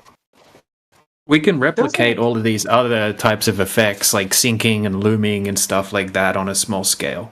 Right, that's easy to do, and it just makes things look higher or lower than they should be, or stretched or compressed, and that sort of thing. Like we see in the like the Skunk Bay time lapse, right? You see it's like warping up and down and stretching and all that sort of stuff, but you never see something all of a sudden it's 10 times further away than it should be, because that doesn't affect that effect doesn't exist. So yeah, if you could What if prove someone that the does type it? of What if someone does it? Because then I think this is then I'd, completely doable. This like nothing that Uh-huh. shouldn't. It would not be like Okay. super easy to do because like you would need a bunch of equipment, but I mean it's not like not really. I mean, I don't think you would need much. Yeah, you would But, really wouldn't. Yeah. Yeah, so What would that prove to you? Would if someone does that settle the black swan argument? it shows that there's some type of conditions that you can have that allow you to be able to see magnitudes further than what you should be able to see, and extend the geometric horizon, beyond 10 times further than it should be. So yeah, then would have to repeat it, right? Yes. But the thing is, it still doesn't really. I mean, what you guys are claiming, I don't think you really have thought about what the claim is, right? Because you have to have a geometric horizon at a set distance, and what you guys are claiming is that everything's perfectly refracting up after that set distance horizon, right? And everything's just it would bending have up to. after it perfectly to make it look flat. Okay, so even if you claimed that on a specific observation, right, somehow you got lucky, right? Somehow it's all perfectly bending up to hide the geometric They would have horizon. to be able to repeat it every time. I mean, it's Yeah. So this is what you guys claim. So when we show you the black swan on different days from different observer heights, and then we go to like a lake in Canada, right, where it's completely different weather conditions, and the same thing happens, and then we do another observation in all these different places. You guys claim the exact same crazy terrestrial refraction effects happening every single time in these observations. It's impossible. It really is. It's really the craziest claim ever when you think about it.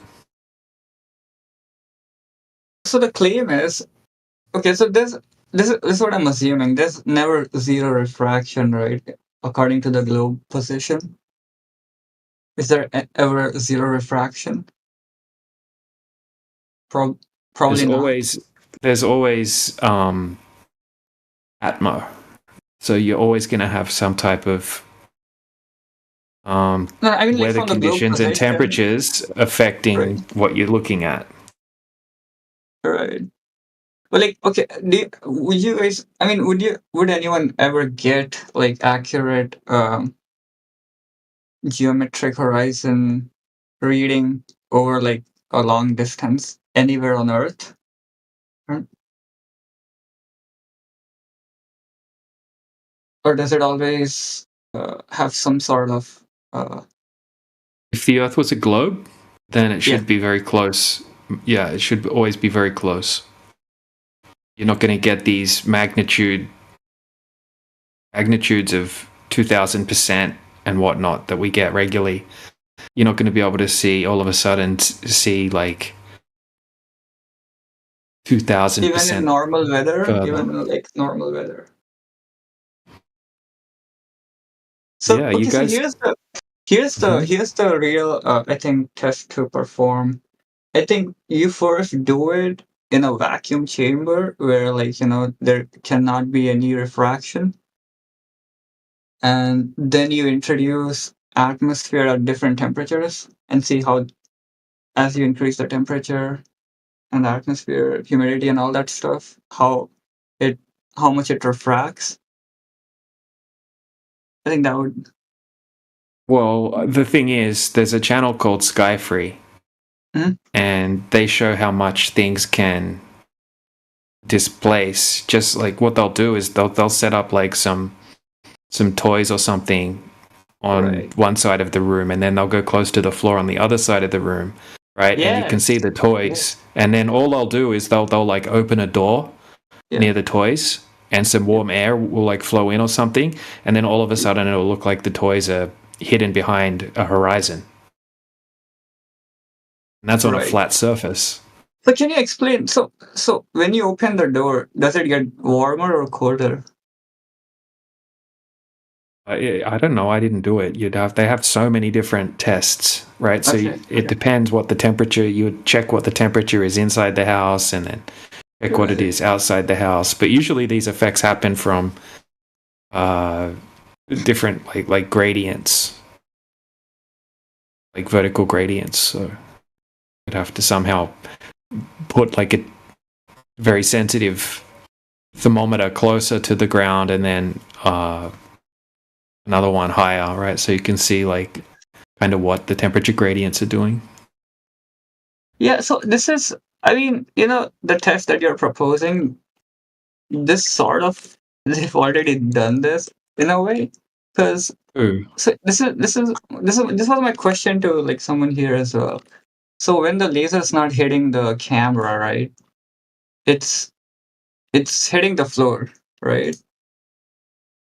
Because it's on the entire time.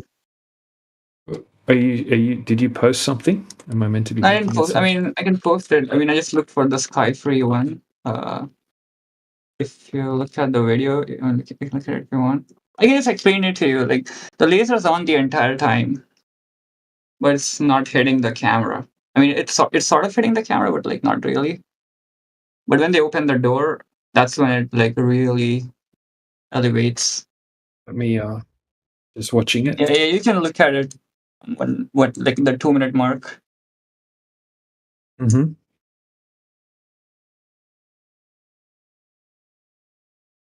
Yeah, it's all there's like an effect going on here. Yes. So why can't we see the laser? It's hitting the ground, right? I need to watch it. Like I haven't seen the setup, so I need to see. Just give me a second. I'll have a quick look at it. Yes.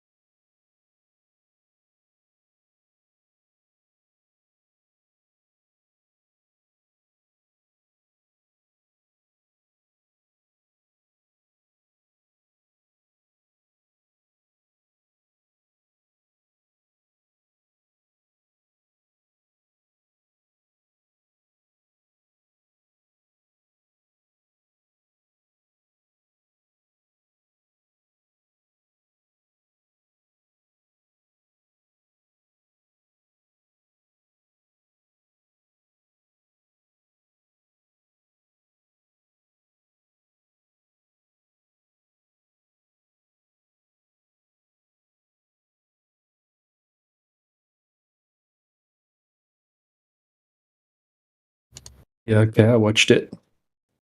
What's your claim with that one? Yep. So my first question would be, why is the laser not hitting the camera at the start? Why is it not? It is at the start, and then when they open the door, then it's not. Wait, what?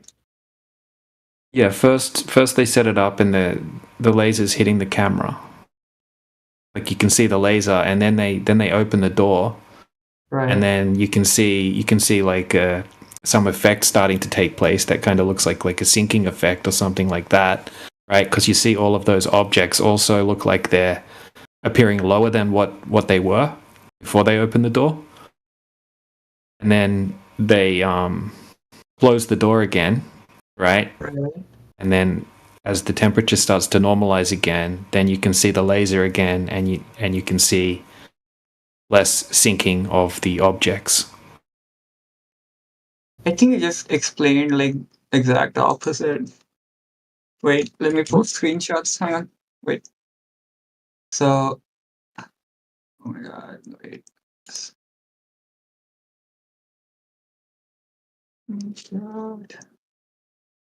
I could be wrong, but from what I see, so this is At 146, she says, now we'll place a laser pen in the last object, right? And then you can see it, right? So the door's closed at this stage. Okay, and then she says, now we're going to repeat the process, right, of opening and closing the door. So she then goes ahead and opens the door, right? And you see the object, the objects, the red and yellow objects start to sink, right, appear to sink, and then you can't see the laser anymore. And then they go ahead and then they close the door again, and then okay, that's fine. That's fine. Start to Okay, I got it. I thought it's the other way around. Okay, I watched it on mute, so I didn't really hear what she was saying. So So my question is, when she opens the door, the temperature, I guess it drops, right? No, we don't know the temperature that it was inside and outside. So we're not sure exactly what happened, but it's most likely a sinking effect, right? Because what you're seeing is the objects look like they're sinking, right? They're appearing lower than they should. So when you look into what sinking is, it's when you would have the warmer air closer to the surface. I see. Wait, there's temperatures on the left side. I mean, it's so when it's closed, it's like 100 degrees, and when she opens, it's like 47. Yeah, but you can have like sinking can happen, you know, when it's 10 degrees or when it's 30 degrees. It just depends on the I see. like the vertical gradients. I see. Like if you have a hot road, for example. Yeah, I'll post one. It'll take a minute to upload. My internet sucks. But yeah, it's like a little it's like on the ground, right, on some cement, and it's hot, right? You can see it's hot. You can see the heat haze, right? They put a little toy boat down, and you can see the entire boat. And then they'll lower the camera a little bit, and you can see that sinking type effect all of a sudden start to happen, and then you can only see the mast of the boat, even though it's like pretty much a flat surface. Yeah, it's like a mirage effect starts to take place because of the temperature, and because it's a hot surface like that, it's like the textbook definition of sinking. It's like a type of inferior mirage, where you have that mirroring effect. I'll upload the video. Right. So, I see what you mean. So here's what I would say to this. Right. I would say that this floor is probably not flat.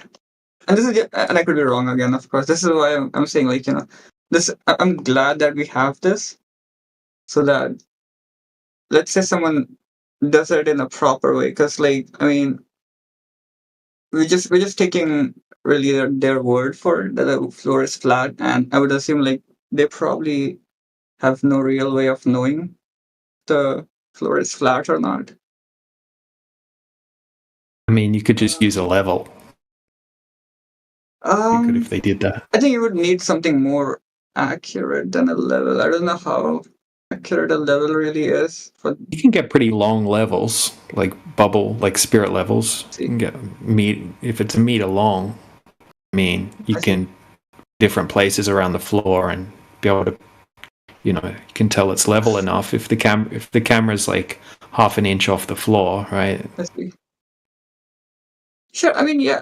That's one way. I guess that would work.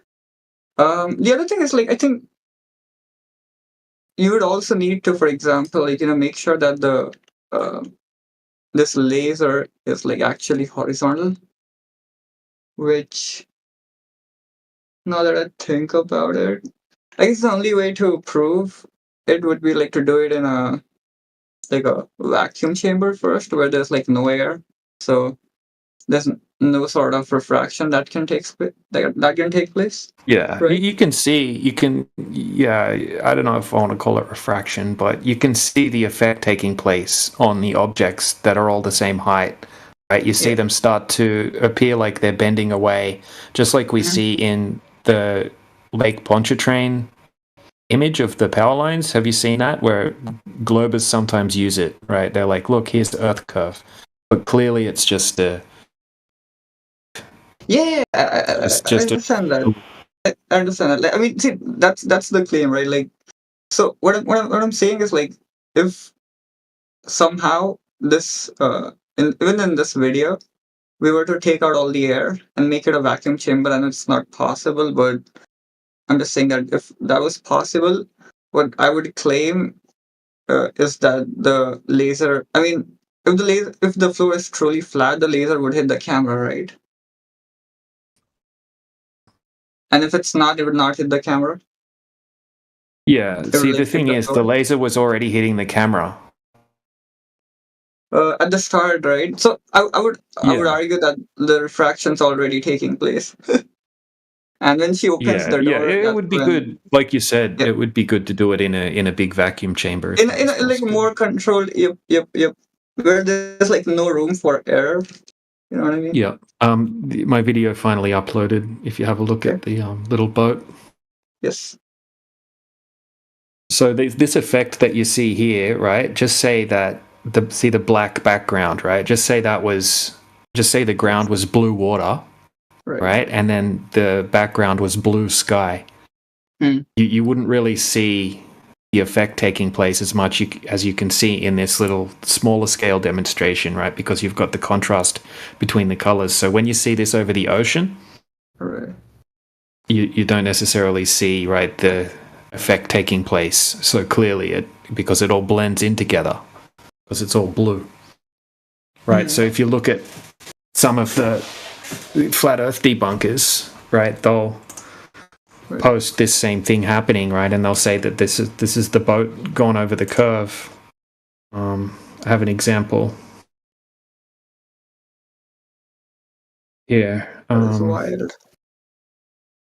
This is Red's rhetoric. So here's some screenshots out of one of his videos.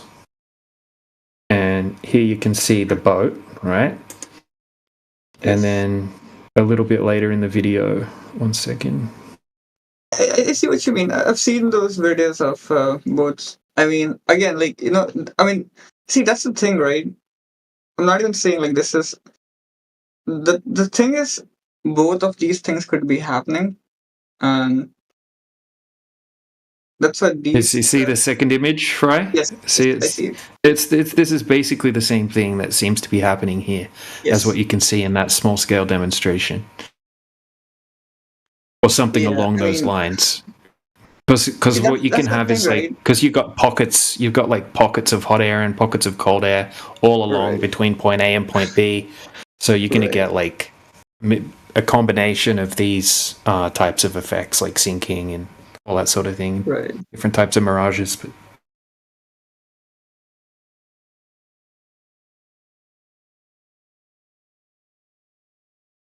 and all I'm saying is that these boats over the horizon pictures can be explained by effects due to the density of the air and the temperature gradients and things like that. So to say this is going over the curvature of the Earth isn't a very solid globe proof. Yes, I agree with you. Like, you know, the thing is, but you can also not rule out that it's going over the curve. There's just a bunch of things happening, and there's no real way to figure out, I guess, that which one is the leading. You'd have to, like, you know, eliminate possibility one by one, maybe, because, you know, you do grant that, like, you know, even when something is in the line of sight, it's possible for it to be hidden, right? Like the laser, for example, in the video that you posted, like it's clearly in the line of sight, but it was hidden. So the exact opposite could also be true. Like something that's hidden could become visible.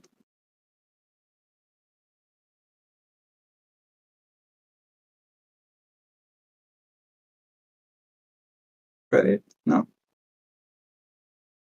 Well, that's what we were talking about before. That's what we needed you guys to be able to replicate this claim on a smaller scale, so you can show us that it's actually possible. I think that would be Because a cool it's like magnitudes further. It's magnitudes further than we can see. Like, let me post a good example. Have you seen the one? He's in like a very still lake in Canada. The water's really flat, right? There's not waves or anything like that. It's nice, cool temperatures. And he holds the camera like 3 inches off the surface of the water, and you can see a little peninsula that's 13.8 miles away. I'll post it now. See.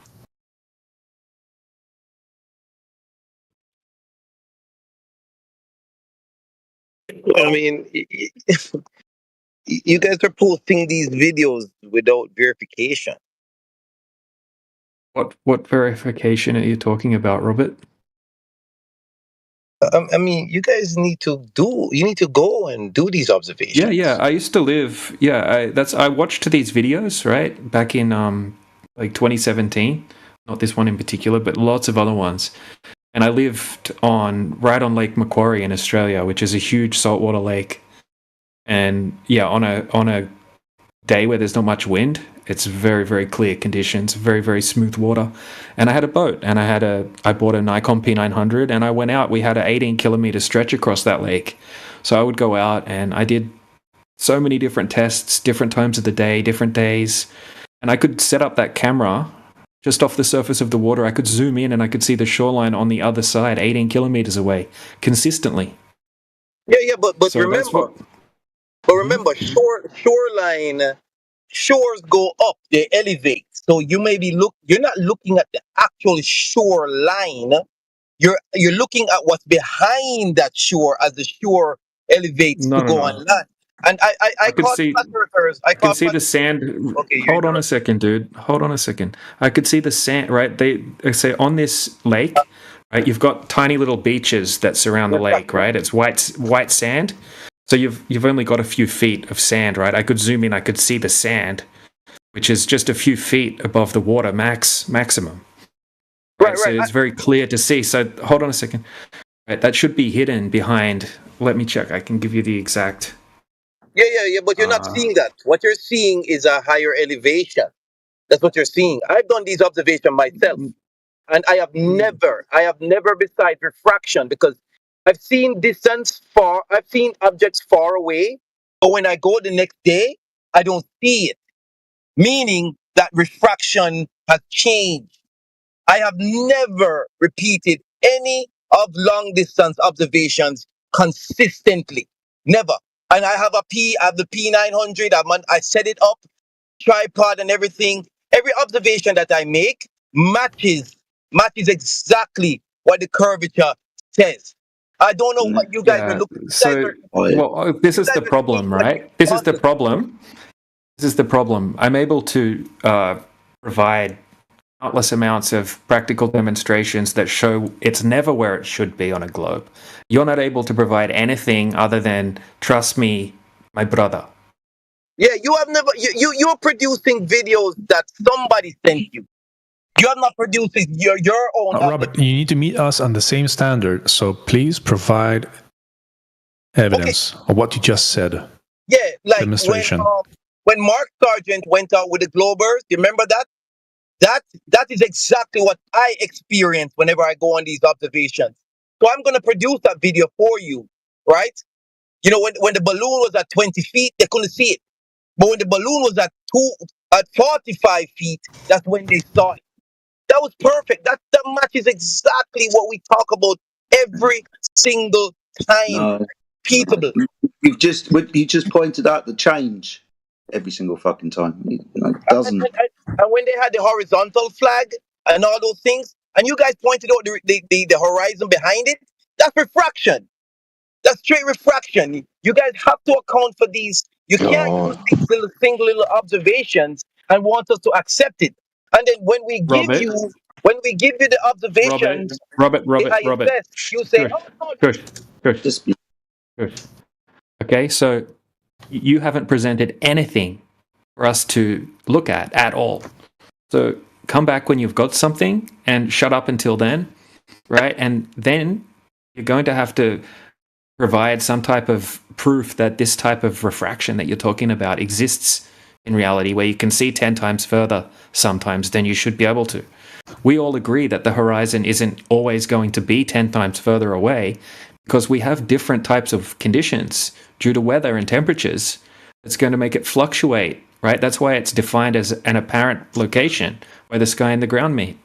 It matches what we see, matches what we're predicting perfectly. We can't find the geometric horizon. That's the way it is.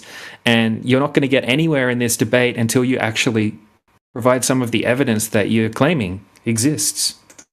There it is. I just posted it. There is some evidence. Both flat earthers and Globers went out. The Globers told them exactly what was going to happen, and that's exactly what they said. and saw, and sorry, and predicted. So that's an evidence right there. There's a video. Everybody go watch it. Mark Sargent, who is one of the leaders of the flat Earth, he was there. No, it's not. That's not what they predicted.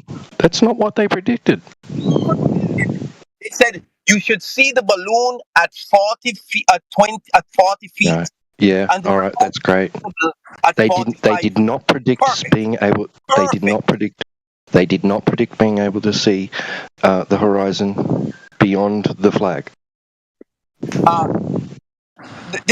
are talking about the objects. The objects is not visible, my friend, at 20 feet. They said it's going to be visible at 40 feet in the air. When they rose that balloon up, it was visible at 45 feet. Yeah, It that's was great. not What about the flag? Did they predict that? Did they predict the flag? every day. Listen, I am from the islands, and we go out and we see the ocean all the time. We see boats go over all the time, all the time. No, you don't. No, you don't. Yes, No, we you do. We see don't. cruise ships, we see No, you don't. tankers, we see them all. Hey, National Geographic did not predict being able to see the horizon beyond the flag. No, the Globers that went. National Yeah, National Geographic. That was the Globers, dude. National Geographic. Film. They were only there to film. And the Globers that went said, this is what you're going to see, and that's exactly what you saw. So that's evidence right there. Everybody watch that video. That's what I see when I go out to the beach all the time. Okay, so Not all let the me time. question you. Let me question you on it, right? Because when we present evidence, we know everything about what we're presenting, all the math, distances to the objects, and everything, right? It's all confirmed. So what distance is the object away? What distance is the object away from the observer? Robert, It's all in the video. What distance? So you don't know? Just say I don't know. Yeah, I know. I'll have to watch the video again, but it's on the video. It's exactly what I So you don't know. Okay, so you don't know. It's okay not to know. I do. If we can just move forward, if you just be intellectually honest and say I don't know. Why would I say that when it's in the video? Okay, so you don't know, but it's in the video. Okay, so you don't really know what you're talking about, right? Okay, all right. Let's watch the video together, and then we both can recite the numbers. Let's do it.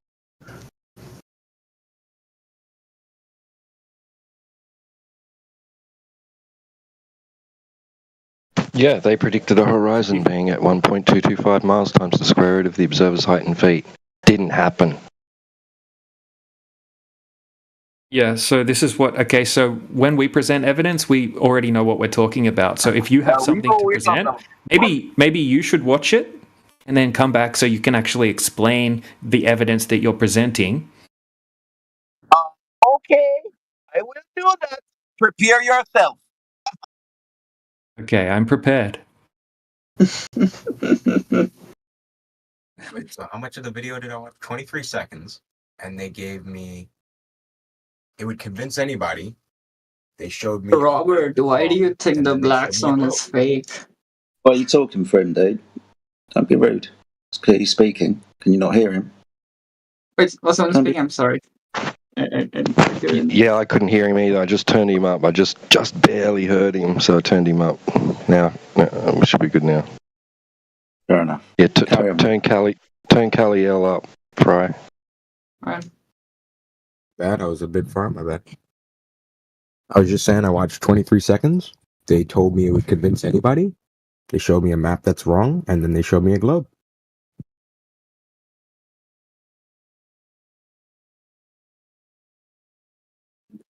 Who's he talking to? I'm wondering why anyone comes in. Is he hot micing what? Trying to, no, I'm asking a question. I'm just a general question. Why does anyone come in this room and then ask to watch a video or reference a video when they could just present the information from it? Because he doesn't even know the information that he's presenting.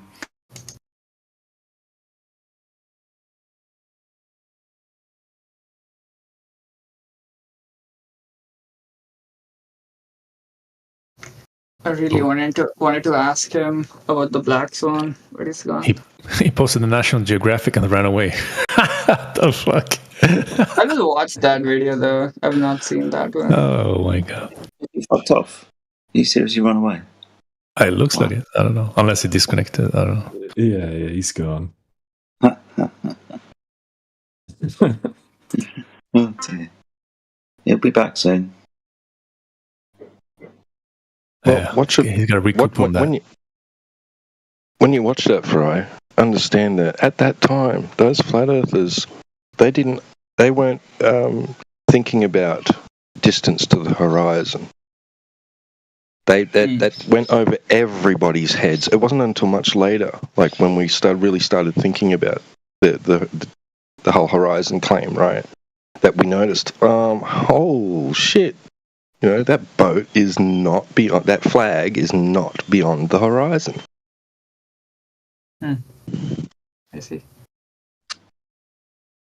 It's pretty choppy as well. I mean, you said did you say they set the camera up at 1 foot? Feet up?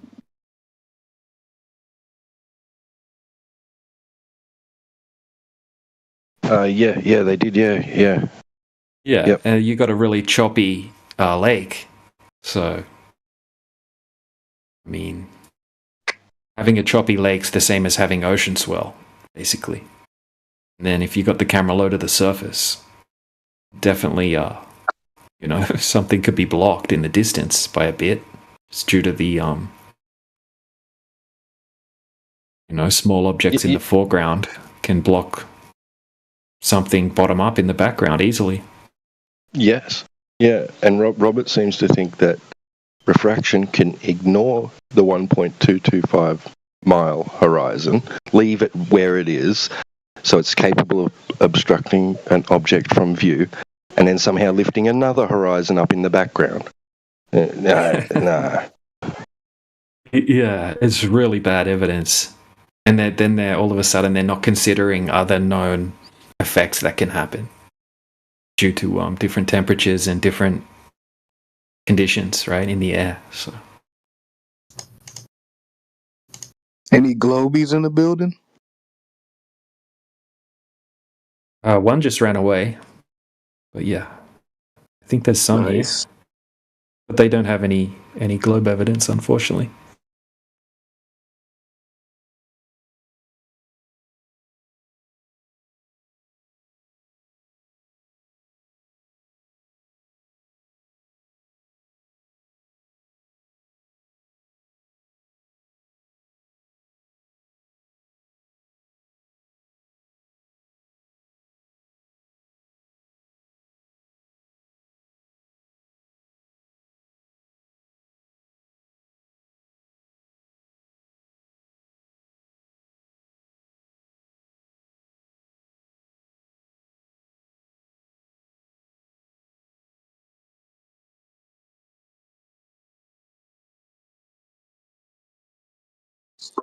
Have we validated the drop over distance as of yet? Not yet, sorry, Killian. It hasn't happened. Believe it or not. Short? Yep. All right. 100 mile. Sorry, go ahead. I was just saying, even if someone, I was just talking to DJ about, maybe someone can do an experiment in, a vacuum chamber and then introduce, different kinds of air, like hot air, cold air, and just show, you can observe things that are obstructed behind a curve. But then the thing is, wait, whoa, hold on.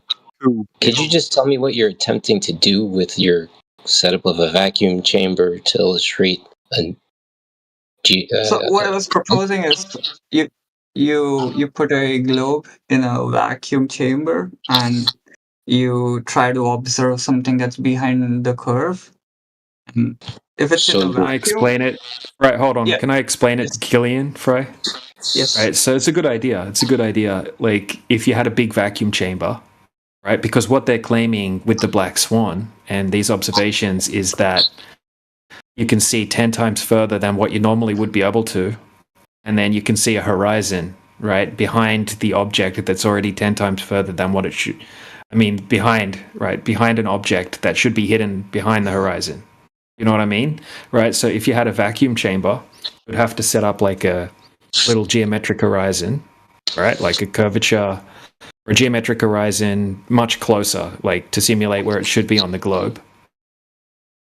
And then you've got no atmosphere in the vacuum chamber, right? So you're going to see the geometric horizon in the vacuum chamber, right? Then they would have to start adding in atmosphere and different temperatures and stuff, and try to see if at any point they can see that horizon become hidden, and then all of a sudden there's another horizon the equivalent of 10 miles further, 10 times further. Yes. So to do all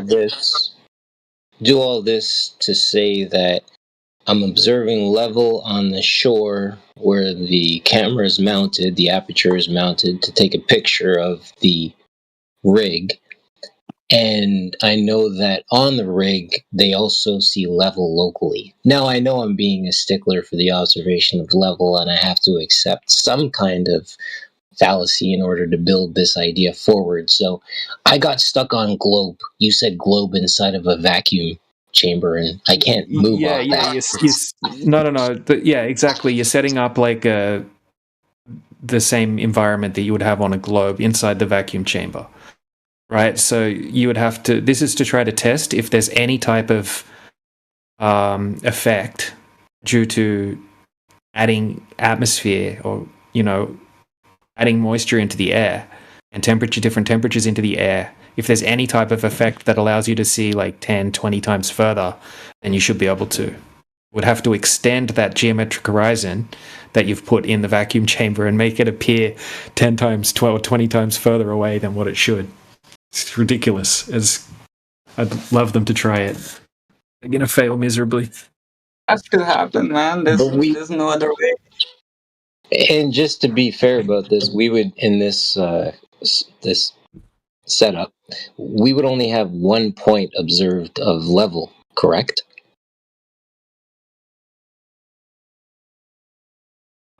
It's irrelevant to this particular thing, but I do know where you're coming from. But this is just to see that. Again, I know you're just messing around, but well, we have to consider the whole thing, right? But at the end of the day, like if we're going to present this, we have to understand that there's a leap of logic or a leap of faith that's involved in order for us to entertain this idea of, well, the mediums affecting the distances that we can see to. But I totally understand what you're saying. Thanks. Yeah, it would be good to see. And I think I think the flat Earth this probably doesn't even disprove flat Earth. Or I mean, the thing is, the black swan becomes a mutually inclusive observation, right? But if someone does it. Well, see, and this is where I'm asking you, when you're setting up your observation, quote unquote, or your experiment, sorry, you only have 1 point of level, right, on your surface. And this is a problem right off the rip. Now, what is that point of level, you may ask? Well, it's the node of that ball, the crown of that ball, the very tippy top of that ball that you've got the camera mounted to. But and again, the issue is, it's like we can't even venture forward past that point from a standpoint of, we know that we have more than 1 point of observation of level. So that's where the observation is versus the experiment they're attempting to set up. Again, I'm just questioning you with respects to what you're attempting to set up. Thanks. I'm not sure if I caught all of that. Do you understand how level is ascertained or how level is observed? Like level, do you mean level, water level? Up and down, really. It boils down to, you can literally see level. You take a construction level, you can see the bubble level, if you want, the bubble right in the middle, the green liquid at the bottom of that level, and it shows you as you align with the built form how that principle presents itself, which again is the observation of level. The issue again with the ball. Sorry, go ahead. Yeah, go on. All right, cool. The issue again with the ball is like when I'm standing at the very tippy top of that ball, assuming I'm the center of the focus of the entire universe and everything exists for me, by me, and solely for me. I stand on top of that ball. Cool. I look out a distance of 100 miles and I'm like, okay, I'm going to look to 100 miles over there and look for the drop over distance that's required for your ball to be true. So when I update my location to that spot 100 miles over there, I'm still observing level. Again, with the principle of construction level, a tool, right? So with these things, we take like our windowsill as we want. I was talking about this earlier. The windowsill, we see that matches up with the horizon line. So that continuously reinforces this idea that we have a constantly occurring view of observation of level locally. So again, going back to the ball, you're saying that this ball has to be set up in a vacuum chamber. So my rebuttal to that is I'm on top of that ball, the crown of that ball. I then go change my location, right? And I need to be able to observe level in that location as well. But we're not able to do that. And this is where I say to accept your experiment, that leap of logic needs to be there and accepted in order for us to proceed further with your said experiment. Does that make sense to you, brother? Caught some of it. Hey. Like the bubble level, like you're saying, like I think, are you like this experiment will not really prove gravity or like really anything of the sort. This is just for the visual optics kind of thing. I mean, this you can. I mean, even if the Earth is flat, you can still have refraction working. I mean, that's the way Globers say they do. I mean, maybe not. I mean, maybe the horizon observations would be different, but What do you mean we can still have refraction? What's causing refraction? refraction is just the property of light, right? It's got nothing to do with the shape of the Earth. Yeah, so we can still have the air that we breathe if we're on a flat Earth. That's nice of you. Yeah. So pretty much. Thanks, mate. No worries. Of course, we can have refraction. We're breathing. Yeah, I mean the way. I mean, this has been pointing out for 10, 11 years since like 2015 or thereabouts. Right, and yeah, we see a lot of things when we look out. It's not the fucking curve of the Earth, though. That's what we've been pointing out. Not the curvature of the Earth. Lots of other stuff. You were going to say that we see lots of stuff from curvature of the Earth. It's there somewhere. You don't see it. Okay. Sure, trying to point out, and everyone else does, seeing things at distance and the bottoms of them being obstructed and what happens at the horizon when we're looking through the densest amount of atmosphere from location of observer to the point of observation. Yeah.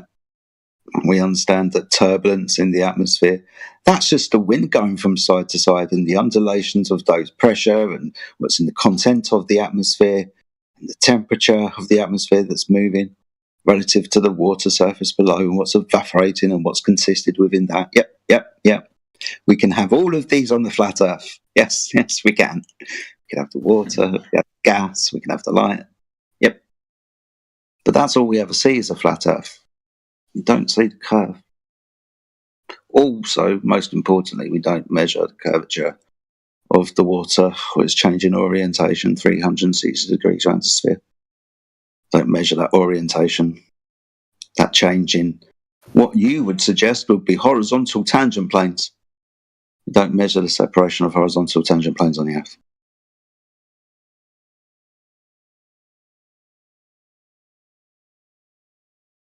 But thanks for that.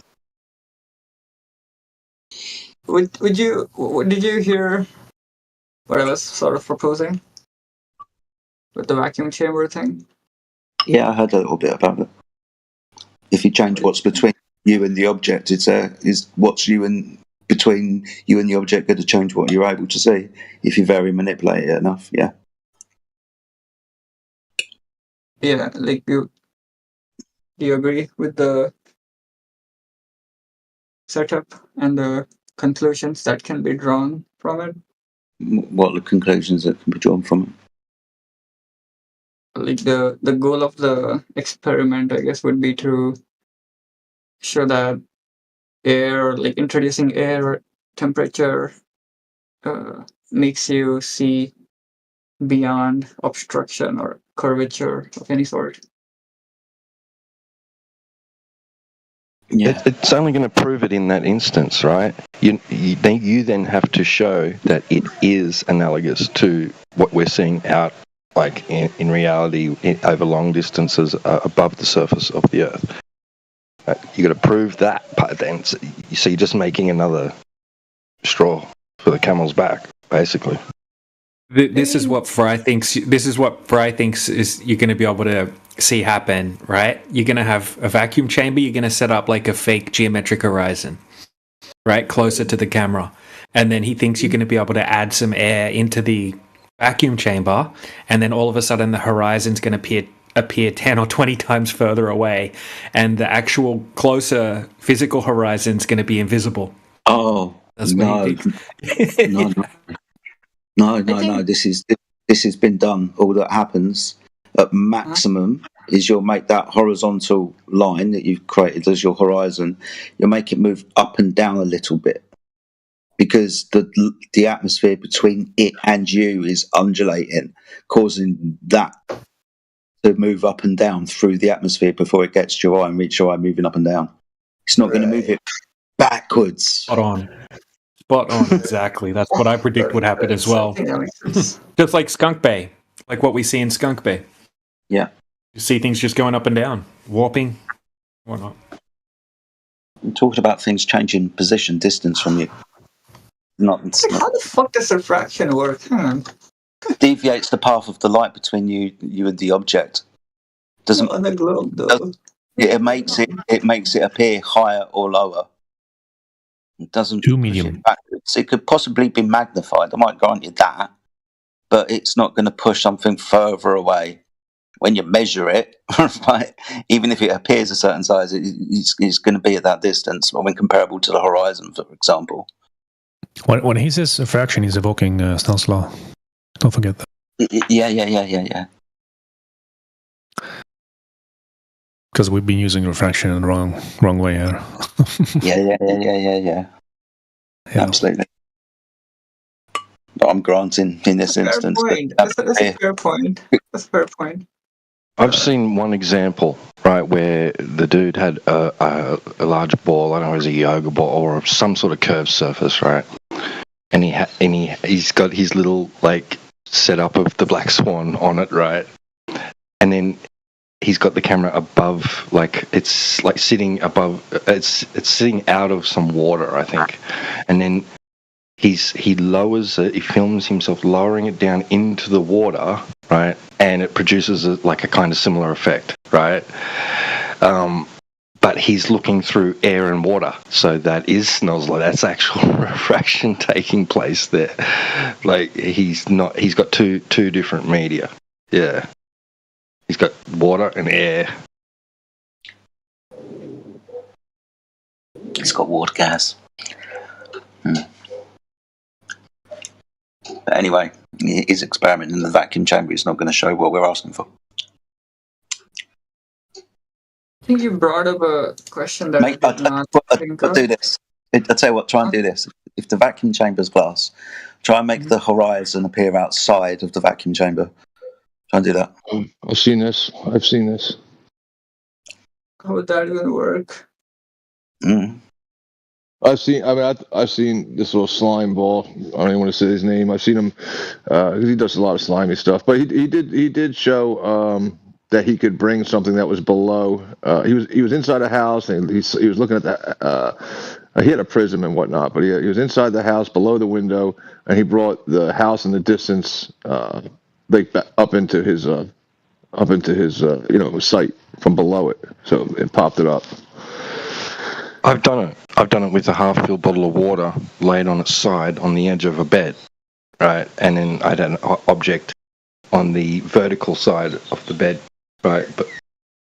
And Tito, this sounds like the laziest. Yeah, I know it is. I know, but I was lying down one day. So I did not have a clear line of sight to this object, and I placed the half-filled bottle of water on its side on the edge of the bed, and you can sort of move it around and start seeing things that are hidden from view. Right? It's just that's refraction, right? Reflection through refraction. Yeah. Luckily enough, we've all got lots of different mediums here and barriers and boundaries and stuff, awesome stuff. We can do this all fucking day long. I just did it through one medium that's, I don't know, got some moisture in it maybe, and a bit warm out.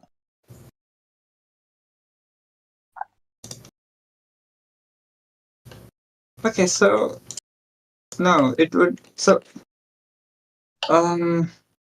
Jedi, what you said makes sense, but it would have to be done correctly. Yeah, because you're right. Like, if you just introduce hot air in the vacuum chamber, it's just gonna refract like everything. What you really want is just the boat to be refracted up, like in the. I suppose, like, if you look at the. What if it's the other way around? Like I said, right? Like I've also done the converse. I've had a object that is in clear line of sight, right? And then used refraction to make it appear hidden from view. Yeah, you can do that. I guess. Why not? What about it? Well, how do you know which way? If you're going to claim that one of these two things is what we're seeing in reality, which one is it? How are you going to know? How are you going to show which one is the underlying variable, right? Like, you figure out what's causing the sinking and what's causing the rising, and you eliminate that, and you try to match it, I guess, with reality. And again, I'm not even saying, like, this to you guys. This should probably, even if it's done the right way, this would probably not disprove flat Earth, but I guess this would at least get you guys to stop using the black swan.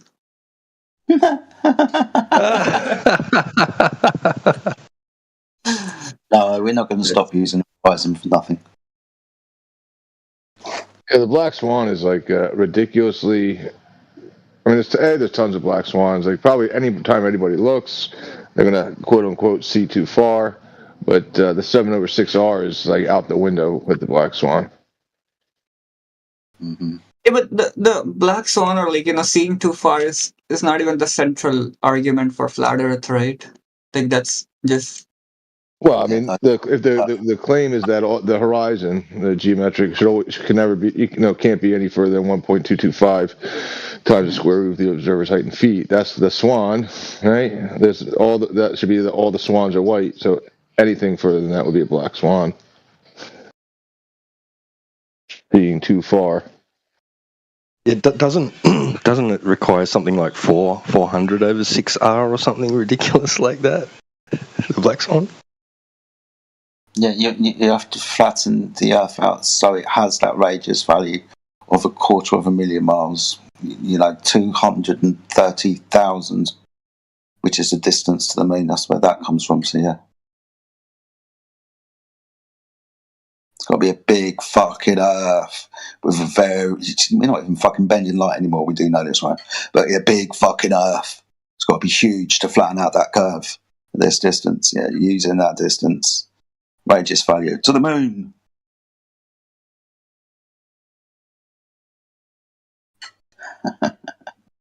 But it's only an arc minute, right? Matthew Lone says. Wow.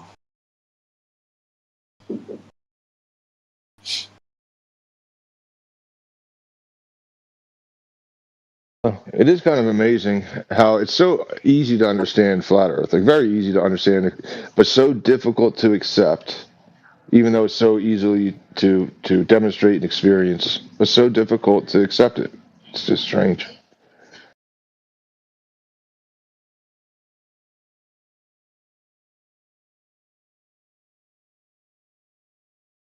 That people even have like the nerve to come into the argument and say, "Oh, well, prove to me that we're not moving, and prove to me that that water is level, which is horizontal. Prove it." Like, oh, Ta-da! Around you. as if it's on you to prove what they already know is the case, like what they experience every day is to prove it. Yeah, wouldn't that be why they call it unbelievable? Unbelievable.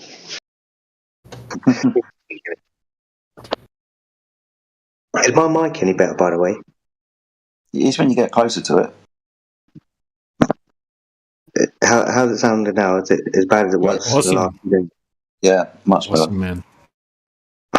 Thanks.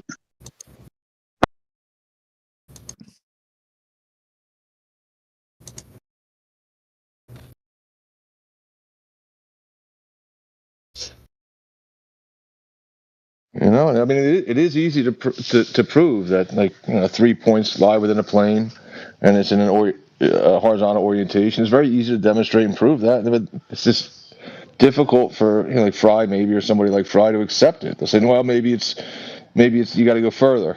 Maybe go all the way really far. All right, I can't see you. That's where it's happening. It's like, I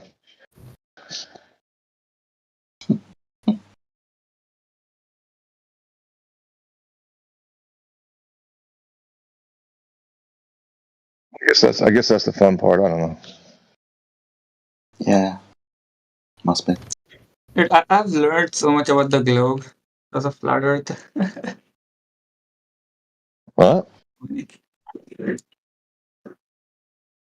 Yeah, I just didn't hear what you said. No, I said I've learned so much about the globe because of flat Earth. Like I had no idea that refraction can cause these kind of observations or anything of the sort. These I don't think it can. I don't think it can. It's crazy. These all observations are kind of being observed in relevance to the horizon that's horizontal that we all keep forgetting about, and how things appear relative to that. Of course, it can happen on the flat Earth because we're still looking across the Earth through the atmosphere, and this atmosphere is causing these effects at distances as we look across it. But they're all in reference, like stooping, looming, super looming, inverse, refractions, and all of this types of stuff. So in reference to the horizon. That's good. You can show that, We're asking you to show it. The horizon itself move. Well, not move, but show that it can make it move backwards with distance. Like within your vacuum example. Horizon for you has got to be somewhere, and then you've got to make it go backwards in distance, and everything along that distance rise upwards and present itself to you as if it was directly straight in front of you. Of course, we can create these effects on the flat Earth. I don't think you can do it on a globe. Like on a flat Earth, it's only like 10 feet up or something. A globe Earth, you just got to be 2,500 feet up. The things that Fry you're saying you didn't know could occur, they don't occur. It's ridiculous. I mean, then there's other observations where it's lack of light, like refraction being light, right? Then you got infrared, it removes the light. Then you can see further. You got Mount Canigou, which is a silhouette, which is a lack of light that would need to be refracted up. How are you refracting a shadow? A shadow can't refract. Only light can refract. It's craziness. These things, and if you're going to say, "Well, I've learned so much of how shadows can refract on a globe," you didn't learn then. You didn't learn. You can't refract the absence of something.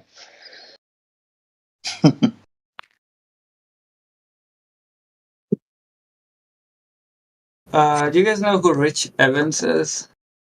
Yeah. Did he get banned again or something? He's asking. Probably. I mean, if he's not in here and he's been banned, then he's been banned. Is he asking to come back? He should probably talk to Crit. He says his ban was supposed to be over today. Oh, okay.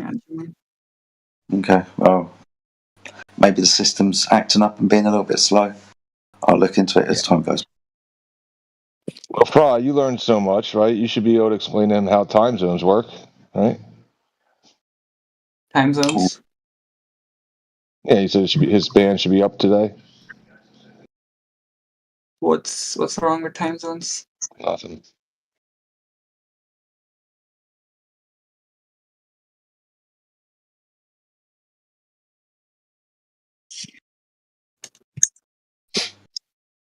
What's up? Hi, Buggy. What's up? Yo, what's up? Just chilling out. Yeah. Earth. I think Earth is a triangle. To be honest.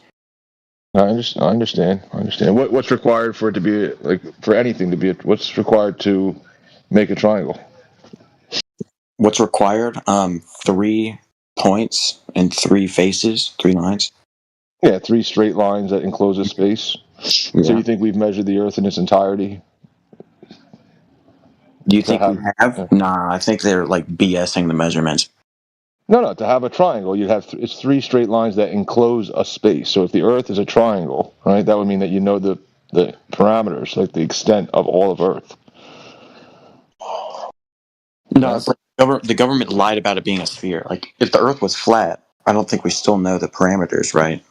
Okay, because the government's faking measurements. There you go. So, would flat be a measurement of a shape or not? Say that again. Sorry, I'm talking to the women. You know what I'm saying? Yeah, boy. They have boxes. We have triangles. I guess right now we're talking about triangles. So, is flat a shape or is it not a shape? I mean, I don't think flat is a shape. I mean, it describes a shape. I think it's an adjective. I don't think it's an actual shape, though. Yeah, of course. Yeah, it can describe like an aspect of a shape being flat, 2-dimensional, or something like that, like a triangle. But flat would just be like a description of any kind of surface. So then I guess a flat Earth wouldn't even be claiming triangles or squares or circles or anything like that. It would just be a description of a surface. What surface do you think flat Earth is talking about? I actually think the Earth's a rhombus. Yeah, I feel like it's more pizzazz. You know what I'm saying? Yeah, that'd be cool. So, what do you think when like a flat earther says it's something's flat? Like, what kind of tool or what do you think they're referencing to measure something to be flat? They're don't go gay now. Don't go weird. What do you mean? Don't go weird. What would I say? I don't know. I can hear it. Hear what? I'm just here for the hugs, bro. Could you make something like I guess what I'm asking is could you make something flat in reality? Like could you make a flat surface? Yeah, you can make a flat surface. Okay. Could you use a level to make sure something is flat? Yeah. Okay. Could we then determine that water level or the surface of water at rest is flat, like a straight line? I mean, you could, but you wouldn't do it that way. Oh, okay. So even though we can use like water and like the surface of water to then, hold it in an orientation, like level. Well, you're debugging the spherical Earth model. So, like, due to the scale, eventually it's going to drop off and it'll appear flat. So we have to use a different method to debunk the sphere. Like elevation above level? Yeah. Okay. Elevation, you know what I'm talking about, like going to space. No, just any elevation. So if I get 2 feet above a lake. No, you need to have like way higher elevation. 3 feet. 3 feet above a lake. I'm thinking like thousands of feet, bro. All right, 1,000 feet above a lake, and then the surface of the lake. I said plural thousands. Whatever it is, man. Any kind of elevation that we can get to. No, like just go to space. All right, I'm going to go into space. I'm going to go to 3-dimensional space, and we're going to measure something. We're going to see if the Earth is a circle, and if it's a circle, we're cooked. I don't know. That's a shape. We're back to shapes.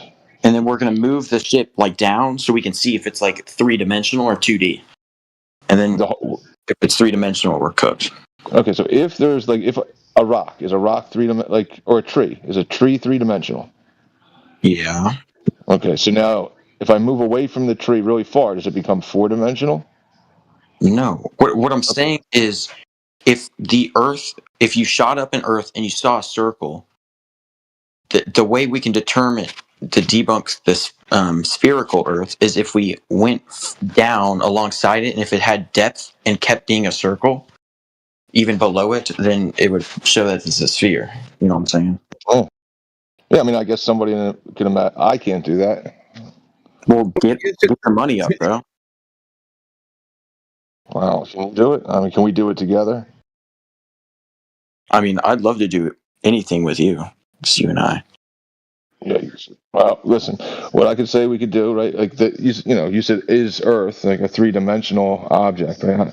The tree, it's 3-dimensional, right? The tree that's sitting there, like in the Earth, like on the Earth. I don't need to get it far away from it, or even closer, or anything like that, to know that it's. Yeah, I can measure it to be in 3 dimensions, length, width, and height, as is. There's no back away from it, and it becomes another extra dimension. We don't need an extra dimension. We have 3 dimensions in reality already. Like when me and you are going to go do the thing, right? 2 feet high off the lake. That would be 2 feet high from the ground. That would be the 3rd dimension if we move anywhere forward. Yeah.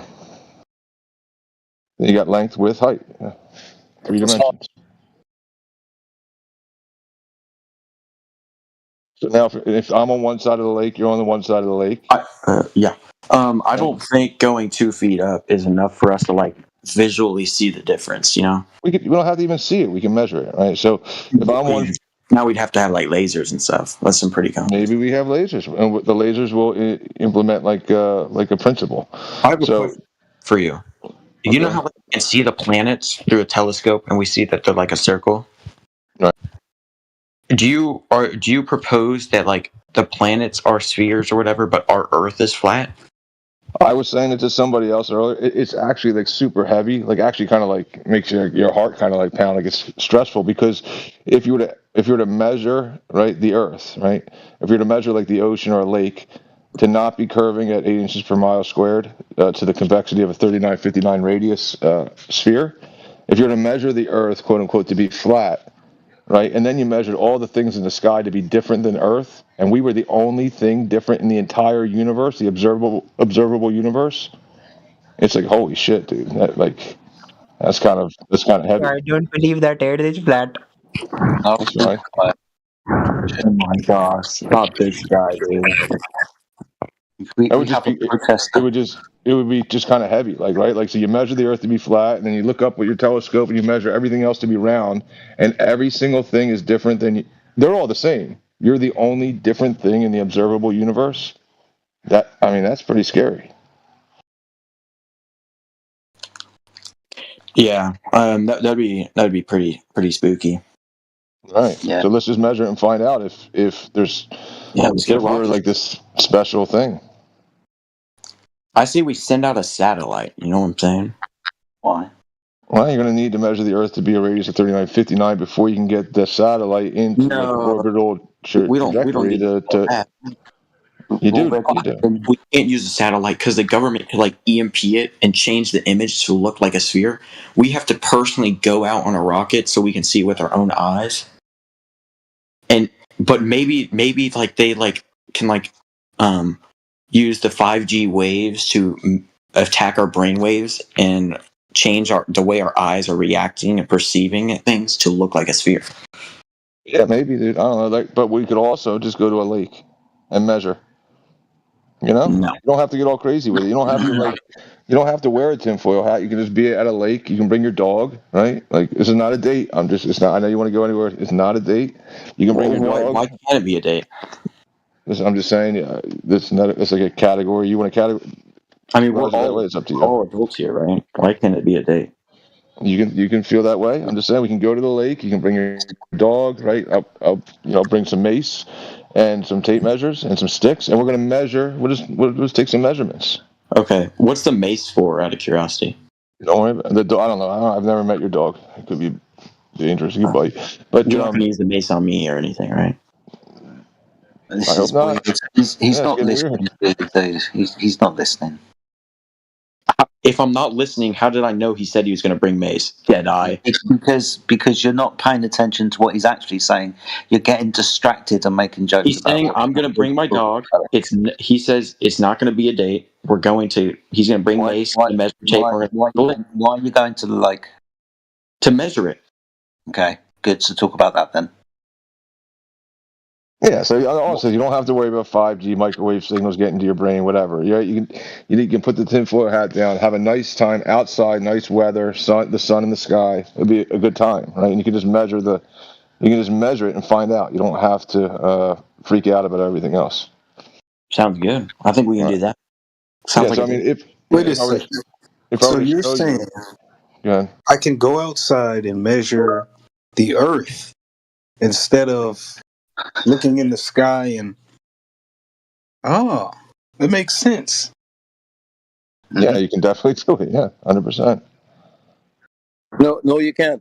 Impossible. You need to measure the entire, not in. How big is your flat Earth? Though?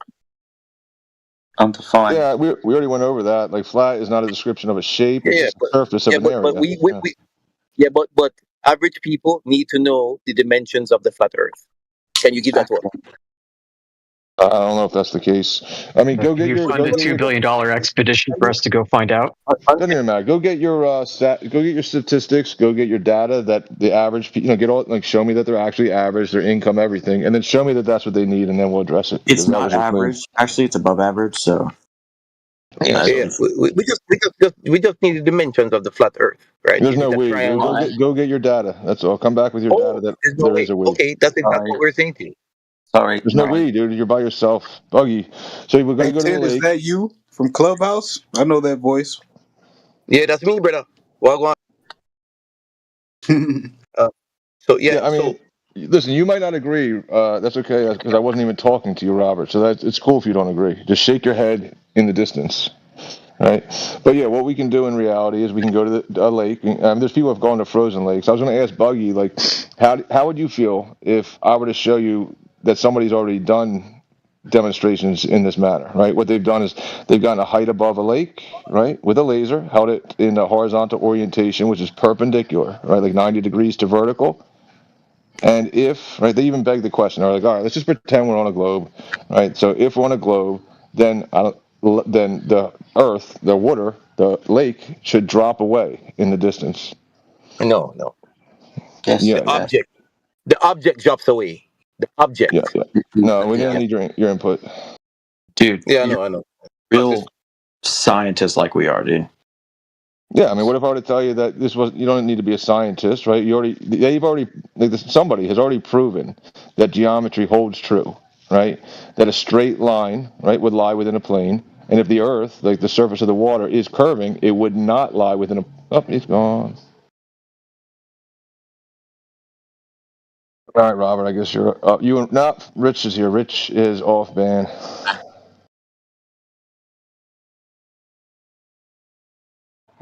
Yeah, I was just going to ask, why would the Globers have to pay for the Flat Earth expedition? Because they're silly and gullible. They just give their money over willingly. Is it because we have all the money? Not anymore. Didn't you just give it all up to the flat earthers? No. Oh, okay.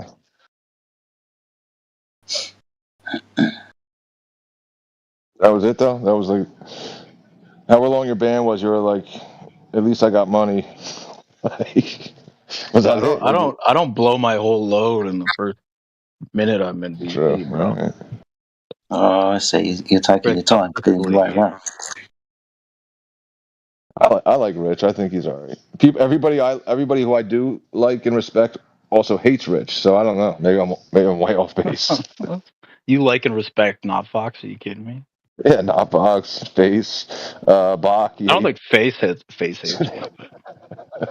I don't think Face does. Bach though. Bach really hates you. Yeah, well, he doesn't have a good taste in music, so I don't really care.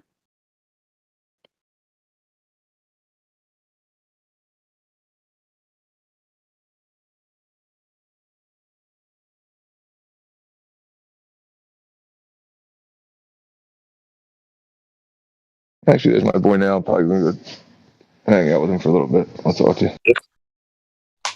We're just trying to say that you have to present us with the entire flat Earth to tell us Why? that the Earth is flat.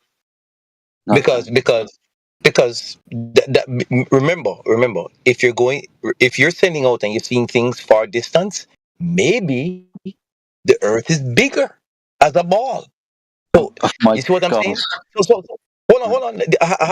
No. Just check it out. If the curvature numbers are wrong, right? It doesn't mean the Earth is not a sphere. You are claiming you're seeing long distance. That's what you're doing. Just let me get the thought out. So you're admitting that NASA's lying to us. No, Thank you. hold on. I'll address him in a minute. Okay. No, this is a metaphor that I'm giving No, you for you to distances think. could be different, you idiot. So How you don't if understand that? until If your you ball's give bigger, us on excuse okay, me. I can't.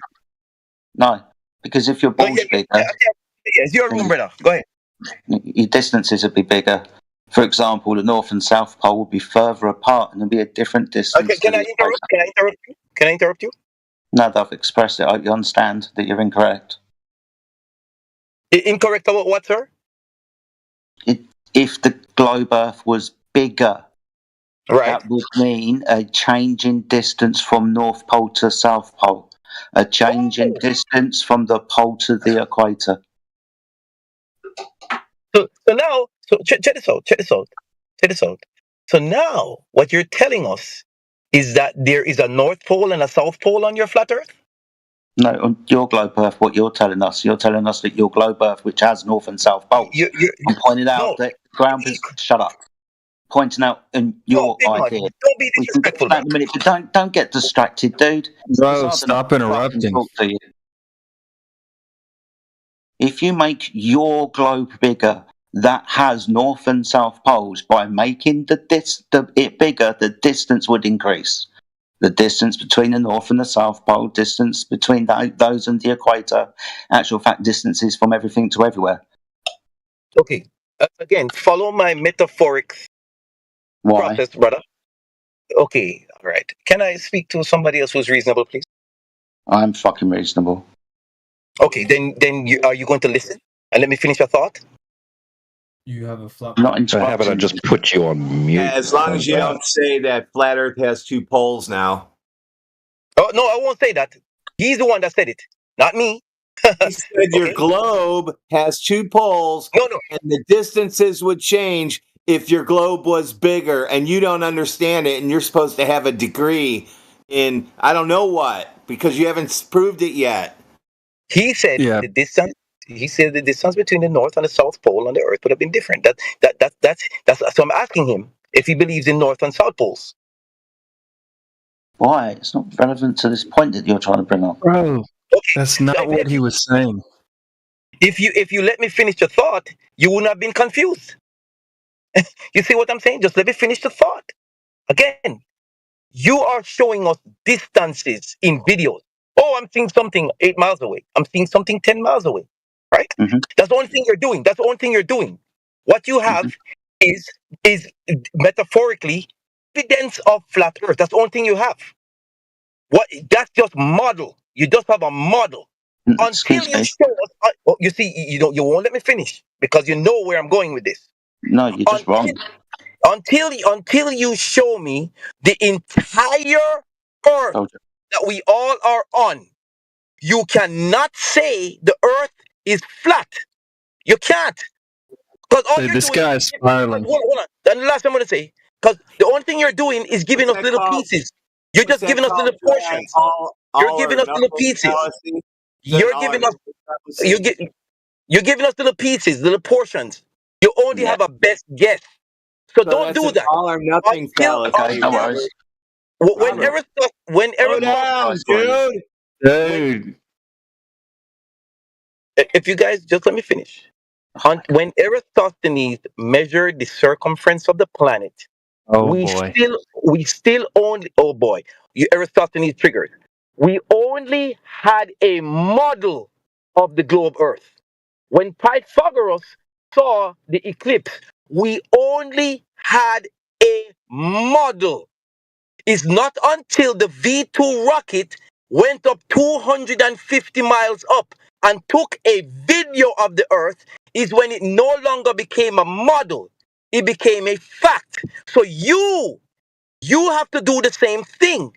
If you're measuring the ground, and I'm done. This is the last sentence. If you're measuring the ground 8 miles, if you're measuring the ground 10 miles, you only have a model until you go up and you show us the entire ground. You only have a model. We are honest. You are dishonest. So we have an orientation. What are you talking about? Can I talk, Jedi? Yeah. What's up? Okay, Robert. What you're arguing, what you're saying, is the exact same thing that we say about you. But the difference is that your ball requires curvature, and you don't have any evidence for that. You don't have any measured curve. Again. All you have is pictures that you can't even really believe are real. What? Oh, see, that's different. You're adding another dimension. You can't believe it's real. Now, you are going to have to now give us evidence that the pictures we're giving you are fake. You're going to have to do that. That is your goal. They stated, Robert, they stated that they are. That's right. NASA CGI themselves composite stated that they're images. photoshopped. Yeah, they're composite images composed of strips of data. Yes. Yeah, no, wait a minute. They're composed of strips of data. The data is real. Not a photo. You're going to have to falsify the data in Not a order photo, Ben. to falsify the photo. Not a photo. Right? So, no. Not a It's a photo. photo of data. You don't know computers. Not a photo. Images are stored in bits and bytes on your computer. Oh my God. Oh, he's off again. Oh my God! You guys didn't know that. I have a degree in software engineering. I have a degree in physics. Do you understand? Do you even understand what we mean when we say strips of data? I have broken down Photoshop images What do we mean? into hexadecimal data. He's a complete idiot. Hexadecimal data points. So data. Yeah. Hello. You gotta allow the. What do you mean? What do you think we mean when we say strips of data? Does that conjure in your mind when we say that? When you say strips of data, you're telling us that the information is real. That's what you're saying. Strips of data means the data information. Again, it's information. This information.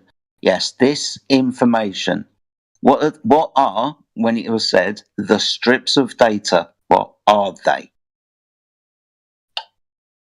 Yes, good. So images are stored in forms of data. I'm a software engineer. Brother, let me finish. You don't get confused. Images. I'm not confused. I'm waiting for a fucking answer. I'm giving you the answer. You don't want. You see? Again. No, there is an answer. It is the one that I want. I want the true answer. You're not giving me the one that I want, which is the true answer. That's subjective. It's not. Not subjective. We're talking about a term. In this term is strips of data. It's not subjective term, you fucking idiot. Listen, brother Jedi. You need to take a chill pill. Nobody's you need to fucking understand the difference between subjective and objective. You are subjective. You're moving the goalposts every time.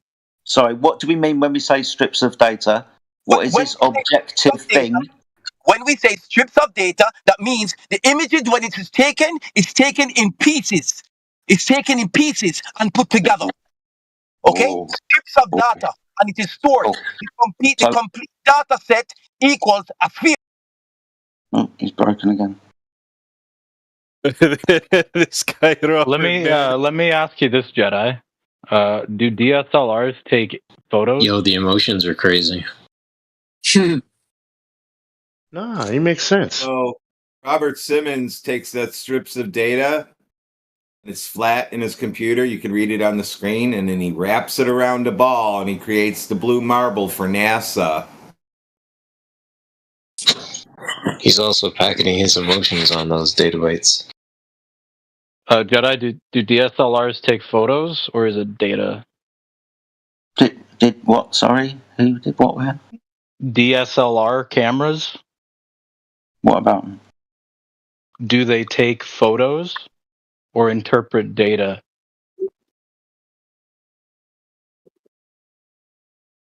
I'm just going to be guessing. I don't know. You'd have to tell me. Well, DSLRs have a light sensor, right? That's like a chip that is going to not like how a chip actually works, but it's like a square piece of metal that would sense the light and then digitally create the image, right? Gotcha. So I that think would be digital imaging. You just said it. Yeah. It wouldn't be a photograph. Are the Nikon P900s, are those digital? Yeah, they're digital. Yeah. Okay, so if you have a problem, in this instance, I'm not talking about how the light is received and transferred into an image. I'm talking about the strip of data is this over a surface at a distance. A strip, a small piece of land. There's something that's flying above it, taking the image of what it sees below it as it moves. okay, well, yeah, because I've heard the Listen to you. Dude, you're just always looking for a gotcha. that are. It's I've heard boring, Rich. I've heard the objection from most people that they won't accept photos or images taken by something like Himawari 8 because of the fact that it's like, oh, it doesn't have a standard lens that you'd find on a normal camera. That's and a straw man. Sensor, to say that people don't accept the images from Himawari 8 because they said there's no lens. I mean, you can call that a straw man all you like. It helped. I don't accept it because it's not in the vacuum of space like it's claimed to be. Well, I don't know how you determined that, but because that vacuum of space can't exist. Well, that's just begging the question. No, it's not. It's not. That's the law of thermodynamics. It's actually a violation of the second law of thermodynamics is what it is. No, it's not. But so you think the second law of thermodynamics is begging the question? Rich Evans, do you know? No, I think assuming that Earth doesn't exist, so any photos that are ascribed to be taken from space are fake is begging the question. Yeah, how do you validate the Himawari is where they say it is and it got there in the manner that they claim?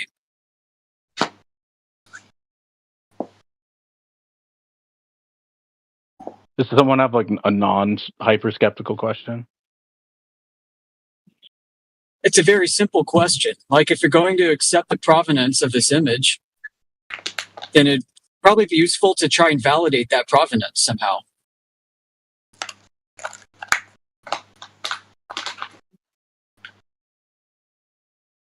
Well, the data taken from Himawari 8 and then put into the image, right, can be validated and confirmed.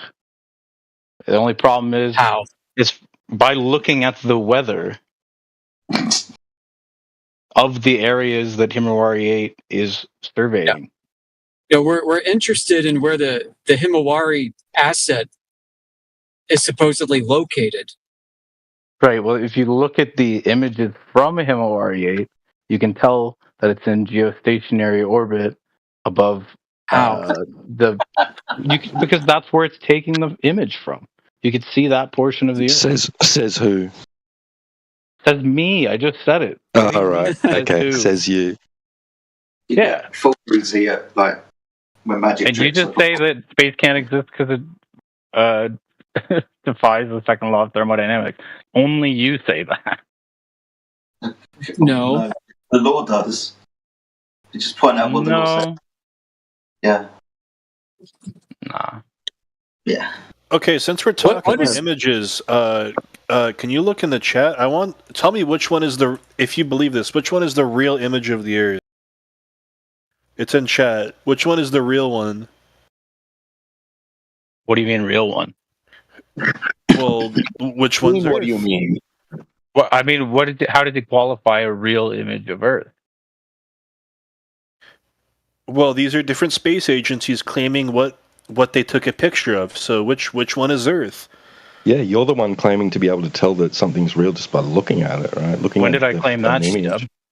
Yeah, you just did. When did I claim Literally, that? when you said me, when I said says who, and you said me. Yeah, and I was saying that if you look at what the images taken from Himawari 8 are, it's of the southern hemisphere above Australia, looking at. Okay, so what are we looking at here? What are we looking at here? I don't know what's being presented to you. what's in the Japan one. I can see Africa, and then I see North America and NASA, and I see India in the top left one. I never claimed to be able to be some internet sleuth to tell which one is correct or not.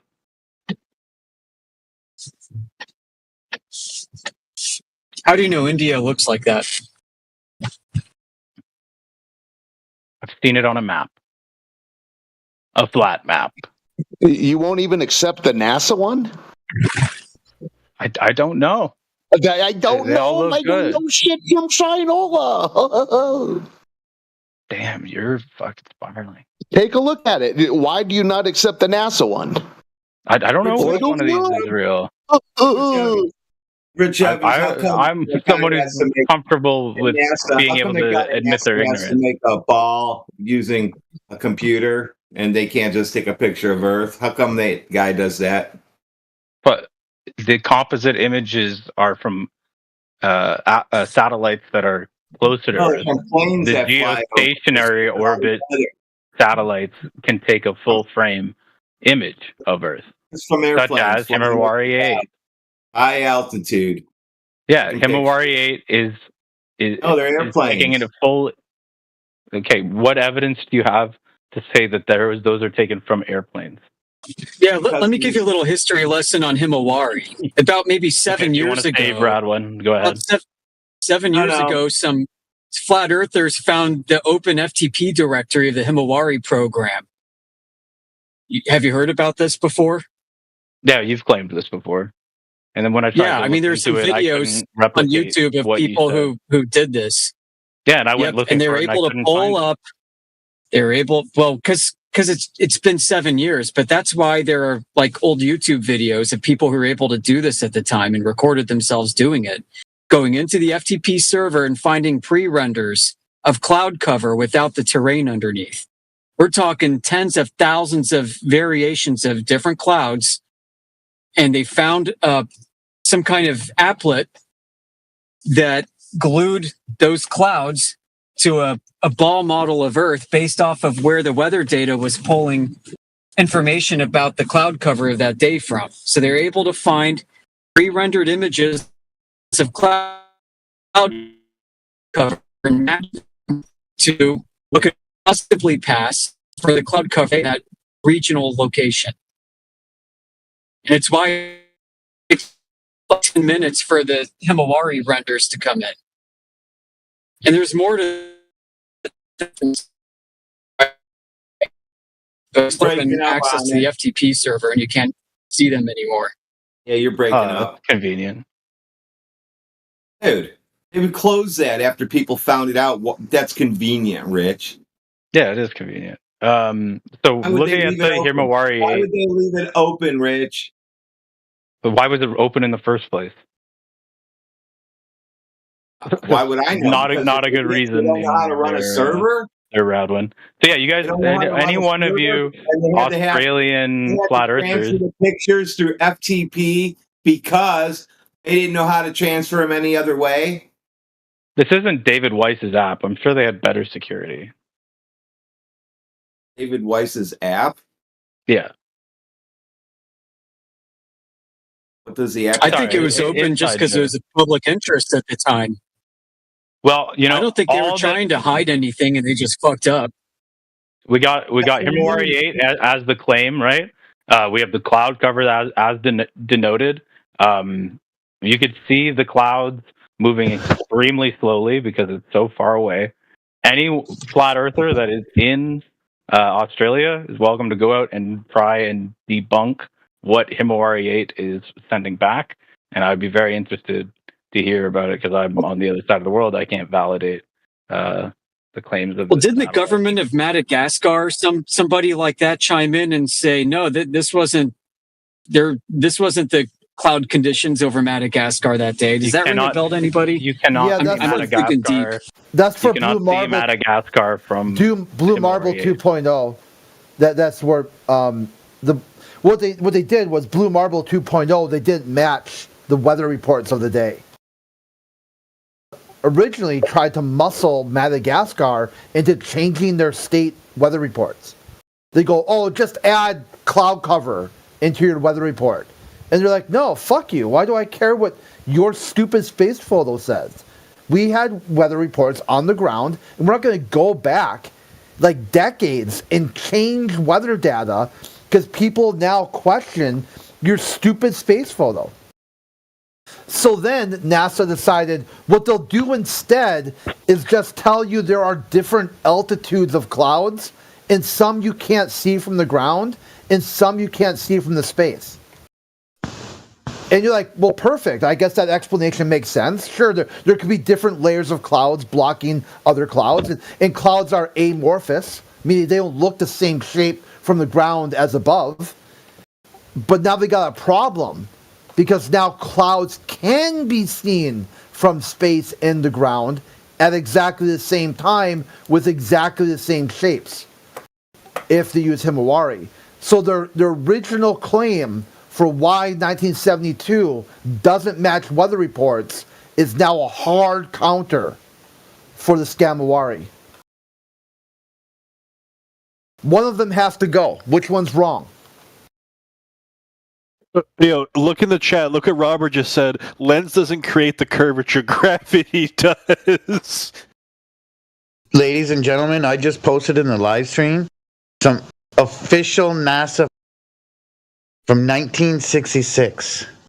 You check that footage out and you are going to have one hell of a laugh, my friend. I mean, you guys laugh at people who with their hair sticking up. So I mean, I don't doubt it. An hour-long video. I don't think Robert knows what a fisheye lens is, dude. Well, after he acknowledges that he read that article, I'm going to unmute him so we can quiz him on it. Crick can quiz him if he's here. Yeah, I'm here, but I really he's going to fail. Dude, his comprehension level is barely above brick. Has anybody given Robert the triangle test? Yeah, hold on. The website says nasa.gov. He's supposed to know everything about NASA, and if he doesn't know this, we got a problem. He's lying somewhere. He doesn't know a lot. I know him from another app. Just strap in for the ride. That's all I'm gonna say. So, Robert, what causes the curve in a fisheye lens? Is it A, the lens, or B, gravity? You have to add that you're asking about the lens. It's pretty dishonest. No, but Robert specifically said lenses don't create the effect. He typed that in. Well, I don't want to go to bat for him. I'm not sure what he was trying to say. But you guys do misconstrue a lot. Why don't you throw him under the bus? You're happy to throw Neil deGrasse Tyson under the bus. Robert's freaking out as well. I mean, you have to go to bat for him. You know what I don't understand? Yeah, tell him he's jibber jobbing. You don't understand everything. Everything. No. All I understand things quite under a lot, the sun. actually. Nothing is understandable. Like, it's just complete utter bewilderment. No. I don't understand why a position that's supposedly scientifically backed is actually it can't actually be scientifically Can't even get it out. Yeah, because I was trying to think of the best way to say it. They can't tell if margarine or butter is better for you today. A position that's supposedly scientifically backed, in fact, cannot be scientifically backed because it doesn't contain any models.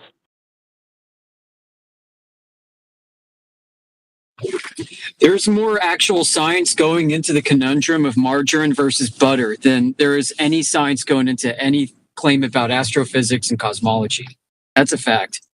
What? If you were listening, I was pointing out the fact that you guys like to claim that you are doing things scientifically.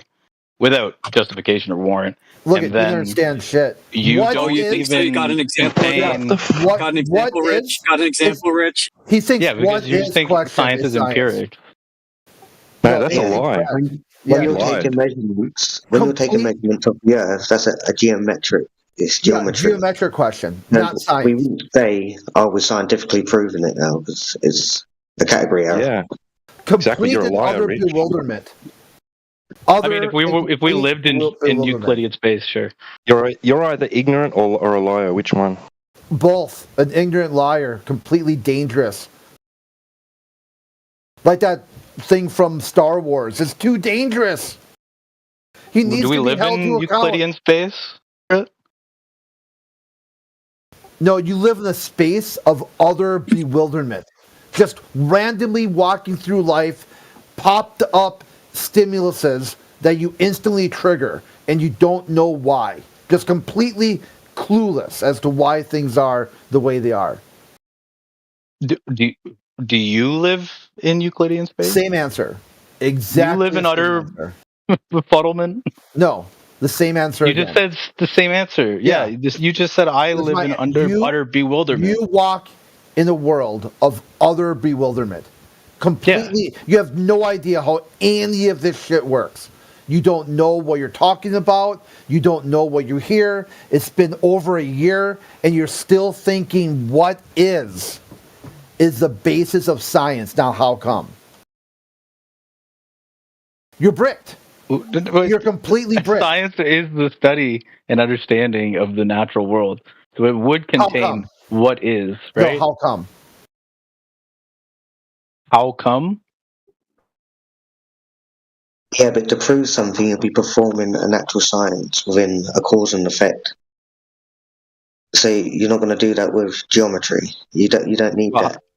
'Cause you're not Why gonna do try you and say that? Why is observational science not a thing? No, I'm talking about natural science. You're saying that we're saying that this geometry is backed up by science. We wouldn't say that because it's a category error within the context of what we're doing. Does that make sense? Yeah, but like biology is a natural science, and biology deals with observations. Like you can do observational science in biology. And experiment. Two things. Yeah, define cause of an Observation effect. and experiment. Not observation or observation and never. Observation. Where are you guys getting this and from? Experiment. Where do you get that natural science necessarily has to contain experiment? And it says it both. Observation and experiment. Where does it say both? Utter bewilderment. Complete and utter bewilderment. Yeah, asking for a story. I'm bewildered how you completely stumped and utter remain. bewildered. Robert's ready to take his quiz.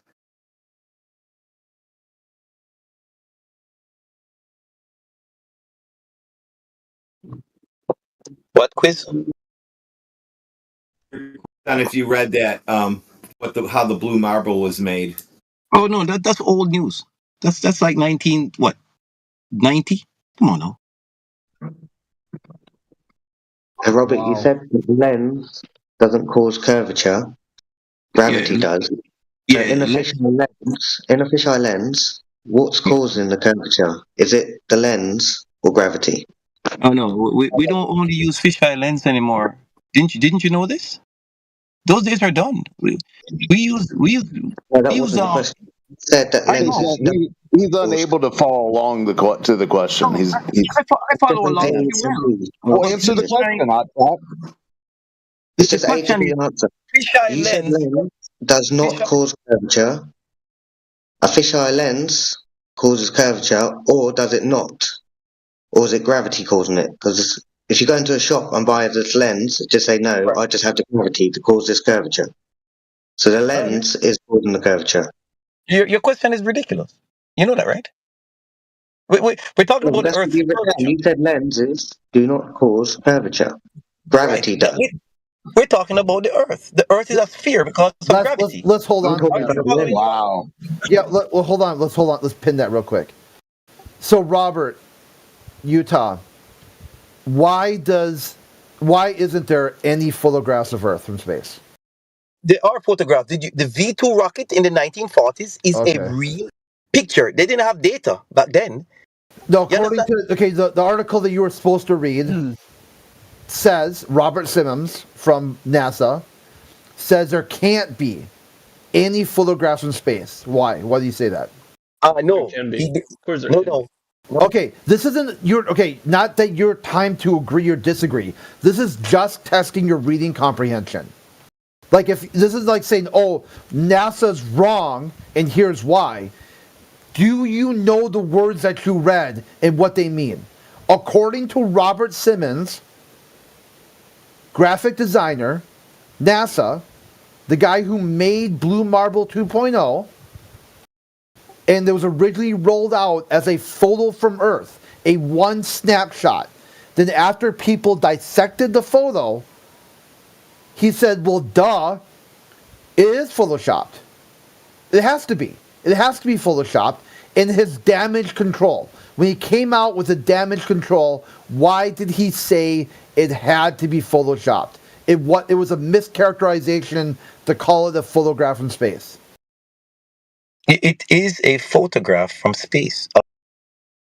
I don't know. You guys, I'm done. You can have NASA tell him it's raining, and he'll believe it as they're pissing on him. Yeah, that meme, like, on them. And tell him it's raining. And then he says, yeah, it's raining. Yeah. But Aldo keeps posting an image from a V2 rocket for him, and he keeps ignoring it. 1942. I guess, you want to go over that one then? Okay. So just wave your magic wand. Blue Marble 2.0 is a photo, even though it's photoshopped, even though it's stitched of data, even though it was originally a flat map. Okay, so go with your V2 rocket thing. No, the data is from around the planet. No, from a flat map. No, brother. It's from around the Earth. Okay, you look up the word round. You seem to be stumped by the word round now. Oh, no. You are stumped by it. They orbited the planet and took the data. I know what the word round means. I don't think you do. I really don't. They orbited the Earth and took the data, gave him the data, and then he modeled the image from the data. You understand me? It's simple. It's that simple. Listen, data comes from space in various ways. They use thermal imaging, like I was trying to explain to Alpha the other day, infrared thermal imaging, right? They use microwave technology. What they do, they have altimeters. That means why they're using the altimeters? So that they keep the altitude consistent. So they measure the planet using microwaves and infrared imaging systems. That's what they do now. They don't use fisheye lens anymore. You guys have to get out of that stuff. That's it. Look it up. So it's now just composites from now on. Because composites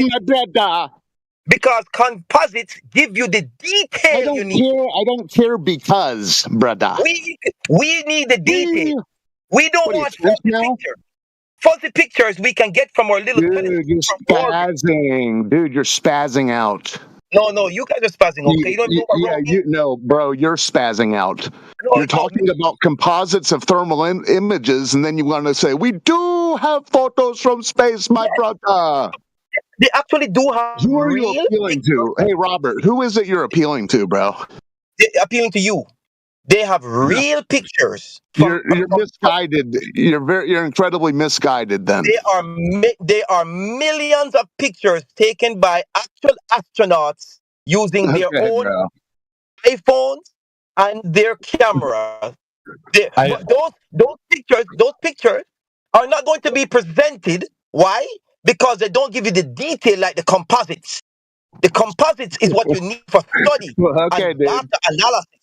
Great rationalization of it, my brother. So very academic of you. No, big man. I'm not sure if he understands what spazzing. Yeah, you sound like someone who got caught with their hand in the cookie jar, and you want to act like you're some sort of academic. You've been spazzing for weeks, my brother. You know what's interesting here is that the V2 rocket was fired over the Black Hills.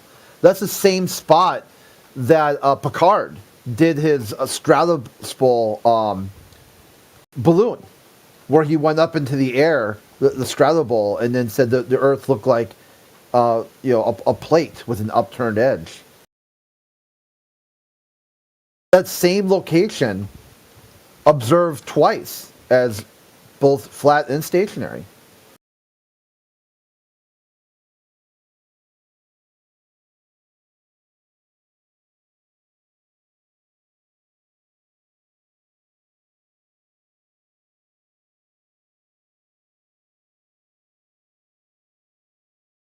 NASA was conceived and incepted in 11 years later, they claim to have put man on the moon,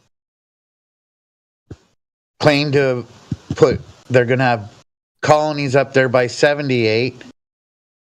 And Elon Musk started SpaceX in 2002. 2025, he still hasn't gone to space. Crazy. Another thing about that area, the Black Hills, there's a mountain that is in the middle of the prairie called the Bear Butte. And I've climbed it when I was a teenager. Went all the way to the top, camped out there, hung out overnight, amazing view.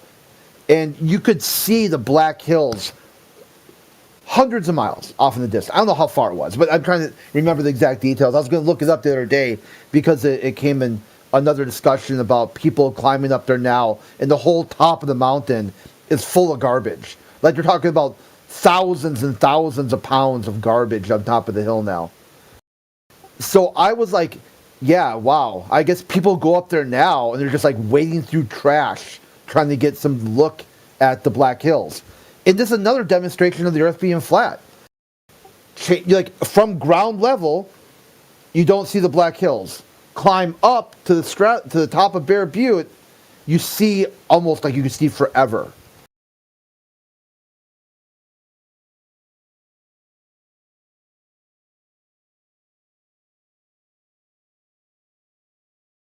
And you get the feeling too, why the natives saw that spot as mystical, because the Black Hills. Because the way the very dark green trees, evergreens, it looks black. Like it's so far, just the way it looked, it was just like. You can't take this is where like photography that really kind of captures the essence of the moment and really gets the human eye. It's almost spiritual. It's like a spiritual journey. But yeah, now they got to find some way to take all the trash off the off the hill, the mountain. So here you've got the V2 rocket fired in Black Hills, the Stratobol, and Bear Butte. I mean, how much more data or observations do you need right there? All these things, multiple people, spanning across generations, all describing the Earth as flat and stationary, and somehow you're going to get this biophobia, this idea, oh, nature's so scary. You have to go to Mars now. Like somehow that environment is going to be like better for you. Like you're gonna live on Mars, are you? Like you can't sort your shit out here. It's too hard. It's too hard to sort your shit, to get your shit right. That somehow now it's like, well, since all these places are polluted and garbage everywhere, landfills leaking into water, I guess you gotta go to Mars. Bummer.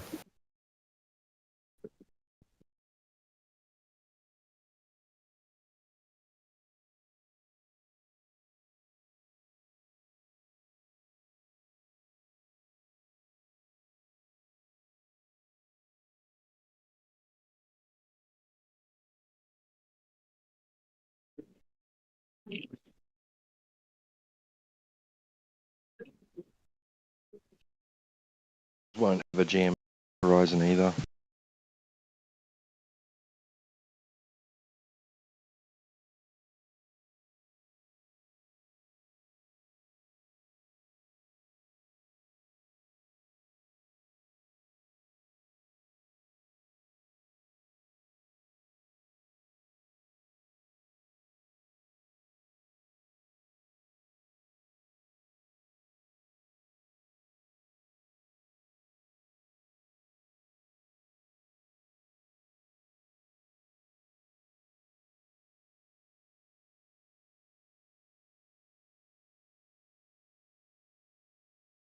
Here's a good photo. Show this mountain right in the middle of the prairie.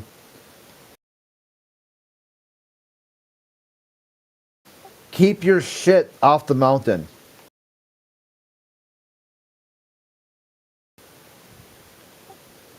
Like, take pictures and leave footprints. That's it. Too hard to understand. Oh, but we're gonna go to Mars.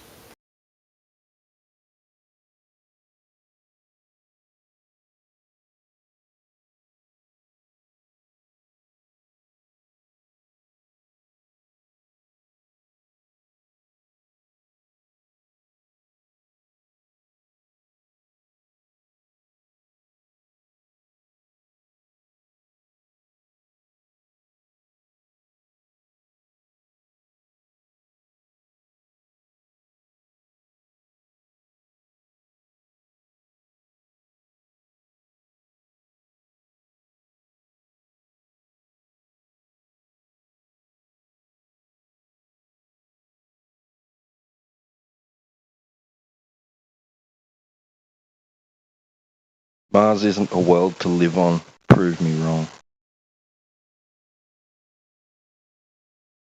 You got Skylander.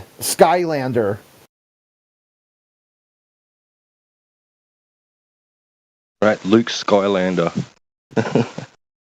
Are planets phenomena, T-Dub? No. I know. Say it's a phenomenon when they cross. Again, phenomena is an occurrence, circumstance, or fact that is perceptible by the senses. So, like, something moves. That is an example of an occurrence, sure. Cool. So the One stars. of the three kinds. Cool. So the stars move. Right. So the stars move is a phenomena, but Mars as a planet is not a phenomena to you, T-Dub? Verb. Can't just have the noun. Mars existing is a fact. Mars is happening, is it? It's occurring. It's existing. Yeah, Makes it a right. fact. Yeah. So a shoe is a phenomenon. Yeah. What's your hypothesis for a shoe? Shoes What's your hypothesis for perceptible a by shoe? the senses? Can shoes exist? Yes, of course. So something doing something. Phenomena isn't like, say for example, it didn't do anything. It was just there. Never done a fucking thing. Not a phenomena. If it moved, it'd be a phenomena. So there's multiple definitions for phenomena. The second here is an unusual, significant, or unaccountable fact or occurrence, a marvel. Okay. So that is a form of phenomena. Yes. But there is also the occurrence, circumstance, or fact that is perceptible by the senses. Okay. So far, I'm going to agree. We see it, whatever it is, move. Right, and we gave it a name, Mars. Okay, cool. Yep, we can give it a name. Whatever it is. Moves, and it moves differently than the stars. Okay. So lots of movement in the sky. Correct. Cool. We can chart those movements and predict where they're going to be. Oh, okay. Sorry. Thought we were trying to figure out the cause of the movement. What? Why?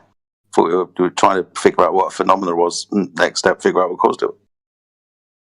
Or are we just going to watch the fact that we can chart the movement of it and accurately predict exactly where it will be at a given time. Does that not seem like we have some kind of idea of the cause of the movement? No, you're just observing it move. No, You might want to come a up with prediction has to be done prior to the event. I don't want to be rude. I'll tell you what, you can come up with your ideas if you want, but you're going to be, like you've pointed out, observing lots of different types of movement. I mean, predictions, maybe post-dictions, because these things have done similar things in the past, or exactly the same thing, depending which we're talking about. Okay. You think that we're able to predict the exact position of a planet in the night sky just based on how, like, we've seen it move in the past? Like, just from the fact of, it went like that this last time, so it's going to go like this time? I mean, we use the previous observations, right? But we then look at... What are you talking about, dude? So we see Maybe with don't the night speak sky. over me, and you'll get to my explanation. But you're talking about things like the planets that deviate from the path, let's say, of the constellations as described to. Repeat what they do. And the There's things no in planets between. described to a constellation. No, we measure their deviance from how much they deviate. They're not like this. They do something else. Planets, wandering stars, not like the fixed stars. Okay. Right, and we're able to predict certain events, such as, the perihelion of Mercury, by our understanding of their position in reference to Earth. Okay. So I thought we were doing natural science to figure out the cause of these things when you're saying reference to the Earth, above the Earth. Seems like you're just really trying to book it from how much of a prediction we have and how accurate it is. Nice, but we're not doing natural science. I thought we were trying to figure out the cause because we were trying to figure out what a fucking phenomena was. So maybe I shouldn't have interjected. Yeah, phenomena doesn't mean cause. When we're doing science, it does. Not where? Why do you say that? It's the prediction of what caused it. That's the scientific definition of phenomena? Please. Well, no, a phenomena is something that happens that's caused by something else. Wait, I have a phenomena is just an occurrence, circumstance, or fact that is perceptible by the senses. Whether or not it's caused by anything else is irrelevant. That's lovely. That's fine. Like I said, might be interjected too soon. You're talking about a phenomena, so I just thought you were talking about science. So what caused it? Yeah, we are. We're talking about astronomy and how we can predict the movement of the stars to a very fine degree because we understand their position and our position in the solar system. Relative to us, yes. Right. And the flat Earth doesn't understand the flat Earth in relative to these planets. It cannot predict their location. So the flat Earth can't... What? So you're going to measure these things in the sky? Talking about... What? I'm saying the globe Earth model, with its understanding of its position in the solar system and the location of the other planets in the solar system, is able to predict accurately the movement of the planets and the stars in the night sky. The flat Earth is wholly incapable of explaining this phenomena. Sorry, what is this quote-unquote flat Earth? And two... The flat Earth is what you're going to be taking the measurements from. Elevation of the things in the sky with reference to seasons, times of year, night and day, longitude and latitude. All measurements taken from a flat Earth. No need for a gish gallop. The flat Earth not gish gallop. You just dropped 5 different qualifiers or questions that people would have for the flat Earth. There's no need to drop those. The flat Earth I'm talking about is a stationary topographical let's think about plane. This for a second. Wait, let's think on this for a second. Can you explain that to me, please? No one understood the words you said. And probably not. We're going to continue with this conversation. I don't know how you could even respond to what I've said. What do you mean, even respond to what you said? You said that flat Earth doesn't correspond with this flat Earth. The movement of the stars in the sky it can't predict, well, even though this is where we get the measurements from, the elevation of these things in the sky. At the moment, we're talking about where Mars is, depending on what time of year it's moving throughout and when we do and don't see it. You can't say that the predictions made by the globe Earth model are actually flat Earth predictions. Yeah. You can't say that the predictions made under the globe Earth model are actually the flat Earth predictions because they don't work on what is a flat Earth. What is a flat Earth? I told you already. A stationary topographical plane. Okay, and what's the coordinate system on this flat Earth? Fuck if I know. It's never been explained to me. Okay, so what the fuck are you bringing it up for? Fuck if I know. Because of the fact that it is so vacuous that it is incapable of explaining anything. It's incapable, even though it doesn't exist. Yes, if I made up a being that was called a foo-foo, right? And it was like, what does a foo-foo do? And it goes, honestly, nothing really at all, because I haven't really thought about it that much. Why is it? It's incapable of anything.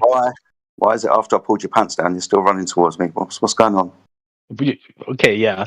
Posturing and trying to moderate your own debate only makes you look fatter. Really, dude? Yeah. Not even what I've said. This flat Earth that you brought up in dichotomy that you don't know. It's not necessarily a dichotomy. If you'd like to present a third option to give a prediction. It's not like, thanks. It's not like, the AE map. You haven't said, this flat Earth, the AE map, where's Antarctica is the ring around the Earth. You haven't even bought that. Yeah, because I know that that's not what you're going to accept. Okay, so I am claiming any flat, stationary topographical plane is wholly insufficient and contradicts what we observe. But how can it contradict the phenomena we observe? What, the movement of Mars across the sky? Correct. How do we measure the movement of Mars across the sky? How did we measure it? Yeah. We observed it. Woohoo! Okay, how did we measure it? Yeah. Was it, what did we see it in the night? Was it in the night? Did we see the planet in the night? Jedi. Really? Yeah. I'm walking you through it, and it seems like I'm having to start at the beginning. I'm glad that you think that this is silly. Okay, so what time of year? Because there's, different constellations in the sky at different times of year. Its movement would be relative to them. Yes, it would be relative to them. Yeah.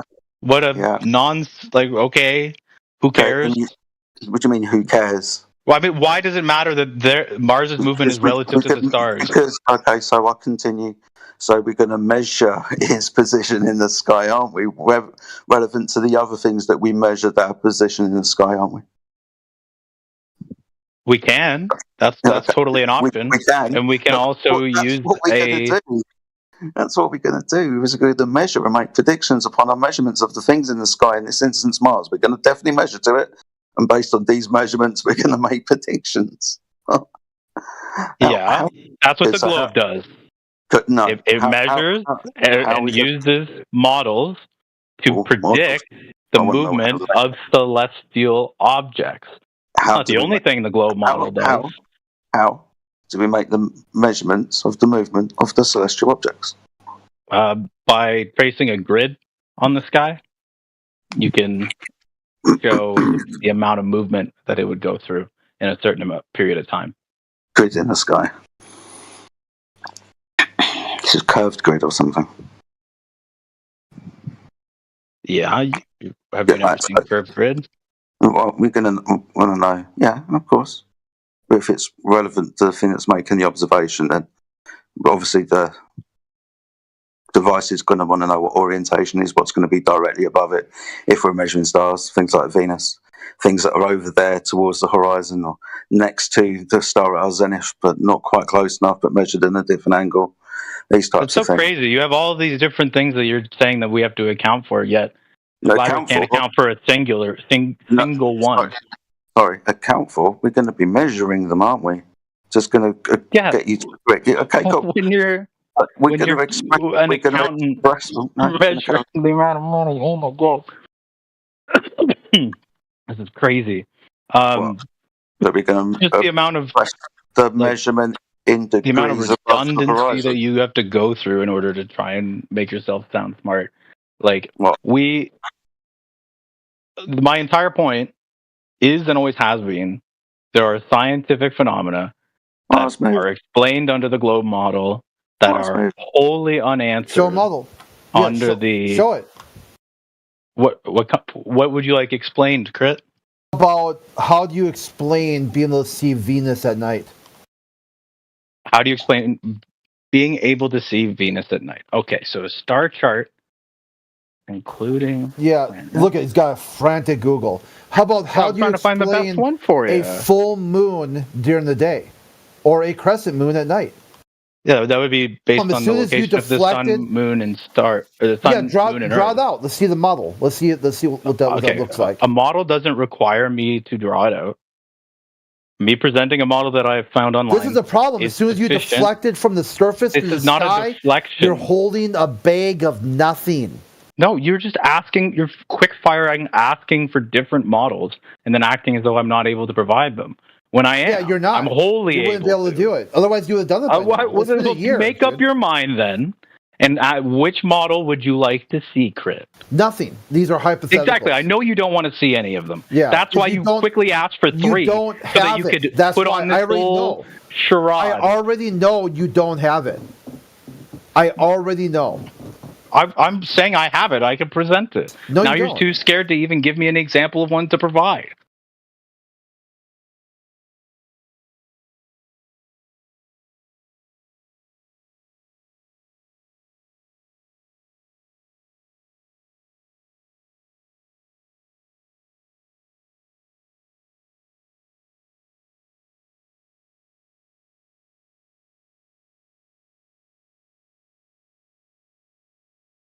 I had with Professor Phil Bell once, where I said to him, let's talk about it. Let's talk about this heliocentric model. He's like, yeah, certainly, let's do it. How do you explain Venus at night? He's like, it's odd. I really can't. He's one of the most honest things ever. He goes, you kind of got to play with the definition of day and night to get Venus to appear in the night sky. You got to somehow have refraction, elevation changes, and it's quite odd. He says it's one of the things, I'm paraphrasing, mind you. He says one of the things I've always struggled with, visualizing the heliocentric model and then trying to understand how you see Venus at night. Because Mercury, you don't. You will never see Mercury at night. Impossible. But somehow Venus it is. Let's see your model. Draw it out. Show me where Venus is, where the Earth is, where the Sun is, and you can see Venus nighttime.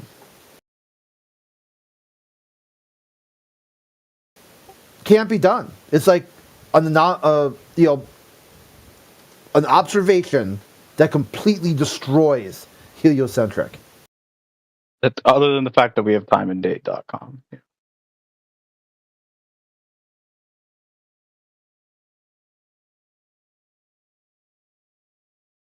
Which is you're all able to go and then who cares, buddy boy? Check we are able to when the sun comes up, what celestial. Okay, bro, you're given a specific question. Give us the answer to that question. You said, what would you want to know? He said, this is what I want to know. Now it's your turn to back up your claim that you can explain everything. So where is it? Let's see it.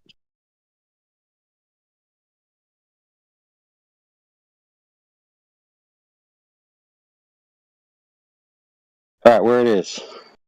Well, one, that was a claim shoved down my throat. So, I mean, I don't matter. You said what claim? Holy crap, dude. You said what claim do you want explained by my perfectly explanatory globe model that explains everything? He said this. So what say you? Okay, so Venus completes an orbit every 224 days. It appears at sunrise as the morning star. It will remain that way for a few months until its orbit brings it between Earth and Sun or behind the Sun and it disappears.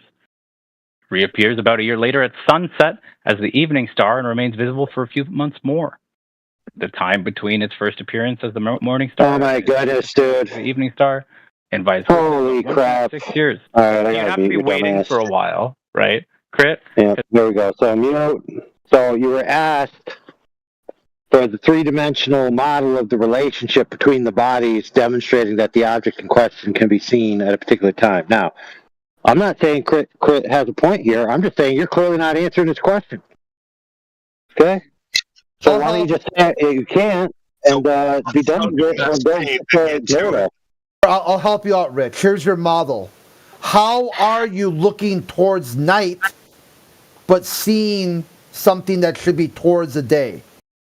So you're looking into your backyard, and somehow you see your driveway.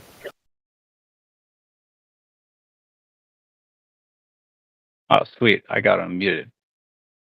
Because of the fact, right, that the Earth could be, let's say, at 3 o'clock, right, and this is why it was listed as the morning and evening star, because it would have to be close to those the times where you could almost see the sun, and then you would be able to see it on the horizon there.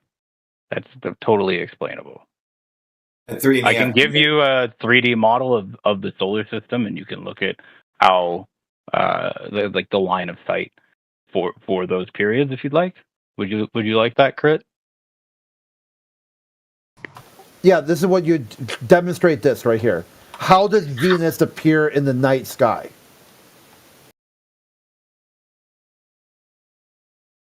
What? But you know that Venus appears at nighttime. Now show Venus how. is just easier to see at night. How does it appear at night? It's not the middle of the night. It's close to the evening, or like the yeah, which is morning why I said, or the evening. When I talked to Professor Phil Bell, he said you got to play around with the definition of night. It's one of the things he struggled with. He's like, I'm not sure how that works. It's a big question mark. Venus does something completely contradictory to the heliocentric model. How is that contradictory to the heliocentric model? Which way is daytime? Towards the sun or away from the sun? Your proving of a point does not require a question of me. Yeah, let's see if you understand it. If I'm looking towards the sun... Don't waste your time with rhetorical questions. Is that daytime? Just answer the fucking question. Is that daytime or nighttime? I'm waiting for your response. Yeah, that's daytime. If you don't know this, that demonstrates the first thing I told you, and why Professor Phil Bell said it's hard. It's hard to talk about this topic because Venus is so unique. It does something so different than predicted or expected. It's one of the things he struggled with Right, the heliocentric but none model. of what you've just said aims it at being contradictory. Yeah, direct contradiction. No, you can't just say Nighttime direct contradiction. and daytime. Yeah. No, because it's at the cusp of both daytime and nighttime. Yeah, so just play around with the words. What? It's called a qualifier for the words. So if the sun is above your head, that's daytime. If the sun is below your feet, that would be nighttime. Okay, so if the sun is on the horizon, but it has not come up over the horizon, That's yet your you head. can see light That's daytime. That's daytime. Then that's your wordplay, sir. It's not a direct contradiction whatsoever of the heliocentric model. Direct. Take back your law. Contradiction. You're just a liar. You have failed to show how any contradiction has been shown. Other than wordplay of saying it can't be nighttime when the sun is rising. Just so fucking stupid. If he thinks that's what nighttime means, and you fail to parse him out and convince him otherwise, that doesn't mean he's lying about his position, dude. No, he's lying about there being a direct contradiction. Is this nighttime? This photo right here, is this nighttime or daytime? Is that fucking nighttime? Make it bigger than 480p and I'll tell you. Is that, I had to take it from the other website. That's what it was on. Is that daytime or nighttime? That could be a beer in a beer and fizz. I don't know. Oh, you're a liar. You're a liar, Rich. It could. How? It could be, I said I don't know. You're a liar, bro. Saying I don't know is different than saying it's a direct contradiction. You're a liar. Yeah, that looks like nighttime.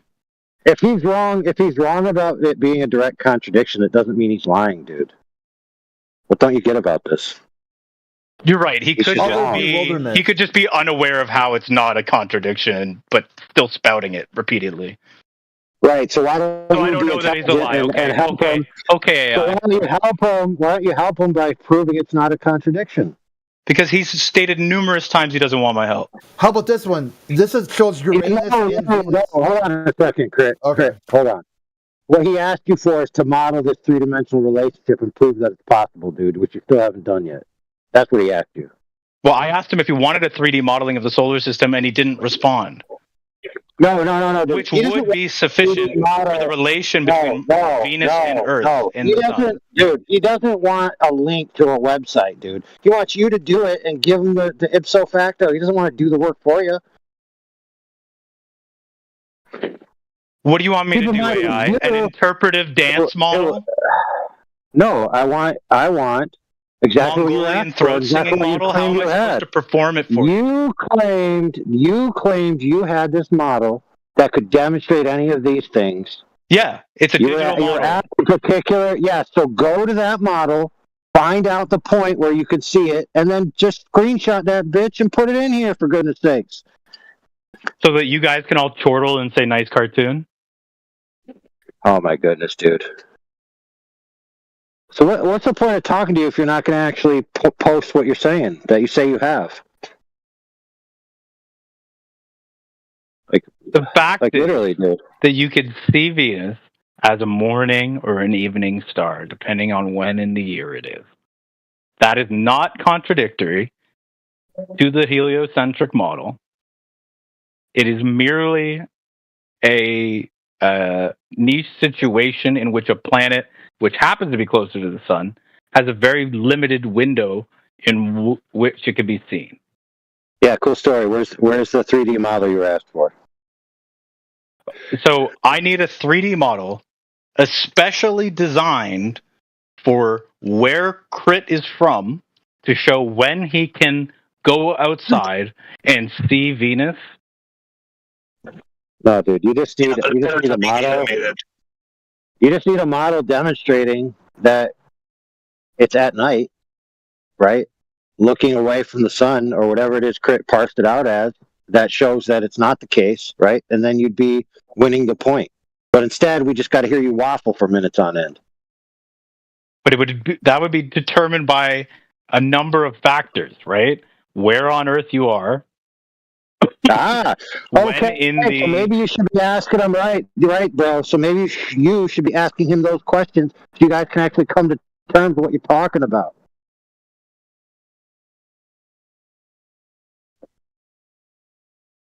But instead of asking him an actual claim I've made and then look at the models associated with that. How about that? No, because you said you had the super explanatory model that explains all observations about the stars in the sky, and go ahead and ask me about it. I've never said that. Dude, you said you had a model, which is a globe, which is all it does is predict where everything is in the sky, dude. That's what you said. Yeah, we could predict the movement of celestial objects. Correct. Okay, cool story. And so you were asked. No, you asked what explanation with this model do you want explained? And somebody asked you, I want this explained with that model, right? Yeah, and I tried to provide a solar system model, dynamic, by which you could see when Venus and the dark side of Earth would be aligned. Yeah, so get that, for goodness sakes. We've been waiting for like 10 minutes. I asked him if he wanted that, and he said no. Oh my goodness, dude. Said yes, actually. Holy crap. Go ahead and post it, Rich. Sure. Now, if you're just going to post a website to a quote-unquote model where somebody could dick around with a bunch of things until they finally get something, that's not the same thing as you showing it, dude. That's the difference. Like, now, if somebody asked you what does it mean for me to show it then? Holy fuck, dude. Okay, here.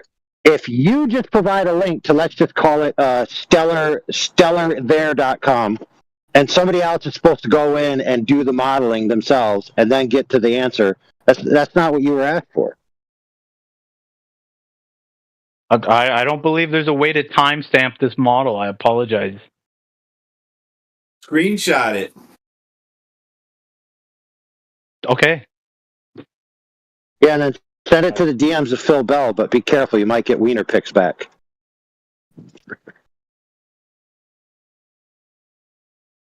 Especially if you have a name that could be confused. You want if you have a name that could be confused.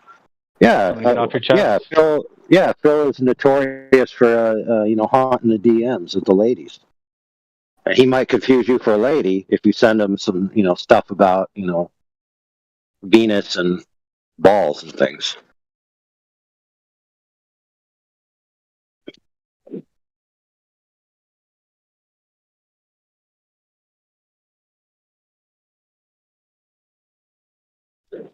There you go. You can see the dark portion of the Earth, as well as Venus and the straight line leading from Earth on the dark side towards Venus. I'll take that concession. I just see a girl with a bunch of hot dogs. What? Scroll up. All right, so what do we got here? We got some smiling faces, clowns, and. Dude, I don't even know why I'm bothering looking at it. I was trying to get him to show Crit. Well, no response from Crit yet. Who posted it? All right, which thing is which thing, dude? I don't even see labels on here. Good grief. Do you not dude. know which Amateur planet hour? is which? No. You need me to label Dude, it? label it. Hey, brother, have you ever taken like a course? Dude, they don't just let you draw it. You have to label everything. Dude, shouldn't this program label it for you? I mean, good grief. No, it's for people above the age of 10. You got a program that shows you all this shit, but it doesn't label anything, and you just have to hope you're right. No, brother, you got to pay $79.99 a month subscription for the labeled DLC. It's entirely free website that you can go to. Yeah, that's what I mean. You have to pay for the labels, bro. It's free to start, but then once you want labels, you got to pay. No one's going to actually address. It says a semi-realistic model. That is bizarre. Yeah, because it's not to scale. I'll tell you what, It doesn't say not to scale. It just says semi. I don't know. It's a weird term. There's as much as you can read, apparently. You sunk your own battleship with this. Venus would be phased. Venus would have a phasing like the moon, and it would be mostly dark, not the brightest star in the sky. What? Does that mean you can't see it at all? It means you can't see it easily. You wouldn't see means it. that you can't see it easily. Doesn't mean that you can't see it at all. Yeah, it means you wouldn't see it. What's your citation for that, please? Yeah, because this is at like this quote unquote dusk daytime thing. It wouldn't be bright enough. That's your claim. Go ahead and source your claim. Here. What? That curvy line? There's your Terminator line. You know that there's people standing. Like, it's not like everyone has to look past that, right?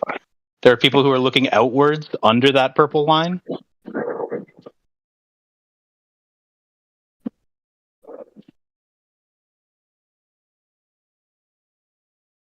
Oh my goodness, dude.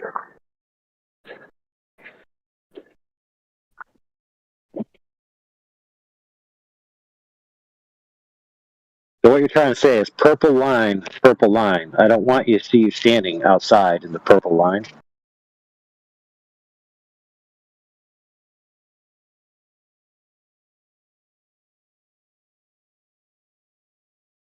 Crit asked for a model. Crit got a model. Rich asked for a model of the flat Earth. Still empty-handed. That looks pretty convincing. Rich? Damn.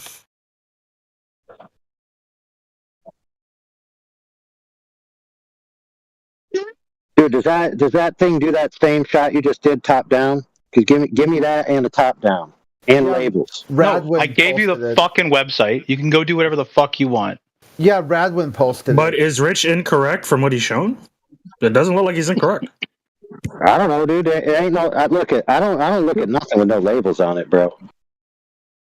I got teacher credentials. If you turn something in with no labels, it's an F automatically. Semi-convincing, semi-realistic. Well, at least you have a cheerleader there, Itch. Semi-realistic, entirely more real than the flat Earth model.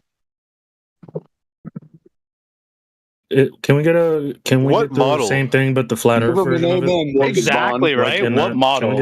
Can we get that? Can we get the website but like the flat Earth edition, please, so we can do that, Rich? Thanks. So you think having a model makes it real? On the flat Earth. It's easy to visualize. Rich, hey, do you think having a model makes it more real? Having a model doesn't make it more real. It gives it explanatory virtue. So what is the value of having a model if it doesn't match the real world match the real world? What's the point of having it? I don't know. I don't hold any. You're the one who holds the flat Earth. You tell me. We don't have a model, and you're saying, yeah, you don't have a model, but we do. Exactly. As if that's going to prove curvature.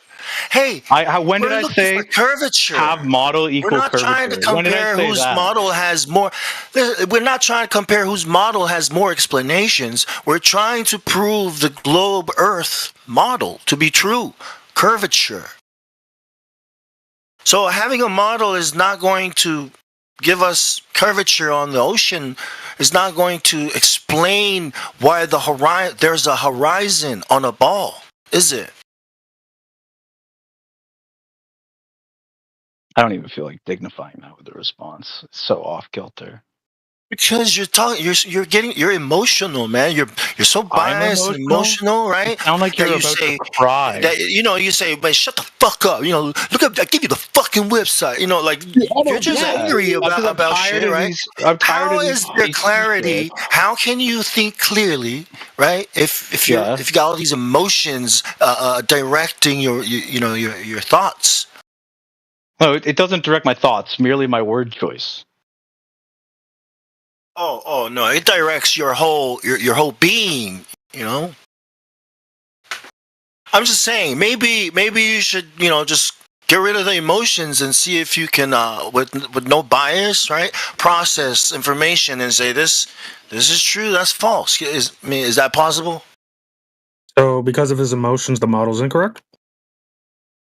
How could you say that word is Bond? It doesn't matter if the model is incorrect or correct, right? He said, and I agree with him, that having a model, right, with explanations doesn't give us evidence for curvature, right? It doesn't explain why there's a horizon on a globe, right? So these are the things we should be trying to answer, right? Not, I've got explanations on my model. Like, who cares? We're focusing on the horizon, so the why it reason even exists. That there would be a horizon on a globe is because when you're on a sphere, right, and you look outwards, all directions from you would be dropping away, right? So thereby, there would be a limit that where it drops so much that you can no longer see. That's why there's a horizon, Bob. That doesn't explain. That doesn't explain it. Yeah, those points don't match the where it would be disappearing on the 3959 ball, Rich. Sure, in Euclidean space. In Euclidean space, when dealing only with a geographic. What? Sorry, you are sorry and pathetic. I don't even know what you're talking about, dude. Yeah, I know because you're. What's wrong with you, Rich? You abstain from trying to understand people. Here, I got it right here. Earthsky.com. The bottom line that Venus is the third brightest object in the sky, right after the sun, moon, then Venus. So your little demonstration here showed it would be a new Venus, a completely dark Venus. And it's not even done right. This isn't even close to a workable, functional model. What would you know about a workable functional model? Size, distances, directions, none of it. Like, By hey, what, look at by what authority do you claim it to be a non-functioning model? Yeah, it says that it would have to be bright. You demonstrated the dark Venus. It says that Venus is always the third brightest thing in the night in the sky. Yeah. Based on physics, it's not a reality model. It's a fantasy model. It falls send flat. me the link. When you compare send me the link where it says that Venus is the brightest, third brightest thing in the sky. The mic works? I think the mic doesn't work. Let me double check.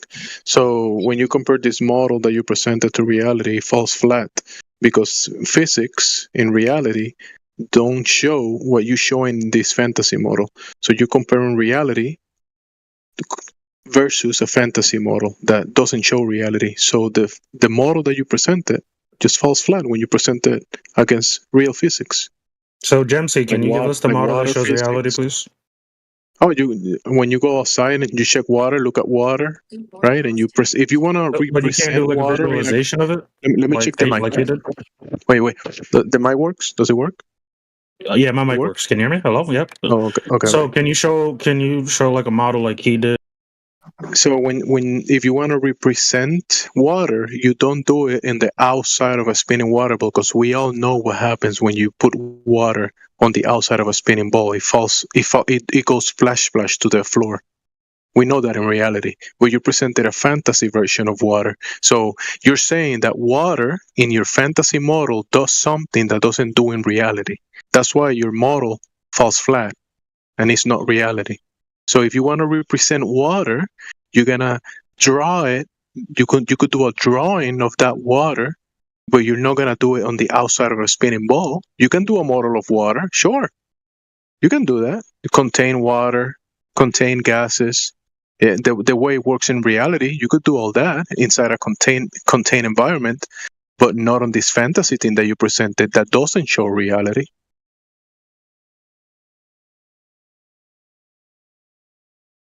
So your model falls flat in reality. It's not showing reality. It's not showing the real water. It's not showing the way gases behave.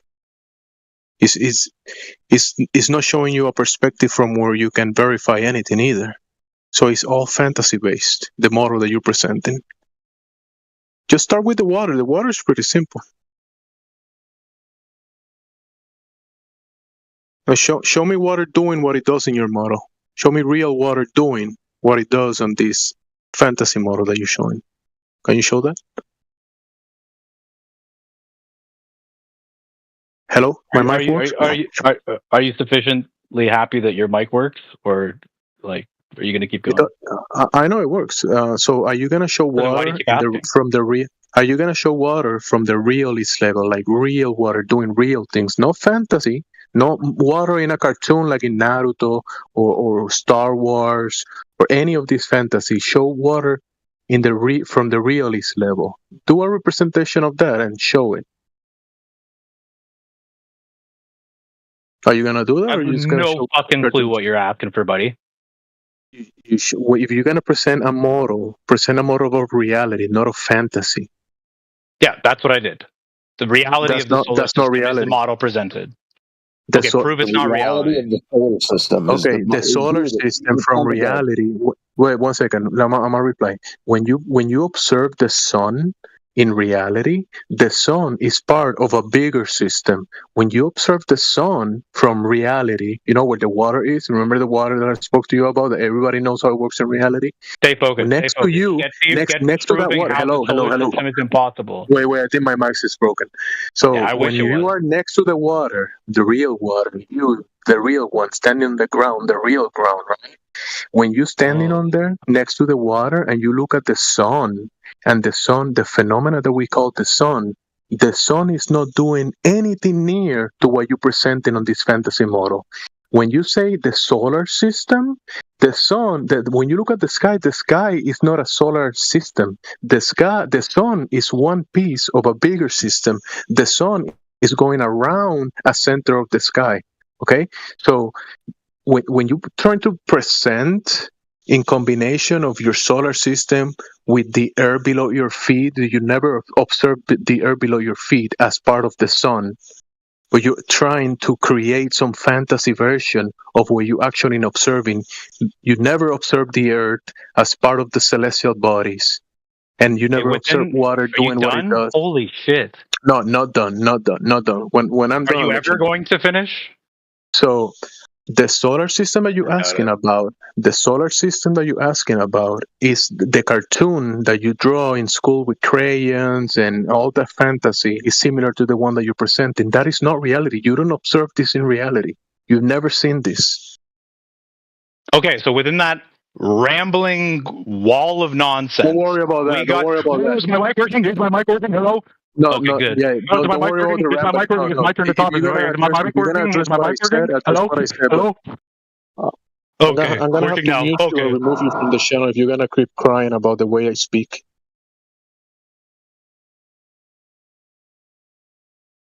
See, Rich, I told you it's your emotions, man. You got too many. Get some drink some cranberry juice. Right? You sound like a woman. You sound like a woman on her period or something. You know, like you need to not involve emotions in your words and shit, whatever. He mentioned the solar system. We don't observe what you're showing in the model. We don't observe water doing that, the ground doing that, following the sun. You never seen that. You only in your cartoon model, fantasy model. In reality, we look up, we see the sun being part of a system as the moon, the wandering stars, the radiance, the other stars. That's a big system that is not a solar system. The sun is part of a system that we can observe from reality, next to the real water, next to the real earth, next to the real you, right?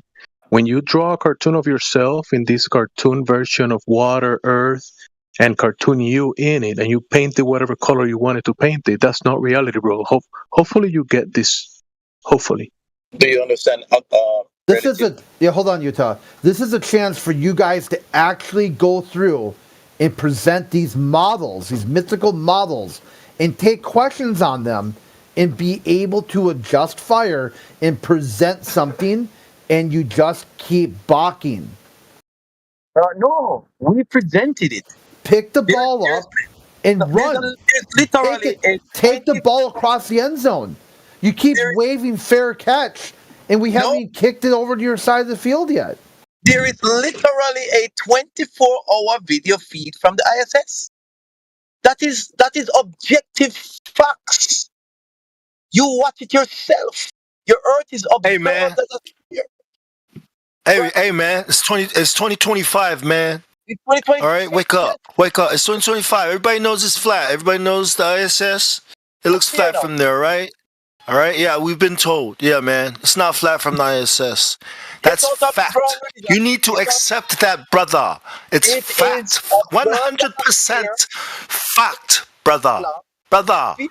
It's flat from the ISS, brother. Go YouTube it. Look it up, brother. You can also double check from the ISS and the Chinese ISS. So you have two different references points, and you don't see curvature from either. You don't see curvature from the ISS or curvature from the Chinese ISS. So you have two evidences that show you there is no curvature, brother. There is curvature. On the x-axis is 2,000 miles to the horizon. Look out at the horizon. Curved at the x-axis. The curvature on the lens is not the curvature of the Earth, brother. The curvature on the lens is not the Earth is not the lens. Why are you cutting me off, brother? It orbits the Earth 16 times a day. It goes around it. My brother. Times a day. That means the lens of the camera is not the curve of the Earth, brother. Which one? There are over a dozen cameras on the ISS. Which camera are you talking about, brother? No curvature, brother. Yes, on the ISS, its x-axis. Now, okay. So now go to the real Earth and show curve over there on the real one, not on the image. Remember, hello, brother. Not the image, not the cartoon or the Hollywood version of Earth. Go to the real one, the one that you can touch and walk across, and show curvature on that one. You're too tiny. You bacteria on a You're too 24,000 miles thing, to you, it's going to look flat from your perception, brother. So the lack of evidence is the evidence.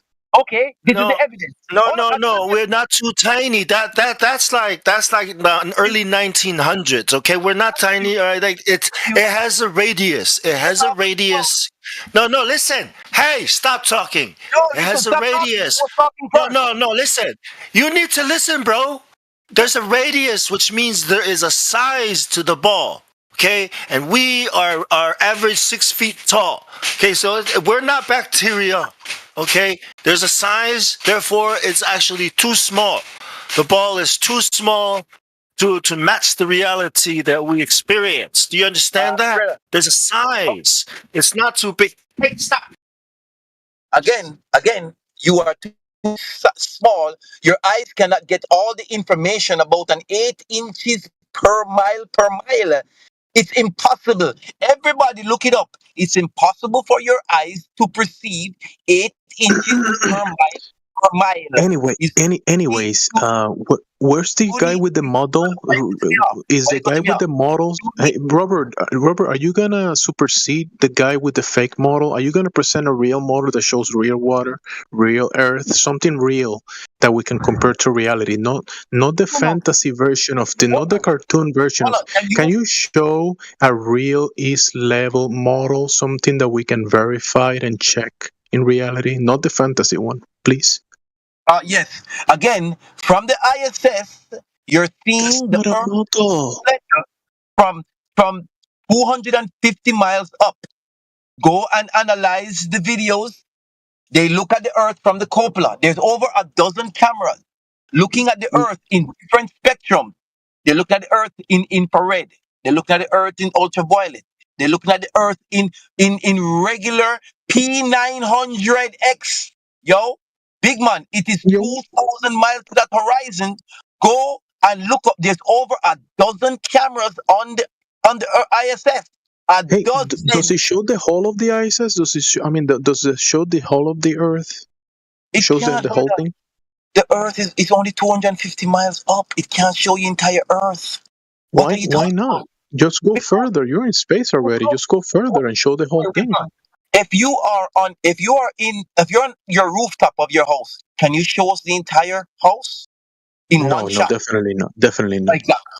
Thank you very much. You're going to have to get higher, much higher up, and then you take a shot of your house. Yeah, how higher? No.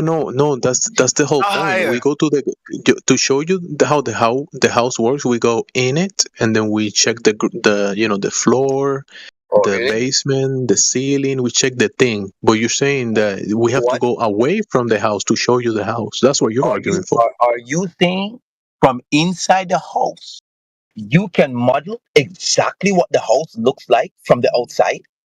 From all of the sides, you go inside and you check the floor. You go outside and check the ceiling. You go to the side. You go, to all of the sides of the house, and you check the thingy. You check the thing in question, but you don't go next down to show the house. You don't do that.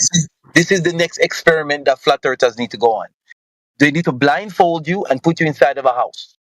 All right, now you're trolling. Robert, stop trolling, Robert. If you keep trolling, you're going to be in trouble, I'm Robert. not trolling, big man. This is a real exercise. What do you mean? Where are the Globers? Hey, Globers, come get your boy here. What the hell, man? You going to let him strawman the globe like this? Shit. Again, this is what we're going to do. Where's Rich? We are going to put you inside of an environment like a house, and you don't see from the outside. And I want go look up the ISS. Hey, just go check the ISS. I want you to do this. You're saying there's no. We are going to agree. We are going to have to agree that it looks flat. Okay, bruv? You understand what I'm saying? We have to agree that it looks flat, or else it's nothing to talk about. Where you standing? Where's the model guy? Where's the model guy? Yeah, where are you standing? If you're standing on the ground at zero sea level, of course it looks flat to you. You're too small. Now get some altitude. It Man, won't. you're a small brother. You're a small one, brother. No, you're small. That's a Well, that's what I'm trying to say, bro. The altitude I'm talking about is 250 miles up. Okay, that's where the ISS is from. Okay, and we have been told now by Neil deGrasse Tyson. Wait, let me finish. He's saying it's actually he's saying it looks flat from the ISS. He hasn't been to the ISS. He hasn't been there. What are you talking? Oh, who has? Who has been 250 miles up? 676 people. That's not the point I'm making, bro. Listen, the point I'm making, is all of science. Okay, all the scientists, all the astrophysicists, astronomers. Okay, they will say it looks flat from the ISS. So you would be the only one saying you can see the curvature. Yes, you are the only one. Okay, and you would be wrong. You would be wrong. That's why I am saying we have to agree that it looks flat. Okay, from the ISS. All astronauts who have been to the ISS say they see the curvature of the Earth. That is one. That's what you see on the TV, but that's not what. That's not what. That's what you see on the TV. That's what you see on the movies. Okay, but that's not reality. You're the one. That's not what we see in the real world. Listen, the Red Bull space jump. Listen, the Red Bull space jump was not on a movie. Okay, it was just some company who did that. Okay, but inside the camera showed the horizon. Let me finish. Altitude 128,000 feet. Camera inside, looking out, seeing a horizon, almost at eye level. Okay, that had to be explained. This is the reason why the ISS also has to look flat because of that. So, do you understand, bro? Yeah, I had to mute him. Again, the ISS shows you curvature every time. Go and look at it. It shows you from the proper camera. There are over a dozen cameras. So you have to look at the proper camera that is showing you the horizon. You're not listening. You're not listening. Those cameras, okay, listen. Those are fisheye lens. Fisheye lens. Lies. They have over a dozen. Some of them are, not all of them are, right? You have from the cupola. The ones that show the curved horizon, those are fisheye lens. No. Not true. Yes, they are. That's what they specifically told us because of the Red Bull, because of the Red Bull jump. They specifically had to correct what we were seeing and say those are actually fisheye lens. I know you guys thought that was the curvature of the Earth. No. Okay, so that's what I mean. We have to agree that it looks flat even from the ISS. If you want to talk. If you want to have a conversation. No. If you want, we're just gonna talk past each other if we don't agree on that. You don't want to accept that from the ISS, they see curvature every day. Every day. You're the only person that thinks that. Okay, in the whole world. Okay, two of you. Yeah. Okay, so now you have to go up to the ISS and show us curvature because it's flat from 128,000 feet. You got to go higher now. Right. So, for the love of God, one of you guys needs to progress this convo. You're literally saying the same sentences on repeat. I agree with you, AI. Can somebody talk to the new guy? There's a new guy that's name is Word is Bond. Maybe Robert's he's a anti-flat earther. I mean, we could put him on pause for a little bit. You can talk to the other guy. Pause him. Yeah, I just wanted to finish my comment that means that what you're observing from the ISS is fake because when you check the Earth, the Earth is not showing that. The real water is not showing that. So whatever he's claiming that is being shown from above there is not reality. Because when we check reality from reality, it's not showing what you saw, what he's claiming. So go ahead. Word is Bond. Do you think that the Earth is a globe? I do. What is your evidence that the Earth is a globe? What is the evidence that the Earth is a globe? Yes, sir. Well, everything I was taught, everything I've seen in textbooks, stuff like that.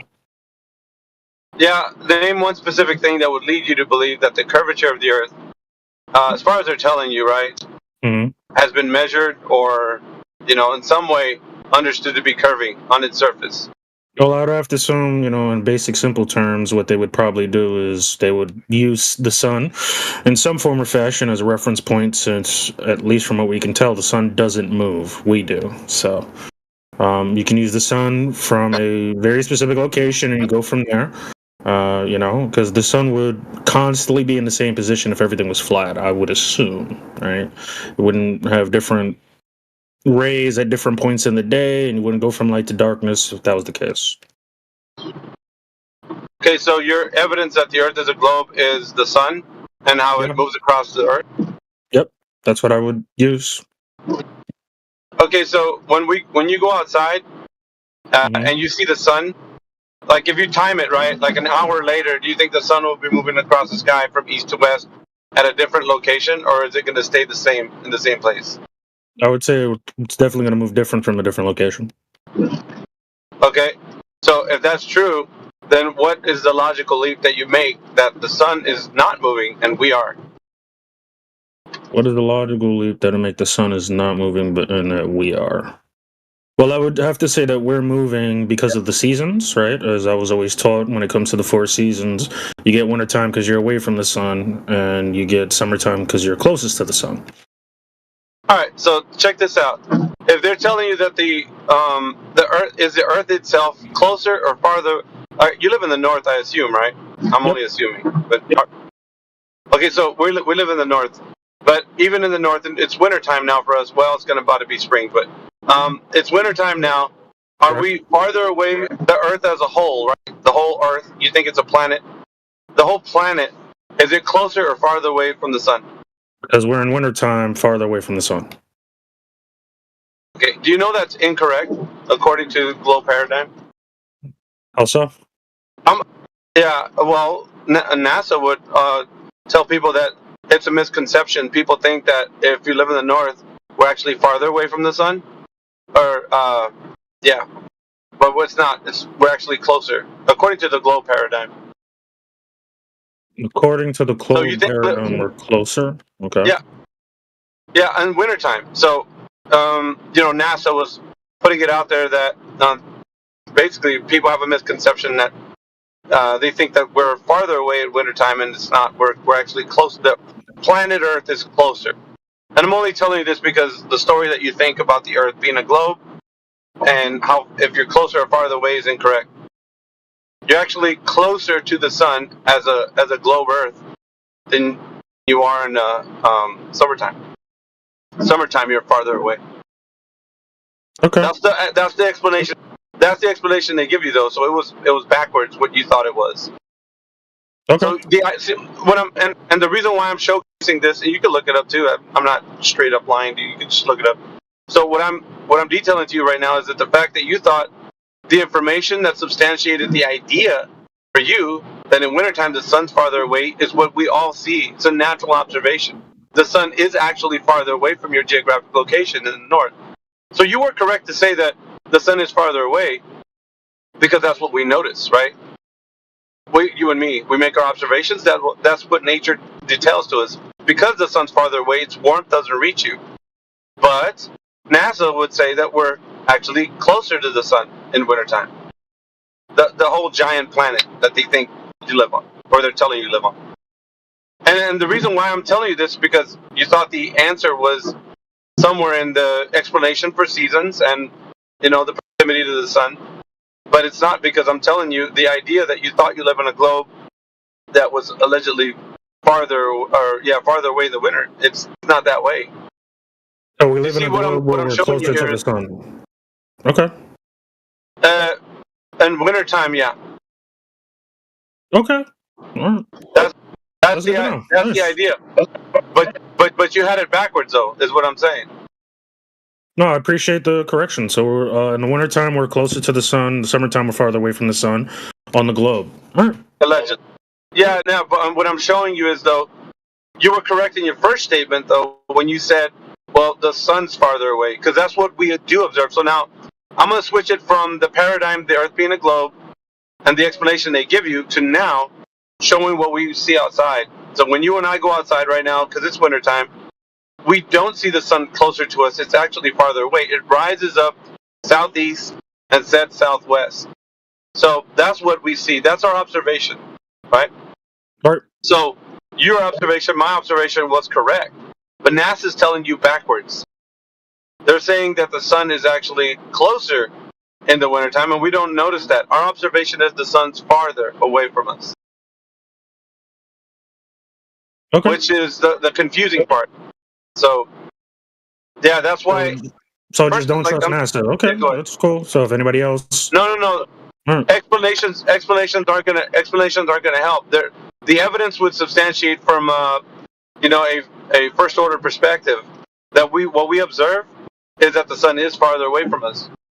So your geographic location, well, right now anyway, looks that the sun rises from the southeast, sets southwest. But in summertime, it'll start getting closer to your geographic location, which it'll be rising northeast, setting northwest. Okay.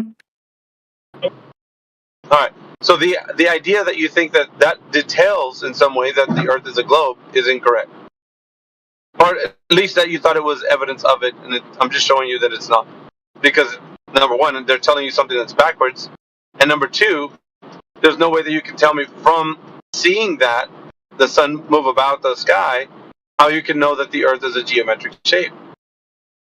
Which, unless of course you think there is some evidence of that, then what do you think? What evidence would give us the indication that the Earth is a giant oblate spheroid? what would be the evidence that the Earth is an oblique giant spheroid? Yeah. What would be the evidence? Oblique giant spheroid. What'd you say? No, I'm just trying to think. What would be the evidence? Oh yeah. I guess it wouldn't be the equator, right, or the core.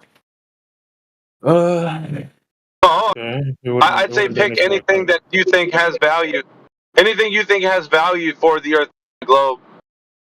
Like, why would anybody even believe that it's a globe based on valuable information you would describe to us?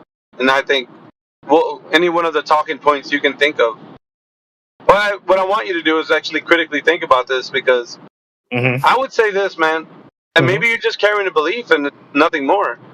What if it's just a belief that you have? Cool. Just keep going about my daily life, paying rent, taking where I got to take care of. That's about it. Not much will really change. Yeah, well, you're better than most. There's a lot of people that come in here and scroll and no, it can't be. It's a globe, for God's sakes. Then they'll go all Whether crazy. it's a globe or not, I still got rent that's due on the 1st of every month. I got to get my groceries. Like, nothing's really, it's not a groundbreaking revelation for me, or it becomes like the Matrix where I ate a red pill or anything. I still got shit to do. Yeah, well, it's interesting, man, because you taking a position that's indifferent about it, and I don't know, it just shows a lot. People value truth, man, in their lives. I don't disagree. That's why I'm like, if it is true, and whatever, it's what, whatever position you have for the value of what truth is, I think some people look at it like a huge gold nugget. You would look at it like this rock is just trash, and you just toss it over your shoulder. For some people, it's like super valuable. Others, they really don't care about truth. So this is the reason why I'm saying, and it just depends, right? Who you are and why. So I wouldn't disagree at all. Yeah, Thank you, at least for me, it's noted. You don't care. Thank you. it's not that I don't care. It's just. Let me. It's fine. It's fine. It's fine. You don't have to tell us that you don't care. When you just told us you don't care, it doesn't matter. It's fine. Right, because I have more important So you're things just I going have to to carry worry about on. in It my doesn't matter, guys. But I would like to present this idea to this So am I group. supposed to stop paying my rent because of flat Earth? Like, what are you talking Do about? whatever you want, bro. Yes, I have to take care of my responsibilities and make sure my bills are paid. Like, all right. I'm just going to stop. All right, dude. All right, settle down. The globalists seem to allow squatters, so I don't know. Wait, what? Pay your bills and be happy. Wait, man. what? Netflix and chill. I was just asking some questions. brother. You, I was just I asking gave you you some my, questions. I gave you my honest answer. That was it. I don't know why Well, it's like, all oh, right, but you don't believe in can truth. I just Okay, yeah, that's can fine. I just Can we just take it down? Like, it doesn't need to go here. Like, the conversation does not need to go here. It's not going anywhere. I just wanted to. I was just asking him some questions. So, and the gentleman answered. Recording. But that's fine. Yeah. I don't have a problem right now. I just wanted to. I wanted to give like a different perspective because people are freaking out. I mean, it's kind of like realizing you're in a prison and there's more to the world than that prison. And you saying, well, I got to go to work. Of course, you're in the prison. You got to wake up and go to work, go back to your cell, wake up, go to work, go back to your cell, and then die. Of course, we got to do that, right? Okay. Death and taxes.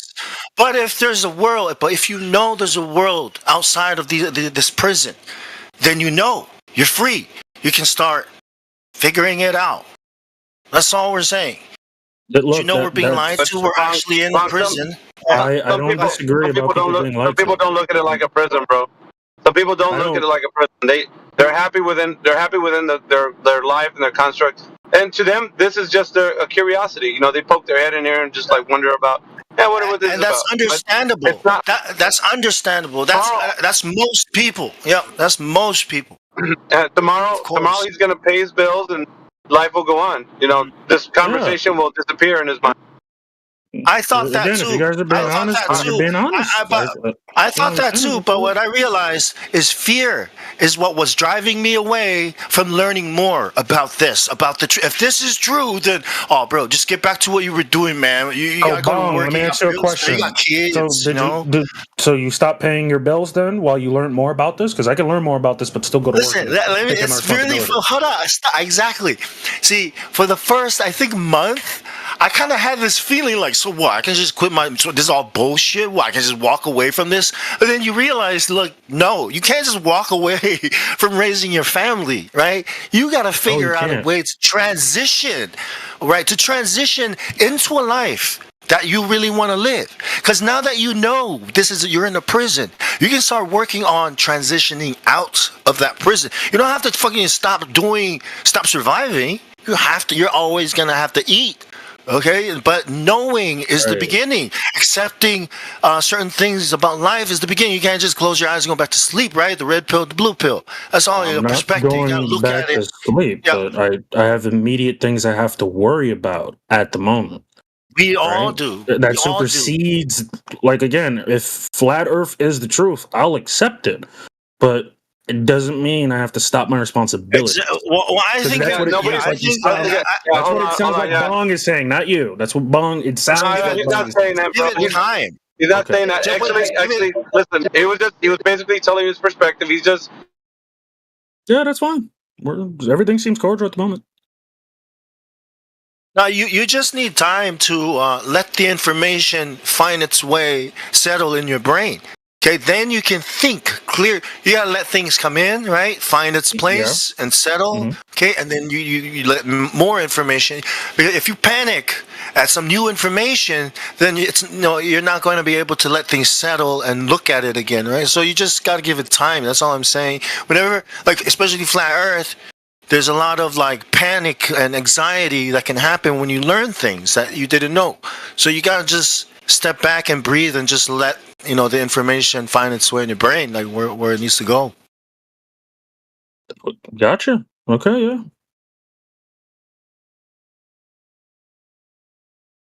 You're always gonna come back to curvature, okay? No matter what happens, that's the bottom line. That's the only thing that matters. No matter who comes here, whether you're a PhD or whatever, engineer, it always comes back to curvature. Okay. Okay, water's flat and level. Sorry, I got a phone call in the middle of that. But yeah, man, I think he was just saying that it's just basically a transition. So when you know something that's true, that is like paradigm shaking world transition. So like you don't see life the way you did before, because before it was a big bang, cosmology, everything they told you in school was the way it was. So this actually allows room for a creator. It allows room for an idea where you thought maybe, I don't know what faith background you are, maybe you don't believe in God or whatever, that this could give you a reason to think about a creator. And also, it could catapult you into a different knowledge space as to the physical and natural world actually making more sense. You know, science, applied science, and things that we do with physics are going to make even more sense. So it changes a lot. But and I get it, man, you feel like it's a different right now. But because, like I said, the value of truth of what we're saying, it hasn't hit like every aspect of your life because you're busy now, right? I get it, you're busy now. Yeah. But if you start thinking about it, what Bong was saying, then you could still do the busy things you do in life, and then consider the reality of the truth of what we're saying. You can do both. I mean, it's like you're not gonna stop doing what you're doing just to focus on flat Earth. Nobody in here is saying that. Nobody. Do you know that? No one's telling you to drop everything and just focus on flat Earth. No one's saying that. Everybody in this room probably has a job or does things and still talks about this. So, like me right now, I'm still going to work. I'm actually calling you on my way to work. So I'm still doing the things in life, and I'm still talking to you about truth. So you're not stopping paying your bills, bro. Okay, well, I didn't disagree. If that's the truth, it's the truth. Yeah. I'm willing to accept it, you know? I am. Well, like I said, maybe just hang around a little bit longer in here and see what the arguments are for it and against it, because there'll be more people popping in here, and then you could consider it more, and then maybe ask some questions. Okay. All right, man. Yeah, I don't know if you guys want to switch on Robert again if you don't have any more content, whatever. But thanks for your time, dude. Anyway. Yeah, no problem.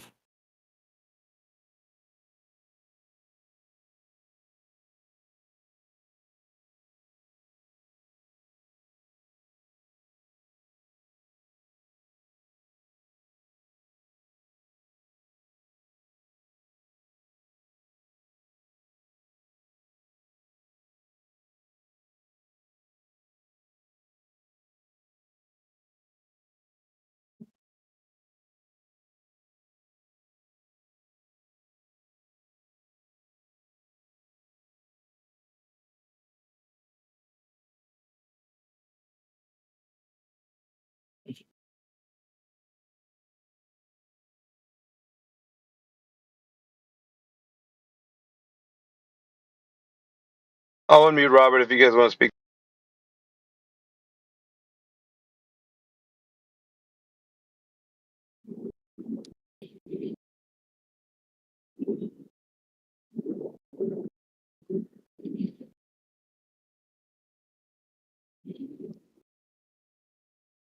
Go ahead, Robert.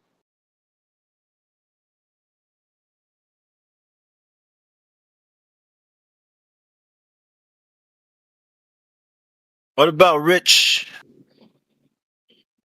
Yeah, unmute Rich too.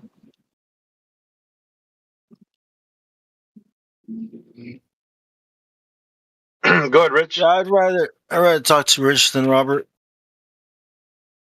Okay.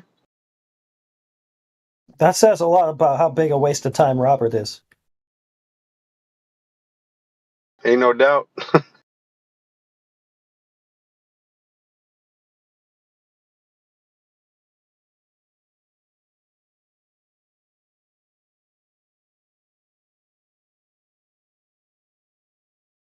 Well, it's kind of more fun. Robert's just kind of a one-trick pony.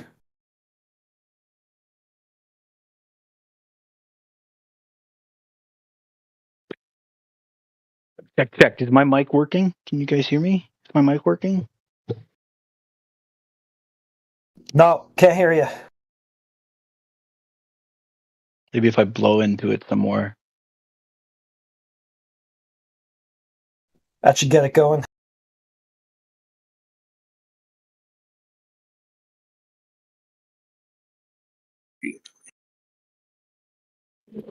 All right. You guys see the videos? Fake CGI, brother. No, you have to prove that. Go ahead, give me the proof. Give me the proof. Well, you didn't have to prove it when you said it, so neither do I. No, impossible. It's different. Yeah, because you got a It's double different. standard, so it's different. It's CGI, different. brother. Oh, you can't CGI, brother. You cannot. Impossible. Because we have all of these images right now, 24-hour video from the cupola. This is a reality. You can. When the last time you guys witnessed a launch of a rocket? Sorry, I'm not going to engage with any videos or pictures you show us. Because you don't there you engage go. with any that we show you. You just hand wave them as fake CGI. Thank you. You see that? So you are willfully. Yeah, I'm just doing exactly what you do. What's the big deal? Willfully trying to stay away from evidence.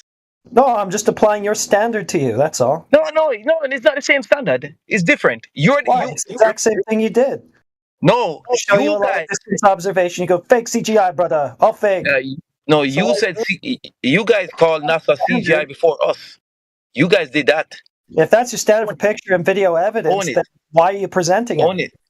Own it. You guys call us CGI before us. You guys are the ones who started this whole flat Earth nonsense. Now you're generalizing. You guys are the ones who started that. I hardly ever say that. I'm only saying it to you because you say it. No. Well, again, I am saying it to you because you said it to us first. You're the ones who said we're bawling across the internet, not CGI. You're generalizing and stereotyping. I never said that. You weren't even here when we were saying it first. Like, what are you even talking about? You just got here, bro. No. You guys are the ones who started CGI first. Own it. No, I'm not. I didn't say that. Own what? Own what? You started that here. As far as this interaction goes, you started it. No, that's a lie. You guys said NASA was CGI. Okay. All right. So somebody said it's CGI, so then you're allowed to then go, that's CGI when somebody shows you a video. Listen to your. If that's how you want it to be, then around and around we'll go. Somebody said it's CGI, so you get to say it's CGI, so then we get to say it's CGI. So everybody can just CGI everything. Yeah, but it is CGI, so I don't know what this guy's talking about. Again, okay. He's saying it's CGI. Prove it. Go ahead. Well, you have to prove it, so why should I? All you have to do is look up ISS fakery. You know, on YouTube. All you have to do is look up a flat Earth fakery. That's all you have to do. Go look it up. So when I tell you what to do to prove that it's fake, you're just going to repeat the same words back to me instead of doing it. Instead of checking the evidence I'm telling you, right? You're not actually going to do anything, right? You're just going to flip words on people and think you won, right? That's your strategy. No. Yeah, like little kids, right? No, absolutely not. No, your dad. No, your mom, right? That's your strategy, right? You're not actually going to go check and see what I'm telling you about, right? We did. Look, if I go look up flat Earth fakery, I'm not going to find shit. Okay, but if you go look up ISS fakery, you're going to find a lot of actual fakery. We do the difference is when you flip words. The difference is when you flip words, they're not true. Okay, you can't just flip words and expect to win. They actually have to be true. Let's take it easy, ladies and gentlemen.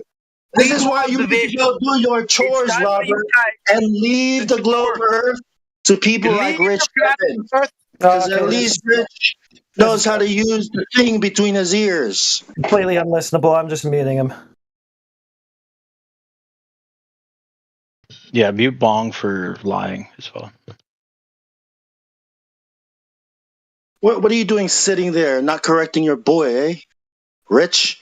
Well, if Wait, you think another voice yelling over everyone is going to be helpful? Like a whole hour. You've been here yesterday and today. Why don't you tell him to shut up? I was not here yesterday. Okay, well, you've been here all day, so. I know I haven't. All right. I've been here for a couple hours. All right. Why everybody saying lying? Lie this, lie that, lie this, lie that. You guys don't know what lies are or something? Saying everyone's lying is a lie.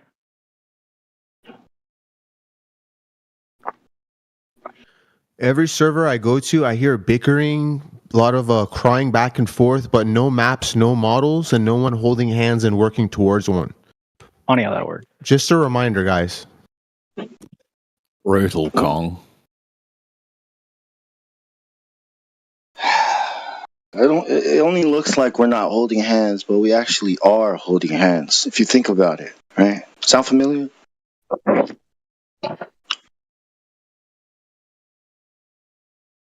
I don't remember stating that a map and a model was a standard by which I go by. I don't know what you're talking about, man. No, he's a concave rifter, bro, so he just borrows the globe model and turns it inside out and thinks he has one. Ah, right, okay. Interesting.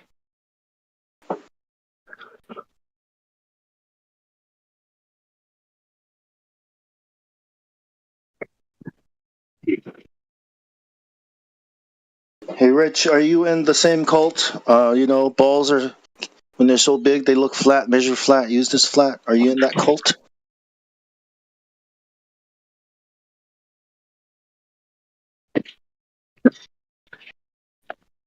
Not in any Because you cult. know that's not true. Yeah.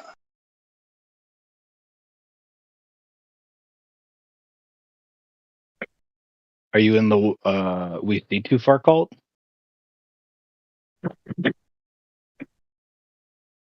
It's not a cult, actually. It's just reality. Right? It's a commune built on equality and love. Yeah, this is the place. What, do you agree it looks flat, measures flat, and people use it as flat? I've not once seen a measurement of a flat Earth. Do you agree that people use it as then flat? the answer is no. You don't agree that it's been measured as flat. Do you? So radio waves, right? Do you think they propagate over a non-rotating plane? No. Well, you should probably talk to the military to correct their training manuals because that's what they teach radio men in the Navy, right? You know how I know that? When was the citation written? Because I was a radio man in the Navy. Yeah. Was. Early 2000s. Yeah, I was. Yeah. Yeah. So when I say that it is used as flat, right? Look, if the Navy is doing it, I'm pretty sure all ham radio operators are doing it, right? They have to assume a non-rotating plane. Why don't you go ask them? There should be one, in your area, right? A little club or something. Go look on the internet. So you have to agree that people use it as flat, even though you can cite the resource. Go ahead. Even though you believe you can't measure flat and level, even though you believe that can't be measured, right? That can't be observed, right? You think everything looks. I'm talking about evidence that can be observed. The horizon. Remember, I asked you, how can you have a horizon on a globe, and you tried to explained it. Do you remember when I explained it? Well, you can't have a horizon on the globe. That's the answer. You don't explain something like that, right? Like, look, a basketball on a table, okay? Why is a basketball not flat like the table? It's not something you need to explain, right? What? Do you have to explain why is the basketball not the table? Because it's not the table. Yes, Why exactly. do you? Why can you not get a horizon on a globe? Why? Exactly. I'm asking you why. Why is the basket? So look, the ball. Okay, billiard ball, right? The pool cue ball is on the pool table. Okay, why are they not the same thing? Because they're not the same thing. So why is there? Answering my question with an answer, not another question. It's the same question.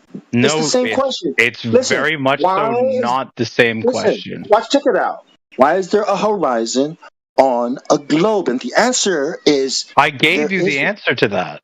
No, you're not listening. I am giving the answer to that. The answer is there is not a horizon on a globe. I gave an explanation of how there is a horizon on the globe.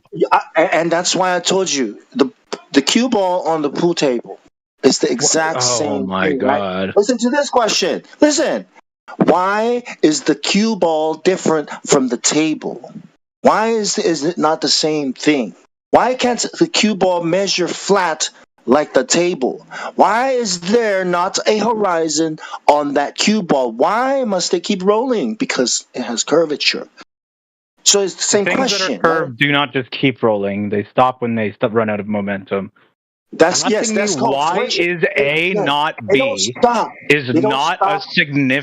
not They do a not. meaningful response They must when keep I rolling, right? And the ask thing that you. stops them from rolling is called friction, right? Unless an outside force acts upon it, an object in motion will stay in motion. Now, a rolling ball You're will getting into your continue to roll. emotions, buddy. Listen, no. It will continue to roll unless an outside force acts on it, and that's friction from the table. It's not because there's a flat surface on that ball, and it's not that it's landing on that flat surface on the ball. There are no flat surfaces. It must keep rolling because of curvature. And the only thing that stops it is friction provided by the table and the air and what may you. Okay? Do you understand that? There are no flat surfaces. There are no locally flat surfaces on the ball. You calm down enough to answer my question? Did you absorb what I said, please? Because I tried to I paint this heard picture. and tried to understand to my Colored it for you. my best abilities, but you have still failed to answer why Please you tell me you cannot understand. have a horizon on a globe. Saying a pool ball is not a pool table is not a sufficient answer. It's meaningless.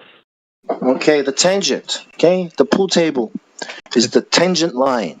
Okay, on that. Now you guys sphere. understand what tangent means? That's ridiculous. Well, look, if we zoom into it, it's just a point where it touches the ball. It's not a flat surface. It's not a line. It's a point. Because as soon as it touches, it must deviate from it to continue on its curve, on its constantly changing slope.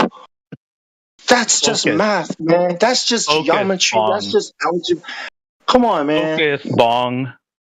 Why We're talking, can you you're not even not accepting reality. have a I am asking horizon? you to accept reality.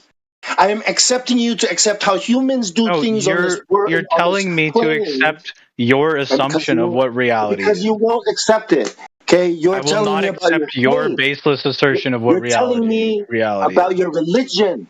That's all you're doing. Okay, you're not accepting. I'm asking you We're a not agreeing question. that we see flat. We're not agreeing that we use it as flat. So what are we agreeing to then? How I'm can sure we there's talk? I'm sure there's numerous If flat we earthers can't- in here we can't who are agree giggling to themselves on at how things dumb of that a we can- statement it is that you can't have a horizon on a globe. Are you serious? Are you telling me that you don't understand the idea? I'm being of straight 100% lines? serious with you. So you don't know the difference between a straight line and a curved line? You don't know that? How do you have a don't know the horizon difference? on a globe card? Is that what you're saying? Because that's what you're saying. I wouldn't be playing that you can't have a horizon on a globe. Oh, you Because cannot have a the fla- horizon on a globe I because a wouldn't, if I were globe a flat Earth, I has wouldn't be playing that curvature. game, is what I'm Listen, saying, because it a would destroy horizon all of is a flat straight- Earth. Why? Horizon is a straight line. A curved line is not a straight line. A curved line is not a slope. A curved line is a constantly changing angle, slope, whatever you want to call it. Who's he talking it's not to? straight ever. No idea. Slope-intercept formula. Yeah. But like to it's say there's no reality. horizon on a ball is then to throw out the black swan, which is a prediction of where a horizon would be if we No, were it on a doesn't. ball. No, it doesn't. It must No, it affirm doesn't. the existence of horizons on balls in order to measure them and show it's in the wrong spot. black If you say swan. it shouldn't be there, then you're Black swan destroying the is black an swan. observation. You can't throw away your eyes. Like you can't, right? Every day you're gonna walk out and see things that are too far to be on that ball with that radius. Every day you're gonna look, no matter where you are, you're gonna see that you're seeing too far. Even if you're on the street, even if you're downtown, going to work, you're gonna see, holy shit, this fucking road is way too far. Like, why isn't it curving over there where it's supposed to be? Every day, everywhere. You don't have to be at a beach. That's what the horizon is. It's a straight line. Sounding a bit Okay, a ball. There's a curve, right? And you're not seeing that curve. Okay, it's not even that big. Look, when you guys say it's so big, that's where it's not even big. It's not that big? It's way too small.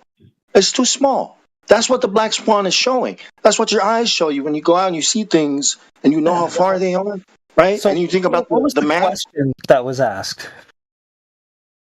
Can you please rant incoherently for 10 minutes? I think it was. Can Yeah, you have a I apologize horizon? for asking for that. Can you have a horizon? How can you have a horizon on a globe? No. Try again. That's the question. Because we Oh, that's not have what a was asked of you. horizon.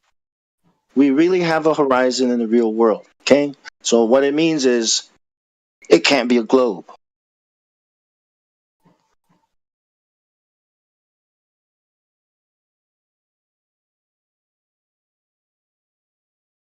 But we also measure its location in order to determine the size of it.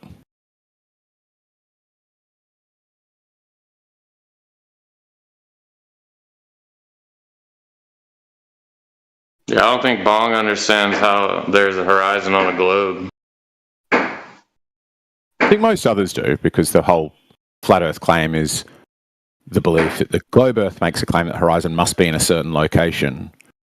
And and not only it must be accepting that as true. It must be going, I see your reasoning for where the horizon should be, and I accept that that's good reasoning, and that's where the horizon should be, and it's not there, therefore we're not on a ball. But that is affirming that there must be a horizon on a ball. You can't see past the curve, eggshells. If it's a ball, your sight, the horizon is where the ball is curving away from you. You can't. That's a geometric horizon right there. Right, You can't right. see past So it You must can't- exist, right?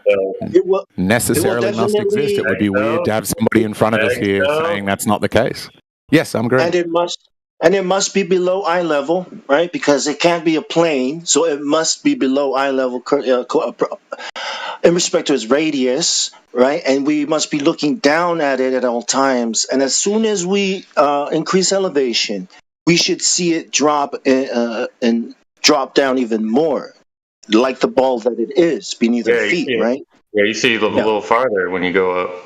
We should see a circle. We should feel like we're on a hill, king of the hill, all the time, wherever we are, looking down at everyone. But we don't see that. Bong gets it. So we should have a horizon on a globe. Yeah, we got a horizon on a globe. No, it's not a Good, nailed horizon. it. First of all, it shouldn't be called a horizon. If we were on a globe, it wouldn't look like this. It wouldn't be a horizon. It would be lower in elevation, right, in respect to its radius, right? And we should be looking down at everything around us because we're on a ball. So no, what you see in the real world should not exist on a globe, no matter what the size. He's not even listening. That's not disputing what I just said. That's I if understand what anything, he's saying now, though. You're king of the hill when you're on a globe. At every point, wherever you are, you're king of the hill. Saying. Yep. Now I get it. King of the hill. You're looking down at everyone. You're looking down at the horizon all the time. But that's not what you see in the real world. The horizon is right in front of your face, no matter how high you go. You look outside the plane, the window. You're sitting in your plane, in your seat in the plane, right? You turn your head to the right. There it is, right in front of your face. The but horizon. it's not. It's measurably lower. And everything. Well, if there's cloud, and everything on that plane, you can see it. It doesn't look like it's a ball. Well, except when it's below eye line, right? Which is every time. Below eye line. It rises to your eye level, okay? But because of everything that causes your eyes to not see, the air, the moisture, okay, the distortion, whatever, okay? Yeah. But the point is, it's like 99% off, okay, from the globe, what it's supposed to be. Whatever it is, as long as the horizon is rising to eye level, it's a plane. It's not a ball. Right. Those And if two it doesn't things are rise to eye true. level? If the horizon is rising to eye level, it does. It's It not does. a ball. If it's not. The first thing that's true is Well, that first thing that's true is that it's not a ball, right? Because a ball would never rise no matter how high you go, right? He's so right you about agree on that? Yeah. Can we all agree on that? Question So just if what it's happens in rising, reality. If it's rising, we can safely say it's not a ball, right? Well, it's a plane. To me, only a plane can do it. But you guys can say whatever you want. Eggshells, just show him a high altitude photo with a drop angle to the horizon, and then you win. Yeah, I'm looking for that photo. There's a good one where somebody did it with coloured water.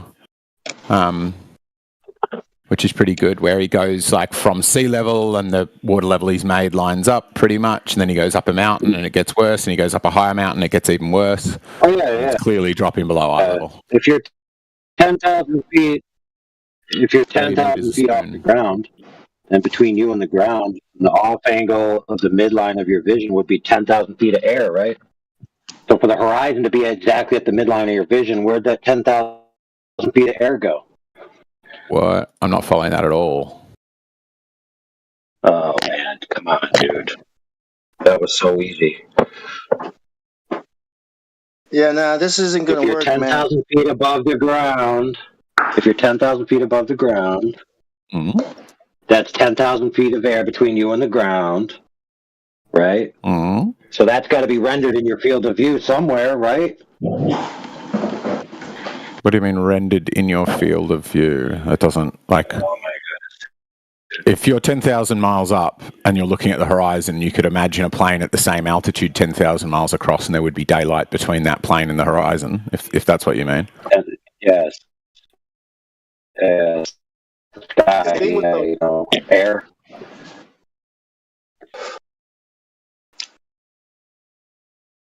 The point is, you lost your ball a long time ago.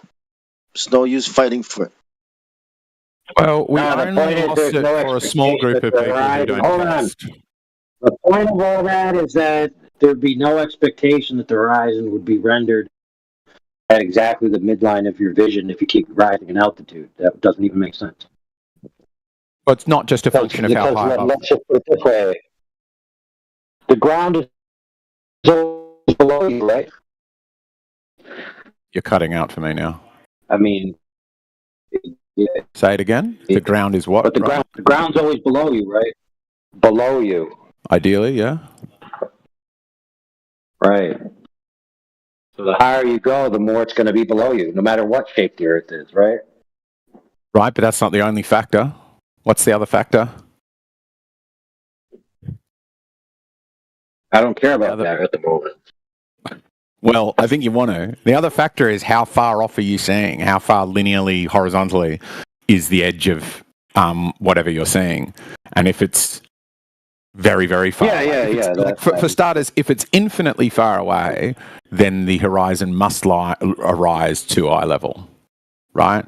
Doesn't matter how high you are, because you can be 10,000 feet, but 10,000 is zero when compared to infinity. So when you make the perspective drawing to try to figure out how big that will seem, you'll quickly find that it doesn't work, right? Because infinity makes every finite number effectively zero. So you would have, it would be perfectly at eye height regardless of your altitude. You'd lose the ability to resolve it way before that. Dude, you'd lose the ability to resolve it way before that, dude. The horizon, why would you lose the ability to resolve the horizon? Its angular size remains half of your view. No, the ability to keep resolving, land. Why would you lose the ability to resolve land? The horizon's taking up half of your view, is it not? Is resolvability an angular size issue? Do you think that if there's an infinite plane that you can see 5 million miles across? I think that the only limitation on how far I can see is either how large something is or how bright it is. Wow. So yeah, like if it's like here's the yes or no question: does the land take up half of your view? Does it have an angular size of 180? Yeah, it does. Thank you. No further questions necessary. What? Who said that? It must therefore take up half, right? Because what is 180? Half. No. The only way. So where's it going to be? Unless it's higher behind you. Yeah, I don't know who answered that question. That must have been. There's a differential of the sky to the ground that's added in, so it doesn't take up half of your view. What the heck are you talking about? Differential. Why? Where's this differential come from? Explain that. In your field of view, dude, if you're 10,000 feet off the ground, there's 10,000 feet of sky added to your upper field of view, for goodness sakes. That's negligible. If the horizon, if the land is infinitely far away, that's negligible. It just doesn't equate to any number. There it is. Because you can work it out mathematically, and it equates to zero in the face of infinity. So you have to have a finite distance to the horizon in order to make the claims that you're making. True. Nope. But do we have that from Flat Earth? A claim of where the horizon should be? No. Yeah, on a plane, there are so many horizons, apparent horizons, but you're limited. You're limited. You can't see through all that stuff. So, like, horizon is the way something appears, right? Horizon is a visual effect. You can't say a horizon's there, but you can't see it. If you can't see it, it's not there. If you think about if you think about a plane in a computer program, right, and you're standing on that plane in a computer program, and you go up, and there's nothing blocking your view, right? Yeah, things will get smaller, but you'll see as far as the plane will allow you because it's a plane. Okay, does that make sense? No, it didn't make any sense to me. That makes no sense. Yeah. Yeah, it's called angle. It's the angle that you look at that you see the horizon at. So there's that. Okay, the plane is blocking your view, and as you go up, okay, the horizon moves back. So that's the first thing that's really blocking your view is the plane. Okay, and then you have water in the air. You know, all the other factors or variables that block your view or obscure or changes the way you see. The horizon, what you're looking at the horizon, how far the horizon is, how close. But it must be a plane in order for the horizon to be that. Do you think that when the Flat Earth makes claims about the globe horizon, they're very clear, absolute claims that have been debunked, and then when it comes time for the Flat Earth to explain it, it becomes very amorphous, and there are horizons that you can't see, and all sorts of weird stuff happening with environmental effects? No. Do you think you give a lot more wiggle room to a Flat Earth horizon than you do for a globe Earth horizon? Yes. No, because the globe. Oh yeah, because the globe horizon doesn't have any wiggle room because it has a radius. But it does have wiggle room. We've known since Ptolemy that there is atmospheric refraction. Wait. A really good example is, let's say the ground was the table that we could see the ends of. Okay, so as we go up, we're going to see the end if we can see it, if we're close enough, right? But let's say that table was so big. Let's say that table. Basically, if you go up, you can see the ends of a table, right? This is where the table ends, right? But if you extend that table out so big, it doesn't matter how high you go.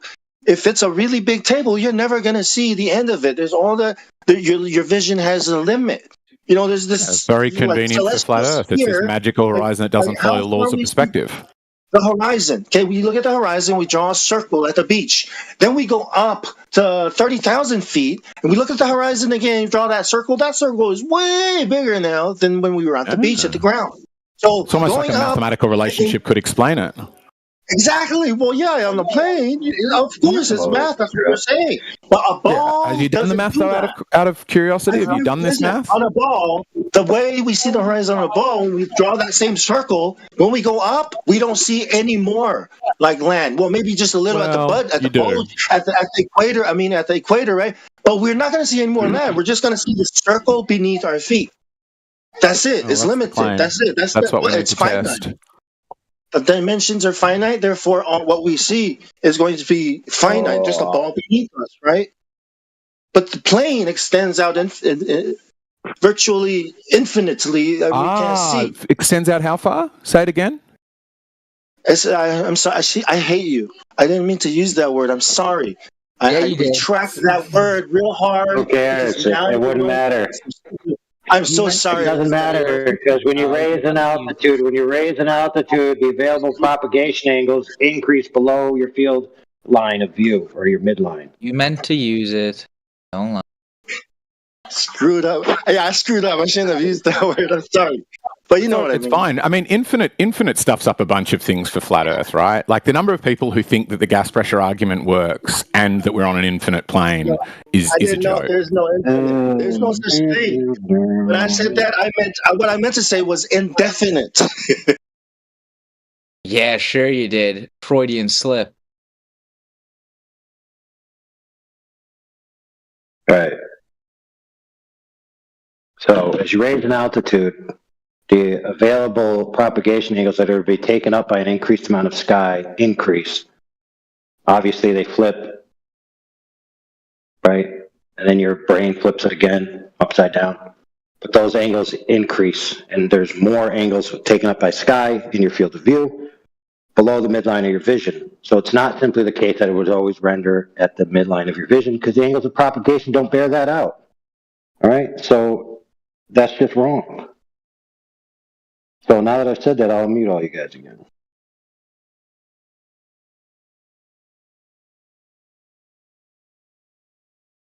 The way we do optics. Why were we muted? Backfill. Okay, whoever just asked that, who are you? I'll just ban you. There you go. Problem solved. Right. No, I didn't ask that. I know why I was muted because I know. Well, it's mainly because that other kid was talking straight through everybody when I was trying to point something out. That's cool. That's cool. The challenge to me still is, it seems like there is very hard, fast, clear maths applied to the globe in order to disprove it, but a lot of squidgy, Well, you guys got a lot of hard and fast claims about what a horizon is. I don't think we do, really. I've never heard a glober make the claim about the horizon must be in a fixed location. Yeah, you have a claim that the horizon is caused by the leading edge of a sphere of a specific radius. And then you have excuses about why it never is where it is. But you made that up. You made up that claim and tried to stuff it into my mouth right after I said I didn't make that claim. Okay, cool story. Okay, what is the cause of the horizon on a globe? Could be multiple effects.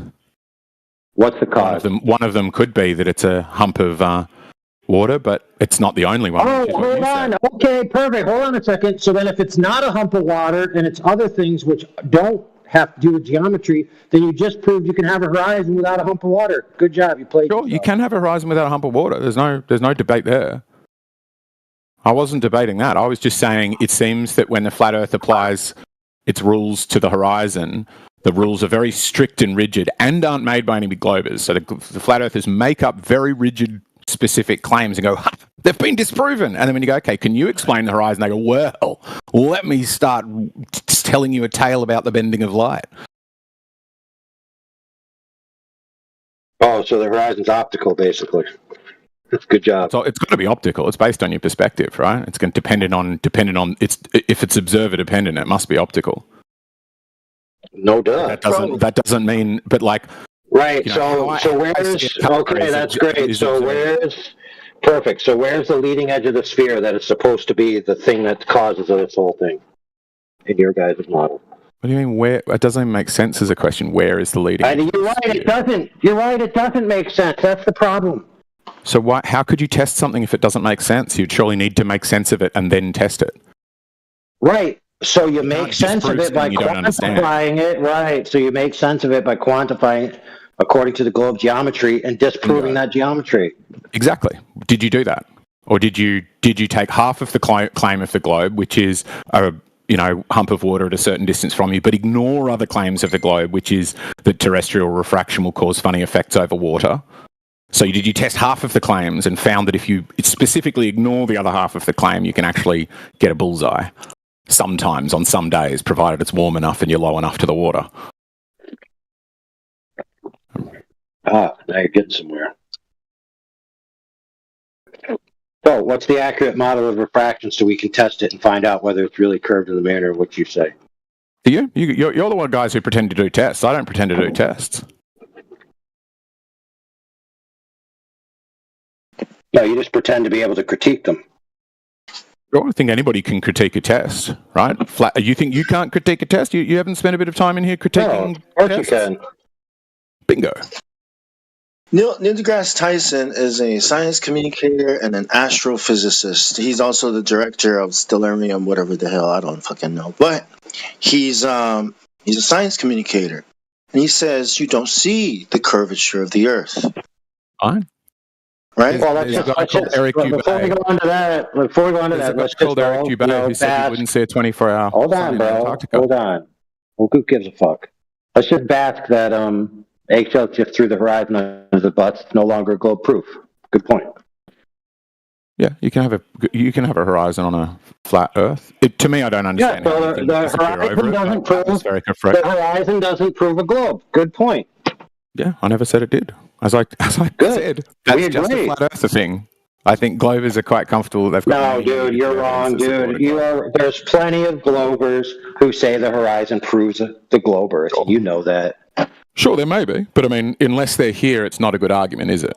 Right? Otherwise, I can tilt against Eric Dubé, and he's not here, but that's fine. Like, you can argue against Neil deGrasse Tyson, I'll argue against Eric Dubé, and then how do we decide who wins? Or are we both just tilting at windmills, and we've got people in the room who do have opinions, and we can actually challenge the things that people are saying? Yeah, so if you're not going to use the horizon to prove a globe, what are you going to use? Mechanical gyro compasses would be my go-to. That and celestial navigation.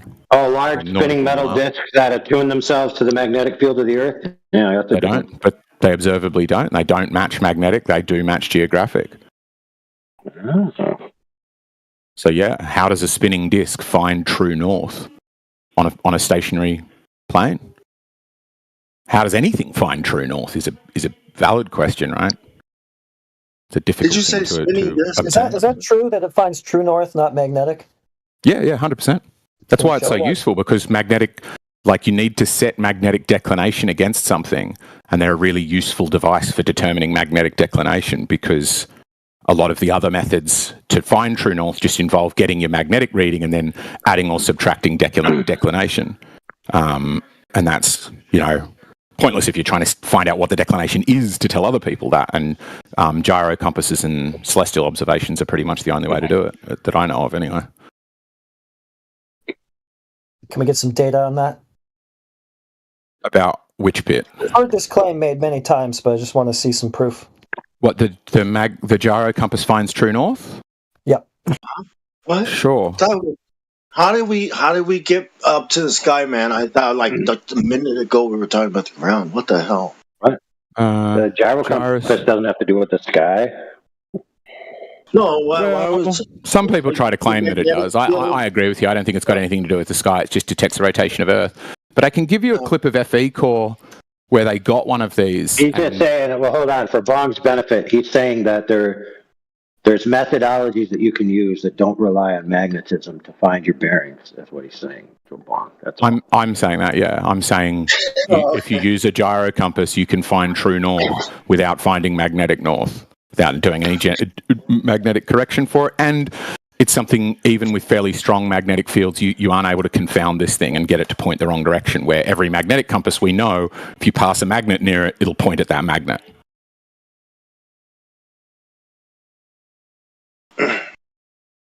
But yeah, it points true north, which is the real death knell, I think, for the non-rotating Earth, because on the rotating Earth, it is rotating through a north-south axis, and you must be able to find that with gyros and gyroscopic forces.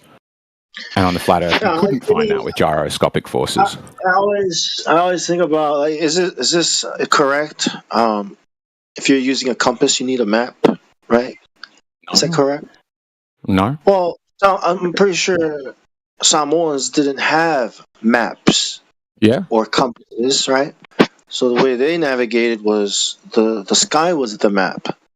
But again, this is one of those things that I was just accusing you of, where you make up a false claim. You must have, in order to have a compass, you must have a map. I say no to that, and then you keep arguing against that point, but you're arguing against yourself. You made that wrong point. Nobody here said, yes, in order for a compass to be useful, you must have a map. Right? Because I just might know two cities are due north and south of one another on a coastline. I don't need a fucking map, just walk north. Yeah, but I'm talking about if you're in the middle of the ocean, the Pacific Ocean, and you don't know like where islands are, and you had to remember things and where you're going, like you can't really draw out a map. So the sky had to be the map. That's what the point I'm trying to make is you don't even need, you just need to understand the sky. To assume that the sky is moving, the ground is not moving, and that the ground is flat, you can figure out how to navigate using the The Well, lights that's the moving. claim, except everybody in here who claims that can't actually do it. They claim that they could if given the time and the resources, but they've had plenty of time and lots of resources, and none of them can figure out where they are using the stars, whereas I can. A bunch of Globers can. A bunch of professional navigators have joined the Globe community as a part of the debate, and they do it regularly.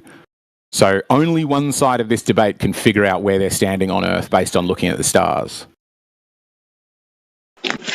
With the exception of kind of Brian Flat Earth Tests does understand celestial navigation and is a flat earther, but he uses an AE map generator to make his circles of equal altitude. And as he concedes openly, he's admitted this, it is using a globe. It's using globe projections. So he's sort of unwittingly using a spherical Earth, but nobody can do it without using R, because in order to do celestial navigation, you need nautical miles, and nautical miles has R 3959 radius baked into it. It is a measurement of a circumference of a circle that has a radius. A measurement? You mean a calculation? Either way, sure. I mean, Yeah, you the can both measurement measure and calculate. The measurements were done on a plane. It's not a That's the measurement. claim that we're trying to test. You just keep like parroting your conclusion without showing any reasoning that should lead me to think that it's true. Talk about Eratosthenes, right? But that's just saying Eratosthenes. In what way does that mean that it's on a plane? You're not supporting your argument. You're just making mouth sounds. Well, it's flat. Angles are. Yeah, like that. Yeah, angles require a plane. Yeah. Angles require a plane. See, it's just it. Do you realize this is like church? You're just coming in to say the words that you say. Like that doesn't relate to the argument, does it? Elevation angles require a plane, right? No, they don't. You can imagine a plane if you want, but you can also take them from plumb, which doesn't require a plane. Again, I mean, yeah, if you're on like a hill or a mountain, yeah, okay, great, but that's not what we're talking about. We're talking about stars, right? And you're on the ocean, yeah. Are you saying you can't use a plumb sextant over the ocean? I mean, you can, but you're trying to make out end like of you're end of taking discussion elevation. then, because You're your trying to discussion make out rests like on not they sometimes you're use measuring horizontal. Yeah, but you're trying to say you're measuring elevation angles on a curved surface, right? You're measuring declination angles. You're measuring the co-altitude angle of an elevation angle, which is what you really want to know is how far is it from 90. It's just in some applications you'll take that from horizontal, and in some cases you won't. Exactly. And if you are using the horizon to get your horizontal, then you are using a plane, right? You're looking at the horizon, right? If you think you're on a ball, if you think you're on a ball, then you're not really looking at the horizon. You're looking out into space.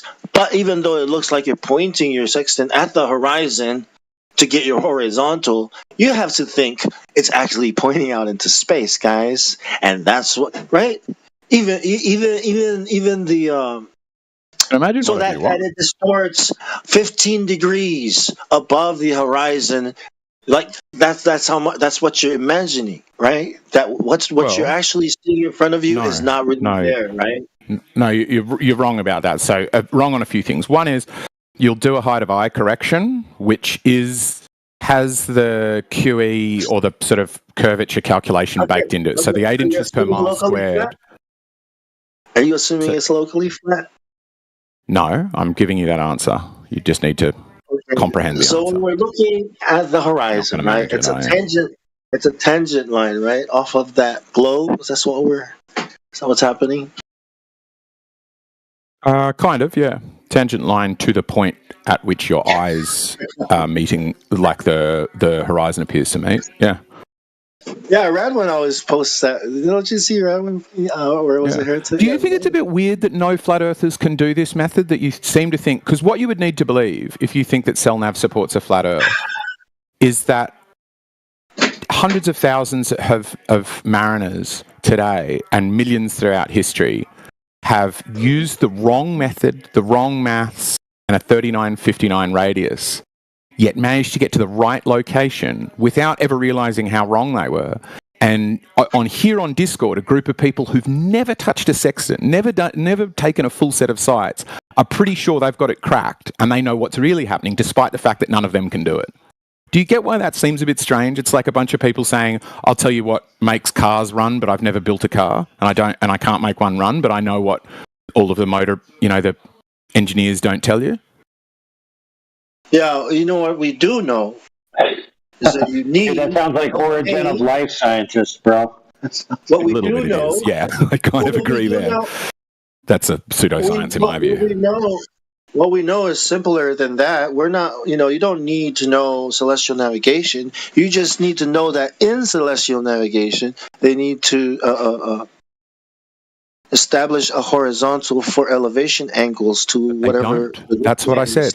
Your case knowing there. that water. Let me finish what I'm saying because it's not. Sorry. By knowing that water is flat and level, okay, you know a lot already, and by knowing that elevation angles require a flat surface, or horizontal, which uses the horizon, which is water. Okay, now you know even more that it's not a ball. That's all you need to know. You don't need to know all this other more. You don't have to go deeper into celestial navigation or surveying or anything else. You just need to know these basic truths, facts. Okay, to understand that it can't be a ball. That's what I'm saying. I'm trying to explain this to 12-year-olds, 8-year-olds. Right. I think you might need to up the age then, because it doesn't make sense to both go, I think celestial navigation proves we're on a flat Earth, and then to say, I don't actually need to understand how celestial navigation works if I've decided water's flat. If you've decided water's flat, what you're saying is, if you're saying water's flat, you're saying is, I've already decided my conclusion, and tests are unnecessary. That's not what I'm saying. Where I'm from, okay, everyone should learn celestial navigation. Like, I guess 200 years ago, 200 years ago, everyone had to know it in order to just go fishing, in order to go visit the next island. It was like common knowledge. There were thousands. Yeah. James Cook wrote about it. There were thousands of sailboats in the harbor. It blew his mind. Like, what the hell? Everybody, this is common knowledge to know celestial navigation. So I'm not saying that we should all learn how to navigate. We don't have any reason to, right? But we should understand. But once you understand water and how it works, that's enough. I don't have to look into the celestial.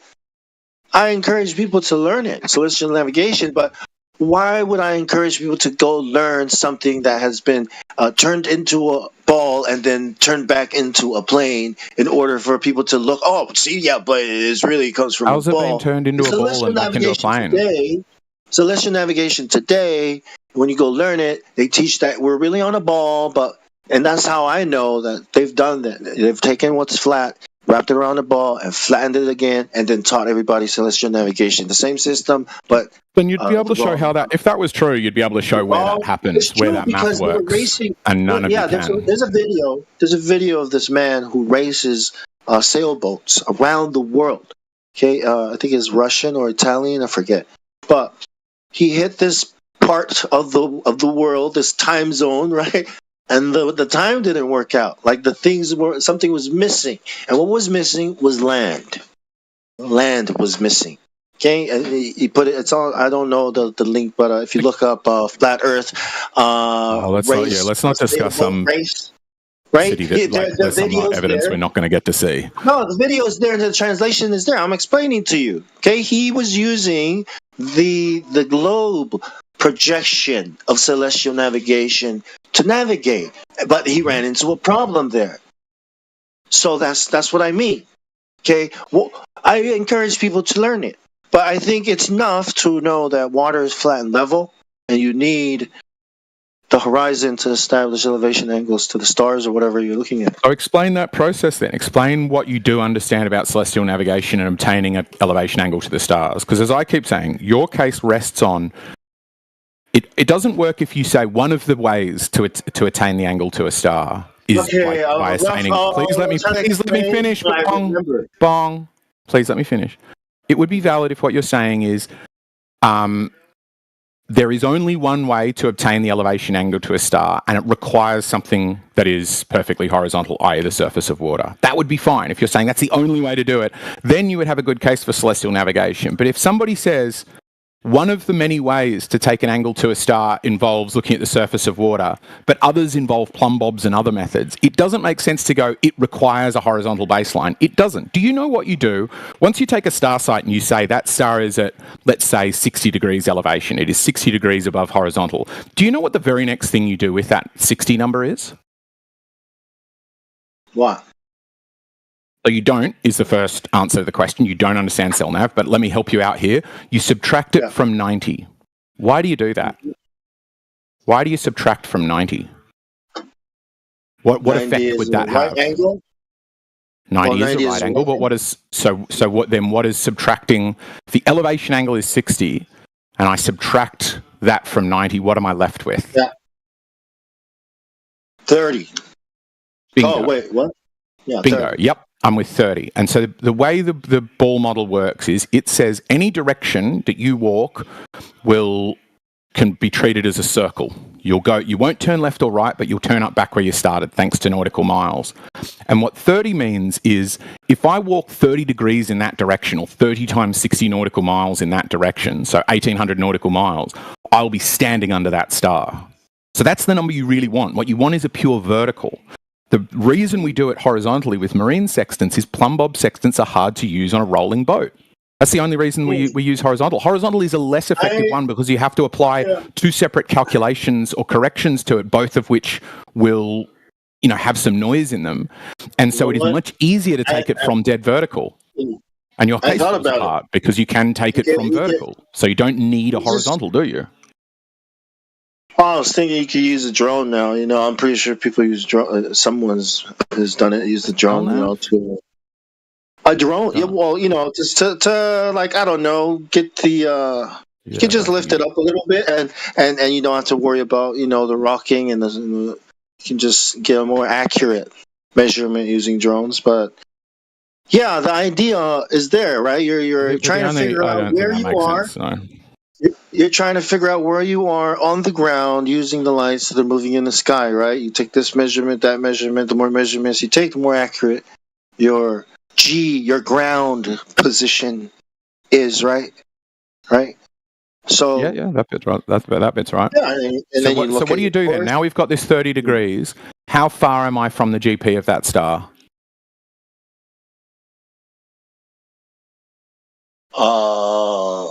Yeah, it must be a line across the surface, right? Because I'm not going to tunnel underground or fly. So we would then go, in a straight line on the surface, I am a set distance from that star. Yeah. Okay. What is that distance? At 30 degrees. I am high as fuck right now, so I'm really nervous to answer your questions about math. That's fine. So I can help you out with it. The answer is... I just wanted to make the points that I made, okay, about water, about how simple it is to understand that no matter what anyone says, the things that I've explained, water being flat and level, elevation angles, using the horizon to level things that's plane. And things in the sky have to move, and we have to be still. Knowing these things is enough to know the Earth can't be a ball. So when I explain to children... Bing, bing, bing. There's no confusion with I'm sure you could trick a toddler with this logic, but I'm just trying to challenge you to think: is this good logic yourself? Is this a reasonable thing to do? Because if the ground were flat, a navigation course, but I didn't want to get confused, with how it's done, right? On a globe that has been projected. If your view was, I'm still going to take it because I want to learn it how people are doing it. Okay, but we got autopilot these days, so not relying on it. But yeah, you know what I mean. But if the flat Earth claim is they took a flat thing and made it round, that's an extraordinary transformation, right? And that will have to leave effects because on one there must be a center. You think it's the north. I think it might be the south. And then at the opposite, extremity of the center must be a circumference, right? Must be the longest distance one could travel. And that's either the southern ice wall or the northern ice wall or whatever. That doesn't work, right? The maths just doesn't work. And maybe it does, but it would be an extraordinary transformation that bemused the minds of every person who's ever picked up CellNav. It works really simply if you just go, the celestial sphere is infinite, and it is concentric with the terrestrial sphere, which has a radius of 3959. And then the whole thing works. Whole thing works If you, perfectly. Two if you find surfaces, that video, parallel surfaces. if you find that video, you can look up sailboat racing or racer sailor. Okay, that's a yes, bit of the racer, sailor, flat Earth. Or just look those up. You'll find it. Yeah, I probably won't because I don't find bad evidence compelling. If somebody says I can't find any rats, I just won't hire them as a rat catcher. Right? So if their claim is, hey, I went to this barn and I didn't find any rats, unless they demonstrate themselves to be a really good celestial navigator, I'm not going to listen to them on the topic. If you want the answer to your question, you're not going to get it from me. You're going to get it from that guy. Evidently. Now you know where to get it from. You can go get the answer. And if you choose not to get it, that's your choice. The point you see, that sounds a bit sus, though. I know that he answers your question, but I can't actually do that myself. I'm sure that he's right, and the things he says debunk what you're saying, but I'm just not sure what they are. As a person who navigates the world using the stars, he is way more, and who actually does it and has ran into this problem that answers your question. He is most qualified to give you that answer. Me, I have little interest in stellar navigation other than figuring out how to get around or match how things work in technology, using technology. So that's all I'm saying. But my point still stands. If somebody says there's this other guy who can debunk your point, what it ends up sounding to me like is, I don't know how to debunk your point, but if I send you away to watch a video, that'll make this conversation stop, which is fine. Right, because I don't want to continue this conversation because I've made the point that I wanted to make in this conversation, and I think it's bad for a globe Earth. The points that I've made. But you can't do it. I can and you can't. And I think it supports a globe Earth and you think it... stars and how to navigate the world, right? It's not going to change that water is flat and level, and we use the horizon to get those elevation angles. Well, that's the claim that you're trying to test, but you just keep asserting it like it's true. It just ends up becoming this religious mantra that you repeat rather than investigate. The religious mantra. You're the one saying water is curving somewhere around a ball. You're the one who's saying that. I'm saying it doesn't because water is always flat and level and finds this level. That's what I'm saying. There's some translated video. Who's repeating a religious mantra? You. Me or you? You, okay, absolutely. So when I say water is flat and level... That's a very religious mantra, yeah. I hear that all the time in here and never outside of here. Same as people speaking in Latin. Find it in Catholic churches, not outside Catholic churches. Does that make me think it's a religious mantra? Yes. Okay, if I say water bends around the ball, is that a religious mantra? Probably, yeah. I don't hear many flat Earth globers say that. I only hear flat earthers speak in such weird ways. So it's not, is it, or is it not a religious mantra to say water? It sounds like a religious mantra that flat earthers say. If a glober says it, is it not a religious mantra? It could be, sure. If they said it in the same way, where they're not then able to investigate the point, and the best they can do is, some Russian guy probably explained this in a language I don't understand in a video I can't find. You saying, no, I told you this translation. Look, I had to read the damn freaking words and get a translation, and now they've got a person that translated in English. At least you get to just listen to it while you do stuff. I had to fucking read the goddamn screen. Well, like 3 hours. Rather than reading how CellNav doesn't work. And look, if I'm a person who doesn't know much about celestial navigation, I sat there and I understood exactly what he was saying, then you, knowing more about celestial navigation, should get way more out of it than me. But you don't want to do that. If the video existed and you could post it to me, there is a chance I would watch it. But if it's presented without evidence, I'll dismiss it without reason. I don't need to argue against a video that you may or may not have made up. Logical fallacies to support your ball Earth instead of just answering, satisfying your questions. It's up to you. I'm not going to force you to go do something. Good. Yeah. So you have mysterious evidence that isn't here, and I have concrete evidence that is here. Can we agree? Okay. I just want us to agree on one thing. What Neil deGrasse Tyson said, that stuff is flat and you don't see curvature. Can we all agree on that? No, I think he's an idiot. I think that is one of many examples of him speaking outside his wheelhouse. And I think I will happily, like most globers do, throw Neil deGrasse Tyson under the bus because I think he says dumb things and you can repeatedly show it. Right? Because you're saying, you're saying it's definitely observable and measurable. That's what you say, right? That's your position? What I'm saying is the one part is objective or more objective, one part is subjective. So whether something is perceptible, Neil deGrasse Tyson might be good on the radius or the mass of the Earth or something like that. But what he isn't is a scientist to do anything with human perception. And the question really being asked that he hasn't realized he's meant to be answering is the curvature of a sphere of that size perceptible from an altitude of blah, blah, blah, blah, blah. And he's done the science of a sphere that size, but he hasn't done any science or has no qualifications on at what rate of curvature can some humans perceive. Because the moment I say that, you must agree, there must be some humans on the planet that are really good at perceiving a very slight curve and some that are fucking dog awful, right? There must be some that look at a clear curve and go, look straight to me. Because we've got... So are you saying that the Red Bull jump, that camera that was inside looking outside, we could see the horizon. Are you saying that there is curvature there? If I was saying that, I've got a nifty trick. Do you want to guess what it is? That when I'm saying the Red Bull guy has curvature out of his window, do you know what my method of saying that would be? I'm sorry. I'm not trying to trick you. Do you know what my method would be? I'll give you a wild hint. I would just say it. If that's what I meant to say, I would just use my mouth words and say those words. But I didn't, did I? Okay. Let me rephrase that question. I'm sorry. Do you agree with us that horizon and from the Red Bull pod inside, do you agree that that's a plane? That means it's a plane? Nope. Okay. So how do you... The lenses lie. How would you explain that? Different focal lengths, obviously. You can do that with one camera yourself. Just change the focal length and you'll make something go from not curved to curved. It's very easy to do. It's not like the camera is right there at the door or outside. The camera is inside. But none of what I said Let had me a finish. question about where the I'm about to where the camera was. It's about the focal length, not the position.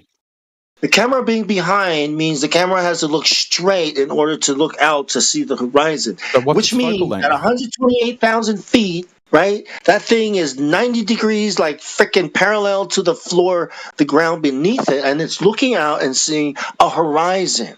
That's a plane. That's concave. What's the focal length? How do you not get it? Listen, if it was a ball, there would be no horizon out there at this altitude. Because that ball, with that radius, disappeared all the way down there. Way down there. As a matter of fact, when we were on the beach, that horizon should not even be back there. It should be way up here.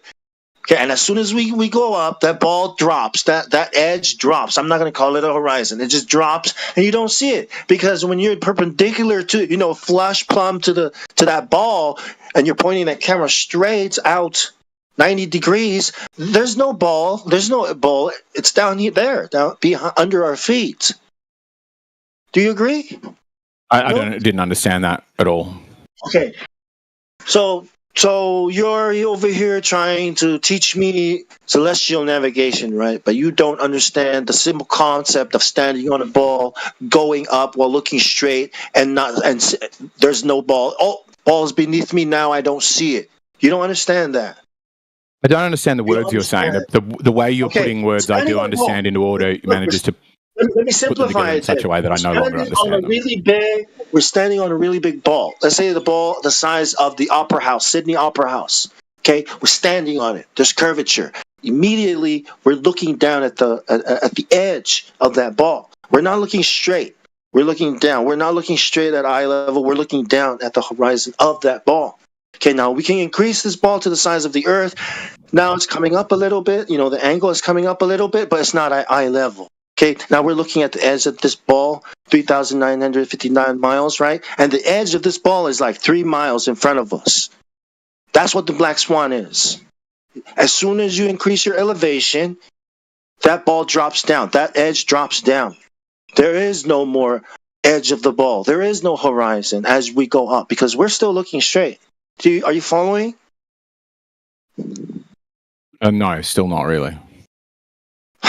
You're standing on a ball and you're looking straight. Okay? The elevator goes up, ball disappears beneath your feet. Okay? You're not seeing anything. Now you're at 128,000 feet. The ball is way down there, disappeared a long time ago. Do you understand that? You're on an elevator on a ball. Elevator goes up, ball disappears from your view. Do you understand that? Yeah, I think so. You're going up in a very high elevator. You're looking down, and the ball is a long way below you. Right. No, there's no. You can't. We're looking straight ahead. Okay, and our elevator goes up. Ball disappears from our vision, from our view, because it's down there. Following? Yep. Okay, so we're not looking at anything. We're looking into space, into the darkness of space. Well, that's not what we see. That's not what we see. What we see in this video is as we go up. What video? The horizon moves back, but it's still in front of us. It's still in front of us. Still in front of us. Oh, look, there's clouds. Oh, clouds are going up too. Oh, you see, and then we see that the horizon is in front of us too. But it's not a ball. So in you're talking about Big Pond's GIF, is it? Exactly. That's it. That's the one. Yeah. But you don't see there's a bit of a problem with that? What? Well, I'm just hoping you'll already see it and I won't have to. You don't see a bit of a problem with the GIF, the balloon GIF? No, I don't. What is it? Okay. The problem with the balloon GIF is the quote-unquote globe on the left. I think I could walk around that in a couple of days.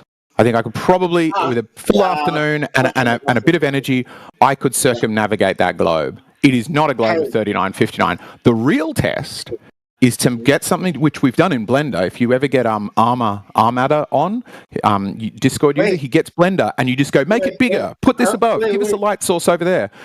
And what you find is... All we have to do... No, wait, man. All we have to do, okay, is increase the size of the ball, and now we have the same example I gave you before, right? The cue ball on the pool table, right? The basketball on the ruler. See, now we have the same example now, right? No matter how much you increase this ball, this is always going to be the view in respect to radius. Okay, so when we look at the Black Swan, that's exactly what we're trying to show you. That this is a ball. If this was a ball with the radius of 3,959 miles, right? Therefore, Q, there should be what? A horizon no more than what?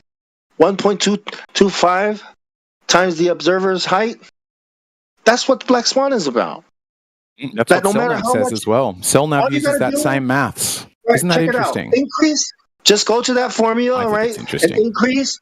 No matter the problem is that no matter how much you increase the radius by, right, it's always going to give you that. It's always going to give you this drop over distance, curvature. Okay, look, man. Go ahead, change that radius.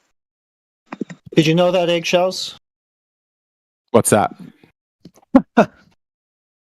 What if you change the radius? It's still not going to work. No, there's always going to be curvature on a ball. I think that's what he's saying. Well, that bit I do get, yeah. It's just where it is, right? Like the GIF has a globe that on my screen would probably, be about 6 inches wide. Yeah. And then comparing what flat looks like compared to a tiny little ball is like, yeah, well, we all know that. We're trying to say how does a very big ball differentiate? So we're saying ball, but ball big. All right, I think ball this big, is enlightening for everybody. Which is the same thing. If you look at what the next thing that Bong just posted, he posted a Modus Tollens. What does the Modus Tollens disprove? I know you get this, Heretic, because I think we see eye to eye on this and actually quite a few topics. Does the Black Swan disprove that we live on a ball with a radius? Let me simplify it. The Modus Tollens is basically like this. If it's a man, it should have male reproductive organs. If it's a woman, he just asked you what the specific Modus Tollens is. If it is a ball, it must have curvature. That's all. It does have curvature. Absolutely. Robert, please, not this one, man. I just asked a super specific question of Heretic, then we can get back to that. The question of Heretic was, or you can answer it, Bong, but the super specific question that needs a direct answer is, does the Black Swan, if it's true, if we accept all of the premises in it, does it disprove the existence of a radius, yes or no? Yeah. Yes. Okay, sorry, you all fail. It affirms the existence, I will argue this. It affirms the existence of a radius. It debates its size. The premise and the only thing being tested within it is the size of the radius, not its very existence. Well, and anybody who read that and says this by itself disproves the the conclusion is globe. not P. So you just look at what P is, ball radius 3959. That's what it disproves. Sure, exactly. Which is bang on what I said. I was like, Heretic's going to get this because he's smart. We see eye to eye. Okay, so if the radius only is not disproves the one exact radius. size, then everything in the model is incorrect. No, you can't. If you accept it as true, maybe. Some things yes, some things no. But the point I was making is you can't disprove curvature by assuming curvature and failing to find it at a specific rate. And that's an important point to think is how many flat earthers present this with bub by ball written on it, not realizing that the actual formulation of this affirms and it assumes the existence of a curvature, then challenges which radius will describe it. Well, not necessarily. It could not just, radius, it's like the whole thing says radius. it could be your Combine that perfect with other example of observable versus physical horizon. There's a big if. Sure, There's a big if in the front. If. Okay. The most important part of this modus tollens is the if it is this. Okay. Else it is not this. See, if not a radius of 3959, so it could be 3958, it could be 300,422, 23, or 24 and a half. It could be any radius. Except 3959. The modus tollens. Because there is no curvature. Okay? No. It doesn't say that. That's my point. It doesn't say that. Look, it doesn't say that. Where does it say no curvature? It says not curvature of a specific rate. Well, all it can disprove is P. So whatever you define P as, it's going to end up being not that. Exactly. Yeah. Nailed it. Yeah, You go it's just outside, not P. look at So the horizon. bye-bye ball is false. It's not bye-bye ball. It's All you bye-bye have P to ball. do- P radius ball. Listen, all you have to do is see a horizon and it's bye-bye radius. Okay? All you have to There do we is Away see go those a goalposts. horizon, which comes from a plane, and then bye-bye radius, bye-bye ball, bye-bye globe, bye-bye aliens. So all bye-bye we need space. for this modus tollens to work is ignoring it and focusing on a totally different topic. Even if you were to concede that it is a bigger radius, that would therefore call into even more doubt the people that were claiming certain measurements. Sure. It would all of that's valid. It would definitely exaggerate that claim that people currently make. All of that's valid. It's just fallacious the normal way that people do it, which is not what you're doing, which is saying, oh no, it is true that there's no ball because blah blah blah evidence outside of that, horizons or something else. Where it's like, well, no. If it's not contained in the modus tollens, then you can't say it's proven by the modus tollens. The modus tollens, as Heretic said, it can this formulation can only do one thing and say not P. It can't even say P because that would be affirming the consequence. So all it can say is either P or I didn't get an answer. And it's just logic, man. Like what? It's not and you're that not following deep. the logic. You're doing it illogically. You are assuming things is that water cannot be wet? proven by this argument. Is water wet? Is water wet? Yes. Is water flat and level at the surface? Bodies of water? No. When undisturbed? Is it flat and level in the tub, in the bathtub, in the swimming pool? No. So water is not flat and level. Yeah, At it the top curves of the at swimming curves at a rate described by nautical miles. That's what the nautical mile is. In the curvature of swimming water. pool? In the swimming pool? Anywhere it means sea level. So basically you're saying there's no such thing as flat surfaces or under 80 degrees. That's what you're saying, right? I don't know what that means. Do you remember my neat trick for meaning things? How I say well, things? how do you know Those something? are the things Listen. that I do mean. If water is curving, then how do you know something is flat and level?